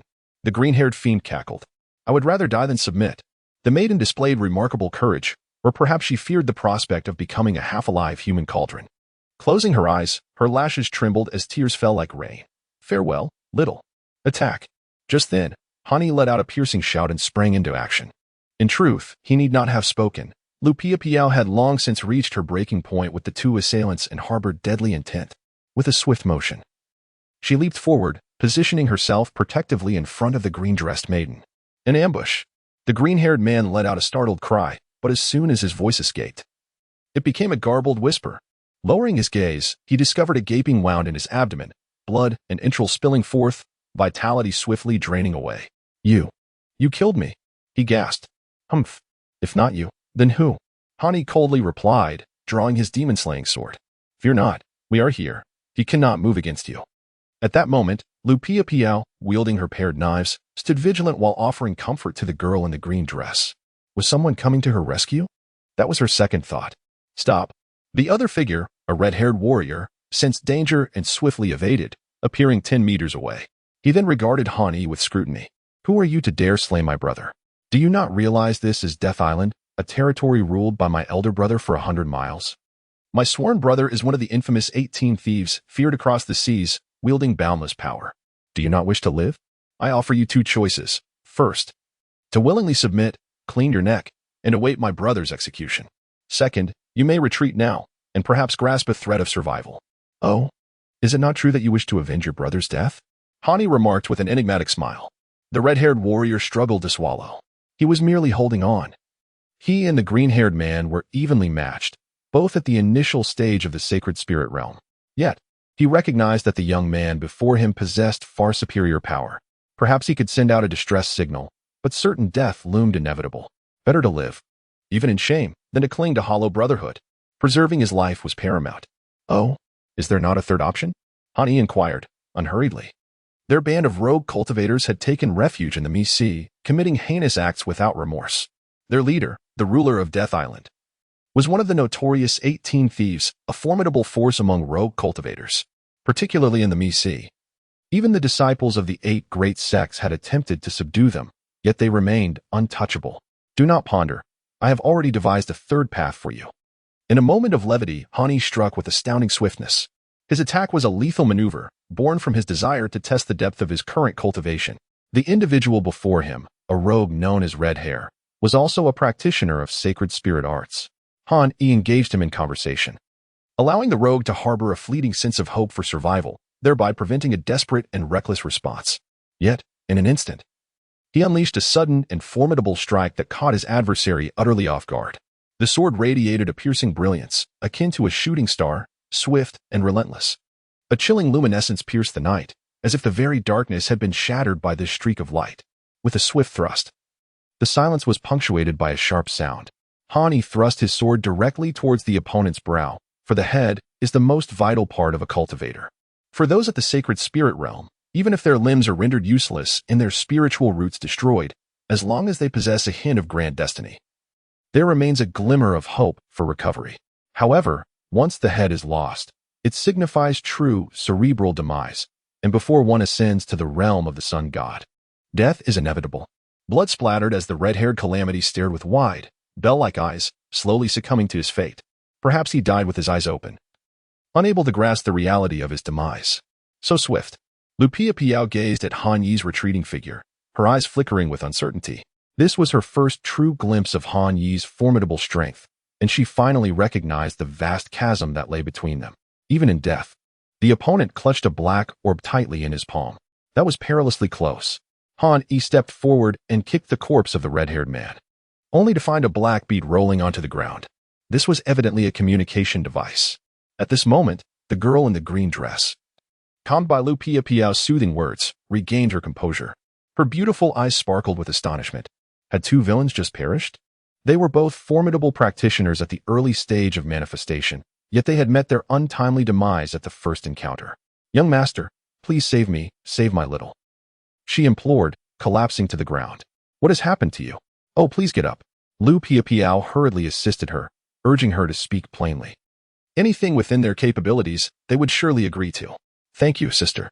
The girl in green expressed her gratitude, her gaze still fixed longingly on Hani. All right. We will assist you. Hani was about to speak when Lupia Piao had already made a promise. Witnessing this scene, Hani could not help but smile wryly. Lupia Piao appeared valiant and decisive in battle, yet being a woman, she was inevitably touched by compassion. Please rise, Hani said in a calming tone. Imbued with a soothing power, this was a divine ability known as the soul-soothing incantation. While it paled in comparison to Sun Rao's lullaby of souls, it could still somewhat pacify the heart. Please clarify the situation. Thank you, young master. Thank you, sister. The girl named Qinger immediately broke into a smile, explaining. The situation is as follows. Through her narration, Han Yi finally grasped the circumstances. It turned out that Qing was also a loose cultivator, accompanied by a young master. The two had ventured into the mysterious sea for training and exploration, hoping to encounter fortuitous opportunities, a rare path for loose cultivators seeking advancement. However, several days prior, she and her young master had fallen into the clutches of a group of adversaries. She had desperately tried to escape to send a message, only to be discovered and pursued. Now, her young master remained imprisoned on the Isle of Death. Please save my young master, if anything were to happen to him. I could not bear to live, Qing lamented, her tear-streaked face evoking deep sympathy. Lu Piao could only offer her comfort once more, remaining silent and gazing at Han Yi. She understood the gravity of the situation. The Lord of the Isle of Death? Han Yi's brows furrowed in contemplation. In truth, for cultivators, one of the most crucial rules of worldly experience is to refrain from meddling in matters that do not concern them. For interference often invites unforeseen calamities and unwarranted misfortunes. Moreover, Han Yi harbored a certain trepidation towards the Lord of Death Island, as he was unaware of the latter's level of cultivation.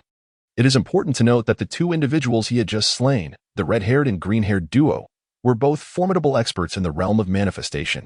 Were it not for his augmented powers, courtesy of the dragon skull he had fused with, and the element of surprise that had allowed him to strike first, defeating the red-haired and green-haired pair would have undoubtedly demanded a grueling battle. And what of their sworn brother, the Lord of Death Island, one of the notorious 18 bandits? Young master, I implore you, if you can save my lord, I, Qing, am willing to serve as a maid or servant. The girl in the green dress, also a cultivator in the early stages of manifestation, now appeared utterly diminished, reduced to a state of desperate supplication. When did cultivators in the manifestation realm become so spineless and devalued? Han Yi gazed at the girl in the green dress, and an illusion flickered in his heart. Very well, I shall grant your request, he said after a moment of contemplation, nodding solemnly. Thank you, my lord, Qing exclaimed joyfully. I shall guide you on behalf of my sister. Wait, Han Yi interjected suddenly. My lord, do you perhaps have second thoughts? Qing asked anxiously, her tear-streaked face betraying her concern. I, Xiao Ding, pride myself on my word. Once I have committed to a promise, I shall not easily retract it. However, the island master of Death Island, who stands among the 18 renowned thieves, must possess unfathomable prowess to rescue your esteemed master effectively. We must know both our enemies and ourselves. The two bodies indeed hold some value, Han Yi remarked, leaning down to examine the corpse of the red-haired fiend. Are you suggesting a resurrection? Lu Piao's mind stirred as she recalled a secret technique. No. The art of resurrection is quite mysterious, but alas, I have no mastery over it. Han Yi shook his head vehemently. He was aware of the technique, but it leaned towards dark arts, rarely practiced by cultivators of the celestial path. Moreover, resurrection is a secret art, not a divine skill. What shall we do then? Lu Piao inquired curiously. While I may not possess the art of resurrection, I am well versed in the art of disguise. Shifting shapes and shadows poses no challenge for me. Han Yi replied with a mysterious smile. Soon, Lu Piao and Qing were left astounded, their mouths agape in disbelief. How do you find my current appearance? Can you still recognize me? In the blink of an eye, Han Yi transformed into the likeness of the fiend, with fiery red hair and a sinister aura that rendered him nearly indistinguishable from the original. My lord, please act swiftly. My master is imprisoned in a hidden chamber on Death Island, and every minute we delay increases the peril he faces. Qing was in a state of frantic urgency, fully aware that her actions were somewhat reckless. These two individuals were not related to her. Why should she risk herself to save them? Yet, her mind was in disarray, singularly focused on rescuing her master. What if something were to happen to him? The girl in the green dress shuddered at the thought. Very well, but to infiltrate Death Island and rescue him, I shall require your assistance, Han Yi said, his brows slightly furrowing with displeasure. Though he understood that rescuing a life was akin to extinguishing a fire, there could be no delay. He had already devised a comprehensive plan for the rescue of the esteemed Master Qing spoke of. Before long, Lu Piao was transformed to resemble the Earth Een, and the trio set forth towards Death Island. As he soared through the skies, Han Yi had gleaned, from Qing's vivid description, a rough understanding of the perilous island known as Death Island. The very name itself, audaciously claiming to be fatal, not only alluded to its master, Qi Ba, the notorious recluse, but also reflected the island's treacherous environment, which rendered the entrance of external cultivators a near-suicidal endeavor. The dangers were indeed formidable. At present, Han Yi's foremost concern is not the myriad traps both within and outside the treacherous island, but rather the formidable prowess of the island's master, Chiba. Given Han Yi's current cultivation level, unless he encounters an exceptionally rare genius, any practitioner at the early stage of the sacred manifestation would undoubtedly perish beneath his hands. Even those at the mid-stage of the sacred spirit would likely find themselves unable to escape death.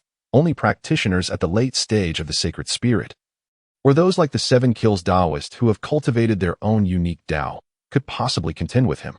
This is primarily due to Han Yi's profoundly rich reserves of power. Furthermore, after the esteemed Dao Ming elder grafted the dragon skull onto him, not only has his magical prowess surged dramatically, but his defensive capabilities have also risen correspondingly. Coupled with the Xian Gui spirit armor, Han Yi feels a sense of assurance that even if he stands still, he could withstand 3 strikes from a descending magic sword. For practitioners at the Qi refinement stage, even if they were to wield a magic sword, they might struggle to breach his defenses. However, his greatest apprehension lies in the island master's strength reaching the late or peak stages. That would indeed be terrifying. If the opponent lacks a sacred level technique or their own Tao, then even if the island master achieves the late stage of the sacred spirit, Han Yi would still possess the capability to engage in battle. Yet, if the opponent were at the pinnacle of the sacred spirit realm, akin to Xiao Ding's cultivation, Han Yi would have no choice but to flee upon encountering such an adversary. In the realm of Qi practitioners, often the disparity of a single cultivation level represents an insurmountable chasm, akin to the divide between heaven and earth. Those capable of slaying opponents beyond their level are invariably gifted with extraordinary talent. Take Han Yi, for example, even at the early stage of the sacred manifestation. He possesses 3 to 4 times the strength of an ordinary practitioner and has also trained in the 5 elements Emperor's Divine Fist, a technique that astonishes both heaven and earth. Regrettably, Han Yi's current cultivation level allows him to unleash less than 1/10,000th of this technique's true power when facing the 7 kills Taoist. Even if he were to join forces with Lu Piao, they would still be walking a perilous tightrope. Look, that dark cloud enveloping the area is indeed the treacherous island. With great speed, the trio of Han Yi cuts through the waves atop the sea, yet by the time they discern the island, the sky has begun to brighten. This back and forth has consumed a full 3 hours. However, the actual time spent flying by Han Yi and his companions is less than half of that. The majority of their time was spent evading various traps and mechanisms. Is that the treacherous island? Han Yi cautioned. We shall act according to the circumstances. Han Yi and Lu Piao, at this moment, presented a striking appearance with their red hair and green locks. The two were restraining the young girl in a green dress. Qinger, the Death Island was not merely a solitary isle. It was a sprawling archipelago, vast and boundless, stretching far beyond Han Yi's spiritual perception. The horizon met the sky, and the islands extended for at least 10,000 miles. In the main harbor of the islands, numerous formidable sea vessels were anchored, while various sea monsters and slaves labored under the watchful eyes of scattered cultivators. With a sharp crack, a disciple with a horse-like face lashed his black python whip fiercely across the back of a powerful laborer. The laborer, an elderly man, immediately collapsed, rendered unconscious by the blow. Damn it! Stop pretending to be dead, the horse-faced overseer barked. The old man is dead. A disciple approached to inspect, then turned back to report. Dead. The overseer displayed an expression of indifference, not even blinking. He spat a thick gob of phlegm, scoffing. He can't even withstand a single strike. However, this old bone still holds some value. Drag him to the 10,000 dragon cave and feed him to the spirit dragon raised by the island lord for a snack. The so-called 10,000 dragon cave housed numerous giant pythons, all cherished pets of the tyrant of Death Island. On Death Island, from the island lord Chiba down to the lowly minions, they were all ruthless marauders, embodying cruelty and malevolence, an accurate reflection of their true nature. Look, honey. What is that? Lu Piao suddenly transmitted a message discreetly, her voice laced with astonishment.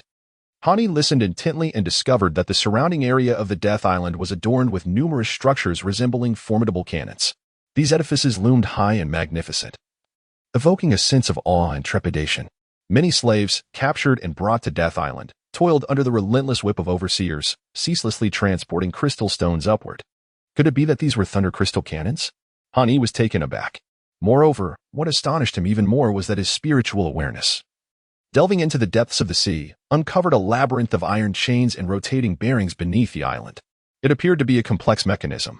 Should the island come under fierce attack and its master feel overwhelmed, he could instantly activate the contraptions to submerge the entire island beneath the waves.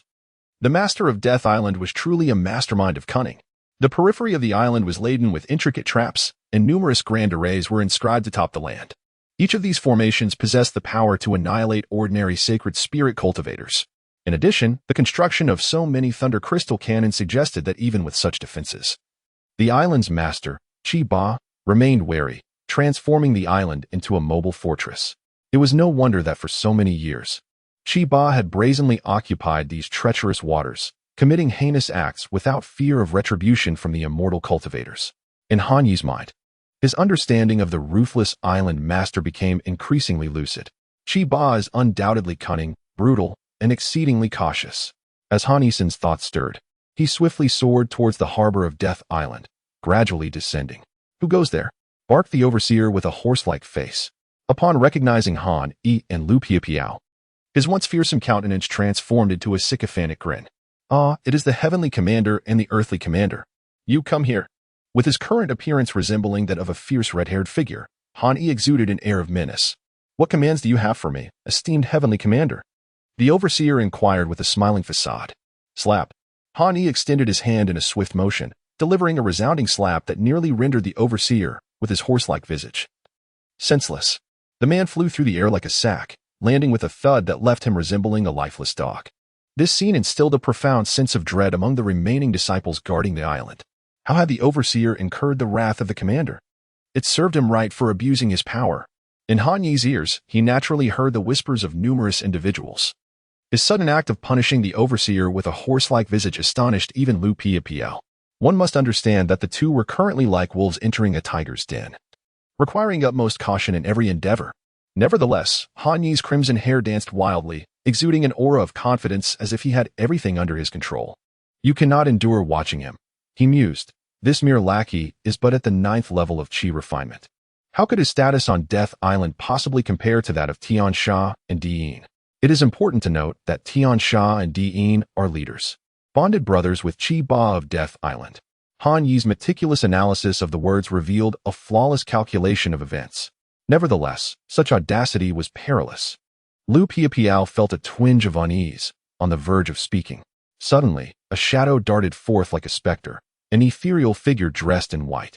In stark contrast to the other members on the Death Island, whose appearances were rather disheveled, this gentleman exuded elegance and charm, wielding a crimson folding fan. Indicative of a master adept in fire-based techniques. He is at the sacred spirit realm. We must exercise caution. Han Yi cautioned silently. "Ah, it is the duo of Tian Sha and Diyin. I wondered who would dare to cause a ruckus on the Death Island. Clearly, they have a death wish." The white-clad man's gaze was ever flickering, revealing a cunning nature. Who is this individual? Lu Piapiao's heart raced with anxiety.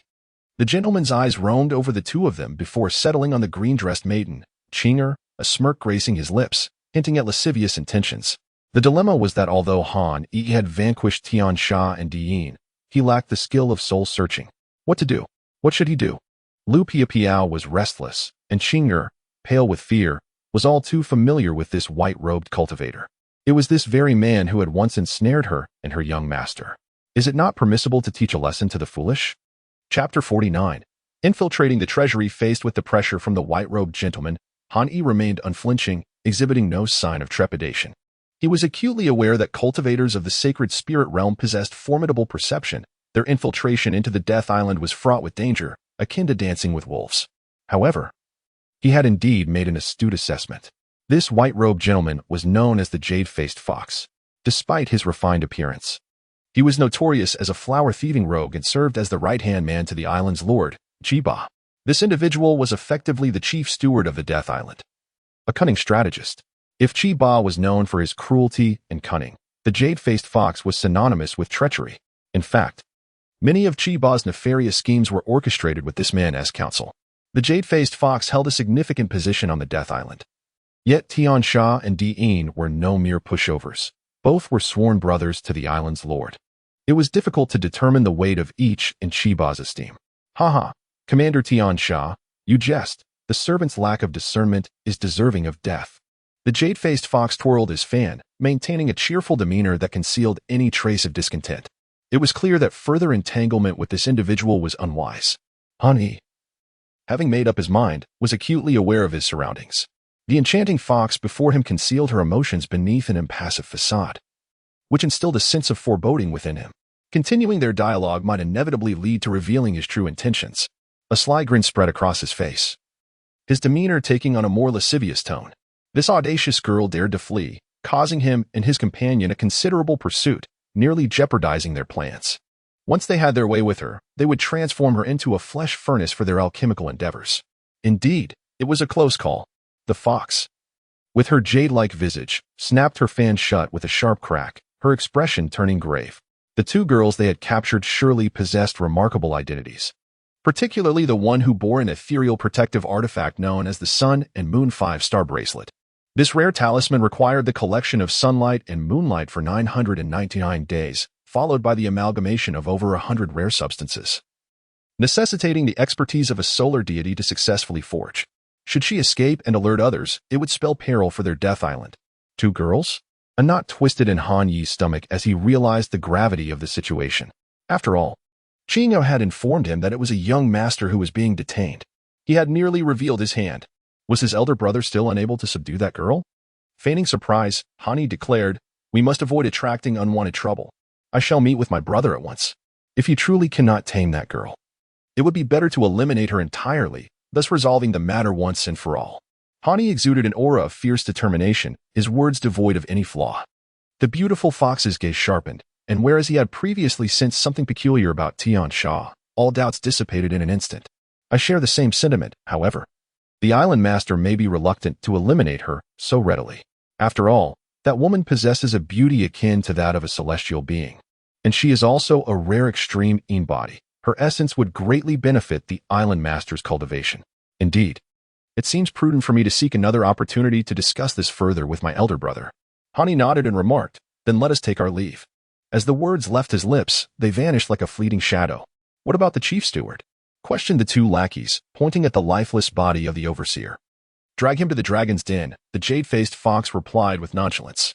"That gentleman in white is indeed formidable," Han Yi acknowledged with a nod. "Qingyo, how many secrets do you still harbor?" Suddenly, Han Yi's gaze sharpened like an arrow, fixating intently on the girl in the green dress. "Do you comprehend the peril we face in this den of tigers? We must tread with utmost caution, should we expose ourselves. It may not only thwart our efforts to rescue your mistress, but also lead to the demise of all three of us." He emphasized the word mistress with particular weight. No, there's nothing left," Qingyo responded, her demeanor tinged with guilt and unease as she fidgeted with the hem of her garment. "Truly nothing?" "Indeed, nothing at all." "Very well. I shall grant you the benefit of the doubt this once." Han Yi had no intention of delving deeply into the matter, yet he was undeniably intrigued by Qingyo and her so-called noble identity. To hear from the lips of the white-clad cultivator that Qingyo's mistress carried a spiritual artifact with her was astonishing. What manner of status could she possess? It is well known that even among the esteemed leaders of the Qinglan sect, the possession of a spiritual artifact is not a common privilege. Given that Qingyo is merely at the initial stage of the Holy Spirit realm, her mistress must surely be formidable. Perhaps both are merely fledglings in this vast world. The alluring woman, though not daring to neglect the situation, did express her grievances towards the Heavenly Calamity. "Heavenly Calamity, Commander, do not forget about the little scorpion," she chided, her left hand resting upon a venomous scorpion.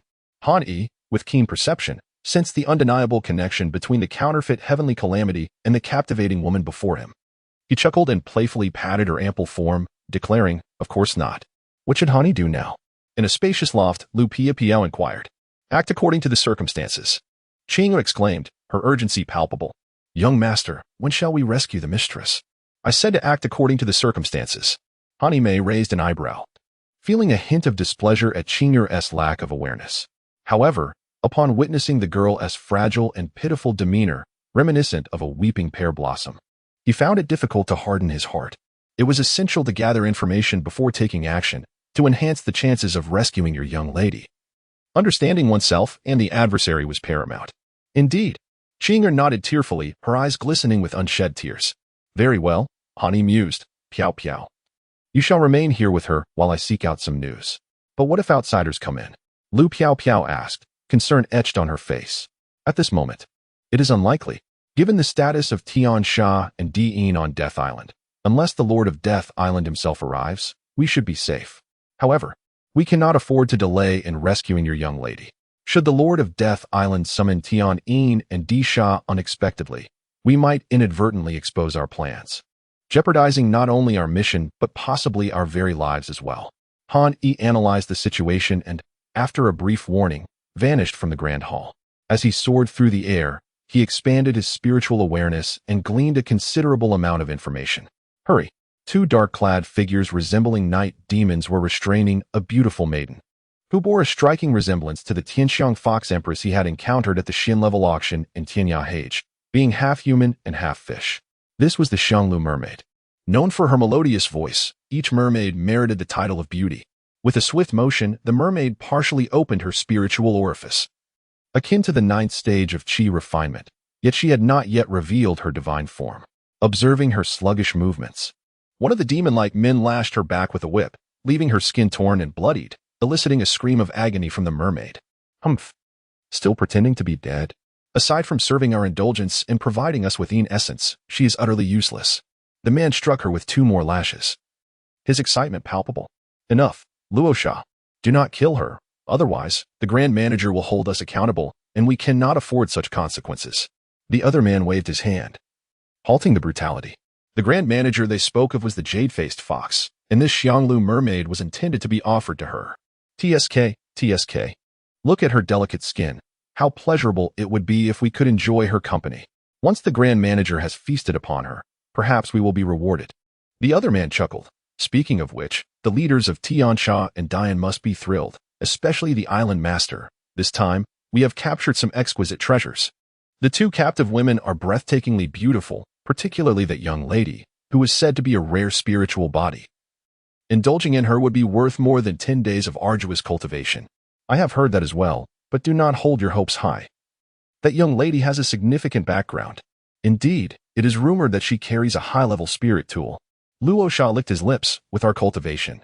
Even if that girl stood still, we could not breach her defenses. It is said that even the island master is at a loss with her. He has already retrieved a treasure from the ice soul cold pool and intends to use the extreme ice fire to shatter the protective spirit tool surrounding her. The island master is likely in seclusion, refining the extreme ice fire. These 2 demon-like men appeared to be minor leaders of the Death Island, possessing considerable knowledge. As they restrained the Xianglu mermaid, they continued their conversation. By the way, keep an eye on that girl. It is rumored that her maid has escaped. And the Grand Manager was furious upon discovering this.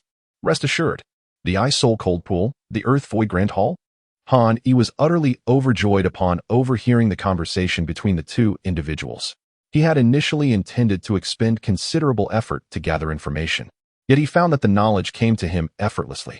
It appeared that the icy abyss was indeed the treasure trove of the formidable island lord. Han Yi felt a surge of joy within him.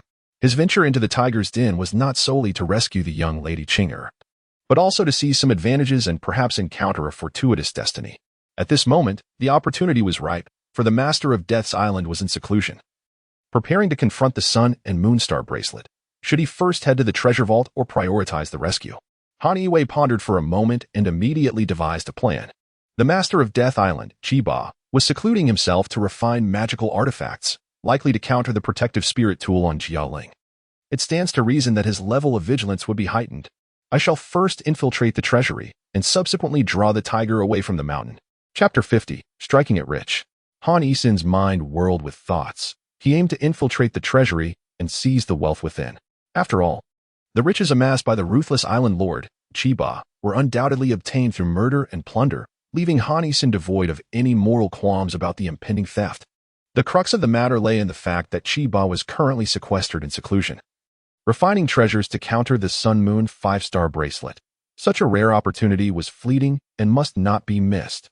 Han Yi and his companions stealthily infiltrated Death Island, a perilous venture akin to dancing with wolves. The island is rife with notorious bandits who act with impunity, committing heinous acts and indulging in unspeakable crimes.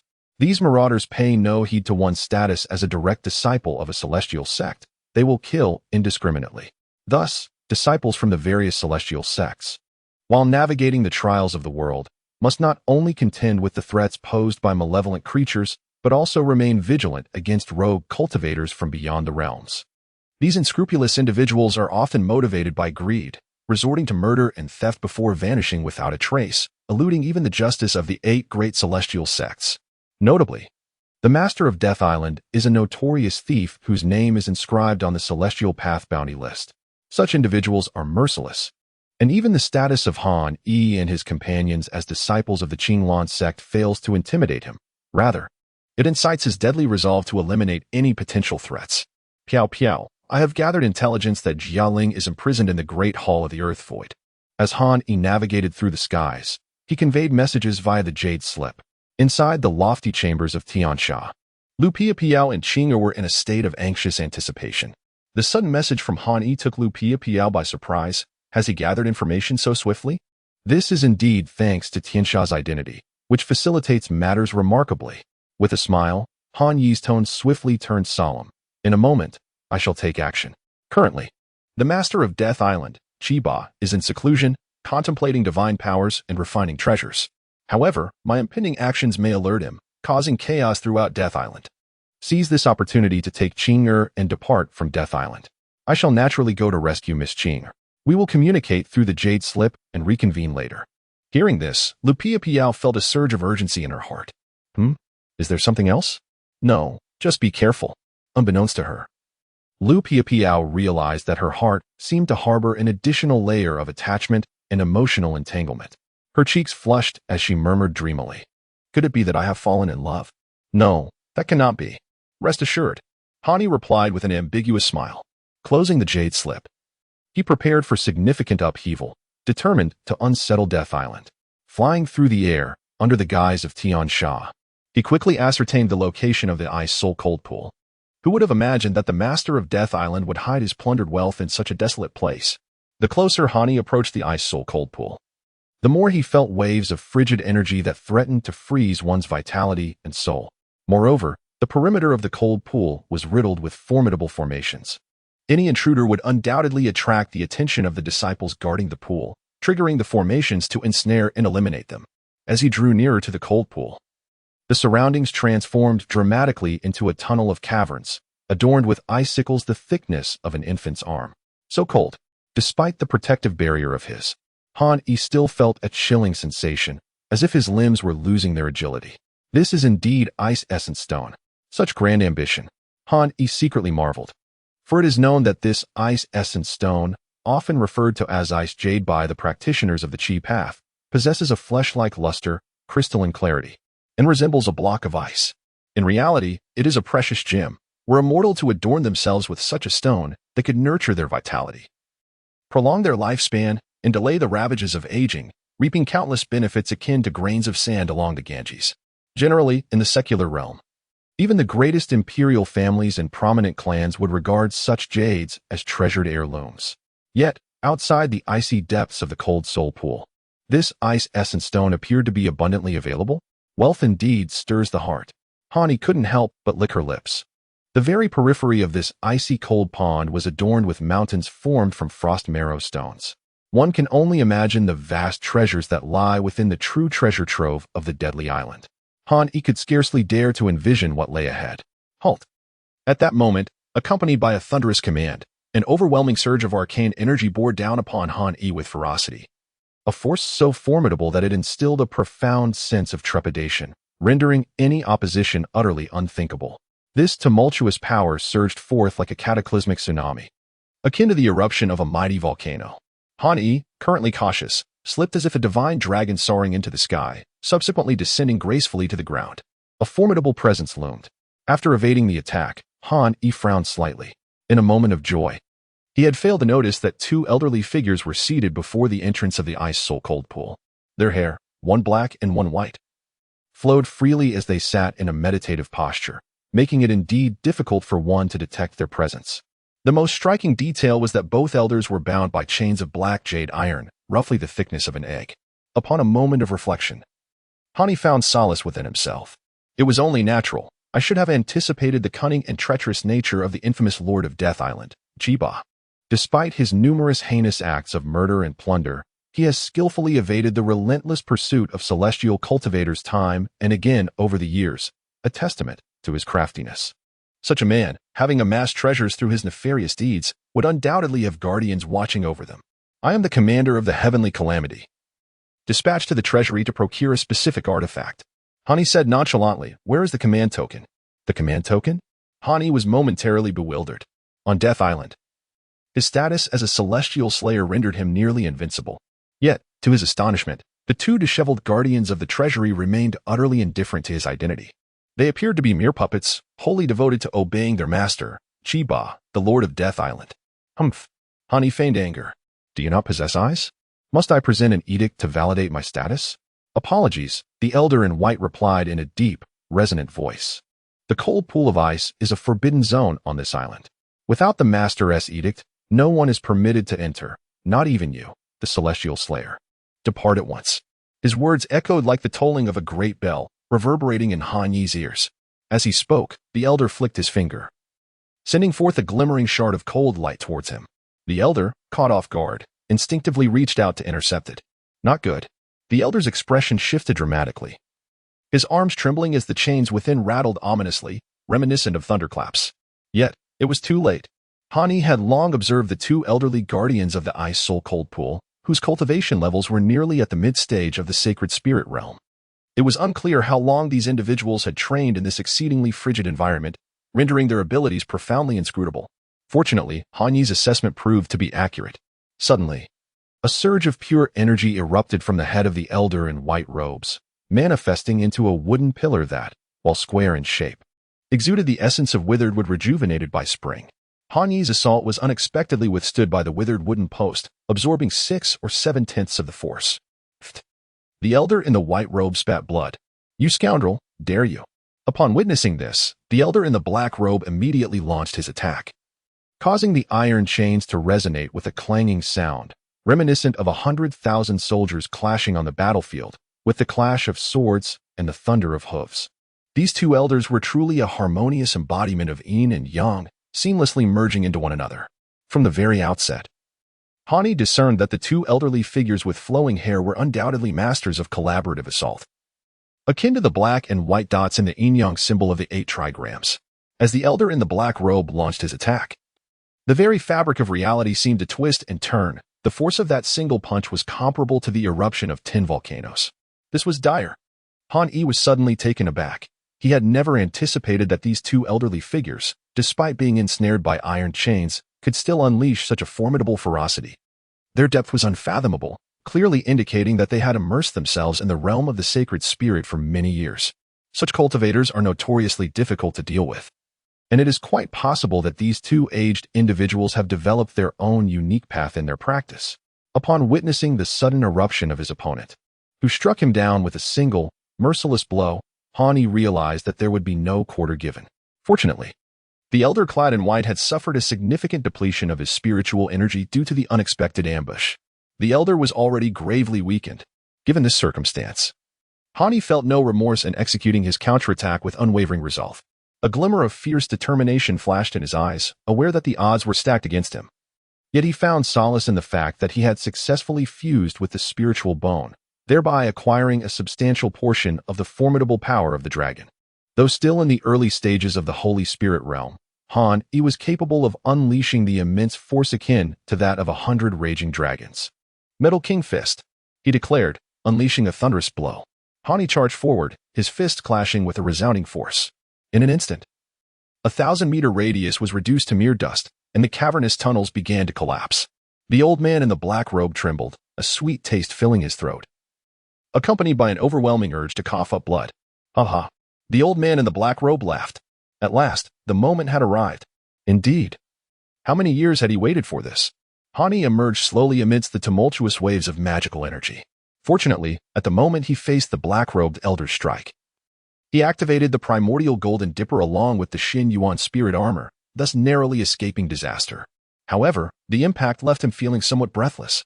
As he stepped out from the chaotic energy, traversing the void, he furrowed his brow in confusion. "Greetings, master."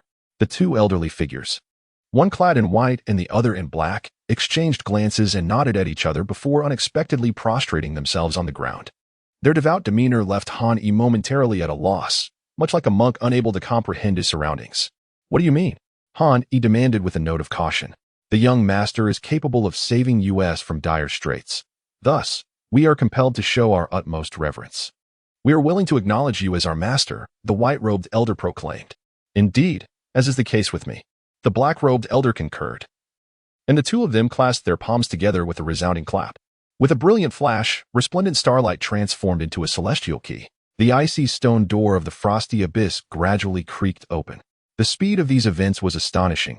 Just a moment ago, the two elders, Ku Yang and Ku Yin, appeared ready to fight Han-Yi to the bitter end, yet in the blink of an eye, they were now bowing in reverence. This display of respect was nothing short of profound. Although Han-Yi was merely a disciple of the Qinglan sect's inner cabinet, when he encountered the esteemed Master Tianji, he could only kneel on one knee. In the presence of the 7 peak masters and certain elders of the Qinglan sect, he could at most bow respectfully. However, the two elder figures clad in black and white displayed the utmost reverence, prostrating themselves in worship, an unparalleled gesture of respect. As the stone door gradually opened, Han-Yi's heart soared with joy. He was about to strike it rich. Standing before the stone door, he was momentarily blinded by the radiant treasures within the cold pool. Chapter 51. The Yin and Yang Immortals. The entire ice crystal cold pool lived up to its name. Featuring crystalline walls of ice that surpassed even the cold ice essence stone, consisting of the purest cold essence. This essence was a product of nature's gradual formation over countless millennia, a primordial treasure. Such innate treasures are said to be serendipitous finds, rarely encountered. At the center of the ice crystal cold pool stood a magnificent and translucent essence monument, towering to a height of 2 people. This monument perpetually exuded a chilling aura, swirling around like serpents in motion. The frigid air from this essence ice stone could grant eternal vitality, preventing aging. Similarly, it could preserve the medicinal essence of pills from dissipating. Han-Yi was utterly astounded. The two elder figures, known as Kuiying and Kuiyan, exchanged a meaningful glance, affirming their recognition of Han-Yi. Their actions demonstrated their unwavering loyalty. As the stone door swung wide open, the treasury revealed an astonishing array of pills, exuding potent medicinal energy. Any ordinary mortal who caught a whiff would likely find themselves invigorated, reaching the pinnacle of physical prowess. While it might not grant them the ability to cultivate the Tao or transform into divine beings, it could at the very least rejuvenate them by a decade, keeping their cells vibrant and youthful. Yet this was merely the tip of the iceberg. The treasures within the entire treasury left Han-Yi utterly speechless. "You all." Han-Yi's eyes flickered as he scanned the two elders. "Do not harbor doubts, master." The two elders replied in unison, exchanging knowing glances. They swiftly elucidated the matter at hand. It turned out that both elders were originally solitary cultivators at the Saint Spirit realm, one named Kuiyang and the other Kuiyan. They were a rare pair, possessing a dual cultivation physique, being twins born of the same womb.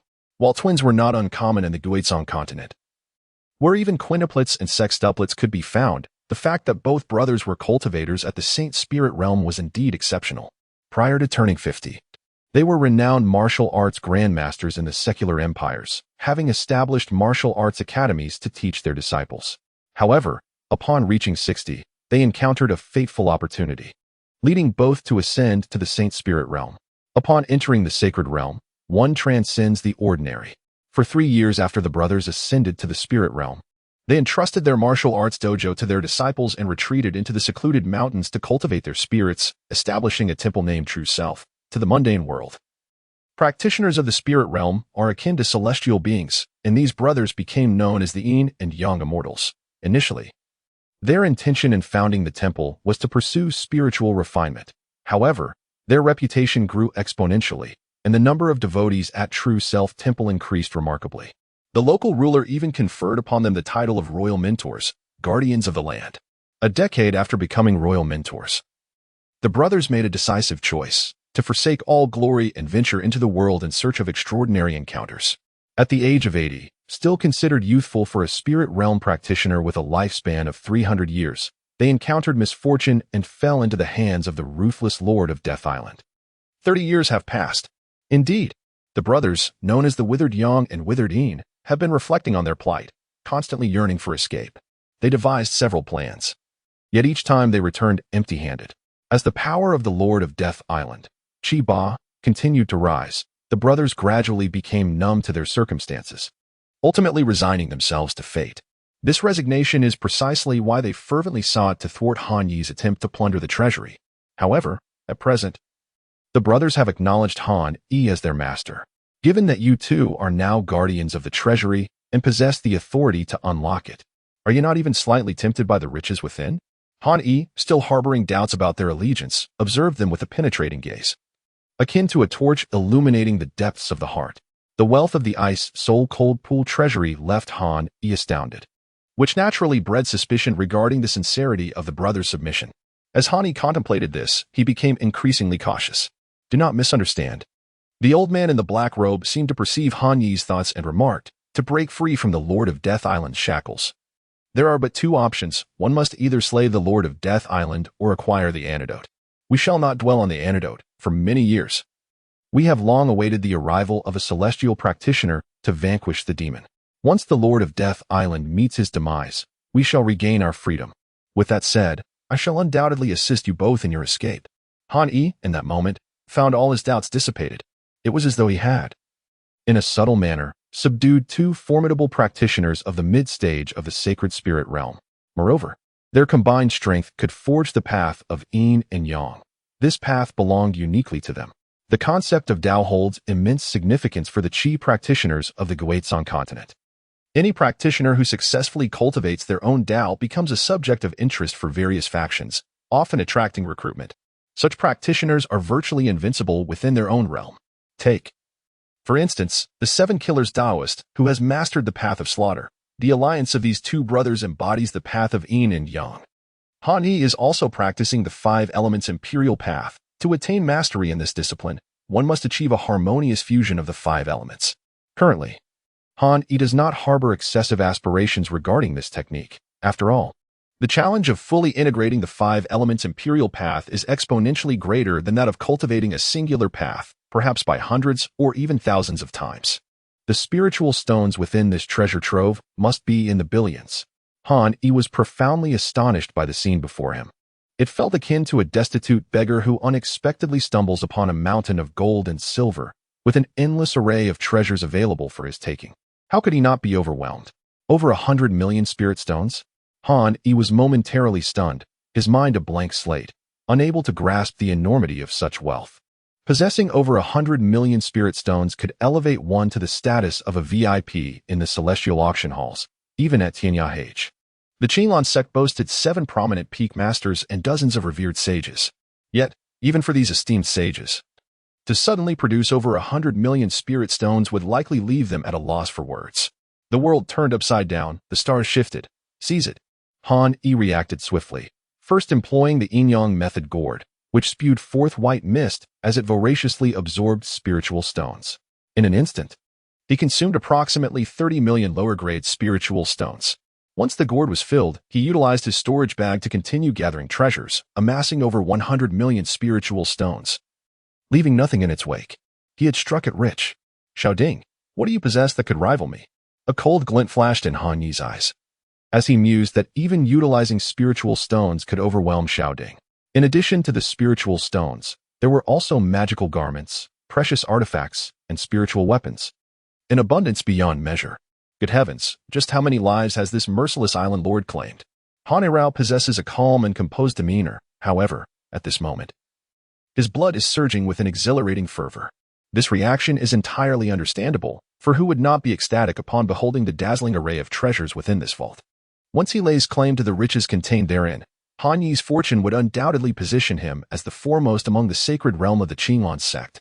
Indeed, as the celestial body shifted and the sands of time flowed, Han Yi effortlessly amassed treasures such as magical artifacts, elixirs, enchanted garments, and spiritual stones into his possession. Yet, at that moment, a sudden surge of vital energy erupted from the very center of the cold pond, a manifestation of power both serpentine and ferocious, embodying the essence of dragons and tigers in its overwhelming vigor. What treasure could this be? After a moment's hesitation, Han Yi's expression transformed into one of elation. The spirit of the artifact. Upon scanning with her spiritual awareness, Han Yiling immediately discerned that the source of the overwhelming essence was a long spear, measuring approximately 2 meters in length. The spear's body shimmered with a radiant glow, and its sharp tip exuded an indomitable and piercing aura. A spiritual weapon. It was astonishingly a spiritual artifact. Hani let out a long, exhilarating howl, brimming with excitement. Only a spiritual weapon possesses the potential to generate a weapon soul. And once such a soul manifests, the spiritual weapon attains a semblance of autonomy.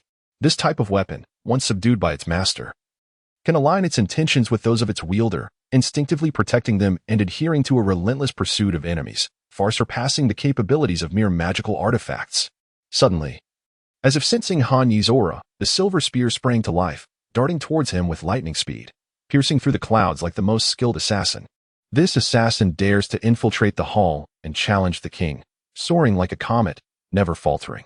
In the depths of the unknown, the silver spear resembled a youthful assassin clad in silver, wielding a dagger, intent on eliminating Han Yi, the intruder, with a single deadly thrust. Hani recognized that ethereal figure of the youth as the spirit of the silver spear. Although it possessed some level of fortuity, it was still too inexperienced to contend with him. Your fate is destined to be under my control. Your life is governed by me, not by the heavens. With an air of dominance, Hani faced the silver spear as it flew toward him, unperturbed and without even a flutter of his eyelids. He positioned himself with confidence. His feet firmly planted, fingers poised like claws, and suddenly seized the spear with great force. With a resonating hum, Hani captured the silver spear in his grasp. Han Yi has successfully transferred his spiritual bones, resulting in a remarkable surge in his magical prowess, reaching the formidable power equivalent to 100 heads of the Prajna dragon elephant. In terms of sheer magical strength, he stands on par with most late-stage Holy Spirit masters. The cold spear, a spiritual weapon, though sharp, is no match for Han Yi. However, the silver spear is not to be underestimated. With a mere flick, it could effortlessly cleave a mountain 1,000 meters high in two. With every movement, it exudes an overwhelming force that could tear the heavens apart. Were it not for Han Yi's significant enhancement in magical energy, subduing it would indeed prove to be a formidable challenge. You shall not escape. Do not blame me for refining you with the 3 mystical flames, Han Yi declared with a commanding voice. Suddenly, dozens of figures shot forth like arrows, their passage causing turbulence in the air. These are the elites from Death Island, led by a practitioner clad in white, the famed jade-faced fox. Heavenly bastard. You have the audacity to steal treasures. Your demise is assured. The jade-faced fox exclaimed, a glimmer of delight passing through her eyes. Yin and Yang immortals, restrain them.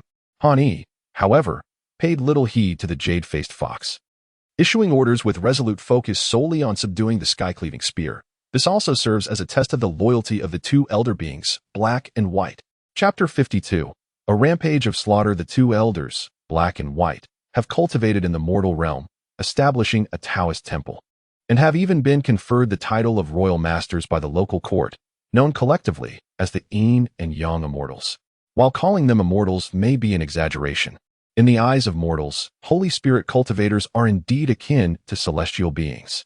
The Black and White elders were imprisoned by the Lord of Death Island, confined in the icy depths of the Cold Soul Pool, safeguarding the treasure vault. They were not only bound by black jade iron chains but were also controlled through toxic pills, which forced them to endure 30 years of arduous meditation.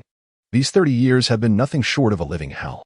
The emergence of Han Yi, wielding extraordinary magical prowess, led to the defeat of 2 adversaries, igniting a spark of hope in the eyes of Ku Yang and Ku Yin. They recognized a glimmer of opportunity for escape. Although fraught with peril, fortune favors the bold, and they could not afford to hesitate any longer. With determination, the duo launched an attack. The pair of black and white figures, with a swift motion of their arms, unleashed iron chains that swept across the battlefield. The chains, as thick as a chicken egg, danced wildly in their grasp, transforming into formidable weapons.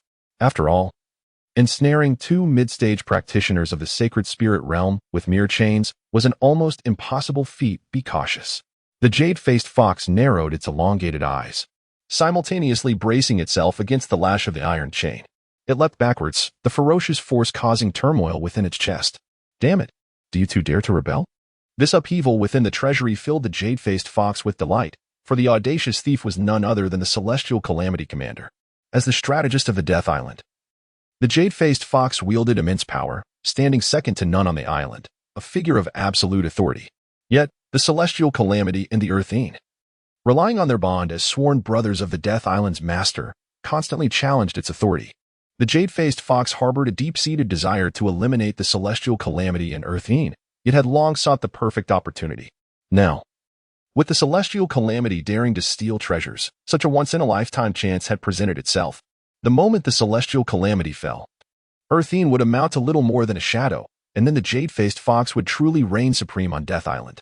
Little did it anticipate that Ku Yang and Ku Yin would dare to strike against it. Boom. At that moment, a leader at the peak of chi refinement was struck by the iron chain, the violent force surging into their body. They barely had time to scream before being reduced to a mist of blood. Hani observed everything with keen awareness. With the dual celestial beings overseeing the situation, he could confidently gather treasures and subdue the spiritual spear. Excellent. Since you too wish for your own demise, once the island master arrives, you shall face severe retribution. The jade-faced fox, consumed by fury, exhibited a pallor akin to parchment, tinged with crimson, a clear indication of his intense anger. It is crucial to remember that he is the strategist of the Death Island Master, who prides himself as the chief overseer. He places great importance on his reputation, otherwise he would not have schemed so diligently to eliminate Tian Sha and Diane. With a roar, his body trembled, unleashing a surge of vitality. Behind him, a colossal jade fox emerged, its form immense, and trailing behind it were 9 magnificent tails. The jade fox opened its mouth, revealing sharp teeth capable of severing metal and jade, comparable to mid-tier magical artifacts. In a fit of rage, he unleashed his spiritual manifestation, lunging forward with fingers that resembled flying swords. The ferocity of his attack caused the expressions of the black and white celestial beings to shift to one of gravity. Foolishness. At that moment, a figure suddenly interjected, its brilliance coalescing until Han-Yi was discerned, brandishing the sky-rending spear, thrusting it forward. The spearhead pierced through the fabric of space like a meteor streaking through the night, directly targeting the illusory giant hand. This is disastrous. The spiritual weapon, the cold spear, had been refined by him? The jade-faced fox, well-versed in the ways of the world, instantly recognized the origin of the silver spear in Han-Yi's grasp, his skin quivering, and his complexion shifting. Yet, he let out a long, disdainful howl. Humph. Even with a spiritual spear in hand, what does it matter? Your cultivation level is still far too low. Tian Sha, I advise you to surrender and kneel in submission. The commotion raised here will certainly attract the island master, who will arrive shortly. At that point, you shall find no escape, nor any means to seek death. From the beginning, he regarded Han-Yi merely as the leader of Tian Sha. Is that so? A cold, indifferent voice suddenly echoed, Han-Yi's own. Unaware of the peril he was courting, the jade-faced fox, taken aback by Tian Sha's ferocity, thought to himself that if he sought death, he would oblige. Over the years, he had concealed part of his prowess. As the saying goes, a cunning rabbit has 3 burrows. His moniker, Fox, aptly suited his unscrupulous dealings, having amassed countless sins. He, like the master of Death Island, Chiba, was a devious individual. However, as the illusory giant hand made contact, it was as if it had been pierced through. This is impossible, he shrieked in despair. Tian Sha could not possibly possess such overwhelming power. You cannot be Tian Sha? Boom.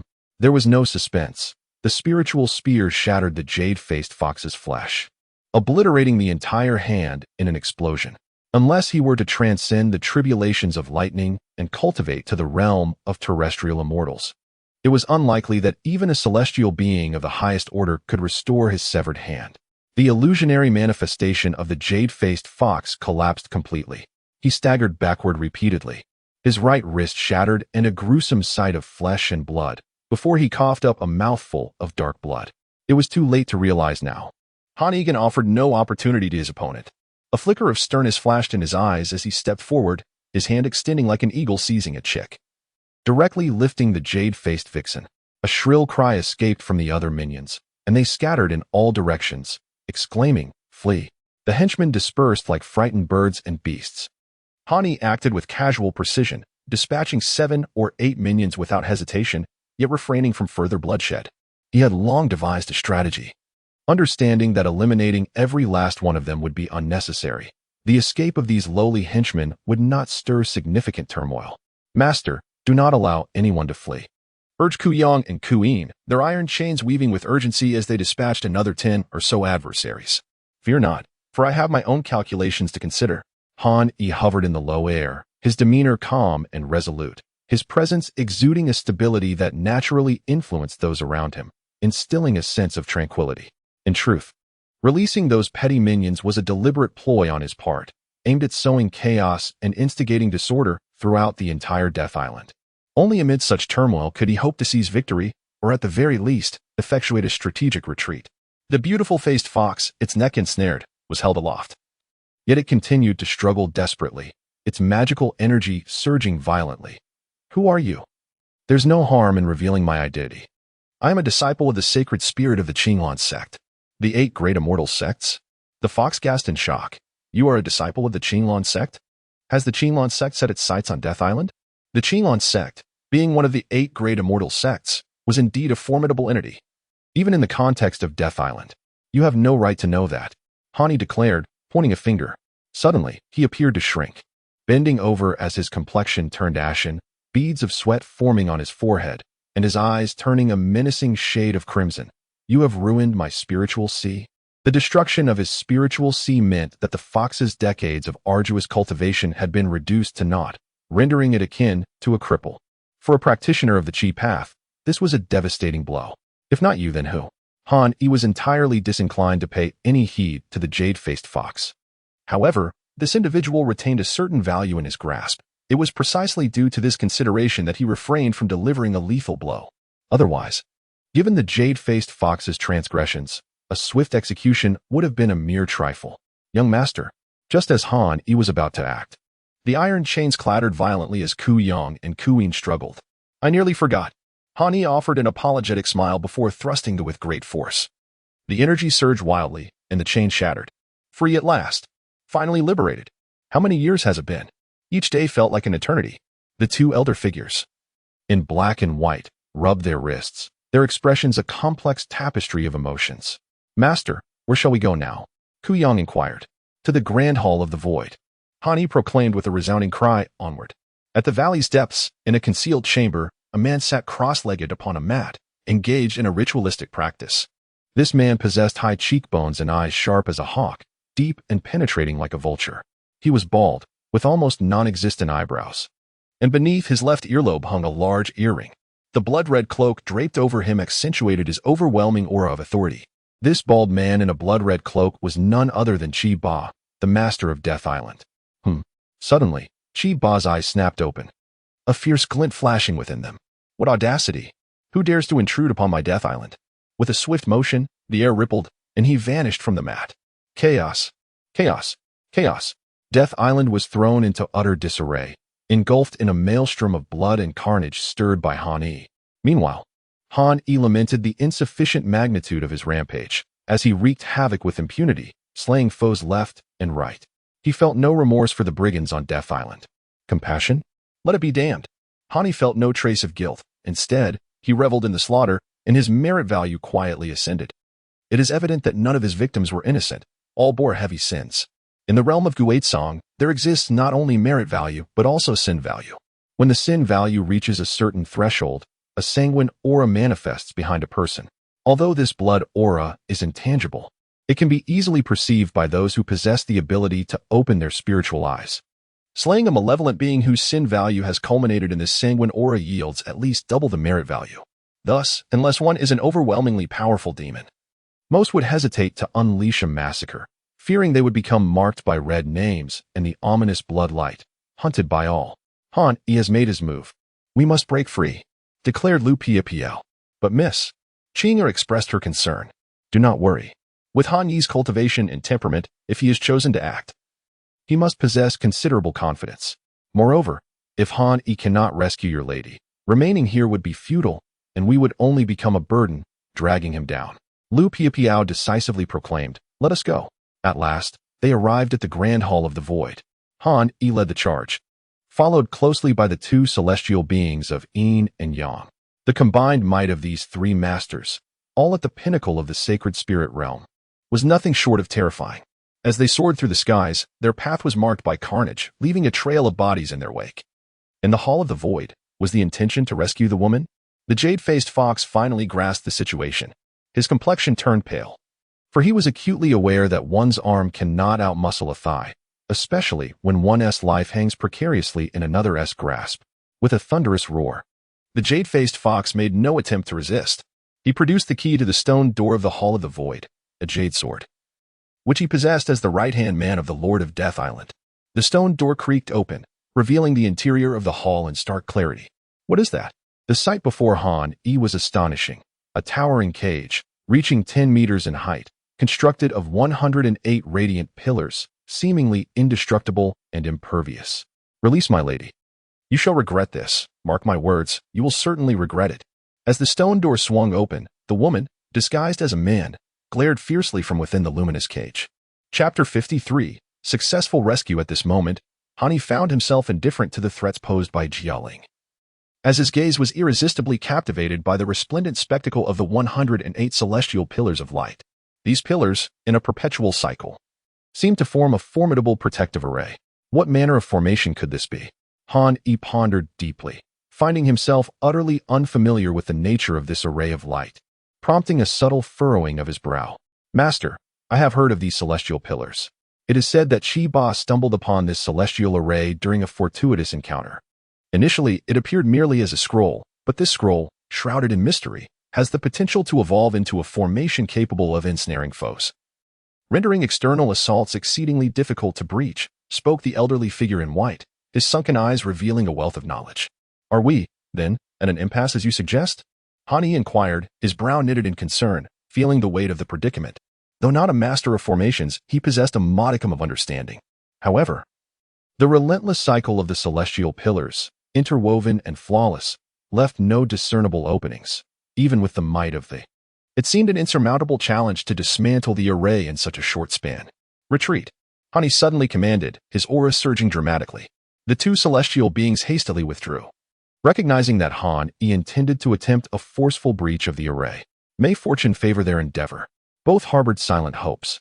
The aura of Han Yi surged with increasing intensity, the corners of his azure robe billowing and his hair dancing wildly, bestowing upon him an air of disdainful dominance over the world. In his grasp, the celestial splitting spear resonated with a sharp clang, echoing through the air. This display bewildered Jialing, who was ensnared within the confines of the luminous pillar, her captivating eyes widening in astonishment. What do you intend to do? Jialing demanded with authority. The might of the metal of Gong, celestial splitting spear. At the moment when Han Yi's momentum reached its zenith, a sudden cold spear pierced through the air. What an awe-inspiring strike it was. The spear's shadow darted forth like a raging dragon's roar. The heavenly spirit's spear resembling a monstrous serpent emerging from the sea, seemingly tearing the very fabric of the sky apart. Yet, it was futile. With a thunderous shot, Han Yi pierced the luminous column, akin to a clay ox sinking into the sea, failing to stir even the slightest ripple. Futile. This is the heavenly light formation. You cannot break through it. The jade-faced fox cackled cruelly. Now rendered a mere husk, his spiritual seed devastated, he appeared as a wretched being, his blood-red eyes glinting with a fierce malice, embodying a sense of reckless abandon. Silence. Han Yi's gaze flashed with intensity as he commanded. Could it truly be impossible to breach this barrier? Han Yi's thoughts were tumultuous. That shot had been his most formidable strike, merging the King of Metal's fist with the sky-rending divine spear. He held a firm belief that even the most exalted of sages would hesitate to confront it directly, a force surpassing that of 100 prana dragon elephants imbued with immense terror. Damn it! Han Yi understood that the longer they delayed, the graver their peril became. The notorious master of the death-defying island, Qi Ba, was not merely a name among the 18 great thieves. He had earned his reputation through formidable prowess. Otherwise, he would have been extinguished by immortal cultivators long ago. Instinctively, Han Yi sensed that Qi Ba's strength undoubtedly surpassed that of the 7 kills Taoist. At this moment, Han Yi cast a fleeting glance at the girl confined within the cage, Jialing. She was a beautiful youth, adorned in exquisite garments that bestowed upon her an air of noble elegance, like a jade tree swaying in the wind. It was evident that she was disguised as a boy, yet this very guise lent her an ineffable charm that words could scarcely capture. Should Jialing revert to her true feminine form, one can only wonder how breathtakingly stunning she would be. Han Yi's composure wavered slightly. He had encountered numerous beauties before, whether it be the ethereal and radiant Sun Rower, the enchanting and charming Lin Wumei, the noble and poised Zixuan Jinren, or the tall and valiant Lu Piapiao, each possessing their own unique allure and celestial beauty. However, the lady before him, Jialing, seemed to exude an additional air of mystery beyond her striking appearance. "Do not be alarmed. It is Qing'er who sent me to rescue you," Han Yi declared bluntly, lacking the energy or inclination to elaborate further. "Qing'er?" Jialing exclaimed with joy, as if she had seized a lifeline. "Is she well? Has she managed to escape?" "For the moment, she remains safe, though her situation may soon change," Han Yi replied, brushing his hand across his face, instantly reverting to his original appearance. The commotion they had caused would surely have attracted the attention of the ruthless island master. If they could not find a way to break free from this celestial prison, a fierce battle would undoubtedly ensue. Although Han Yi had grafted the Qiulong spirit bone, significantly enhancing his magical prowess, he still felt uncertain in facing Qi Ba. To his surprise, Jialing, upon seeing Han Yi restored to his true form, gazed intently at him with her enchanting eyes, as if trying to etch his visage into her memory. This made Han Yi feel a touch uneasy. "Why are you staring at me?" Han Yi's distinct features and handsome countenance bore a hint of resoluteness, exuding the charm of a scholarly gentleman. Dressed in a light ink blue garment, he radiated an air of refined elegance, yet he did not consider himself exceptionally beautiful, merely handsome at best. "It's you." Jialing's cherry-red lips parted slightly. "Do you recognize me?" I don't know. Jialing shook her head vigorously, resembling a rattle. Yet the delight in her eyes was unmistakable. How could it be him, truly him? Jialing was none other than the young lady who had bid on the Mihai illustrated manual at the Tianyahage auction. However, to protect the identity of esteemed guests, Tianyahage had implemented comprehensive security measures. At that time, Han Yi had attempted to use his magical perception to discern the identity of the person competing with him for the manual, but he had returned empty-handed. While Han Yi could not see Jialing, she had memorized his appearance from the number 8 VIP room. Could it be that what grandmother said was true? Is he truly my? Jialing seemed to recall something, her cheeks flushing slightly. Just then, as Han Yi felt the situation becoming increasingly precarious, Ku Yang appeared to have an epiphany, his gaze shifting to the jade-faced fox. "Master, my brother and I possess some knowledge of formations. When the master of Deadly Island, Qi Ba, acquired this heavenly scroll, he had to study it. The formation is quite difficult to attack from the outside, but it is considerably simpler to approach from within. The scroll's formation power is reduced by at least 40 to 50%. From within?" Han Yi's eyes brightened momentarily, but soon dimmed again. Is this method truly feasible? Yet it seems ineffective. Han Yi waved his hand dismissively, stating, "At present, we are unable to penetrate the interior of the light column. My most formidable strike could not even tear through this light column's formation. Even if its defenses were reduced by 40 to 50%, she would still be incapable of breaching it." Han Yi had long discerned that Jia Ling's cultivation was likely at the mid to late stages of the Holy Spirit realm. Although Jia Ling's prowess was formidable and she was protected by a precious treasure, she still fell captive to the Lord of the Deadly Island. This suggests that her opponent's cultivation level, or rather, their combat capabilities, were indeed lacking. "Do not worry, my master," Ku Yang said with a mysterious smile. "There is no need for concern." At this moment, Ku Yin also chuckled. "My brother and I can jointly employ a divine escape technique known as harmonizing with the light and merging with the dust. It would not be a challenge to send you into the celestial light pillar using this method." After a brief pause, his grin took on a somewhat sinister edge. "However, before we can execute this technique, a blood sacrifice is required." His gaze swept across, landing menacingly on the jade-faced fox. "A blood sacrifice?" The jade-faced fox exclaimed repeatedly, though his energy reservoir had been depleted. He still clung to life. "No blood sacrifice. Ku Yin, what a wicked heart you possess." "Humph," Ku Yin retorted coldly. "Who could be more malicious than you? Yet, therein lay a perilous gamble. Should the two send me into the celestial light pillar prison, if it were a trap, would I not be ensnaring myself?"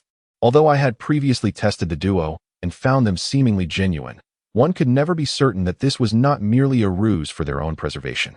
The intentions of these two celestial beings remained elusive. Otherwise, why concoct a tale demanding a blood sacrifice from the jade-faced fox? At this juncture, Han Yi found himself genuinely torn. Cultivators of the Qi path seek to defy destiny itself, declaring that their fates are governed by their own will, not by heaven's decree.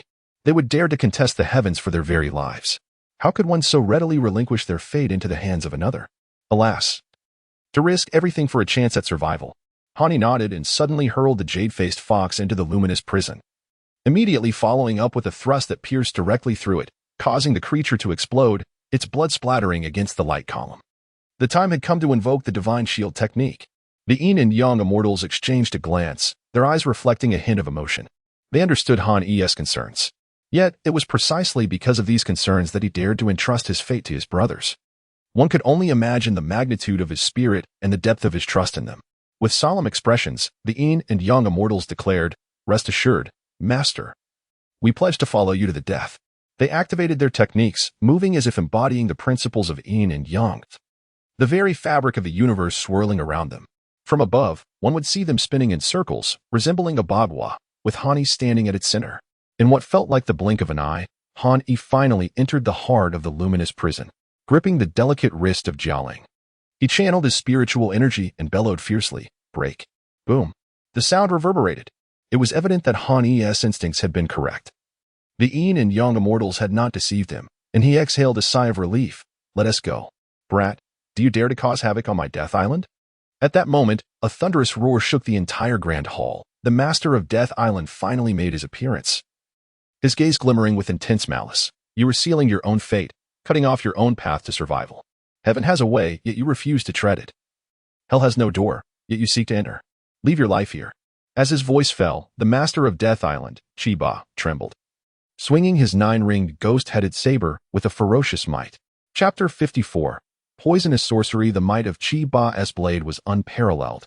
As he struck, a 1,000-meter blade shadow manifested, and the terrifying energy of the strike twisted like dragons and snakes, seemingly powerful enough to cleave a towering mountain in two.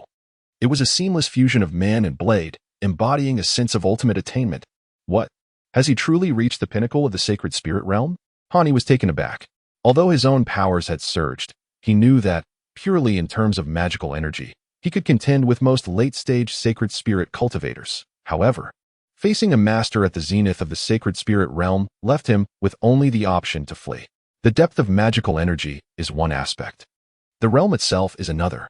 It is akin to a child endowed with innate strength, not inferior to an adult in physical prowess, yet in true combat. The child would be no match for a grown man. The principle remains the same. Zuke Xuanwu.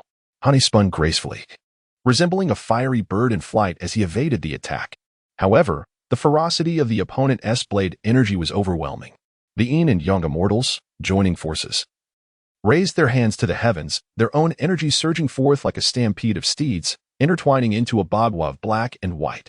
Yet, the force of the blade energy struck them, and they too were forced back, struggling to maintain their footing. Is this the true power of the island master of death? Han Yi's expression turned grave, for he knew that Chiba was merely a lowly thief ranked at the bottom. As Han Yi deftly evaded the blade's aura, Jialing's delicate form trembled, overwhelmed by a sensation as if her body were about to be torn asunder. In her panic, she even forgot to activate the sun and moon starlight bracelet to shield herself.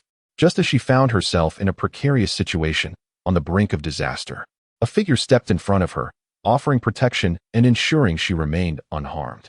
The figure was none other than Han Yi. Gazing at his unassuming silhouette, Jialing's beautiful eyes sparkled with a mix of admiration and astonishment, momentarily entranced. It was a feeling of warm security that enveloped her. Han Yi's speed was astonishingly swift. Had he wished to escape on his own, even if Chiba were exceptionally formidable, Han Yi would possess a confidence of 6 or 7 parts in his ability to elude capture.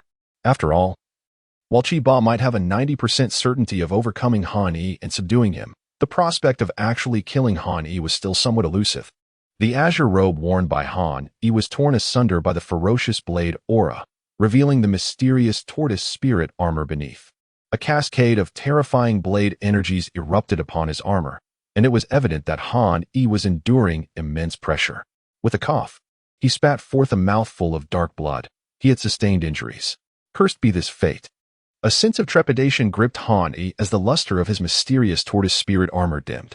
Having withstood both the 7 kills sword path of the 7 kills Taoist and the dominant blade seal of the life-taking sovereign, the armor was nearly depleted of its spiritual energy.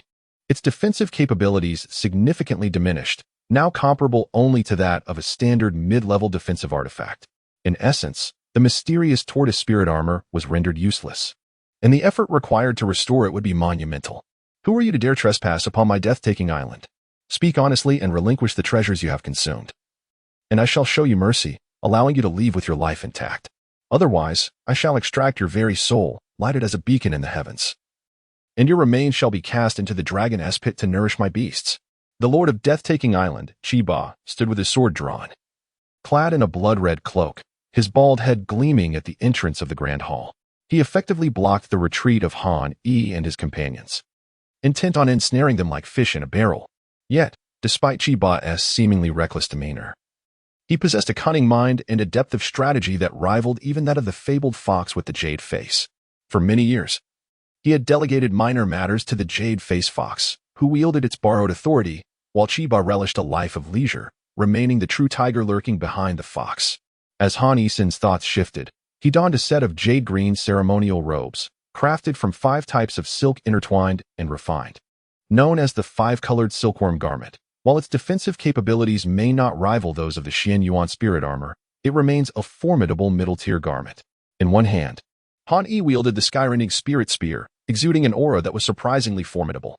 With a cold snort, Han Yi propelled himself forward, launching a lethal thrust. Driven to the brink, he had no choice but to fight with all his might. Although the master of Death Island, Chiba, was formidable, he was still merely at the sacred spirit realm, leaving a glimmer of hope for survival. If he dared to invoke the oaths of heaven, why should he fear a mere master of Death Island? Han Yi's strike was akin to a shooting star, its force splitting the heavens as he moved like a fleeting shadow, almost ghostly in nature, leaving only a blur in the eyes of onlookers. How formidable his master is.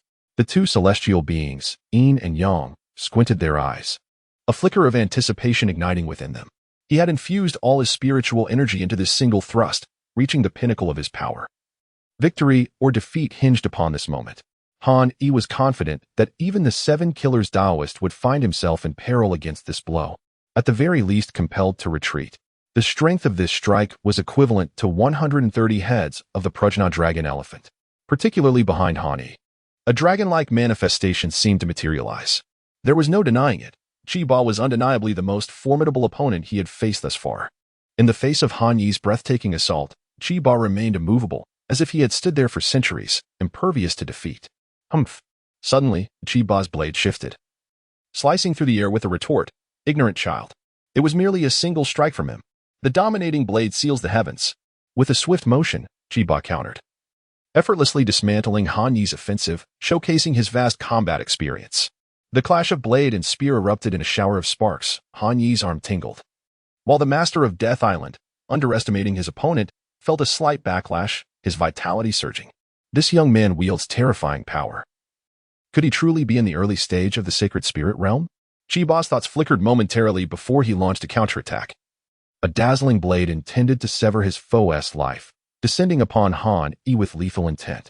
The impending strike darkened the heavens, eclipsing the sun and moon, leaving only an unstoppable blade wind in its wake. Run! I will hold him back. Despite the imminent danger, Han Yi's expression remained unchanged. Suddenly, he waved his left hand, conjuring a mirror from the void that cast down the heavenly treasure mirror. The mirror appeared abruptly, reflecting Han Yi, seemingly creating 2 identical figures, making it difficult to discern the true from the false. This heavenly treasure mirror was a reward bestowed upon him for claiming the championship, reminiscent of the ice spirit phantom sword technique he had once mastered. As Han Yi split into 2, Chiba's strike fell short. No, he had struck true, but the Han Yi he hit was merely a phantom. Such a treasure exists. Chiba, surprised that his blade had met only an illusion, found no pause in his assault. Instead, his strikes grew even more ferocious, the blade's aura howling with intensity. With the blade in hand, he appeared as if he could slay deities and Buddhas alike. Could one still hope to escape? Was that not a mockery of his illustrious title as one of the 18 great thieves? Jialing, under the protection of the 2 celestial beings, sought an escape. However, Chiba was relentless. His strike severed not only life, but also the retreat of Jialing and her companions. In that fleeting moment, Han Yi managed to pierce a small hole in Chiba's shoulder with a spear, yet simultaneously, Chiba's blade turned fiercely, striking Han Yi squarely in the chest. The spiritual energy within Han Yi erupted chaotically, sending him soaring through the air, blood spewing from his mouth. You little brat, how could you possibly injure me? Chiba exclaimed in disbelief. Master! The 2 celestial beings of Yin and Yang were in a state of urgent alarm. Their fates were inextricably linked to Han Yi's. Should he perish, their demise would be inevitable as well. Are you all right? Jiao Ling, with tears glistening like dew on pear blossoms, seemed to have forgotten her fear, incessantly inquiring. Cough, cough. Han Yi was gravely injured, yet he would not meet his end just yet. Something feels amiss. As Han Yi rose, intent on continuing the battle and providing an opportunity for Jia Ling and the others to escape, a sudden transformation overtook his countenance. His face turned pale, and a dark, writhing mist seemed to crawl across his features, as if converging towards his forehead, threatening to devour his very essence. The significance of one's head is self-evident to a cultivator. Poisoned? Han Yi was struck with astonishment. Any hint of negligence at this moment could prove fatal. Moreover, poisoned? The Lord of the Death Island wore a sinister expression. Yet he gazed at the spirit's sword in his hand, as if it were a beloved. Having fallen victim to my cursed poison blade technique, do you still harbor hopes of survival? Chi Ba declared coldly. Even if you are a master of the sacred realm, you shall not withstand the span of a day and a night. Once my cursed blade's aura permeates your body, it will be akin to succumbing to the most malevolent curse in existence, relentlessly draining your vital essence. When your life force is entirely siphoned away, the cursed insects will emerge within you, ultimately consuming your brain matter and breaking free, leaving you in a state of torment worse than death. Han Yi's countenance grew exceedingly grave, for he realized that Chi Ba's words were not mere fabrications. He sensed his spiritual energy waning incessantly. Am I to perish? Han Yi's eyes became bloodshot, and a dark aura danced upon his visage, a manifestation of profound unwillingness.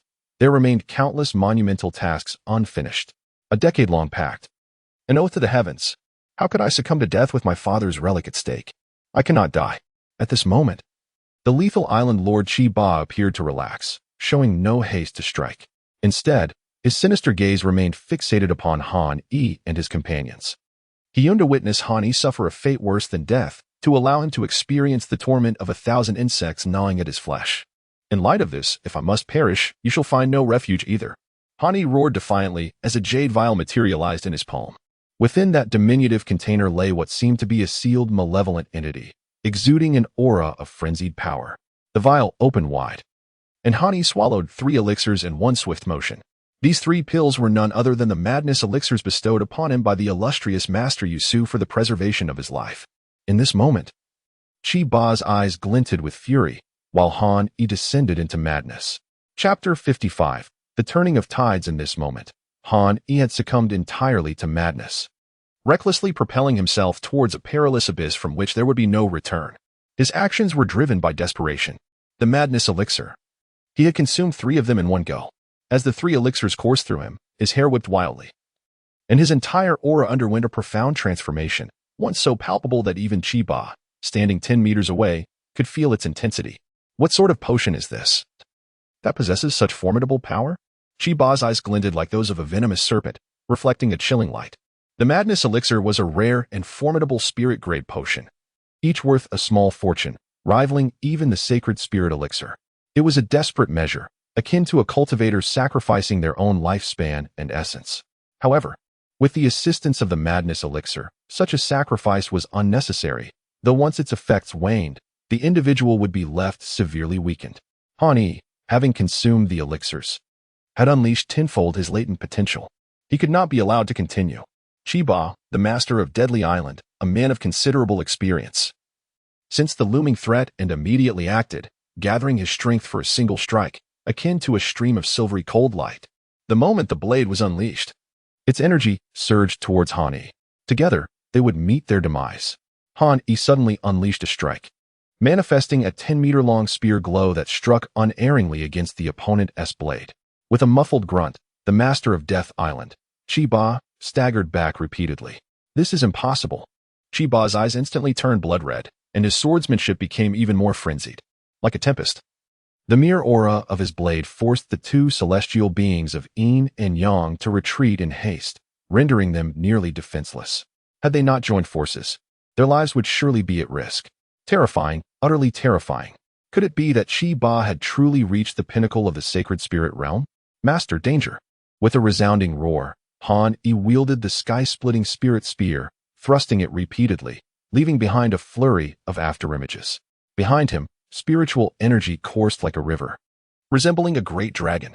In addition to the relentless assault of the sky-splitting spirit spear, he unleashed the formidable claws of the dragon, creating an overwhelming aura that caused the entire Void Great Hall to tremble violently.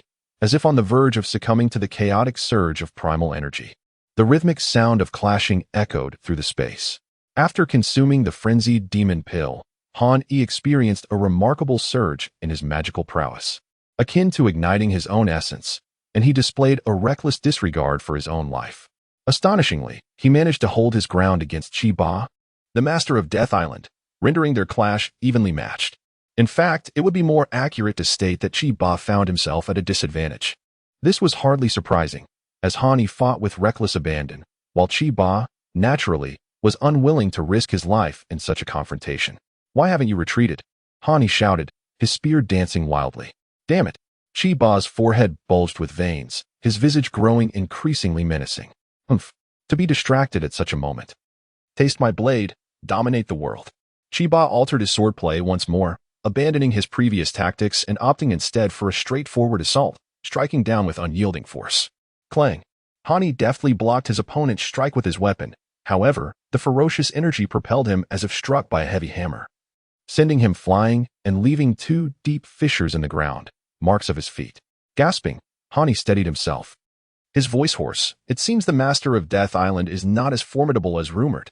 "Do not be so arrogant, young one," Qi Ba retorted, visibly enraged. Dark vapors emanated from his gleaming bald head. "I see you are already at the end of your tether, unable to endure much longer. The elixirs you have consumed may grant you terrifying combat prowess, yet they are depleting your vitality. Moreover, you have fallen victim to my cursed blade technique. The venomous energy is steadily draining your essence. The more you struggle, the more the curse will feast upon your flesh, and your time is limited." Sun and Moon 5-star bracelet. At that moment, a delicate voice rang out, followed by a brilliant radiance enveloping the hall. Streams of light cascaded onto Han Yi, causing the dark energy on his face to recede like the tide. His vitality surged back, and he felt his spiritual power no longer waning, filling him with elation. Behind Jialing, the yin and yang immortals wore expressions of helplessness. "Master, we cannot hold her back." At that instant, Jialing was adorned with 2 orbs of light hovering above her head, one resembling a blazing sun, the other a luminous crescent moon. Surrounding the sun and moon were 5 twinkling stars, their gentle silver-gray glow illuminating her, bestowing upon her an ethereal beauty akin to a celestial maiden descending from the dragon palace. "Such folly!" she exclaimed. "Do not blame them. You came to rescue me. It would be ungracious for me to escape alone." Han Yi found himself both amused and exasperated upon hearing Jialing's words. The incessant flirtation was unbearable. "Damn it!" Qi Ba was utterly enraged, his eyes blazing like a wild beast. "You will all perish here. Pursue those 2 young ladies. Eliminate them. Capturing them would only serve to benefit us. We can offer them as sacrifices to forge a flesh cauldron." A sinister chuckle followed, as the notion was embraced with enthusiasm. Meanwhile, on the other side, Lu Piapiao and Qing'er were desperately fleeing for their lives. The Death Island was not merely home to Qi Ba and the Fox Spirit. Numerous other formidable adversaries and numerous hired guests, each with their own peculiar and often nefarious cultivation techniques, were also present. Among them was a guest adept at controlling demonic beasts, sending them to hunt the 2 young women relentlessly. Lu Piapiao felt numb from the countless foes she had dispatched. She could barely keep moving. The girl in the green dress, Qing'er, was gasping for breath, though she possessed initial stage Holy Spirit cultivation. The prolonged struggle for survival had severely drained her spiritual energy, leaving her on the brink of collapse, having narrowly avoided fatal strikes several times. "We cannot fail. Han Yi has painstakingly created this opportunity." Lu Piapiao, too, was feeling the weight of exhaustion. Her magical energy was waning. Despite wielding the 10,000 sound thunder flute, a weapon of immense destructive power, its use was taking a toll on her spirit. Thus far, the number of adversaries who had fallen to her hand must have exceeded 100, and now both women found themselves at their wits' end. "Sister Piapiao, you must escape. Do not concern yourself with me," Qing'er insisted, shaking her head. For a brief moment, Lu Piapiao was tempted by the thought, but she quickly dismissed it. "No. We risked our lives to infiltrate Death Island to save you and your mistress. Now, Han Yi is placing himself in peril to hold Qi Ba at bay. We have fought hard to survive. I cannot abandon you to flee alone." Lu Piapiao's words were laced with her own calculations. However, hearing her declaration, Qing'er's eyes brimmed with tears, moved by her resolve. "Sister Piapiao, let us join forces against our foes." With a cold brow and determined gaze, Lu Piapiao understood that only by working together could they hope for a slender chance of survival.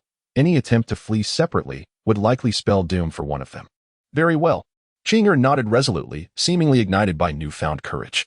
Hey, why aren't you fleeing? If you have the guts, then run. You wretched girls, I'll find you. The sinister voice echoed, revealing the intentions of their pursuer, who cared not for their bodies but demanded their essence to nourish his six-winged blood-bat king. One after another, more formidable figures descended, all summoned by Death Island's malevolent forces, each a master of the Holy Spirit realm.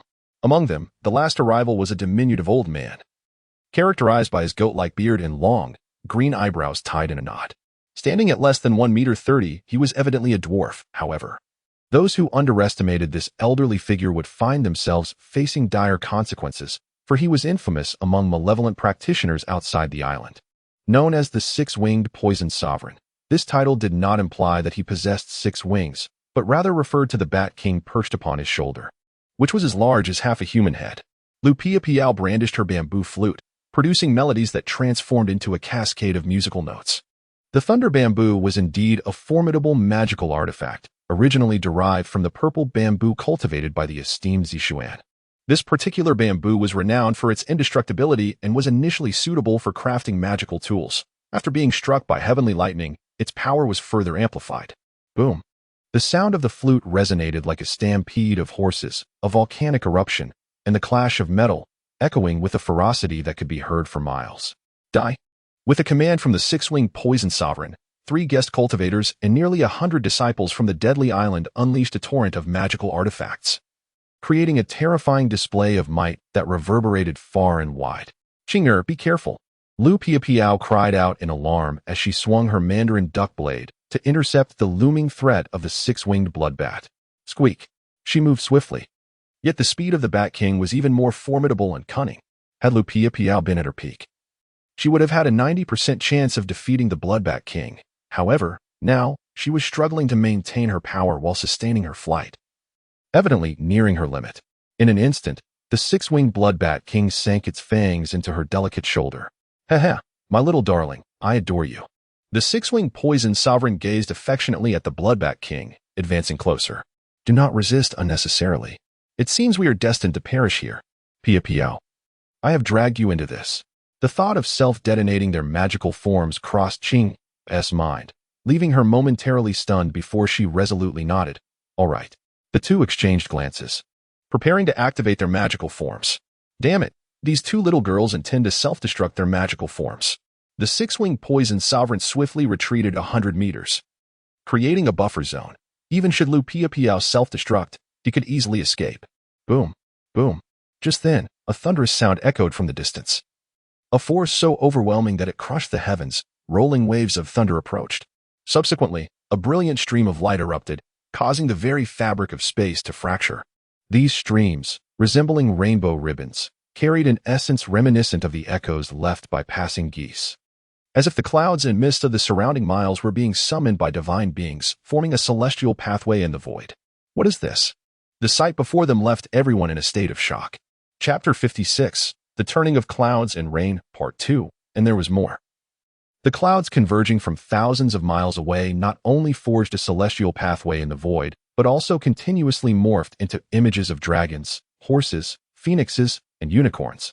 An overwhelming spectacle that rendered onlookers unable to gaze directly at it. Were they friends or foes?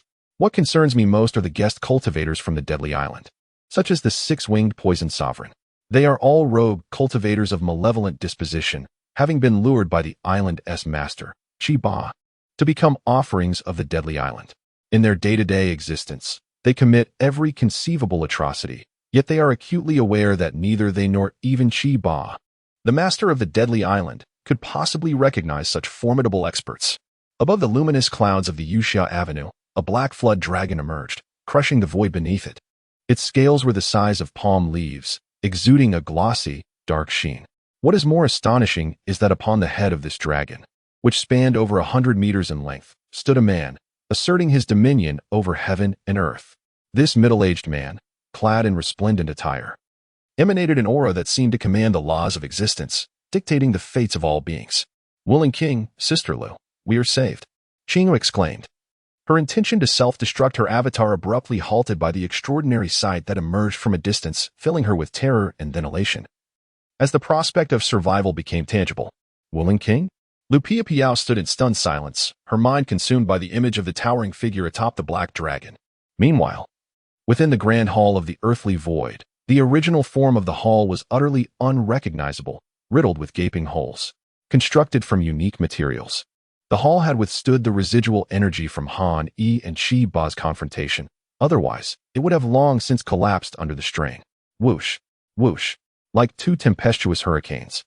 They intertwined before gradually dissipating, revealing Han Yi and Chi Ba within. Damn it! Chi Ba's eyes darkened, glinting like a venomous serpent. He was injured, and gravely so. Initially, he had regarded Han Yi and his companions as mere fish on a chopping board, ripe for slaughter. However, he could never have anticipated that Han Yi, a mere early-stage Holy Spirit cultivator, could withstand over 100 exchanges under his hand. This was simply unfathomable. Though he bore wounds, Han Yi's condition was far worse. Han Yi was drenched in blood, resembling a Shura emerging from the depths of hell. I wonder how much longer you can endure. The elixirs you have consumed may temporarily unleash your potential, yet in this vast universe, no potion exists that can permanently sustain your magical power without exhaustion. Your energy is on the verge of depletion, and when that moment arrives, I doubt anyone, celestial or terrestrial, can come to your aid. Chi Ba laughed. Though his smile was grotesque, with a swift motion, he struck again, refusing to grant Han Yi a moment's respite. With the blade, one attains sanctity, and the revered stands invincible. Once more, Chi Ba delivered a relentless slash, causing the heavens and earth to spin, the blade's aura coalescing into an inescapable cage. Is this what they call a domain? The Holy Spirit cultivator transcends the earthly realm, commanding the spirits and wielding supernatural powers capable of moving mountains and parting seas. The Holy Sovereign cultivator, on the other hand, can manifest these powers into a domain, thus grasping the profound truths. The profundities are significantly more formidable than mere supernatural abilities. It is only by refining a particular supernatural skill to its utmost that a cultivator of the Chi path may begin to fathom these profound truths. Upon comprehending such truths, one can be deemed nearly invincible.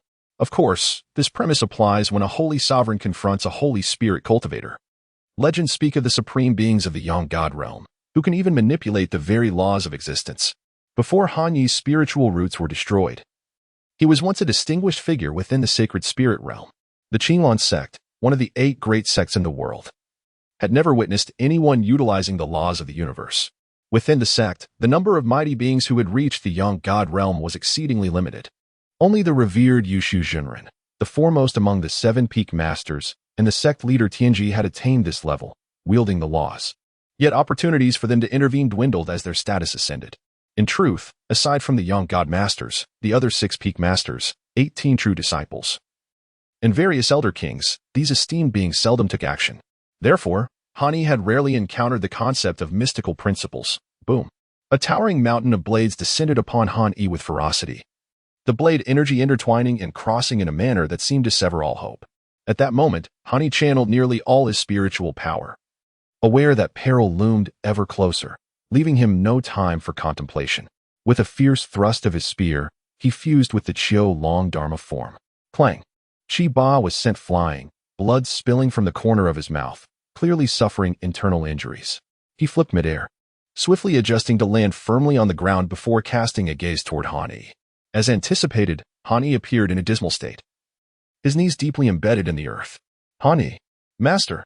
Jialing exclaimed, retracting the sun and moon star bracelet, her delicate form leaping towards Han Yi. Meanwhile, the 2 celestial beings, Yin and Yang, were expressions of sheer terror. After 30 years of confinement under the tyrannical island master, shrouded in darkness, those years had been a living nightmare. They had hoped Han Yi's arrival would grant them freedom, yet, I have told you, no one can save you under heaven and earth. His laughter abruptly ceased, replaced by an expression of profound dread. Whoosh! Chi Ba cast a sweeping glance at Han Yi and his companions, his face contorting into an odd expression. After a moment of steely resolve, he suddenly swayed and darted towards the hall's entrance, panic evident in his flight. Han Yi, are you all right? Jialing's thoughts remained solely on Han Yi. Though Han Yi was devoid of desires at this moment, the faint fragrance emanating from the other party still left him feeling somewhat at a loss. Nevertheless, let us venture outside and take a look. As the saying goes, where there is an unusual occurrence, there must be an otherworldly presence. Han Yi was perplexed as to why the master of Death Island, Ba, suddenly left in a state of panic while controlling the situation. Surely, something catastrophic must have occurred. Could it be that an immortal practitioner had attacked the island? Han Yi speculated to himself. As long as you are unharmed, that is what matters. However, Jialing seemed indifferent to such concerns. Her thoughts appeared to be entirely focused on Han Yi. Upon seeing that he was injured yet not in imminent danger, she suddenly became aware of her own actions, realizing they might have been overly impulsive. Her cheeks flushed a delicate shade of red. Let us pursue and see. The four of them soared through the air, quickly departing from the underground palace. The gentle sea breeze carried the briny scent of seafood as they reached the depths of Death Island. Upon emerging from the palace, they were stunned by the sight before them. The vast expanse surrounding Death Island was shrouded in clouds, signifying the presence of powerful practitioners who could manipulate the clouds and fly with ease, a clear indication of formidable strength, indicative of at least the sacred spirit realm. Estimating the multitude of practitioners, Han Yi roughly calculated that there were no fewer than 1,000 experts at the sacred spirit level. Heavens! The two immortals, Yin and Yang, were left speechless, their jaws agape as if they could fit an egg inside their mouths. Once revered as the highest beings within the mundane empires, they were now acutely aware that they were merely at the bottom tier among true practitioners. The sacred spirit realm was merely the threshold to genuine cultivation. Yet before them, there were over 1,000 sacred spirit masters. Such a multitude of experts could effortlessly annihilate an empire. Look, just as Han Yi and the others were in a state of astonishment, the void suddenly split open, resembling the emergence of a portal. From within emanated the resonant roar of a dragon, followed by a majestic black dragon, over 100 meters long, emerging from the ethereal gate, atop which stood a middle-aged man clad in resplendent robes, the king of Wuling. Han Yi's pupils constricted sharply. Heavens! Look! Ku Yang exclaimed, pointing at the sky in disbelief. Before the immense black dragon, the master of Death Island appeared diminutive, seemingly pleading with the figure atop the dragon, negotiating some terms. Your transgressions are unforgivable, declared the king of Wuling, delivering the final judgment. Flee. Without a moment's hesitation, Ba of Death Island twisted his body, as if the air itself exploded around him. He burned his own lifespan to augment his strength, experiencing an unprecedented surge in power at that moment. Already at the pinnacle of the sacred spirit realm, he was now willing to sacrifice 50 years of his life, a true gamble. Those who obstruct me shall die. Ba was genuinely fighting for his life. However, the over 1,000 sacred spirit experts remained impassive, the golden-armored guards showing no signs of movement. Could he escape? With a mere gesture, the king of Wuling would decide their fate. Boom! The void's great hand seal, executed with precision, swiftly descended upon the master of Death Island. No matter how fiercely the master struggled, it proved utterly futile, as he was mercilessly reduced to a pulp. Stunned and speechless, Han Yi could not help but instinctively swallow, as the formidable and terrifying presence of King Wuling overwhelmed him. The dominance was unparalleled. One of the 18 notorious bandits, Ba, could be reduced to mere clay with a single strike. Ku Yang and Ku Yin trembled in fear, their bodies shaking uncontrollably. The mastery of the sun god was such that it could effortlessly manipulate the elements at will. Han Yi's face was unable to conceal his astonishment. He had long been aware of the formidable strength of the sun god, yet he never anticipated such terrifying power. What kind of prowess did the master of the Death Island, Ba, possess? He had consumed 3 frenzied demon pills and burned his vital energy. Yet he was no match for Ba, especially considering the latter had burned decades of his lifespan. To think he was still struck down by a single palm from the king of Wuling. With a sudden movement, the black flood dragon seemed to tear the very fabric of the sky as it loomed over Han Yi and his companions. The overwhelming pressure emanating from it was something Han Yi could scarcely withstand, and under the king's watchful gaze, he felt an overwhelming urge to kneel. Chapter 57. Bestowing compassion. The reason Han Yi felt an overwhelming urge to kneel in reverence was not due to sycophancy, but rather the formidable pressure exerted by King Wuling. Not to mention King Wuling himself, even his steed, the Black Flood Dragon, was a master of the sacred venerable realm. Uncle Wang. Fortunately, Jialing broke the silence with a timely intervention. Linger, you are being mischievous again. King Wuling, with his hands clasped behind his back and brows resembling swords piercing through his hair, exhibited a slight graying at his temples. He did not intentionally release any oppressive aura. Rather, his mere presence felt akin to a mountain, rendering it difficult for others to breathe. a testament to the weight of his identity and status. In Han Yi's heart, there resided a feeling akin to that of a worldly minister standing before an emperor. Within the mundane empire, status and power cultivate a person's future aura. Conversely, in the realm of cultivation, for those who tread the path of the Qi, such status and power are merely products of one's cultivation level. Faced with a master of the Yang God like the King of Wuling, who could easily rival the esteemed leader of the Qinglong sect, the Venerable Tianji, it would not be shameful for Han Yi to kneel in reverence. With a soft thud, the Yin and Yang immortals could not withstand the oppressive aura of the King of Wuling and succumb to their knees. "No way," exclaimed Jialing, playfully sticking out her dainty tongue. "Uncle Wang, my journey this time was fraught with peril, a brush with death. I owe my survival to the Sun and Moon 5-star light bracelet you bestowed upon me. Otherwise, I fear I would never have seen you again." Her expression of relief was genuine as she pointed. "Uncle Wang, this is my savior, Han Yi, a disciple of the Qinglong sect."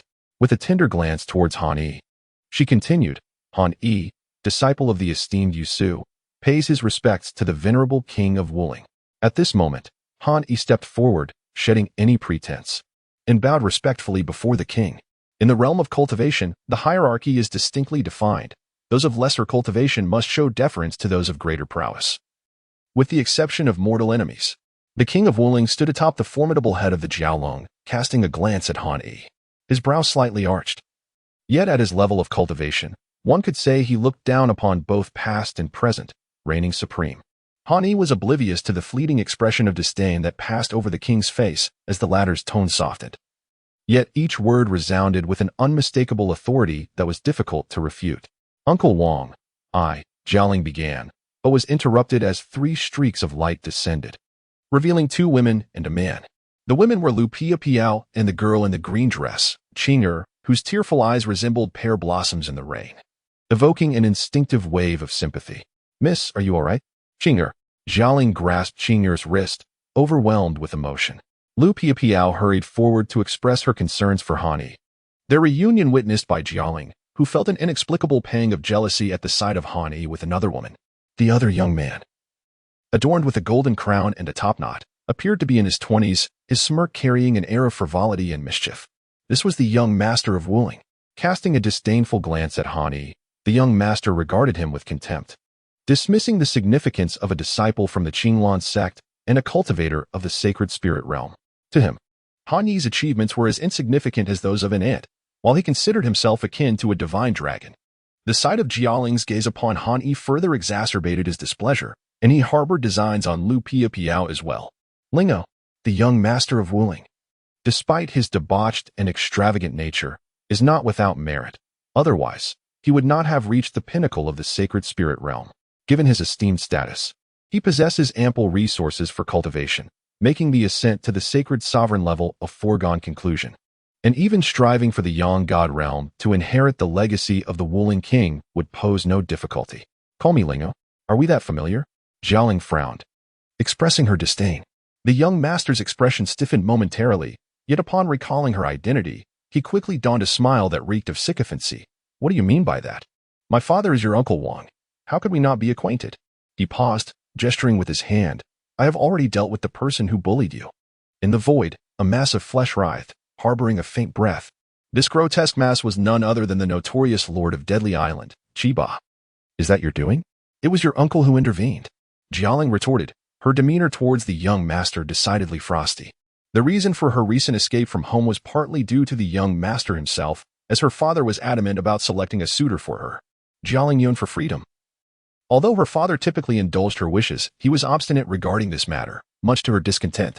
Consequently, she clandestinely fled with her maid, Qing'er, under the pretense of seeking experience, but in truth, it was to evade the shackles of marriage. Among her suitors, the young master of Wuling was the most vociferous. However, Jialing had thoroughly investigated the young master's character in private. "Humph," she scoffed, suddenly beckoning him with a finger.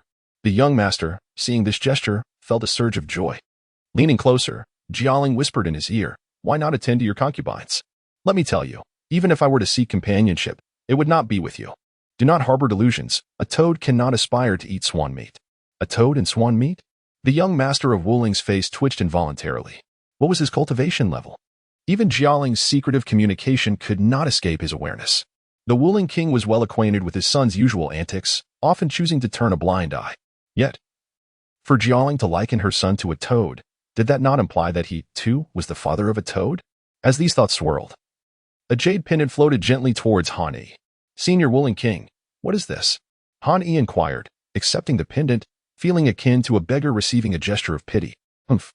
This pendant is a lower-grade spiritual artifact, the personal token of my father. At a crucial moment, it could save your life. Shouldn't you show gratitude and kneel in thanks upon receiving it?" The young master suddenly stepped forward, adopting an air of superiority, his demeanor excessively lofty. "Is this charity? Is this compassion?" Han Yi-san was seething with rage, yet he managed to restrain himself remarkably well. Although he was a disciple of the inner cabinet of the Qinglan sect and his cultivation had reached a level comparable to that of an advanced practitioner in the sacred spirit realm, there was little to be proud of. In the presence of the King of Wuling, the disparity was akin to that between a divine dragon and an ant. After all, the King of Wuling had reduced Qi Badu to mere pulp with a single strike. Han Yi moved slightly, intending to bow in gratitude. "No need for that." The Wuling King, with sword-like brows and deep, world-like eyes, continued, "This jade pendant may seem insignificant, yet it symbolizes my esteem. Wearing it regularly will nourish your spiritual roots and invigorate your physical form. It serves as my gratitude for your rescue of the Holy Spirit. Linger. Additionally, it is crafted by my own hand and imbued with a seal containing a fragment of my will. Should you find yourself in dire peril, you may unlock this seal, and I shall come to your aid." Was this a repayment of the life-saving grace? "Thank you, esteemed Wuling King," Han Yi replied perfunctorily. Understanding the other's intentions, he felt no need for further politeness. After all, this jade pendant was rightfully his. "Linger, let us depart." The Wuling King dismissed Han Yi, aware that the Holy Master would soon emerge from seclusion. Should the Holy Master discover Linga sneaking out to cause mischief, his wrath would be formidable. Jialing's beautiful eyes lingered on Han Yi, a hint of reluctance in her heart. "Han Yi, we shall meet again," she assured him. This scene did not escape the notice of the Wuling Prince, who was inevitably consumed by jealousy, a fiery resentment igniting within him. Jialing, oblivious to the trouble her innocent gesture might bring Han Yi, remained unaware. With a thunderous roar, the Wuling King and his entourage departed swiftly. Over 1,000 Holy Spirit realm cultivators streaking across the sky like meteors, a spectacle of immense grandeur. They finally left, with the Wuling King riding the dragon away. The Yin and Yang immortals finally exhaled in relief, having felt the weight of a mountain pressing down upon them under the Wuling King's imposing presence. "What are you thinking about, Piao Piao?" Han Yi inquired curiously. "I was contemplating Lingo, or rather, Jialing's true identity," Lu Piao Piao voiced her confusion. "The Wuling King is an unparalleled being of the Yang God realm, his cultivation level comparable to our Qinglan sect's supreme leader. Yet, I observed that the Wuling King treats Jialing with utmost respect." With Lu Piao Piao's insight, the Yin and Yang immortals were filled with profound curiosity. They were merely lowly cultivators in the Holy Spirit realm, once revered as immortals. Who was the Wuling King? A master of the Yang God realm. The fact that such a formidable figure shows deference to a mere Holy Spirit realm practitioner like Jialing was a notion that, if spread, would surely elicit laughter. In the realm of cultivation, strength reigns supreme. All status and identity are dictated by one's power. Through various analyses, it became evident that Jialing's identity was anything but ordinary. Lu Piao Piao's delicate fingers tapped thoughtfully, pondering aloud, "Holy Master, Wuling King." Suddenly, she gasped, as if a realization struck her. Could she be the treasure? Hearing this, Lu Piao Piao's eyes sparkled with excitement. "Master, we..." Ku Rongyang and Ku Yin exchanged glances, their expressions filled with astonishment. Han Yi inquired, "Is there anything else?"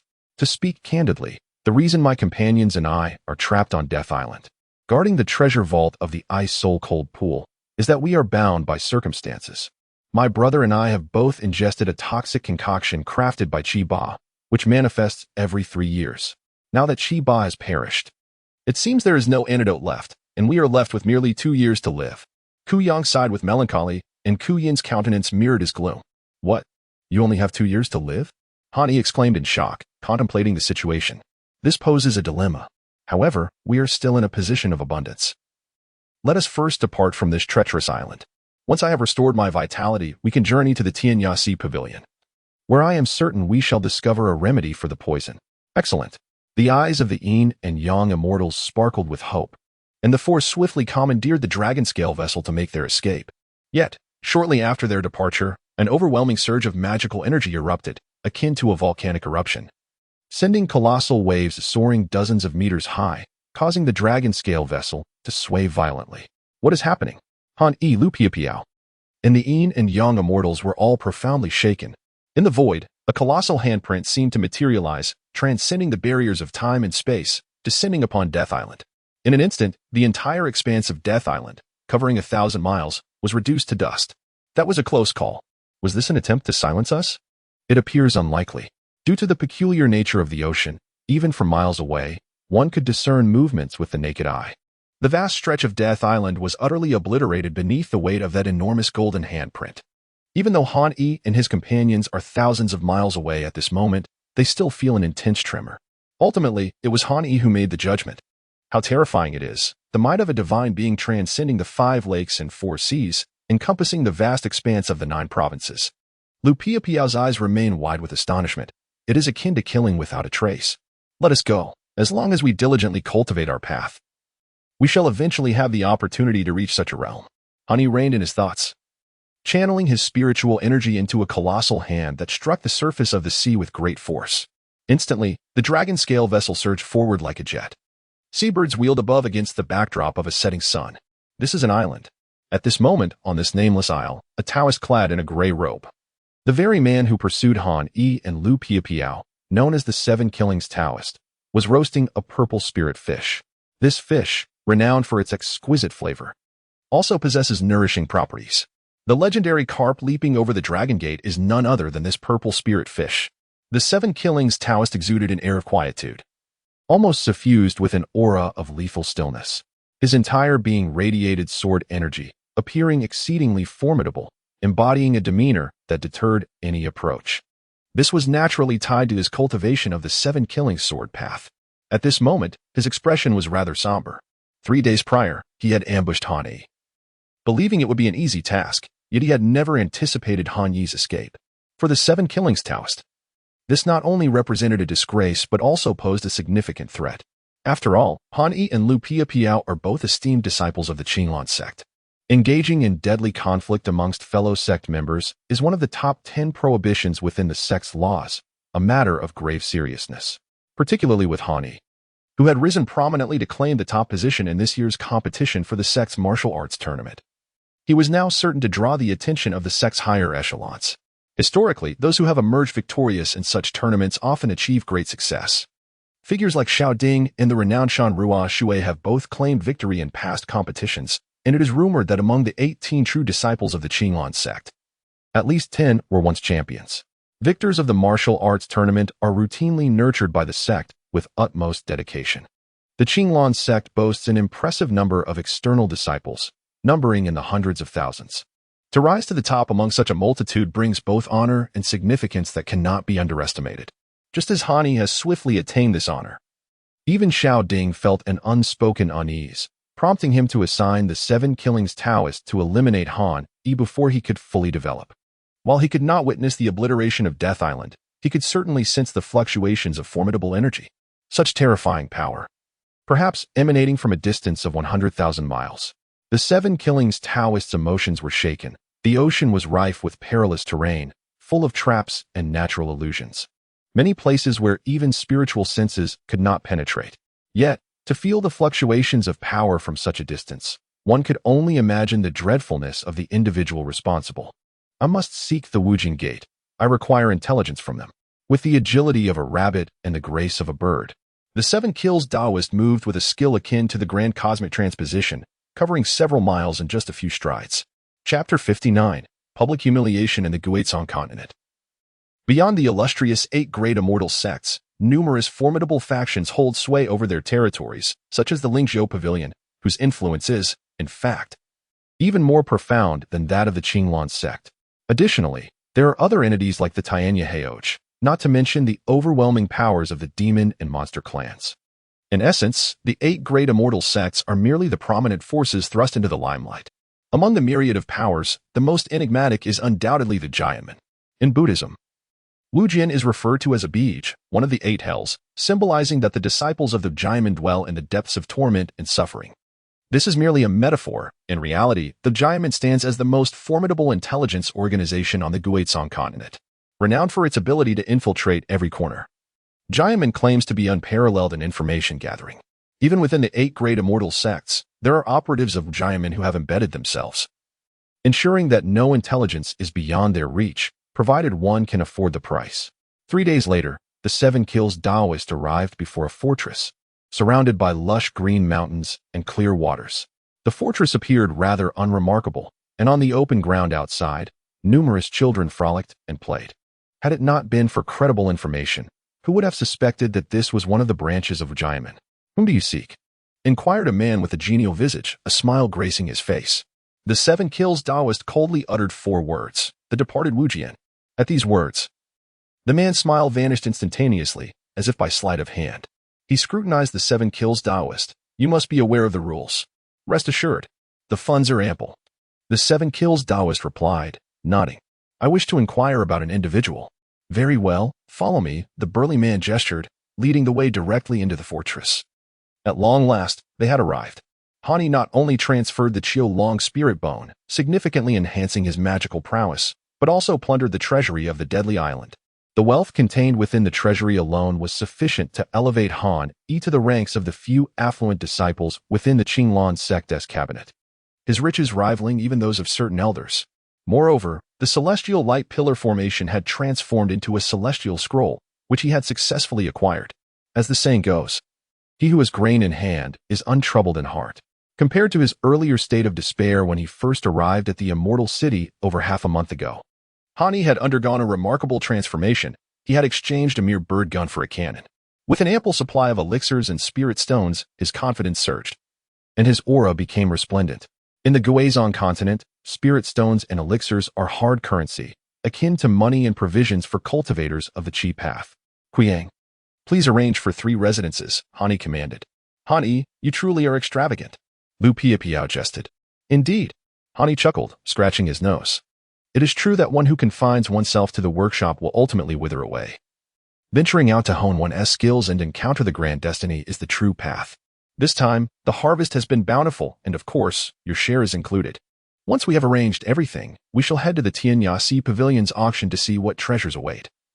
While also addressing any lingering concerns for the Yin and Yang immortals, Hani believed that as long as sufficient payment was offered, he could certainly locate an antidote for the poison plaguing the 2 immortals.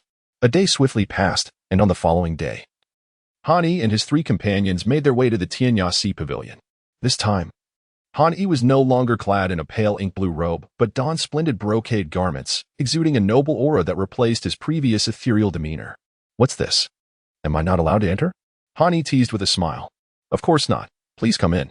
The guard nodded eagerly, like a chick pecking at grain. At that moment, a fragrant breeze swept through, bringing with it a familiar scent. A strikingly voluptuous woman emerged, her figure enchanting and her bosom proud. She had a slender waist, and her hair elegantly styled in an intricate updo, exuding a blend of allure and regal coldness. This woman was none other than Zitong, the steward of the Tianyasi Pavilion. "Zitong Jie." The guards at the entrance greeted her warmly. The enchanting steward, Zitong, quickly noticed Han Yi and his companions. Her ascension to the position of steward was not solely due to her mid-stage sacred spirit cultivation, but also her exceptional interpersonal skills, which imbued her with an air of mystery while simultaneously fostering a sense of intimacy, akin to a refreshing spring breeze. She treated each guest at the Tianyasi Pavilion with utmost care. However, at that moment, Zitong merely nodded and smiled at Han Yi, seemingly awaiting the arrival of a significant figure. "Han Yi, you truly startled me. I thought she had come out specifically to await your arrival," Lu Piapiao teased, laughing. "I was wondering how you suddenly became a distinguished guest of the Tianyasi Pavilion." "What am I compared to a distinguished guest?" Han Yi chuckled lightly, unconcerned. During this maritime journey, he not only encountered extraordinary fates, but also broadened his horizons. He understood clearly that cultivators at the sacred spirit realm could only barely reach a level that would prevent them from being looked down upon, especially in the presence of such a colossal force as the Tianyasi Pavilion. To become a distinguished guest here, one must belong to one of 2 categories, either possess an overwhelming cultivation level, at the very least requiring ascension to the sacred sovereign realm, or possess an influential family background. Take Jialing, for instance, although Han Yi remained unclear about her background and identity. One thing was indisputable. Her connections were undoubtedly formidable enough to instill fear. Otherwise, how could a dignified sun god like King Willing treat her with such deference? Let us proceed. As Hani spoke, a sudden gust of wind swept past him. An expert had arrived. From the radiant smile that unexpectedly adorned Zitong's face, Hani discerned that the esteemed guest she awaited had finally arrived. The four of them instinctively stepped aside, and as he turned to follow the sound, his brow furrowed in surprise. How could it be him? The man before him had a sharply defined face and was clad in a jade robe of emerald hue, none other than Pei Jinshi. However, unlike the brazen demeanor he had displayed in the Yushu Grand Hall, Pei Jinshi now appeared cautious, his expression laced with servility and apprehension. It was evident that he was not the focal point of this gathering. Rather, he was ingratiating himself to another man, a tall and imposing figure whose light golden eyebrows exuded an air of authority and dominance. "Han, do you know him?" Lu Piapiao inquired softly from the side. "I have encountered him before," Han Yi replied noncommittally with a nod. "I had forgotten. Pei Jinshi visited our Qinglan sect months ago as a representative of the Lingzhou Pavilion," Lu Piapiao began, only to suddenly realize the potential insensitivity of her words, fearing they might evoke Han Yi's painful memories, and promptly fell silent. At that time, Han Yi's spiritual roots had been destroyed, leading to the cancellation of his engagement with his fiancée from the Lingzhou Pavilion. This incident had spread like wildfire throughout the entire Qinglan sect. Han Yi was even coerced into swearing a heavenly oath, binding himself for a decade, and at one point became the subject of ridicule. Many disciples believed that Han Yi had given up entirely, descending into madness. As Han Yi observed Lu Piapiao hesitating to speak, he could not help but understand her intentions. In the past, being coerced into withdrawing from the engagement had indeed been a thorn in his heart, deeply piercing him. However, the man he had become now was akin to a phoenix reborn from the ashes. Once a hidden dragon, Han Yi had now ascended to the heavens. No longer burdened by past grievances, those who had once wronged and humiliated him could no longer disturb his peace. The current Han Yi only sought to fan the flames of his own resolve, dismissing bygone matters. He transmitted a thought. "I am merely curious about the identity of the individual whom Pei Jinshi feels the need to flatter." Pei Jinshi, a disciple of the Lingzhou Pavilion and one of the direct descendants of the Vice Pavilion Master, was indeed a notable figure. Good heavens, that would be young Master Mai. It was quite astonishing to encounter young Master Mai here, one of the four esteemed young masters, particularly with the legendary ancestor of the Mai family. The Pengma elder, having secluded himself for centuries, rumored to have reached the pinnacle of saintly sovereignty before his retreat. It was likely that he had since attained the realm of young god. "I must say, your information is rather outdated. Young Master Mai has already passed the Holy Hall's assessment and has become an inspector." "What? The Holy Hall, an inspector?" Amidst the gathering crowd, numerous cultivators entering and exiting the distant horizon widened their eyes in astonishment upon seeing the golden-browed man at the center. "The Holy Hall, an inspector." Han Yi gleaned a wealth of information from the exchanges among the crowd. "I recall one of the four young masters is named Mu Yimeng. It seems that this is indeed the individual. On the surface, Pei Jinshi resembles a sycophantic fox, while Mu Yimeng embodies the ferocity of a tiger. Otherwise, how could the idiom "the fox exploits the tigers" might exist? Pei Jinshi wore a cautious expression, yet internally he was elated. The effort he expended to secure an invitation for Mu Yimeng was considerable, involving numerous connections and considerable effort. Pei Jinshi, being the legitimate grandson of the esteemed vice master of Lingzhou Pavilion and a practitioner at the late Saint Spirit stage, finds himself among over 30 such grandsons. In truth, among the young cultivators of the Guizhong continent, Pei Jinshi can only be deemed of mediocre standing. In stark contrast, the illustrious Mu Yimeng he has invited undoubtedly ranks among the elite. Notably, one of the four great young masters is the Wuling young master, and through this lens, one can easily discern the high status of Mu Yimeng, distinguished by his golden eyebrows. Of course, Mu Yimeng's standing is still one tier above that of the Wuling young master. "Young Master Mu, please, this way." Ziding smiled as she led the way ahead. As Pei Jinshi passed by Han Yi, his eyes suddenly narrowed, clearly recognizing him. What a serendipitous encounter. I never imagined you would also grace Tianya Hage with your presence. Are you here to bid on some precious treasures and elixirs, perhaps hoping to turn your fortunes around?" Pei Jinshi's demeanor was one of condescension, laced with deep sarcasm. "Do you know him? Shall we join?" Mu Yimeng cast a fleeting glance at Han Yi and his companions, his tone carrying an air of authority. Pei Jinshi quickly forced a smile. How could that be? He is merely a good-for-nothing. Young Master Mu, you are a newly appointed inspector of the Holy Hall. To be seen in the company of someone like him would surely diminish your stature. Chapter 60.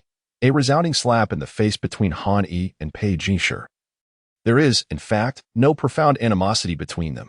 Pei Jinshi's hostility towards Han Yi largely stems from Lin Wumei. Han Yi was once the fiancé of Lin Wumei. The humiliation of Han Yi brought immense satisfaction to Pei Jinshi. Presently, Lin Wumei flourished within the Lingzhou Pavilion. Having been personally accepted as a disciple by the pavilion master, becoming a cherished prodigy, her unique physique garnered significant attention, leading the pavilion master to nurture her with unwavering dedication. Within the Lingzhou Pavilion, Lin Wumei held a position of exceptional stature, rivaling that of certain elders and only slightly inferior to a few deputy pavilion masters. Even in the realm of cultivation, she earned the title of Fairy Wumei. The term fairy serves as an honorific for female cultivators, akin to the title of true person among male practitioners. Such a title signifies a level of mastery that requires one to attain the holy sovereign realm. Since we are not acquainted, let us proceed, Mu Yimeng remarked, raising his golden brows slightly. Pei Jinshi exhibited the characteristics of a petty person, though Mu Yimeng secretly disdained this insidious demeanor. However, given his status and disposition, he would not easily display his distaste. Young Master Mu, please, Pei Jinshi hurriedly bowed, accompanying him with utmost caution, disregarding any chance to mock Han Yi. Han Yi, do not take it to heart. Lu Piao Piao stepped forward, expressing concern. Damn, that girl is stunning. Hush, keep your voice down. Do you wish to court death? Can't you see that the other party is a master of the Holy Spirit realm? A reprimand caused the male cultivator at the 9th level of Qi refinement to instantly become submissive.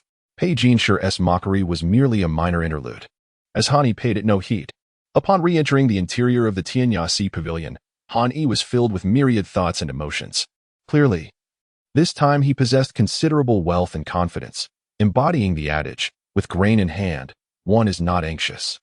The interior of the Tianyasi Pavilion had been transformed into a myriad of rooms, plazas, grand halls, and markets, teeming with diversity and wonder. Akin to a miniature celestial realm, the grand hall resembled a beehive, bustling with numerous trading markets. Young master, please indulge. Han Yi made a substantial payment of spirit stones in the waiting lounge, securing a private booth crafted entirely from a material renowned for its ability to foster tranquility and focus. A lovely attendant approached, delicately balancing a jade platter adorned with an assortment of spiritual fruits, cured meats, and various delectable snacks, accompanied by 2 flasks of purple spring essence. This is a token of appreciation, Han Yi remarked, tossing a piece of spirit stone to her. Upon receiving the gratuity, the attendant's face lit up with delight. I have gathered all the necessary information, Han Yi continued. In the southwest region exists a trading market known as Dark Night. This market functions as a free trade center, a business model of the Tianyahage.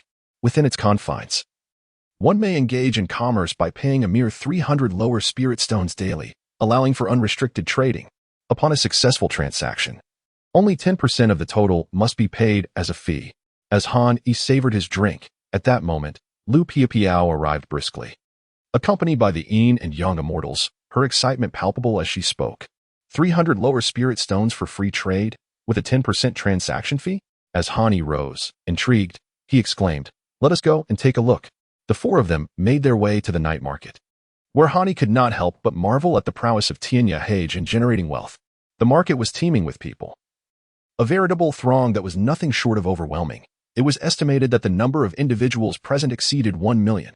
Given that each person paid a minimum of 300 lower spirit stones, the daily revenue of the night market would reach an astonishing 300 million lower spirit stones. This figure did not even account for the 10% transaction commission. Furthermore, it was common for the majority of cultivators entering the night market to stay for less than a day, leading to a continuous cycle of turnover. Han Yi conservatively estimated that the income from just this one night trading market could surpass 1 billion. My heavens! The realization of this conclusion left Han Yi quite astonished. No wonder Tianyahage surpassed our Qing'an sect. The sheer speed at which they amassed wealth could nurture countless adept practitioners. Lu Piapiao and the 2 others were equally astonished. After paying 1,200 lower spirit stones, the 4 of them successfully entered the night Immortal Workshop. Inside the workshop, despite the multitude of people akin to grains of sand in the Ganges, everything was remarkably orderly. Not only was this the domain of Tianyahage, but even within the Immortal City, few dared to act recklessly. There had once been a grand thief at the Saint Sovereign level who caused a ruckus in the Immortal City, and within a day, his head was displayed on the city wall. Sea Leech Spirit Herb, priced at 1,000 lower spirit stones per portion. This is a bargain. A rock-bottom price of only 800 spirit stones. Don't miss out, folks. Earth-escaping spirit mouse meat, beneficial for nourishing earth-type spirit roots, limited supply, hurry and buy. The cacophony of various vendors was incessant. The array of goods was so diverse that it dazzled the eyes. Han Yi and his companions were equally mesmerized. Beyond spirit herbs and spirit meats, there were spirit bones, magical seals, and martial arts manuals. It was a veritable treasure trove of all that cultivators of the Chi path could possibly need. This place was a grand melting pot, 10 times more vibrant than the night market in the Immortal City. Lu Piapiao sifted through the offerings and managed to procure several fine items. Having previously visited the Night Immortal Workshop and noting that while it too had a comprehensive selection, the quality here far surpassed that of the night market. The duo of Ku Yang and Ku Yin followed closely behind Han Yi, their eyes darting about with palpable excitement. After wandering for a short while, Han Yi's enthusiasm began to wane. Although the night market was replete with goods, he found himself in need of nothing. The quality of magical artifacts had reached a level he deemed subpar, with the best he had encountered being a spirit shovel sold by a red-nosed old man. While this shovel was indeed a spirit-grade treasure, it merely increased the luck of unearthing treasures by 30%. What good was such luck when one had to wait for treasures to be discovered? Han Yi chuckled bitterly to himself. With so many exquisite items available, could there truly be nothing that caught your eye? Lu Piapiao, having received 10 million lower spirit stones from Han Yi, found herself with a modest fortune, allowing her to indulge in extravagant purchases. Indeed, she managed to acquire a considerable number of remarkable items at the Night Fairy Pavilion. However, Han Yi could only muster a bitter smile. The Night Fairy Pavilion, being a marketplace for trade, offered goods of significantly better quality than those found in the Immortal City. Yet truly exceptional items were rarely available in this free trade environment. Sellers preferred to place their treasures in auctions, where the prices would often soar. At that moment, a new round of haggling drew everyone's attention. The seller's stall was already surrounded by a throng of eager onlookers. Han Yi-sin's thoughts stirred as she gazed at Lu Piapiao. I recall that you possess dual-element spiritual roots, one of which is wood. However, that requires 3 million lower-grade spirit stones, a staggering sum that I cannot afford. Although Lu Piapiao felt tempted, the exorbitant price left her disheartened. Han Yi nodded in agreement. Although possessing a spiritual root of the 5 elements, which could enhance one's attributes, is often valued akin to a mid-grade spiritual artifact, this valuation is merely theoretical. Should a practitioner of the Qi Dao be presented with a choice, the overwhelming majority would likely opt for the mid-grade artifact rather than a slight enhancement of their spiritual root attributes. After all, directly acquiring a mid-grade artifact would result in a substantial increase in offensive capabilities, whereas augmenting one's spiritual root attributes would at most only marginally improve comprehension and success rates when cultivating a specific divine technique. Then let us explore other areas, proposed Lu Piapiao. Han Yi and his party of 4 had spent the better part of the day wandering through the Nocturnal Market, a designated area for medicinal herbs. Han Yi found himself captivated by a particular vendor. More precisely, it was the sign hanging before the vendor's stall that piqued his interest, cures all. The vendor, an elderly man with a goat-like beard and hair neatly tied up with a wooden hairpin, was as thin as a monkey. Through their conversation, Han Yi learned that this elderly gentleman claimed to be the immortal of spiritual herbs. Han Yi couldn't help but just about the 2 other individuals present, as they were all mere cultivators of the Holy Spirit realm, yet all bore the title of immortal. The immortal of spiritual herbs boasted that he was renowned as a divine physician in the secular realm of Xia, and had fortuitously ventured into the world of cultivation. This elderly man had indeed embarked on his path through the art of healing. Han Yi's eyes sparkled with excitement, and the 2 celestial beings behind him also displayed expressions of eagerness. After Han Yi recounted the symptoms experienced by the 2 individuals, he inquired whether there was an antidote available. The herbal sage, stroking his short goatee, fell into contemplation. What? Are you unable to assist? A glint of intensity flashed in Han Yi's eyes. No. The herbal sage hurriedly replied. I do know how to resolve this poison, however. Concocting the antidote requires 5 types of toxic substances and 18 varieties of poisonous herbs. While the process of refining the antidote is not overly complex, the order in which the toxins and herbs are arranged is of utmost importance. I will need to conduct hundreds of trials, and concurrently, I must prepare the corresponding antidote. as each attempt at creating a poison pill entails considerable risk. Consequently, the costs involved are exceedingly high. He glanced at Han Yi, extending 5 fingers. This is the price I require. 5 million? Han Yi asked, turning his gaze. The herbal sage solemnly nodded. The price is negotiable. Here is 100,000 middle-grade spirit stones as a deposit. As long as you can concoct the antidote, everything else can be settled amicably. Without hesitation, Han Yi handed over a crystal card to the sage, which bore the inscription of 100,000. The reverse side indicated middle grade. In the marketplace, 100,000 middle-grade spirit stones are roughly equivalent to 1,030,000 to 400,000 lower-grade spirit stones. Although the exchange rate stands at a 10-to-1 ratio, middle-grade spirit stones possess a higher intrinsic value than their lower-grade counterparts. Han Yi was unperturbed by the possibility of the spirit herb Immortal absconding, unless he wished for his own demise. Once the transaction was finalized, Tianya Hage would impose a 10% commission, and concurrently, this transaction would be documented and safeguarded. In other words, should the spirit herb Immortal attempt to flee, he would face a manhunt orchestrated by Tianya Hage, while Han Yi would be entitled to compensation from the same. With the matter concerning the yin and yang immortals resolved satisfactorily, Han Yi finally exhaled, shedding the weight that had burdened him. The two immortals expressed profound gratitude towards Han Yi, pledging their unwavering loyalty. Han Yi, I never anticipated our paths would cross again. The frivolous voice of Pei Jinshi echoed once more, evoking a sense of inevitable confrontation. Chapter 61. A resounding slap in the face. Han Yi never anticipated that he and Pei Jinshi would find themselves as sworn enemies. As the saying goes, not foes, not congregated. However, Han Yi, having emerged stronger than ever, now possessed boundless powers and was unperturbed by Pei Jinshi's provocations. What exactly do you want? Lu Piapiao exclaimed, unable to contain her indignation. From the very beginning, Pei Jinshi had taken notice of Lu Piapiao, yet at that time, he was preoccupied with entertaining Mu Yemen and had no inclination to pay her mind. Now, his eyes roved hungrily over her form, his gaze brazenly aggressive, as if it could ignite a flame. Oh my, what exquisite beauty! Pei Jinshi licked his lips. I do have certain intentions towards you. Haha, but the timing is rather inconvenient. Since you wish to defend this useless waste, I shall grant you an opportunity. All you need to do is offer a few cups of purple spring spirit liquid to my esteemed guests, and in return, I shall escort you into the earth-level auction, allowing you to broaden your horizons. What say you? Do not think me unkind. A mere nod from you will suffice. You must be dreaming. Lu Piapiao was not one to submit meekly. Her spirit bore the essence of a chivalrous woman. Humph. Pei Jinshi narrowed his eyes sharply. Refusing a toast only to drink a penalty, you shall reap what you sow. What you sow, let it come at me. Han Yi stepped forward, his magical energy surging, his spine straight and exuding an undeniable aura.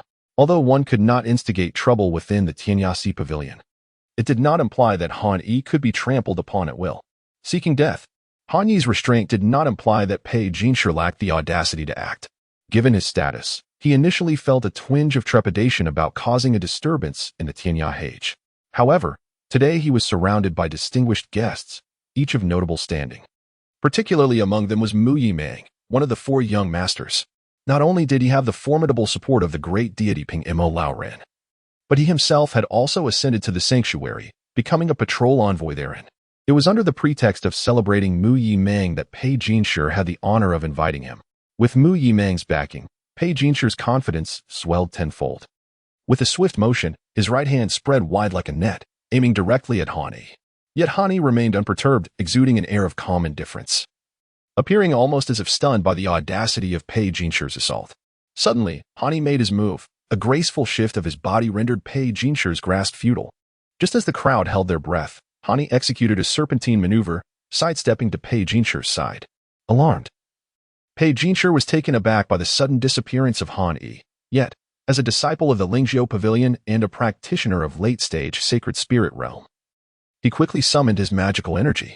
Distorted essence enveloped his form, resembling a stone-like armor that began to cover his body. In response, Han Yi's lips curled into a slight smile before he delivered a ferocious punch. Boom. The impact landed squarely on Pei Jinshi, whose eyes widened in disbelief, as if he might vomit his very guts. The golden stone armor that had been forming around him collapsed, leaving a gaping hole. He retched, his twisted visage betraying utter incredulity. Do you not know that one should regard a person with fresh eyes after 3 days of absence? His previous punch had been measured, perfectly calibrated. Although Pei Jinshe instigated the confrontation, escalating matters within Tianya Hage would lead to repercussions for all involved. To young Master Mu Yi, this drink is offered in honor. Congratulations, young Master Mu, on your elevation to the sanctuary and your role as an envoy. We brothers will rely on your guidance in the future.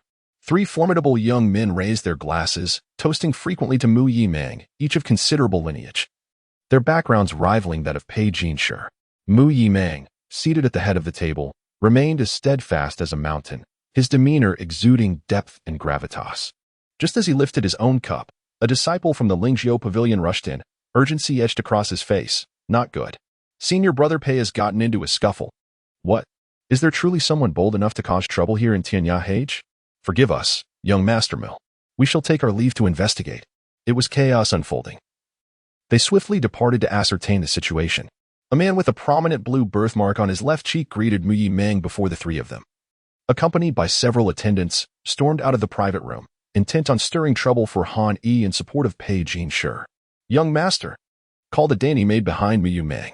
Setting down the wine jug, Mu Yi Mang replied nonchalantly, "Very well, let us venture out together." Young Master Mu. Within the room, Zitong, who had been serving them, remained unfazed upon hearing the commotion. After all, the enduring reputation of Tianya Hage in the Immortal City was not merely a fade. Over the years, anyone who dared to cause trouble there, regardless of their formidable background, typically met with dire consequences. It was only when Mu Yi Mang expressed his desire to join the fray that Zitong began to sense the gravity of the situation. "Fear not. I am merely observing." Mu Yi Mang chuckled, as maintaining order was one of his duties as a patrol officer. That Han Yi, whom he derisively labeled a waste. In essence, did that not imply he himself was even less than worthless? As the 3 young masters, flanked by a dozen attendants, swiftly encircled Han Yi, the situation threatened to escalate dramatically. "Perhaps we should reconsider," Lu Piao murmured, her confidence wavering. After all, the fearsome reputation of Tianya Hage was not to be underestimated. Though she and Han Yi were disciples of the Qinglan sect, causing a ruckus in Tianya Hage could lead to unintended consequences. Should the higher-ups of their sect become enraged, they would merely demand an explanation. As long as Tianya Hage spared their lives, Qinglan's sect would ultimately seek to smooth things over, likely placing blame on Han Yi and Lu Piao instead. Reconsider? That fellow with the birthmark sneered. "It is not that simple." "Indeed. If you merely accompany us for a drink, we might let it slide." "What a splendid poem, young Master Chu. Your verses could be deemed the ode to beauty." This group of young masters appeared unfazed, clearly of considerable standing. Otherwise, average cultivators would think twice before provoking trouble in Tianya Hage.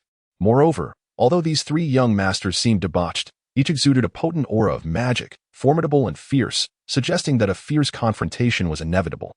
What is meant by unforeseen calamity? This is precisely it. Cultivators venturing out for experience not only encounter opportunities for great fortune but must also face various tribulations. Among these tribulations, the most formidable are known as the 3 disasters and 6 calamities. Han Yi pondered the tribulations he had endured. Indeed, he had weathered them all.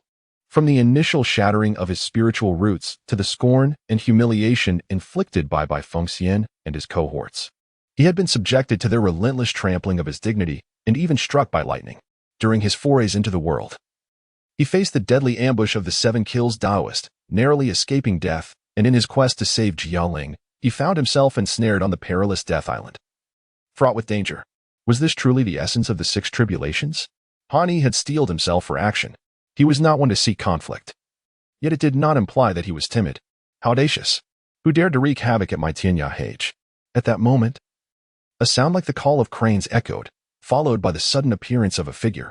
It was an elderly man, his hair as white as silver, clad in a flowing robe that billowed in the wind. Upon his descent, he resembled a mountain range, his very presence pressing down upon the crowd, making it difficult for them to breathe. This elder was undoubtedly a master of the highest caliber, a sage of the holy venerable realm. Salutations, great steward. Upon the elder's arrival, the disciples of Tianya Hage, who had been maintaining order and vigilance, collectively exhaled, reassured by the presence of this venerable figure to manage the unfolding situation. Senior Tian Kan, a young nobleman who prided himself on his status, hastened forward with a forced smile. Silence. The elder's voice rang coldly. The authority of the holy venerable was not to be trifled with, especially within the confines of Tianya Hage, where all adhered to its established protocols, though a few young lords boasted formidable backgrounds.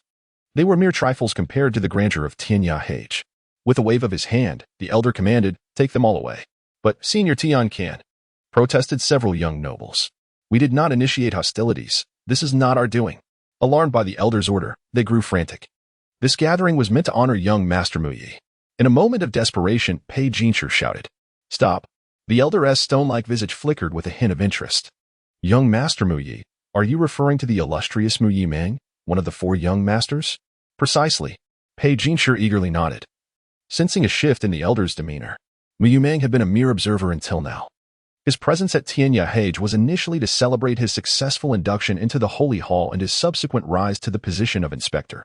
Otherwise, he would not have bothered attending.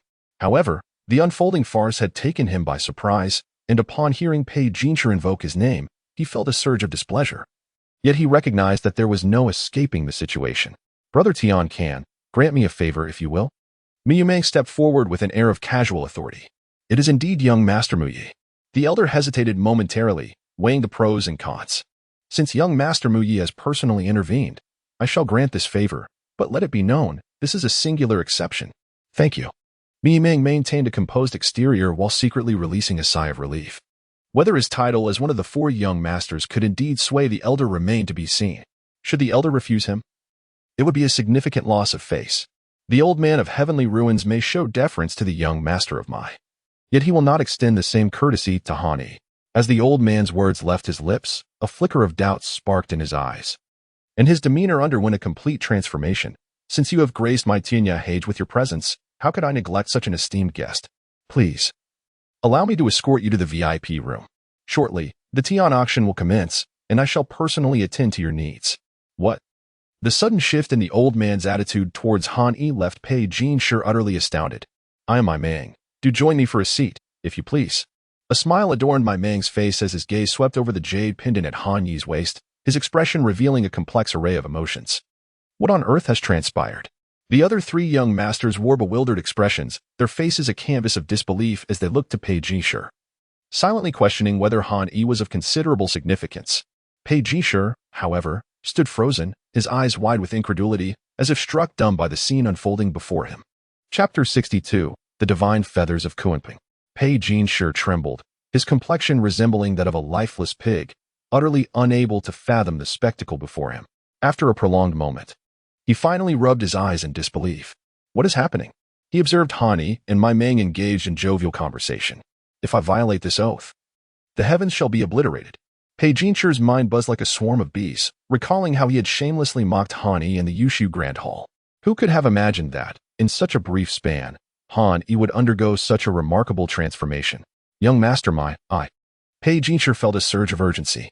His ability to invite one of the 4 great young masters, Mai Meng, hinged upon the latter's recent promotion to the position of St. Hall Inspector. Such opportunities are rare. Should he miss this chance, securing another invitation would be akin to scaling the heavens. Witnessing Mai Meng and Han-yi now acting like brothers filled him with a sense of suppressed confusion and frustration. He hastily interjected, "Young master, the de-auction is about to commence. Perhaps we should." "Oh?"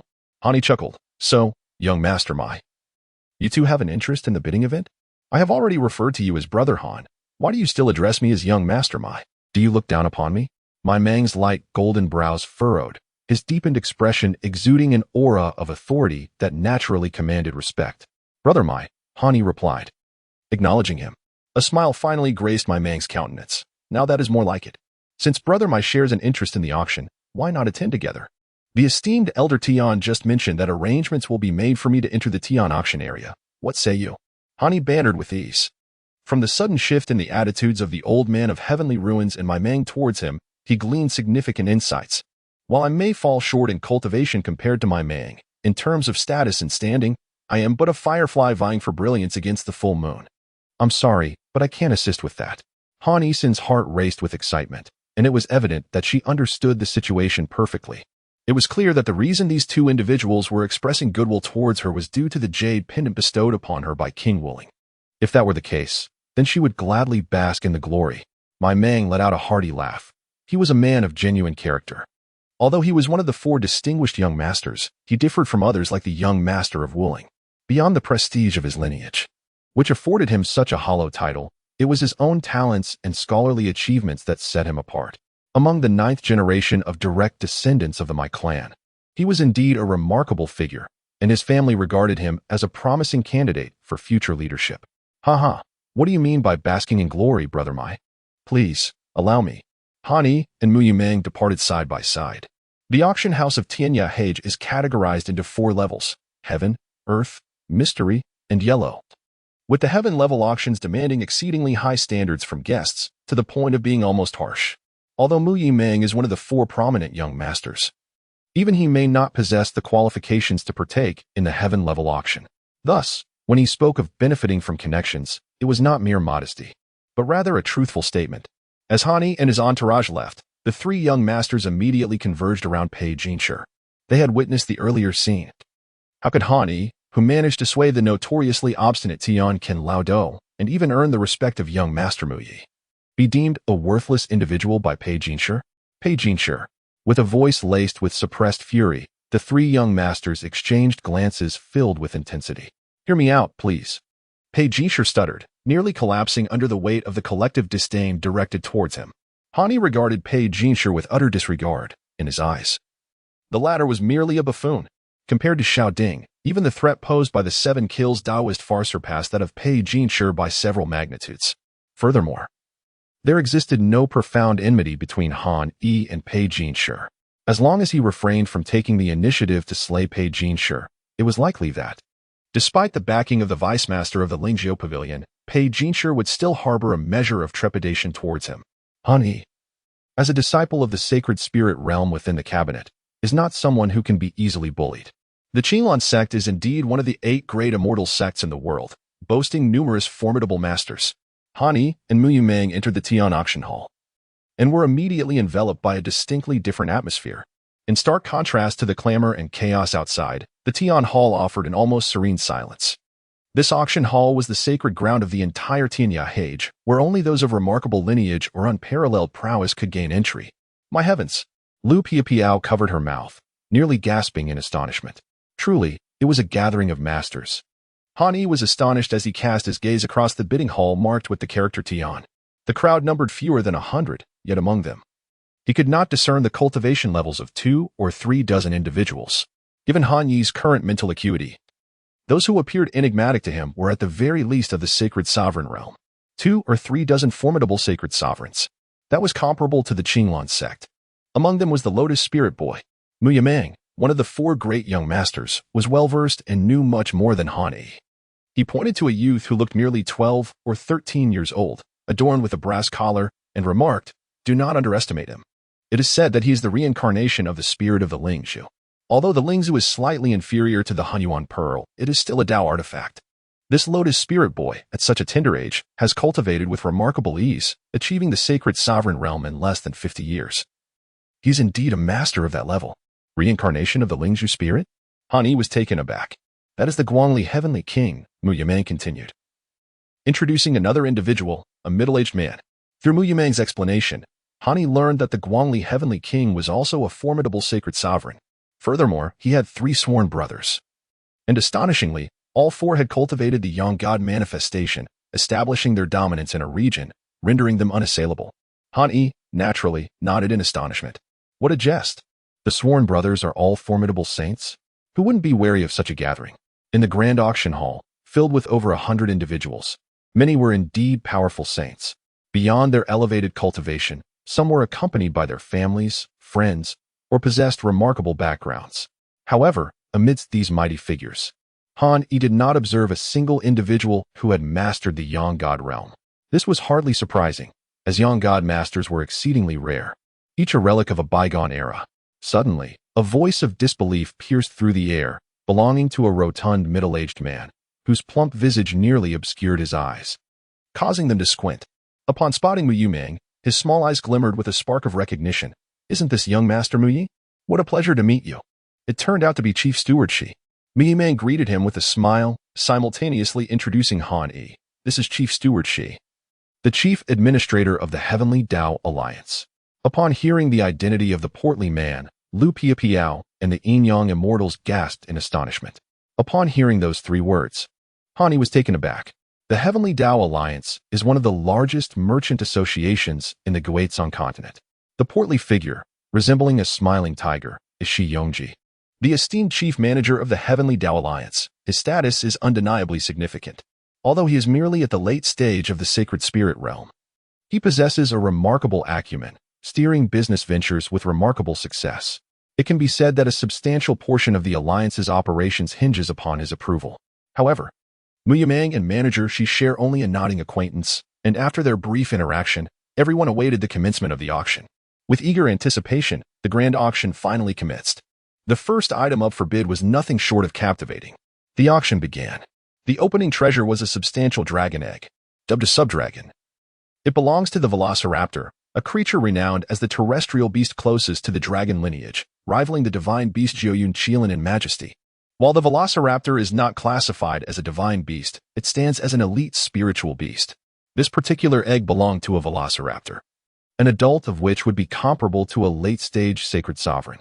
The auctioneer, with an enchanting voice, proclaimed, "The starting bid is 50 million lower spirit stones." Good heavens! 50 million!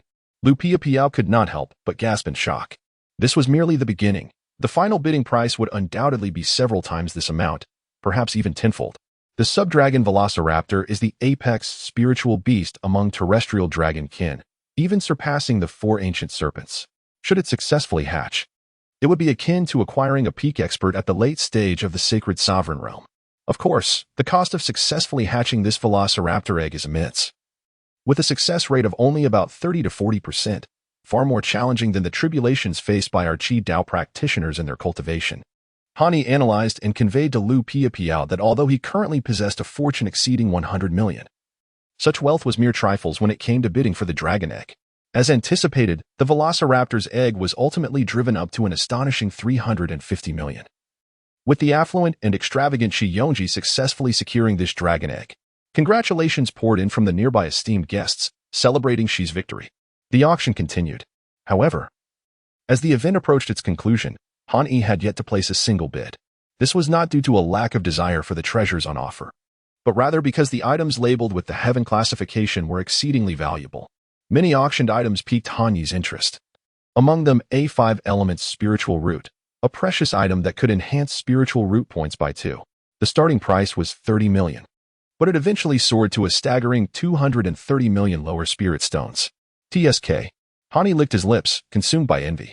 The final treasure, the Kunping Divine Feather, was announced by the auctioneer, marking the climax of the event. It was a singular feather, the Kunping Divine Feather. I bid 70 million. The usually composed Mu Yimeng seemed to tremble with excitement at this moment, directly raising the bid by 20 million from the initial starting price of 50 million. Simultaneously, he transmitted a message to Han Yi. "If I run short on spirit stones, I'll need to borrow some from you. I owe you a favor." Chapter 63. Dependent loan. Through his interactions with my Meng, Han Yi has gained some understanding of his character. My Meng is as steadfast as a mountain, possessing a calm demeanor. However, the appearance of the Kunping Divine Feather at the auction has caused him to tremble slightly. This piques Han Yi's curiosity further, as the Kunping Divine Feather now seems even more enigmatic in his mind. What kind of treasure is this that can so profoundly move my Meng? Han Yi's gaze fell upon the divine feather of the Kunping. It was an enormous plume, interwoven with threads that shimmered like gold and platinum. Yet it did not possess the hue of gold. The entire Kunping feather emanated an aura of deep, dark gold, exuding a profound and grand presence. With a mere glance, Han Yi was immediately stirred by the overwhelming energy radiating from the feather, stirring the spiritual power within him. How formidable! A jolt of astonishment coursed through Han Yi, compelling him to unconsciously lick his lips. "Brother Mai, what exactly is this Kunping Divine Feather? Pray enlighten me." My Meng's eyes sparkled with determination. As if success was inevitable, this Kunping Divine Feather is a primordial feather from the divine beast Kunping. The primordial feather is a manifestation of the essence of the divine beast Kunping, forged through the fusion of yin-yang energies and the quintessence of the 5 elements. Thus, it was born. The Kunping is a divine beast that can stand shoulder to shoulder with the dragon clan. A single primordial feather of its kind is of inestimable value. Should it be used for the refinement of magical artifacts, its quality is undoubtedly on par with upper spiritual instruments, and it may even reach extraordinary heights. Stunned through my Meng's exposition, Han Yi found himself profoundly shaken. The Shan Hai Jing chronicles the existence of the Kunping divine beast. In the primordial chaos, three great chaotic divine beasts emerged: the ancestral dragon, the primordial phoenix, and the first Qilin. Each of these chaotic divine beasts possesses its own distinct mission. The ancestral dragon governs the oceans. The primordial phoenix commands the avian and insect realms, ruling the skies, while the first Qilin reigns as the king of the earth, overseeing terrestrial beasts and insects. During the Age of Chaos, a great calamity occurred, known as the Dragon Han Initial Catastrophe. The Kunping of the Nine Heavens is the progenitor of all Kunpings and a descendant of the Phoenix's ancestry. In other words, the present-day Kunpings are all descendants of chaotic divine beasts. In ancient times, the Kunping mastered transformation and sought out celestial nectar to drink, feasting upon divine dragons. Its terror was such that even the dragon clan could become its prey. Brother Mai, this Kunping primordial feather is exceedingly precious. Even if I wish to lend you a hand, it may prove to be but a drop in the ocean, Hani remarked with a wry smile. Although the auctioneer had yet to announce the starting price, everyone was acutely aware of the situation. As expected, esteemed guests, the bidding for the final splendid treasure, the Kunping divine feather, officially commences with a starting price of 100 million, and each increment must not be less than 10 million. The auctioneer, an elderly man with snowy white eyebrows, donned a loose Taoist robe adorned with an array of intricate symbols. Unmistakably a powerful figure at the late stage of the saint realm. At such a grand auction, it is only fitting that the host is a formidable saint. Hanisen felt an overwhelming surge of emotions, while Lu Piao's eyes widened in astonishment, clearly taken aback by the astonishing bidding price. The Kunping divine feather was undoubtedly a priceless treasure, and Hanisen found himself yearning for it intensely. However, he refrained from participating in the auction, demonstrating a sense of self-awareness. The principle of innocent in body, guilty in possession may seem simplistic, yet it has been a time-honored adage for countless millennia, particularly in the realm of cultivation. Despite the serene demeanor of the Qi path practitioners, who appear unperturbed by worldly desires, this is merely a fade. In truth, it is the lack of enticing treasures that keeps their hearts at bay. When a coveted artifact is at stake, Qi path cultivators are known to engage in fierce battles, often resulting in rivers of blood. Such occurrences are far from uncommon. Hani, though reluctant to engage in the bidding due to the overwhelming number of spirit stones, understood that even if victory were to fall upon him, it would only bring forth endless calamities. In the midst of his hesitation, the auction price soared to an astonishing 70 million. Good heavens! Lu Piao and her companions could only swallow their saliva in silence. I'll raise the bid by 10 million. The rotund Shi Yongji, the grand steward of the Heavenly Tao Alliance, displayed an air of nonchalance. Flanked by two mesmerizingly beautiful women, whom he embraced on either side, reveling in his indulgent fortune. His appearance, in stark contrast to the exquisite beauty beside him, was not worthy of their company, yet he trod upon it with carefree abandon. This epitomizes the unequivocal law of power and status within the realm of cultivation. To attain such standing, one must possess commensurate strength. 18,100,000. Is there anyone willing to bid higher? An elderly man with snow-white eyebrows, reminiscent of dancing serpents, stirred the crowd with his enticing words. 200 million. Has it truly reached 200 million? Han Yi turned to Mu Yemo. Brother Mu, what do you think? 210 million. An additional 20 million. I shall bid 250 million. This Kunping divine feather shall be mine. In the blink of an eye, the price of the Kunping divine feather surged uncontrollably, leaving Lu Piao utterly numb. This was over 200 million spirit stones. With such a staggering amount, even a pig could be cultivated into a formidable beast. One could practically purchase a master with wealth.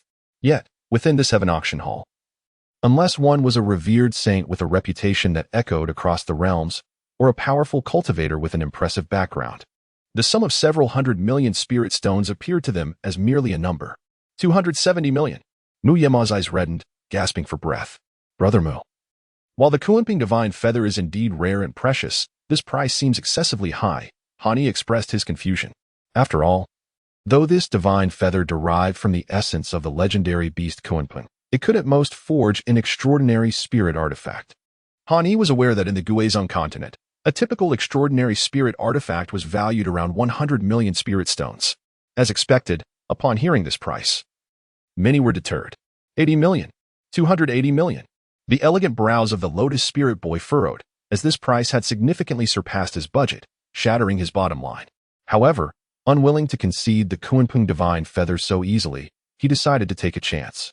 "Brother Han, you must assist me," Mu Yema suddenly implored Hani. Hani frowned slightly, then offered a wry smile. "Brother Mu, while I do possess 10 million spirit stones, such a meager amount would be but a drop in the ocean, ultimately inconsequential." 10 million spirit stones were an unfathomable figure for cultivators at the sacred spirit realm. Although Hani wished to befriend Miyu Mang, the two remained merely ordinary companions for the time being.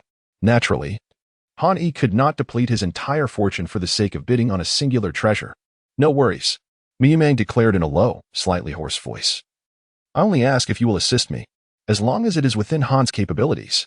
Observing the seriousness in Mu Yi Mang's demeanor, Hani nodded in acknowledgement. Upon hearing this, Mu Yi Mang let out a long sigh of relief. 300 million. 300 million spirit stones. This price caused an uproar in the hall. Insanity. This is utterly mad. Is it merely a piece of Kunpeng's primordial feather? Must one go to such lengths? If I possess 300 million spirit stones, I could acquire dozens of superior spirit weapons. Even top-tier artifacts would be within reach. Who knows, perhaps this Kunpeng feather harbors some earth-shattering secret. You are indeed formidable. A glint of murderous intent flashed in the eyes of the Lotus Spirit boy, though it quickly dissipated. After all, no one entering the Tianzi auction hall was ordinary. Though he was the reincarnation of the spirit of a Lingzhu, having cultivated to the saint realm in a century, he still held a degree of trepidation towards Mu Yi Mang, one of the four young masters, particularly due to the backing of the Pingma old man ultimately. The Kunpeng divine feather was auctioned to Mu Yi Mang for the astonishing price of 300 million. In the Tianzi auction hall, no commission was charged. Yet, such a price was sufficient to instill fear in the hearts of many. An elderly man with snow-white eyebrows, moving like a serpent, led a tall maidservant behind him, who held a jade plate containing the Kunpeng divine feather and approached Mu Yi Mang. "Young Master Mu, please take receipt," the elderly man, Shui Rubai, said with a charming smile. "Additionally, may I inquire how you intend to make payment? I do not possess such a sum of spirit stones." Mu Yi Mang replied directly. Shui Rubai's smile remained unwavering. "No matter. Young Master Mu is one of the four great young masters. While this would not be feasible for others, we can extend some consideration for you. The Tianyasi Pavilion will temporarily safeguard this Kunpeng divine feather for you, granting you a month to procure the spirit stones." How does that sound? A month? I fear that even 3 months would not suffice for such a considerable sum of spirit stones, Mu Yi Mang boldly declared, spreading his hands in a surprising manner. Hiss. Hani gasped in astonishment beside him. What was happening? Was Mu Yi Mang truly jesting with Tianyasi Pavilion? Indeed. Shui Rubai's smile gradually solidified, eventually vanishing. Then, "Young Master Mu, what do you mean? Are you intentionally trying to provoke me?" The mental fortitude of a Saint Realm expert was formidable. Shui Rubai's threatening aura surged forth immediately. Observing this scene, many cultivators reveled in the misfortune, thinking, if Mu Yi Mang lacks the wealth, he should not pretend to be affluent. Does he truly believe Tianyasi Pavilion is made of paper? Creating trouble at Tianyasi Pavilion, even with the Poma old man backing him, would not shield him. Naturally, Mu Yi Mang was aware of his limitations and did not dare to overstep. The words of Mu Yi Mang caused a slight reduction in the ferocity etched upon Shui Rumei's face. He turned to Hani with a smile and said, "Brother Han, I wish to borrow the jade pendant from your waist." Despite the oppressive aura emanating from Shui Rumei, Mu Yi Mang maintained an air of nonchalance, his expression unchanging and devoid of any hint of panic. This calm demeanor stemmed from 2 reasons. Firstly, he had successfully bid for the divine feathers of the Kunpeng, fulfilling his desires. Secondly, he was contemplating the prospect of leveraging Han-Es jade pendant for a loan. Borrowing a jade pendant? Shui Rumei's long eyebrows danced as if lost in thought. What an absurdity! Has Mu Yi Mang truly lost his mind? To think that he would dare to seek a loan of 300 million spirit stones with merely a piece of jade was laughable. Who is that man in brocade?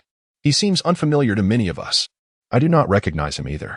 Judging by the fluctuations of his aura and magical power, he appears to possess only the strength of a 100-headed Prajna dragon elephant, likely at the level of a sacred spirit.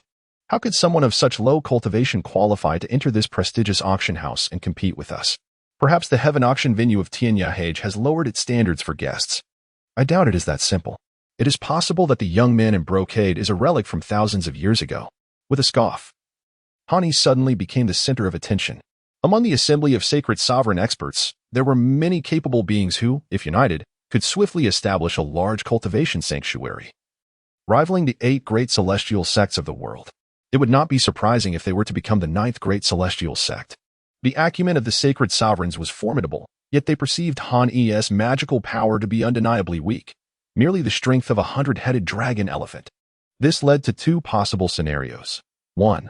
Han Yi might be a supreme being at the young god realm, deliberately concealing his aura, thus leaving the sacred sovereigns unable to discern the depths of his cultivation.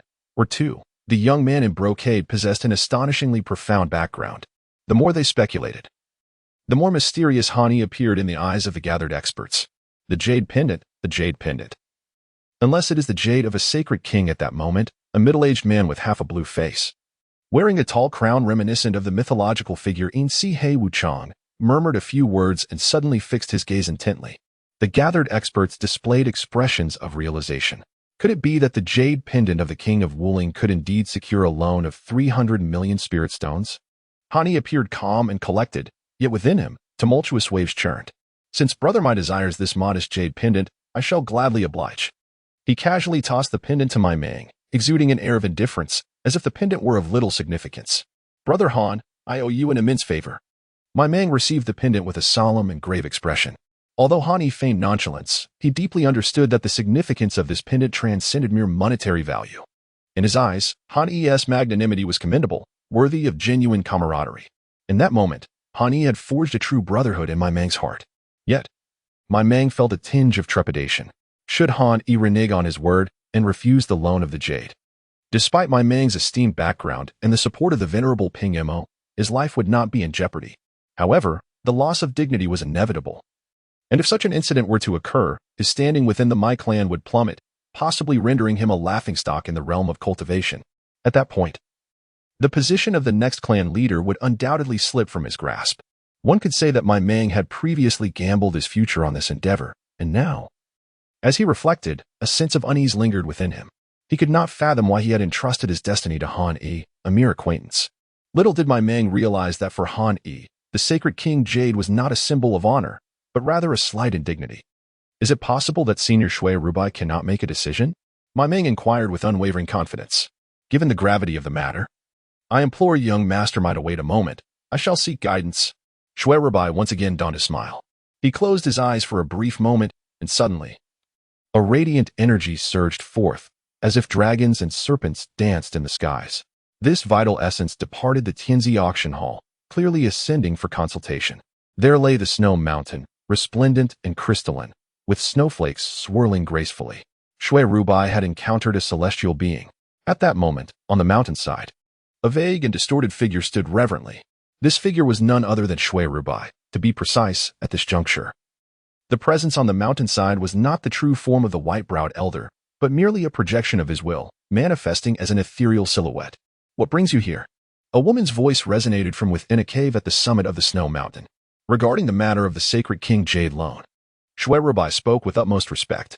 Although he was a formidable figure in the late stage of the saint's realm, he was acutely aware of the profound capabilities of the woman within the cave. Her prowess was immeasurable.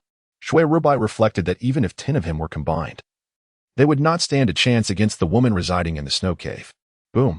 The celestial body shifted, and a torrent of vital energy seemed to open a portal through time and space. A woman, adorned in a flowing purple gown that shimmered and sparkled like a rainbow, descended gracefully.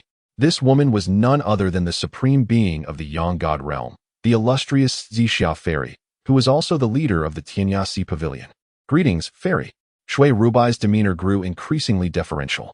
Amidst the swirling snowflakes, the ethereal figure of the purple mist fairy stood, as the snowflakes, upon nearing her form, would gracefully veer away, maintaining a distance of a foot. An aura of profound mystery and celestial grace enveloped her. With a deliberate motion, she raised her hand, summoning the jade pendant from Snow Rumei's palm into her grasp. Indeed, it was the sacred king's jade, and according to protocol, a loan had been established. In a sudden burst, Snow Rumei vanished into the snow-laden ground. How could the jade pendant of the Wuling king have found its way into the possession of a disciple from the Qinglan sect? Holding the pendant delicately, the purple mist fairy observed it with serene contemplation, exuding an essence of tranquility that surpassed even that of the Buddha. Particularly amidst the flurry of snow, her presence became ephemeral, soon dissipating into the air, revealing that it was merely a projection of her thoughts, indistinguishable from her true self. Young Master Muye. Snow Rumei's eyes fluttered open. Have we succeeded? Inquired Miyu Mang. Snow Rumei nodded gently. I have consulted the fairy. The Tinya Hage can lend you 300 million spirit stones with an interest rate of 1% to be repaid, principal and interest, within 10 years. What do you think? 1% interest is quite a considerable sum, exclaimed Miyu Meng, unhesitatingly agreeing. Subsequently, Snowrume summoned a servant to present a lump of clay, known as the fate clay, which served as a contract. This fate clay bore similarities to Han Efa's heavenly oath and possessed analogous effects. Upon signing the fate clay, should Mu Yi Meng breach the contract or fail to fulfill its terms, he would face the retribution of the heavenly laws. At last, it is mine, the divine feathers of the Kunpeng. As dawn broke the following day, atop a towering mountain near the celestial city, two figures clad in flowing garments stood, Han Yi and Mu Yi Meng. Brother Mu, have you truly expended 300 million spirit stones? Was it worth it? Han Yi smiled wryly, unable to comprehend why the Kunpeng divine feathers were held in such high regard by my Meng. 300 million spirit stones could purchase 3 or 4 exceptional spirit artifacts. No wonder, Brother Han, you are unaware, my Meng laughed heartily. If the Kunpeng divine feathers were merely a material for refining into a spirit artifact, I wouldn't even glance at it. Even if it were priced at 100 million spirit stones. Do you know the origins and rise of the Mai clan? Is the Kunpeng divine feathers related to your family, Brother Mai? Indeed, the Mai clan is a descendant of the golden-winged Great Ping. The story was far from over. In desperation, the ascetic monk cleaved open Kong Xian's spine and ascended the spirit mountain. It was dissuaded by the multitude of Buddhas. The ascetic had entered Kong Xian's belly, akin to gestation. The Buddhas counseled, wounding the peacock is akin to wounding your mother.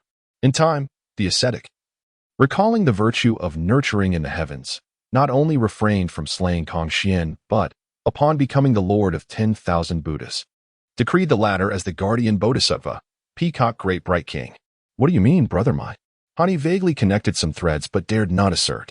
Precisely. My man glanced at Han Yi and smiled. We, the Mai clan, are descendants of the peacock great bright king. However, during the chaotic epoch, our progenitor, the phoenix, was grievously wounded during the initial calamity of Long On, resulting in the peacock great bright king being innately deficient, with much of its primal chaotic essence contributing to the Kunpeng lineage. He paused. The cultivation methods and bloodline we practice in the Mai clan originate from the peacock great bright king. Although this is but a distant legend of our clan, there are reasons behind it, and it is certainly not without basis. We cultivate as members of the golden-winged Great Pong, practicing the techniques of the peacock great bright king.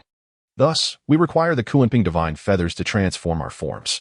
The value of these Kunpeng Yuan feathers is immeasurable for our clan, while the ordinary cultivators, they may merely represent fragments for refining treasures. To the Mai clan, their significance is unfathomable. With the Kunpeng divine feathers, my ascension to the saintly sovereign realm is imminent. Moreover, our esteemed ancestor, Ping Mo, understanding the extreme yin and yang energies of the Kunpeng divine feathers, may remedy the innate deficiencies, perhaps even cultivating the 5 elements divine pulse, thereby refining our golden-winged Great Peng lineage and purifying our bloodline further to the point of becoming a divine beast. My Meng's eyes sparkled with fervor. Thus, Brother Han, I cannot express enough gratitude for your assistance. You're too kind. Han Yi replied with a radiant smile. Deep within, he felt a tinge of envy.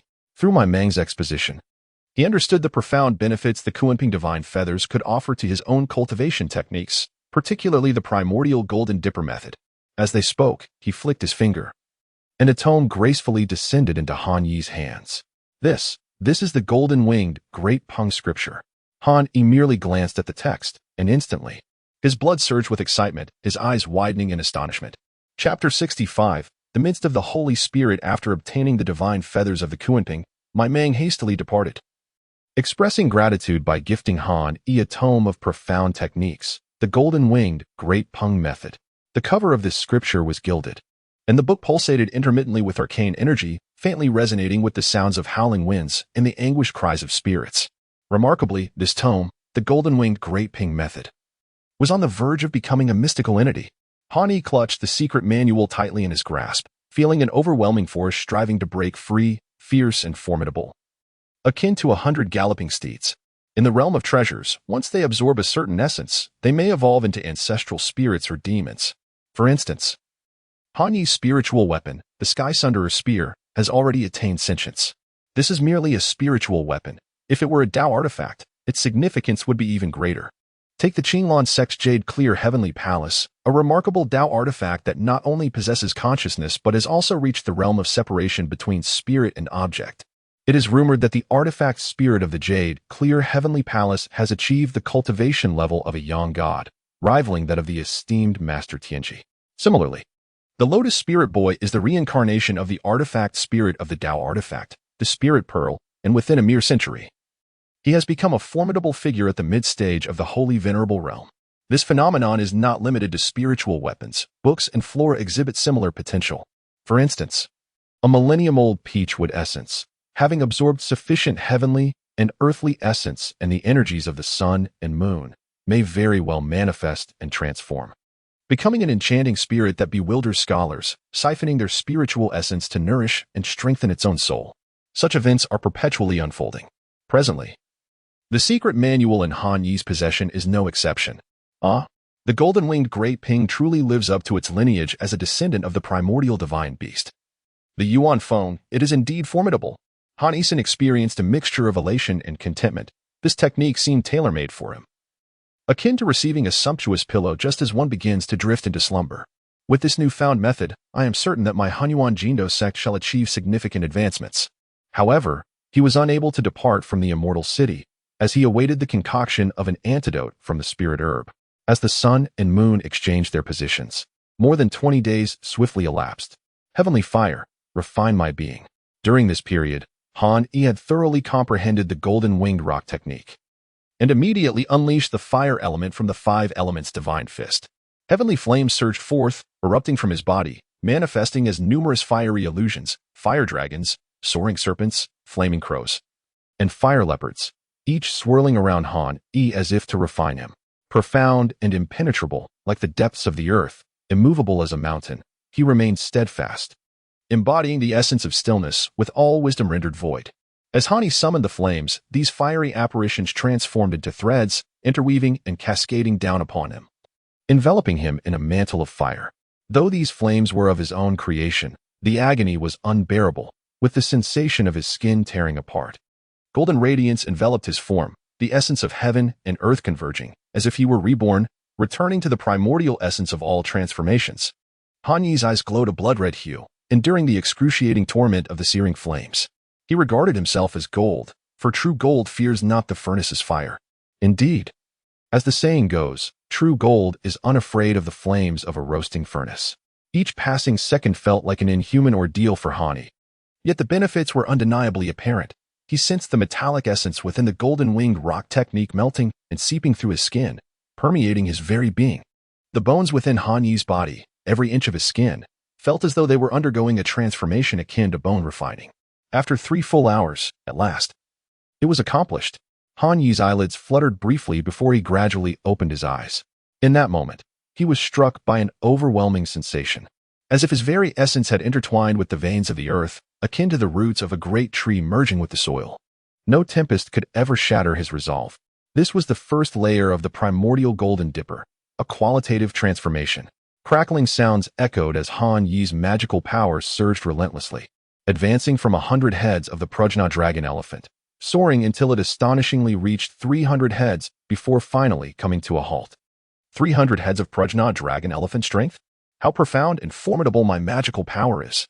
Han Yi was taken aback himself. It is well known that a typical chi refining practitioner, upon first attaining sanctity and entering the Holy Spirit realm, possesses a mere 10 units of magical power, at most not exceeding 20. Take Lupia Piao for example. When she first manifested her sanctity, her dragon elephant power barely reached 16 or 17. However, Han Yi, having inherited the Qiu Long spirit bone, was able to invoke the Qiu Long law form, channeling dragon elephant strength to an astonishing near 100 units. Such 100 units of dragon elephant power is already comparable to that of a typical late-stage Holy Spirit expert. As for the 300 units of Prajna dragon elephant power, Han Yi shrugged his shoulders, and his body shivered. With a thunderous roar, the entire secret chamber seemed to erupt like a thunderclap, astonishingly. It was merely a simple shrug that obliterated the desk before him into a fine powder. Clenching his fist, the pressure emanating from his palm carried the formidable force of a volcano on the brink of eruption. My physical form has become remarkably powerful. Han Yi was filled with astonishment. for he never anticipated that the long-dormant Hunyuan Golden Dipper, one of the 8 supreme divine arts of the Qinglan sect, would yield such terrifying results. No wonder that in the past, the Hunyuan Daoist could confront a dozen saint-level experts single-handedly while still at the saint respect realm, even when the leader of the opposing forces was a formidable yang god. In such perilous circumstances, he managed to extricate himself. This was nothing short of a subversion of the conventional understanding of cultivation, utterly unimaginable. Take Han Yi as an example. Even if his magical prowess were to reach unprecedented depths and he attained the pinnacle of the late saint spirit realm, he would still be unable to triumph over his saint-level master. This is because saint spirit cultivators practice divine arts, while saint-level masters comprehend profound truths. The disparity between the two is insurmountable. Refining chi to manifest forms, divine arts revealing the sacred, the secrets of profound truths, the laws of the heavenly path. Within the Guizhong continent, the hierarchy of cultivation methods among chi practitioners is distinctly defined. Should a saint-level cultivator manage to escape from the clutches of a yang god, that cultivator would undoubtedly be regarded as a prodigious talent, a once-in-a-millennium genius. I now feel that I could even contend with Xiao Ding. A glint of fierce light flashed in Han Yi's eyes. Just half a year ago, he was a fallen cultivator, a victim of his own severed spiritual roots, easily bullied by others. Yet in this brief span, he had restored his roots, triumphed in the duel of magic, slain a dragon, rescued Jialing, befriended the noble Mu Yi, and even now possessed the strength to rival those at the peak of the Holy Spirit realm, despite only being in the mid-stages. How can one even begin to articulate the twists of fate in life? At that very moment, as Han Yi was on his way to meet Lu Piao, a distortion rippled through the air. With a soft hiss, a cloaked woman in black landed upon a stone. Her face was veiled in black silk, an unknown artifact seemingly shielding her from spiritual scrutiny, obscuring her true visage. Yet, the coldness emanating from her exposed eyes was palpable, as if it were woven into her very bones. You have arrived, intoned the 7 Killers Daoist, garbed in a gray robe, seated calmly upon the ground. Indeed, my organization, the Wuzhen sect, has never failed to obtain the intelligence it seeks. Here is the information you require. With a mere flick of her wrist, the veiled woman launched a small projectile towards the 7 Killers Daoist. It was imbued with a gentle yet formidable force, capable of piercing through 100 meters of iron with ease. With a swift motion, the 7 Killers Daoist remained unfazed, revealing a sword that had seemingly materialized in his hand. To the astonishment of onlookers, the projectile from the cloaked woman came to rest steadily upon the blade. His expression remained as cold as ice as he plucked the projectile from the sword, crushing it effortlessly between his fingers. Inside, he discovered a talisman inscribed with vital information about Han Yi. So, he has been hiding within the immortal city. No wonder. His demeanor remained unyielding as he flicked his wrist, sending a crystal card hurtling toward the cloaked woman, imbued with a sharpness akin to that of his sword. This is the remainder of your payment. The woman caught the crystal card, her delicate brows furrowing involuntarily. Are you truly departing so soon? The cloaked figure was none other than Dai Wu Sha, the emissary of the Wuzhen sect.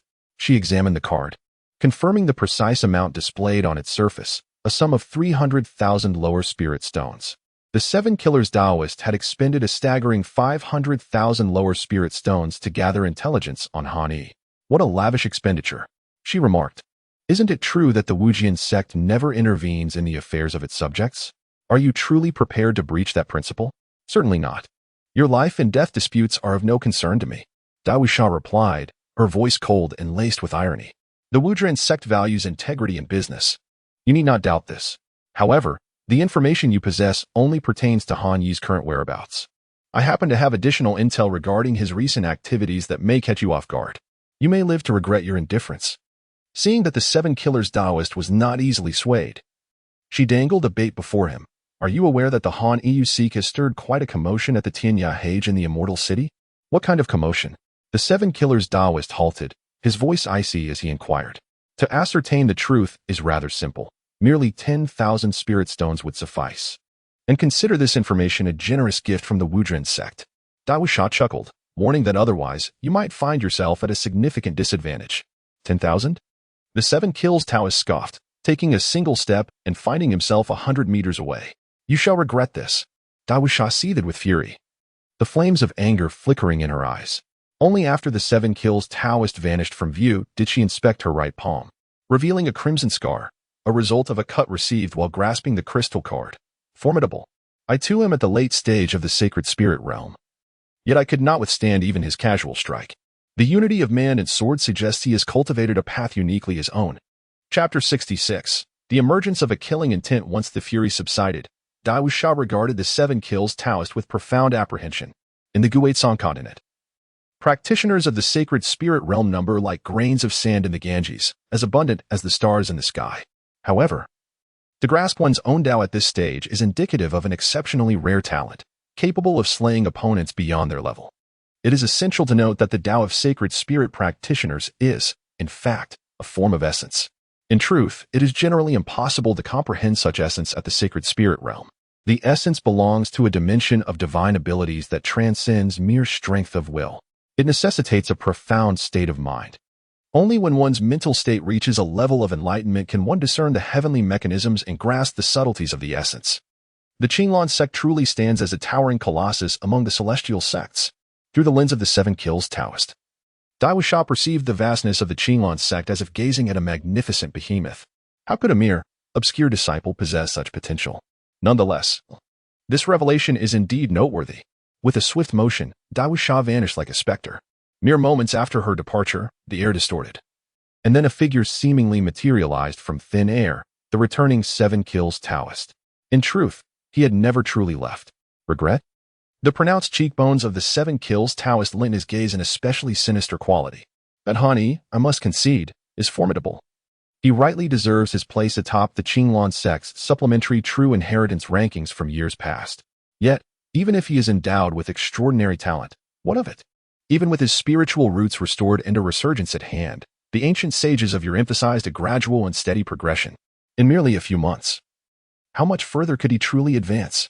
Narrowing his eyes, the 7 kills Taoist observed the direction in which Dai Wuxian had departed. A glint of cold light flickering within. Han Yi's talent is undeniably exceptional. He has already experienced it firsthand.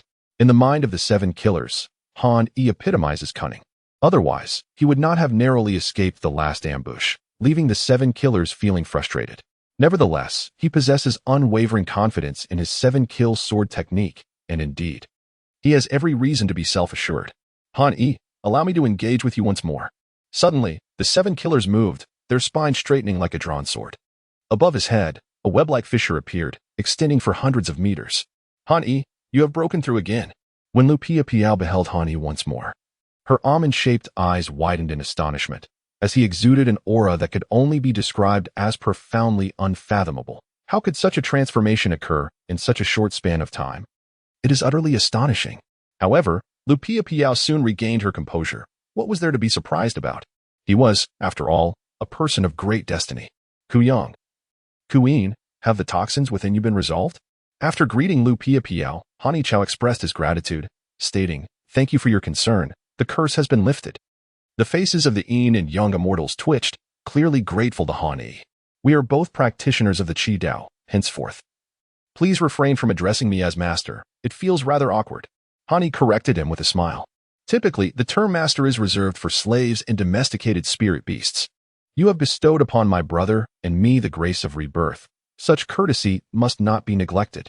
The Yin and Yang immortals exchanged glances and spoke in unison. In that case, Han Yi felt a headache coming on and thought to himself, why not call me young master instead? That would be agreeable, young master, replied the Yin and Yang immortals with respectful expressions. Han Yi's fingers flickered gently, yet his gaze was as profound as a black hole, absorbing the spirit of those around him. Gradually, the aura of a master was beginning to take shape within him. The Taoist conference represents a beacon of hope and opportunity for the disciples of our Qinglong sect. During the final 3 days of the Interworld Conference, Elder Wang will hold a forum to impart wisdom and share insights. Beyond this, observing masters engage in philosophical discourse and magical duels serves as an exceptional form of cultivation. Is there not more to it? Lu Piao smiled faintly, fully aware of the intricate relationships between Han Yi and Xiao Ding, and nodded in agreement. Indeed, the opportunity for Taoist affinities should not be missed. Let us set forth immediately. Excellent. As Han Yi's voice faded, he soared into the sky without hesitation.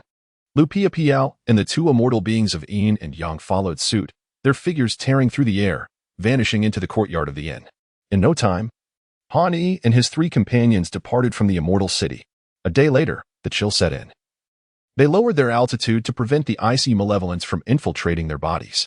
Han Yi and his companions flew intermittently, naturally to accommodate Lu Piapiao.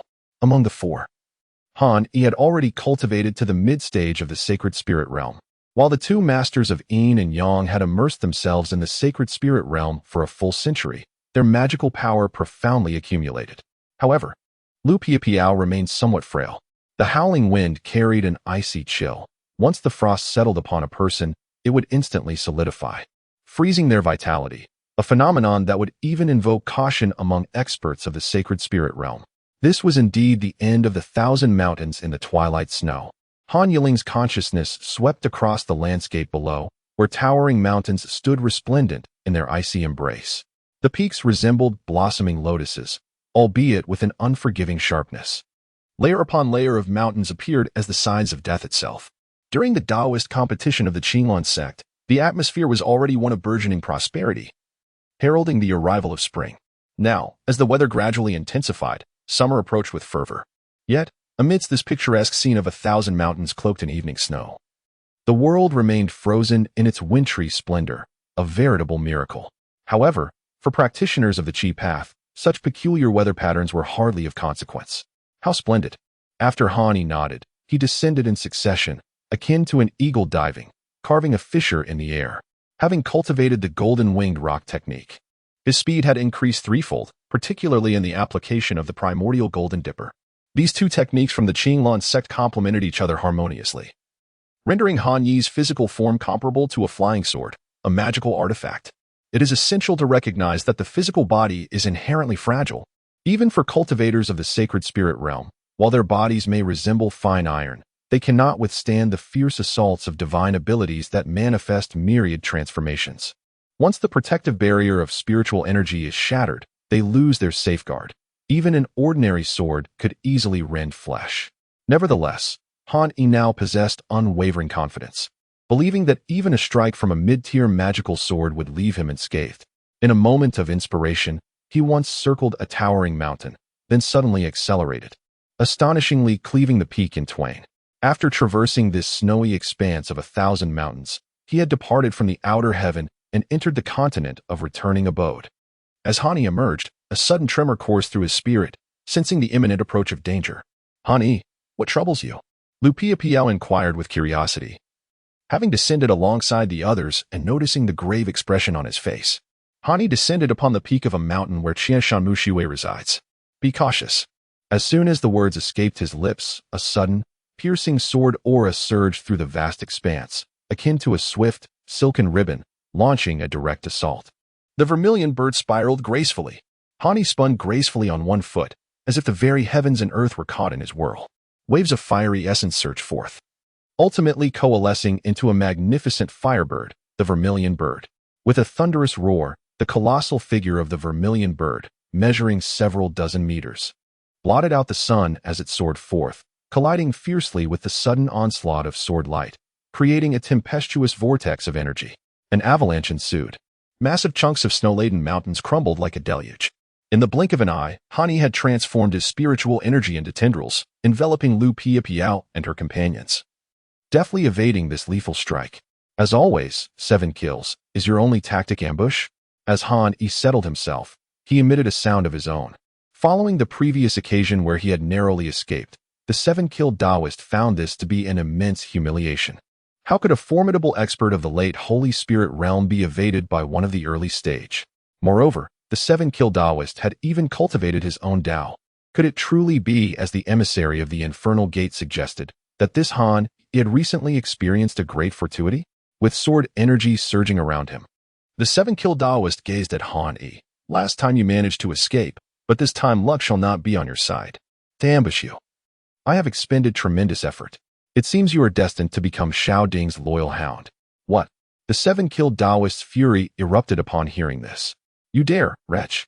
In that case, I shall show no mercy this time. I will surely slay you beneath my sword.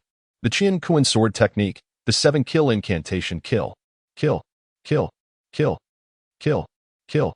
With a swift motion, he unleashed the 7 swords strapped to his back, which burst forth like a torrential rain of blades, enveloping the world in a dazzling display of sword light. Terrifying. The expressions of Lu Piapiao and the others shifted dramatically. What would be the consequence of being ensnared within that onslaught of sword ray? The outcome was unfathomable. Yet, in the face of this veritable mountain of swords, Han Yi remained unperturbed, his demeanor as tranquil as ever, as if he were an observer detached from the fray. Such a reaction could stem from one of two possibilities. Either he was awestruck and rendered speechless by the Taoist's unparalleled swordsmanship, or he possessed unwavering confidence and clarity of purpose. Han Yi undoubtedly belongs to the latter category. With a sudden surge, he propelled himself upward, resembling a divine monarch. The command to kill resonated, as the void erupted in a cataclysmic explosion, while the snow-capped mountains crumbled in chaos. What? Incredibly, the radiant blade of the 7 kills Taoist was repelled by Han Yi's celestial dragon claws, failing to inflict any harm upon him whatsoever. This is impossible. The 7 kills Taoist bellowed, his eyes wide and round. A corporeal manifestation can withstand my 7 kills soul-snatching sword? Chapter 67. Shocking calamity. This is absolutely inconceivable. The 7 kills Taoist shouted until his voice turned hoarse. He unleashed his lifelong mastery of swordsmanship, akin to a peacock fanning its feathers. The 7 swords behind him unfurled.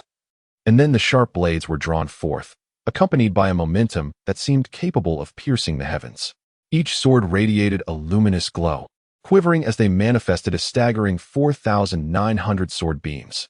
It can be said that each sword erupted with 700 beams, their lethal force shaking the very foundations of the earth. The torrent of sword light ultimately converged into the 7 characters of kill. However, it bore no effect whatsoever. Han Yi appeared as if he had descended from the void, with a dragon-like manifestation swirling behind him. With a mere movement, the very fabric of the world trembled. The 7 characters of kill were effortlessly shattered by the dragon's immense claws, subsequently bearing down upon the 7 kill Taoist. The 7 kill Taoist let out a heart-wrenching scream. In that moment, it felt as if countless mountains were crushing him, the blood within his body seemingly forced out by the overwhelming pressure. He began to flatten, resembling a desiccated toad, utterly drained. How could you possibly suppress me? It is utterly impossible. The 7 kill Taoist, a formidable master in the late stages of the sacred spirit realm, having cultivated his own path, found himself subdued by Han Yi, a mere mid-stage sacred spirit? Such a statement would be hard to believe. There is nothing impossible. Have you not heard that a soldier, after a mere 3 days apart, should be regarded with new eyes? The path of cultivation demands meticulous progression. As the 7 kill Taoist struggled against his confinement, the force he exerted was akin to the eruption of 100 volcanoes. I understand now.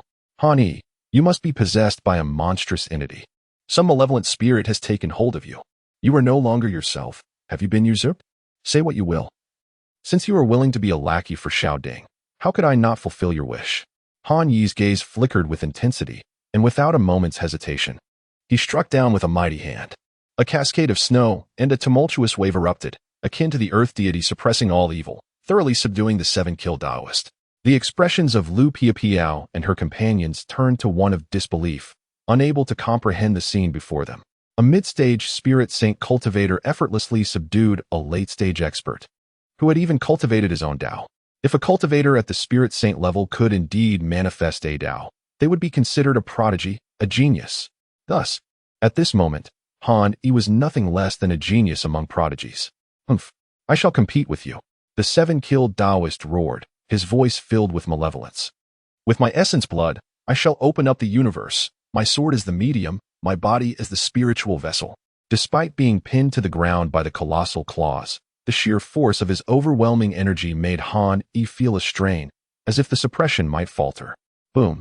Like a restless monkey breaking free from the grasp of a mountain, debris flew in all directions. At that moment, the 7 kill Taoist managed to break free. 7 kill sword formation. With a sudden release from the oppressive force, the 7 kill Taoist soared like a dragon in the skies. Fear gripped him entirely. He no longer harbored any thoughts of ambushing Han Yi. He deeply regretted not spending an additional 100,000 spirit stones to acquire recent intelligence on Han Yi. Had he known that Han Yi was possessed by a prodigy, he would have certainly refrained from such a reckless attack. But alas, it was too late. Swish. Among cultivators of the Qi Dao, sword practitioners are undoubtedly among the most formidable. The 7 kill Taoist, having long immersed himself in the realm of the sword, had demonstrated astounding talent since his Qi refinement stage. In his heyday, during his peak in Qi refinement, He had once encountered a snow wolf equivalent to a spirit saint in the wild. Yet, utilizing his mastery of the chi concealment Dao and exquisite swordplay, he had managed to escape. Such speed. Lu Piapiao and her companions could hardly discern how the 7-killed Taoist had evaded capture. Could he truly escape? Hani stood suspended in the air, a wicked smile playing on his lips, his eyes sharp as lightning, seemingly forgetting the pursuit of the 7-killed Taoist. Finally, he had escaped. Hani was indeed terrifyingly formidable. The 7-killed Taoist traversed the void, his blood boiling within him, exhilarated by the thrill of survival. It was utterly inconceivable. Within such a brief span, he had managed to break through consecutively. It was an impossibility. He was undoubtedly possessed by a prodigy, tainted by malevolence. This news needed to be relayed to Xiaoding post-haste for precaution. Suddenly, the 7-killed Taoist's eyes widened with horror, and he cried out in alarm. For before him stood Han Yi. How could this be possible? This was the initial reaction of the 7 killers, quickly followed by a profound sense of regret. Yet it was too late. Han Yi stood in the void, his posture erect, exuding an aura akin to that of one who commands the heavens while treading upon the earth.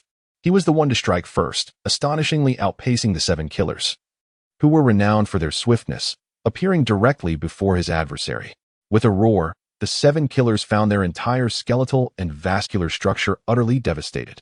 The first to descend was Lu Piapiao, who remained engulfed in sheer astonishment, standing at the edge of the deep pit, her gaze wandering, as if everything she witnessed was unreal. Ku Yang and Ku Yin hovered at a low altitude, observing the 7 killers, whose body was buried in snow, leaving only its head exposed. The 2 celestial beings of Yin and Yang were completely dumbfounded. You have slain me. The 7 killers, with its body deeply entombed in snow, revealed only its head. Its bones and organs were utterly pulverized, reduced to mere flesh. In essence, it was now nothing more than a mass of meat, with only its head remaining intact. Its lips twitched, yet no sound emerged, able only to convey its thoughts through arcane methods. Slay you? Han Yi descended, positioning himself at the edge of the pit. It's not so simple. And how do you intend to deal with him? Lu Piapiao inquired. Han Yi, do you wish for him to confront Xiaoding before the elders? Lu Piapiao seemed to realize something.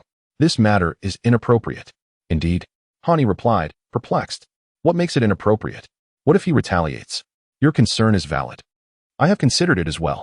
As the saying goes, a person may bite a snake without dying, yet a snake can bite a person.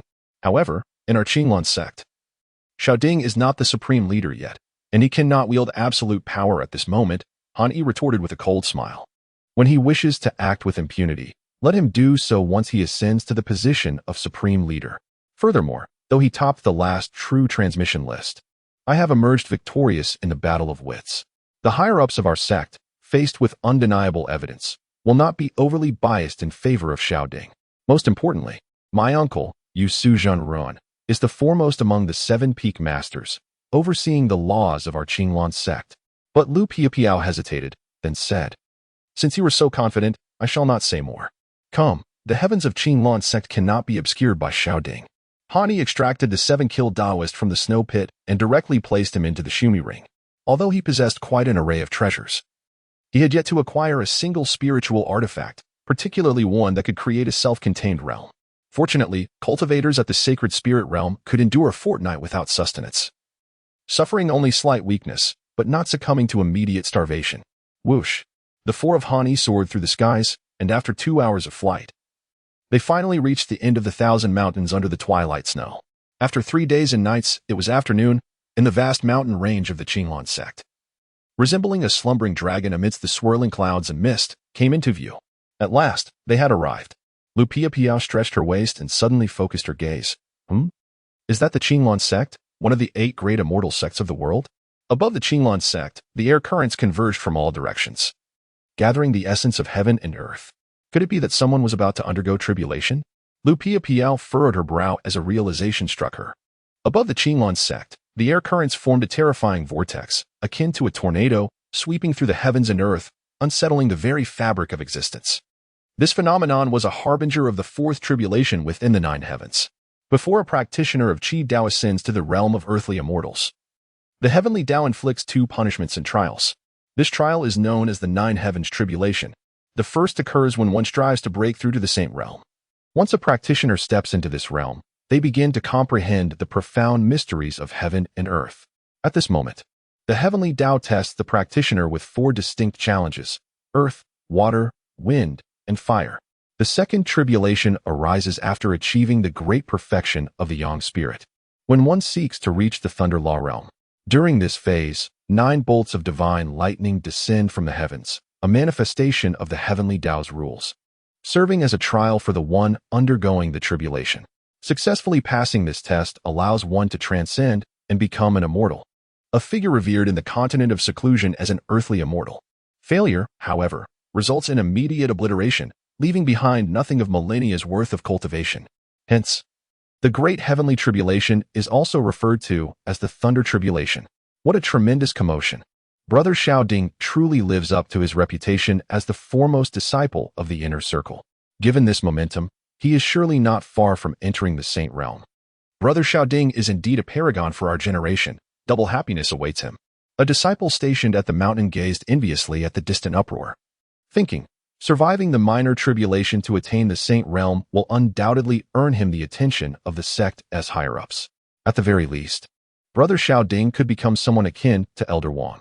Elder Wang, another disciple chuckled, you seem rather uninformed. What do you mean by uninformed? I shall not deceive you. Once Brother Xiaoding steps into the saint realm, he will instantly be recognized as a direct disciple by the supreme sect leader, even under the leader's personal tutelage. This would make Xiaoding effectively a junior to the supreme leader. With this status, coupled with his talent and strength, he is bound to stand out among the true disciples.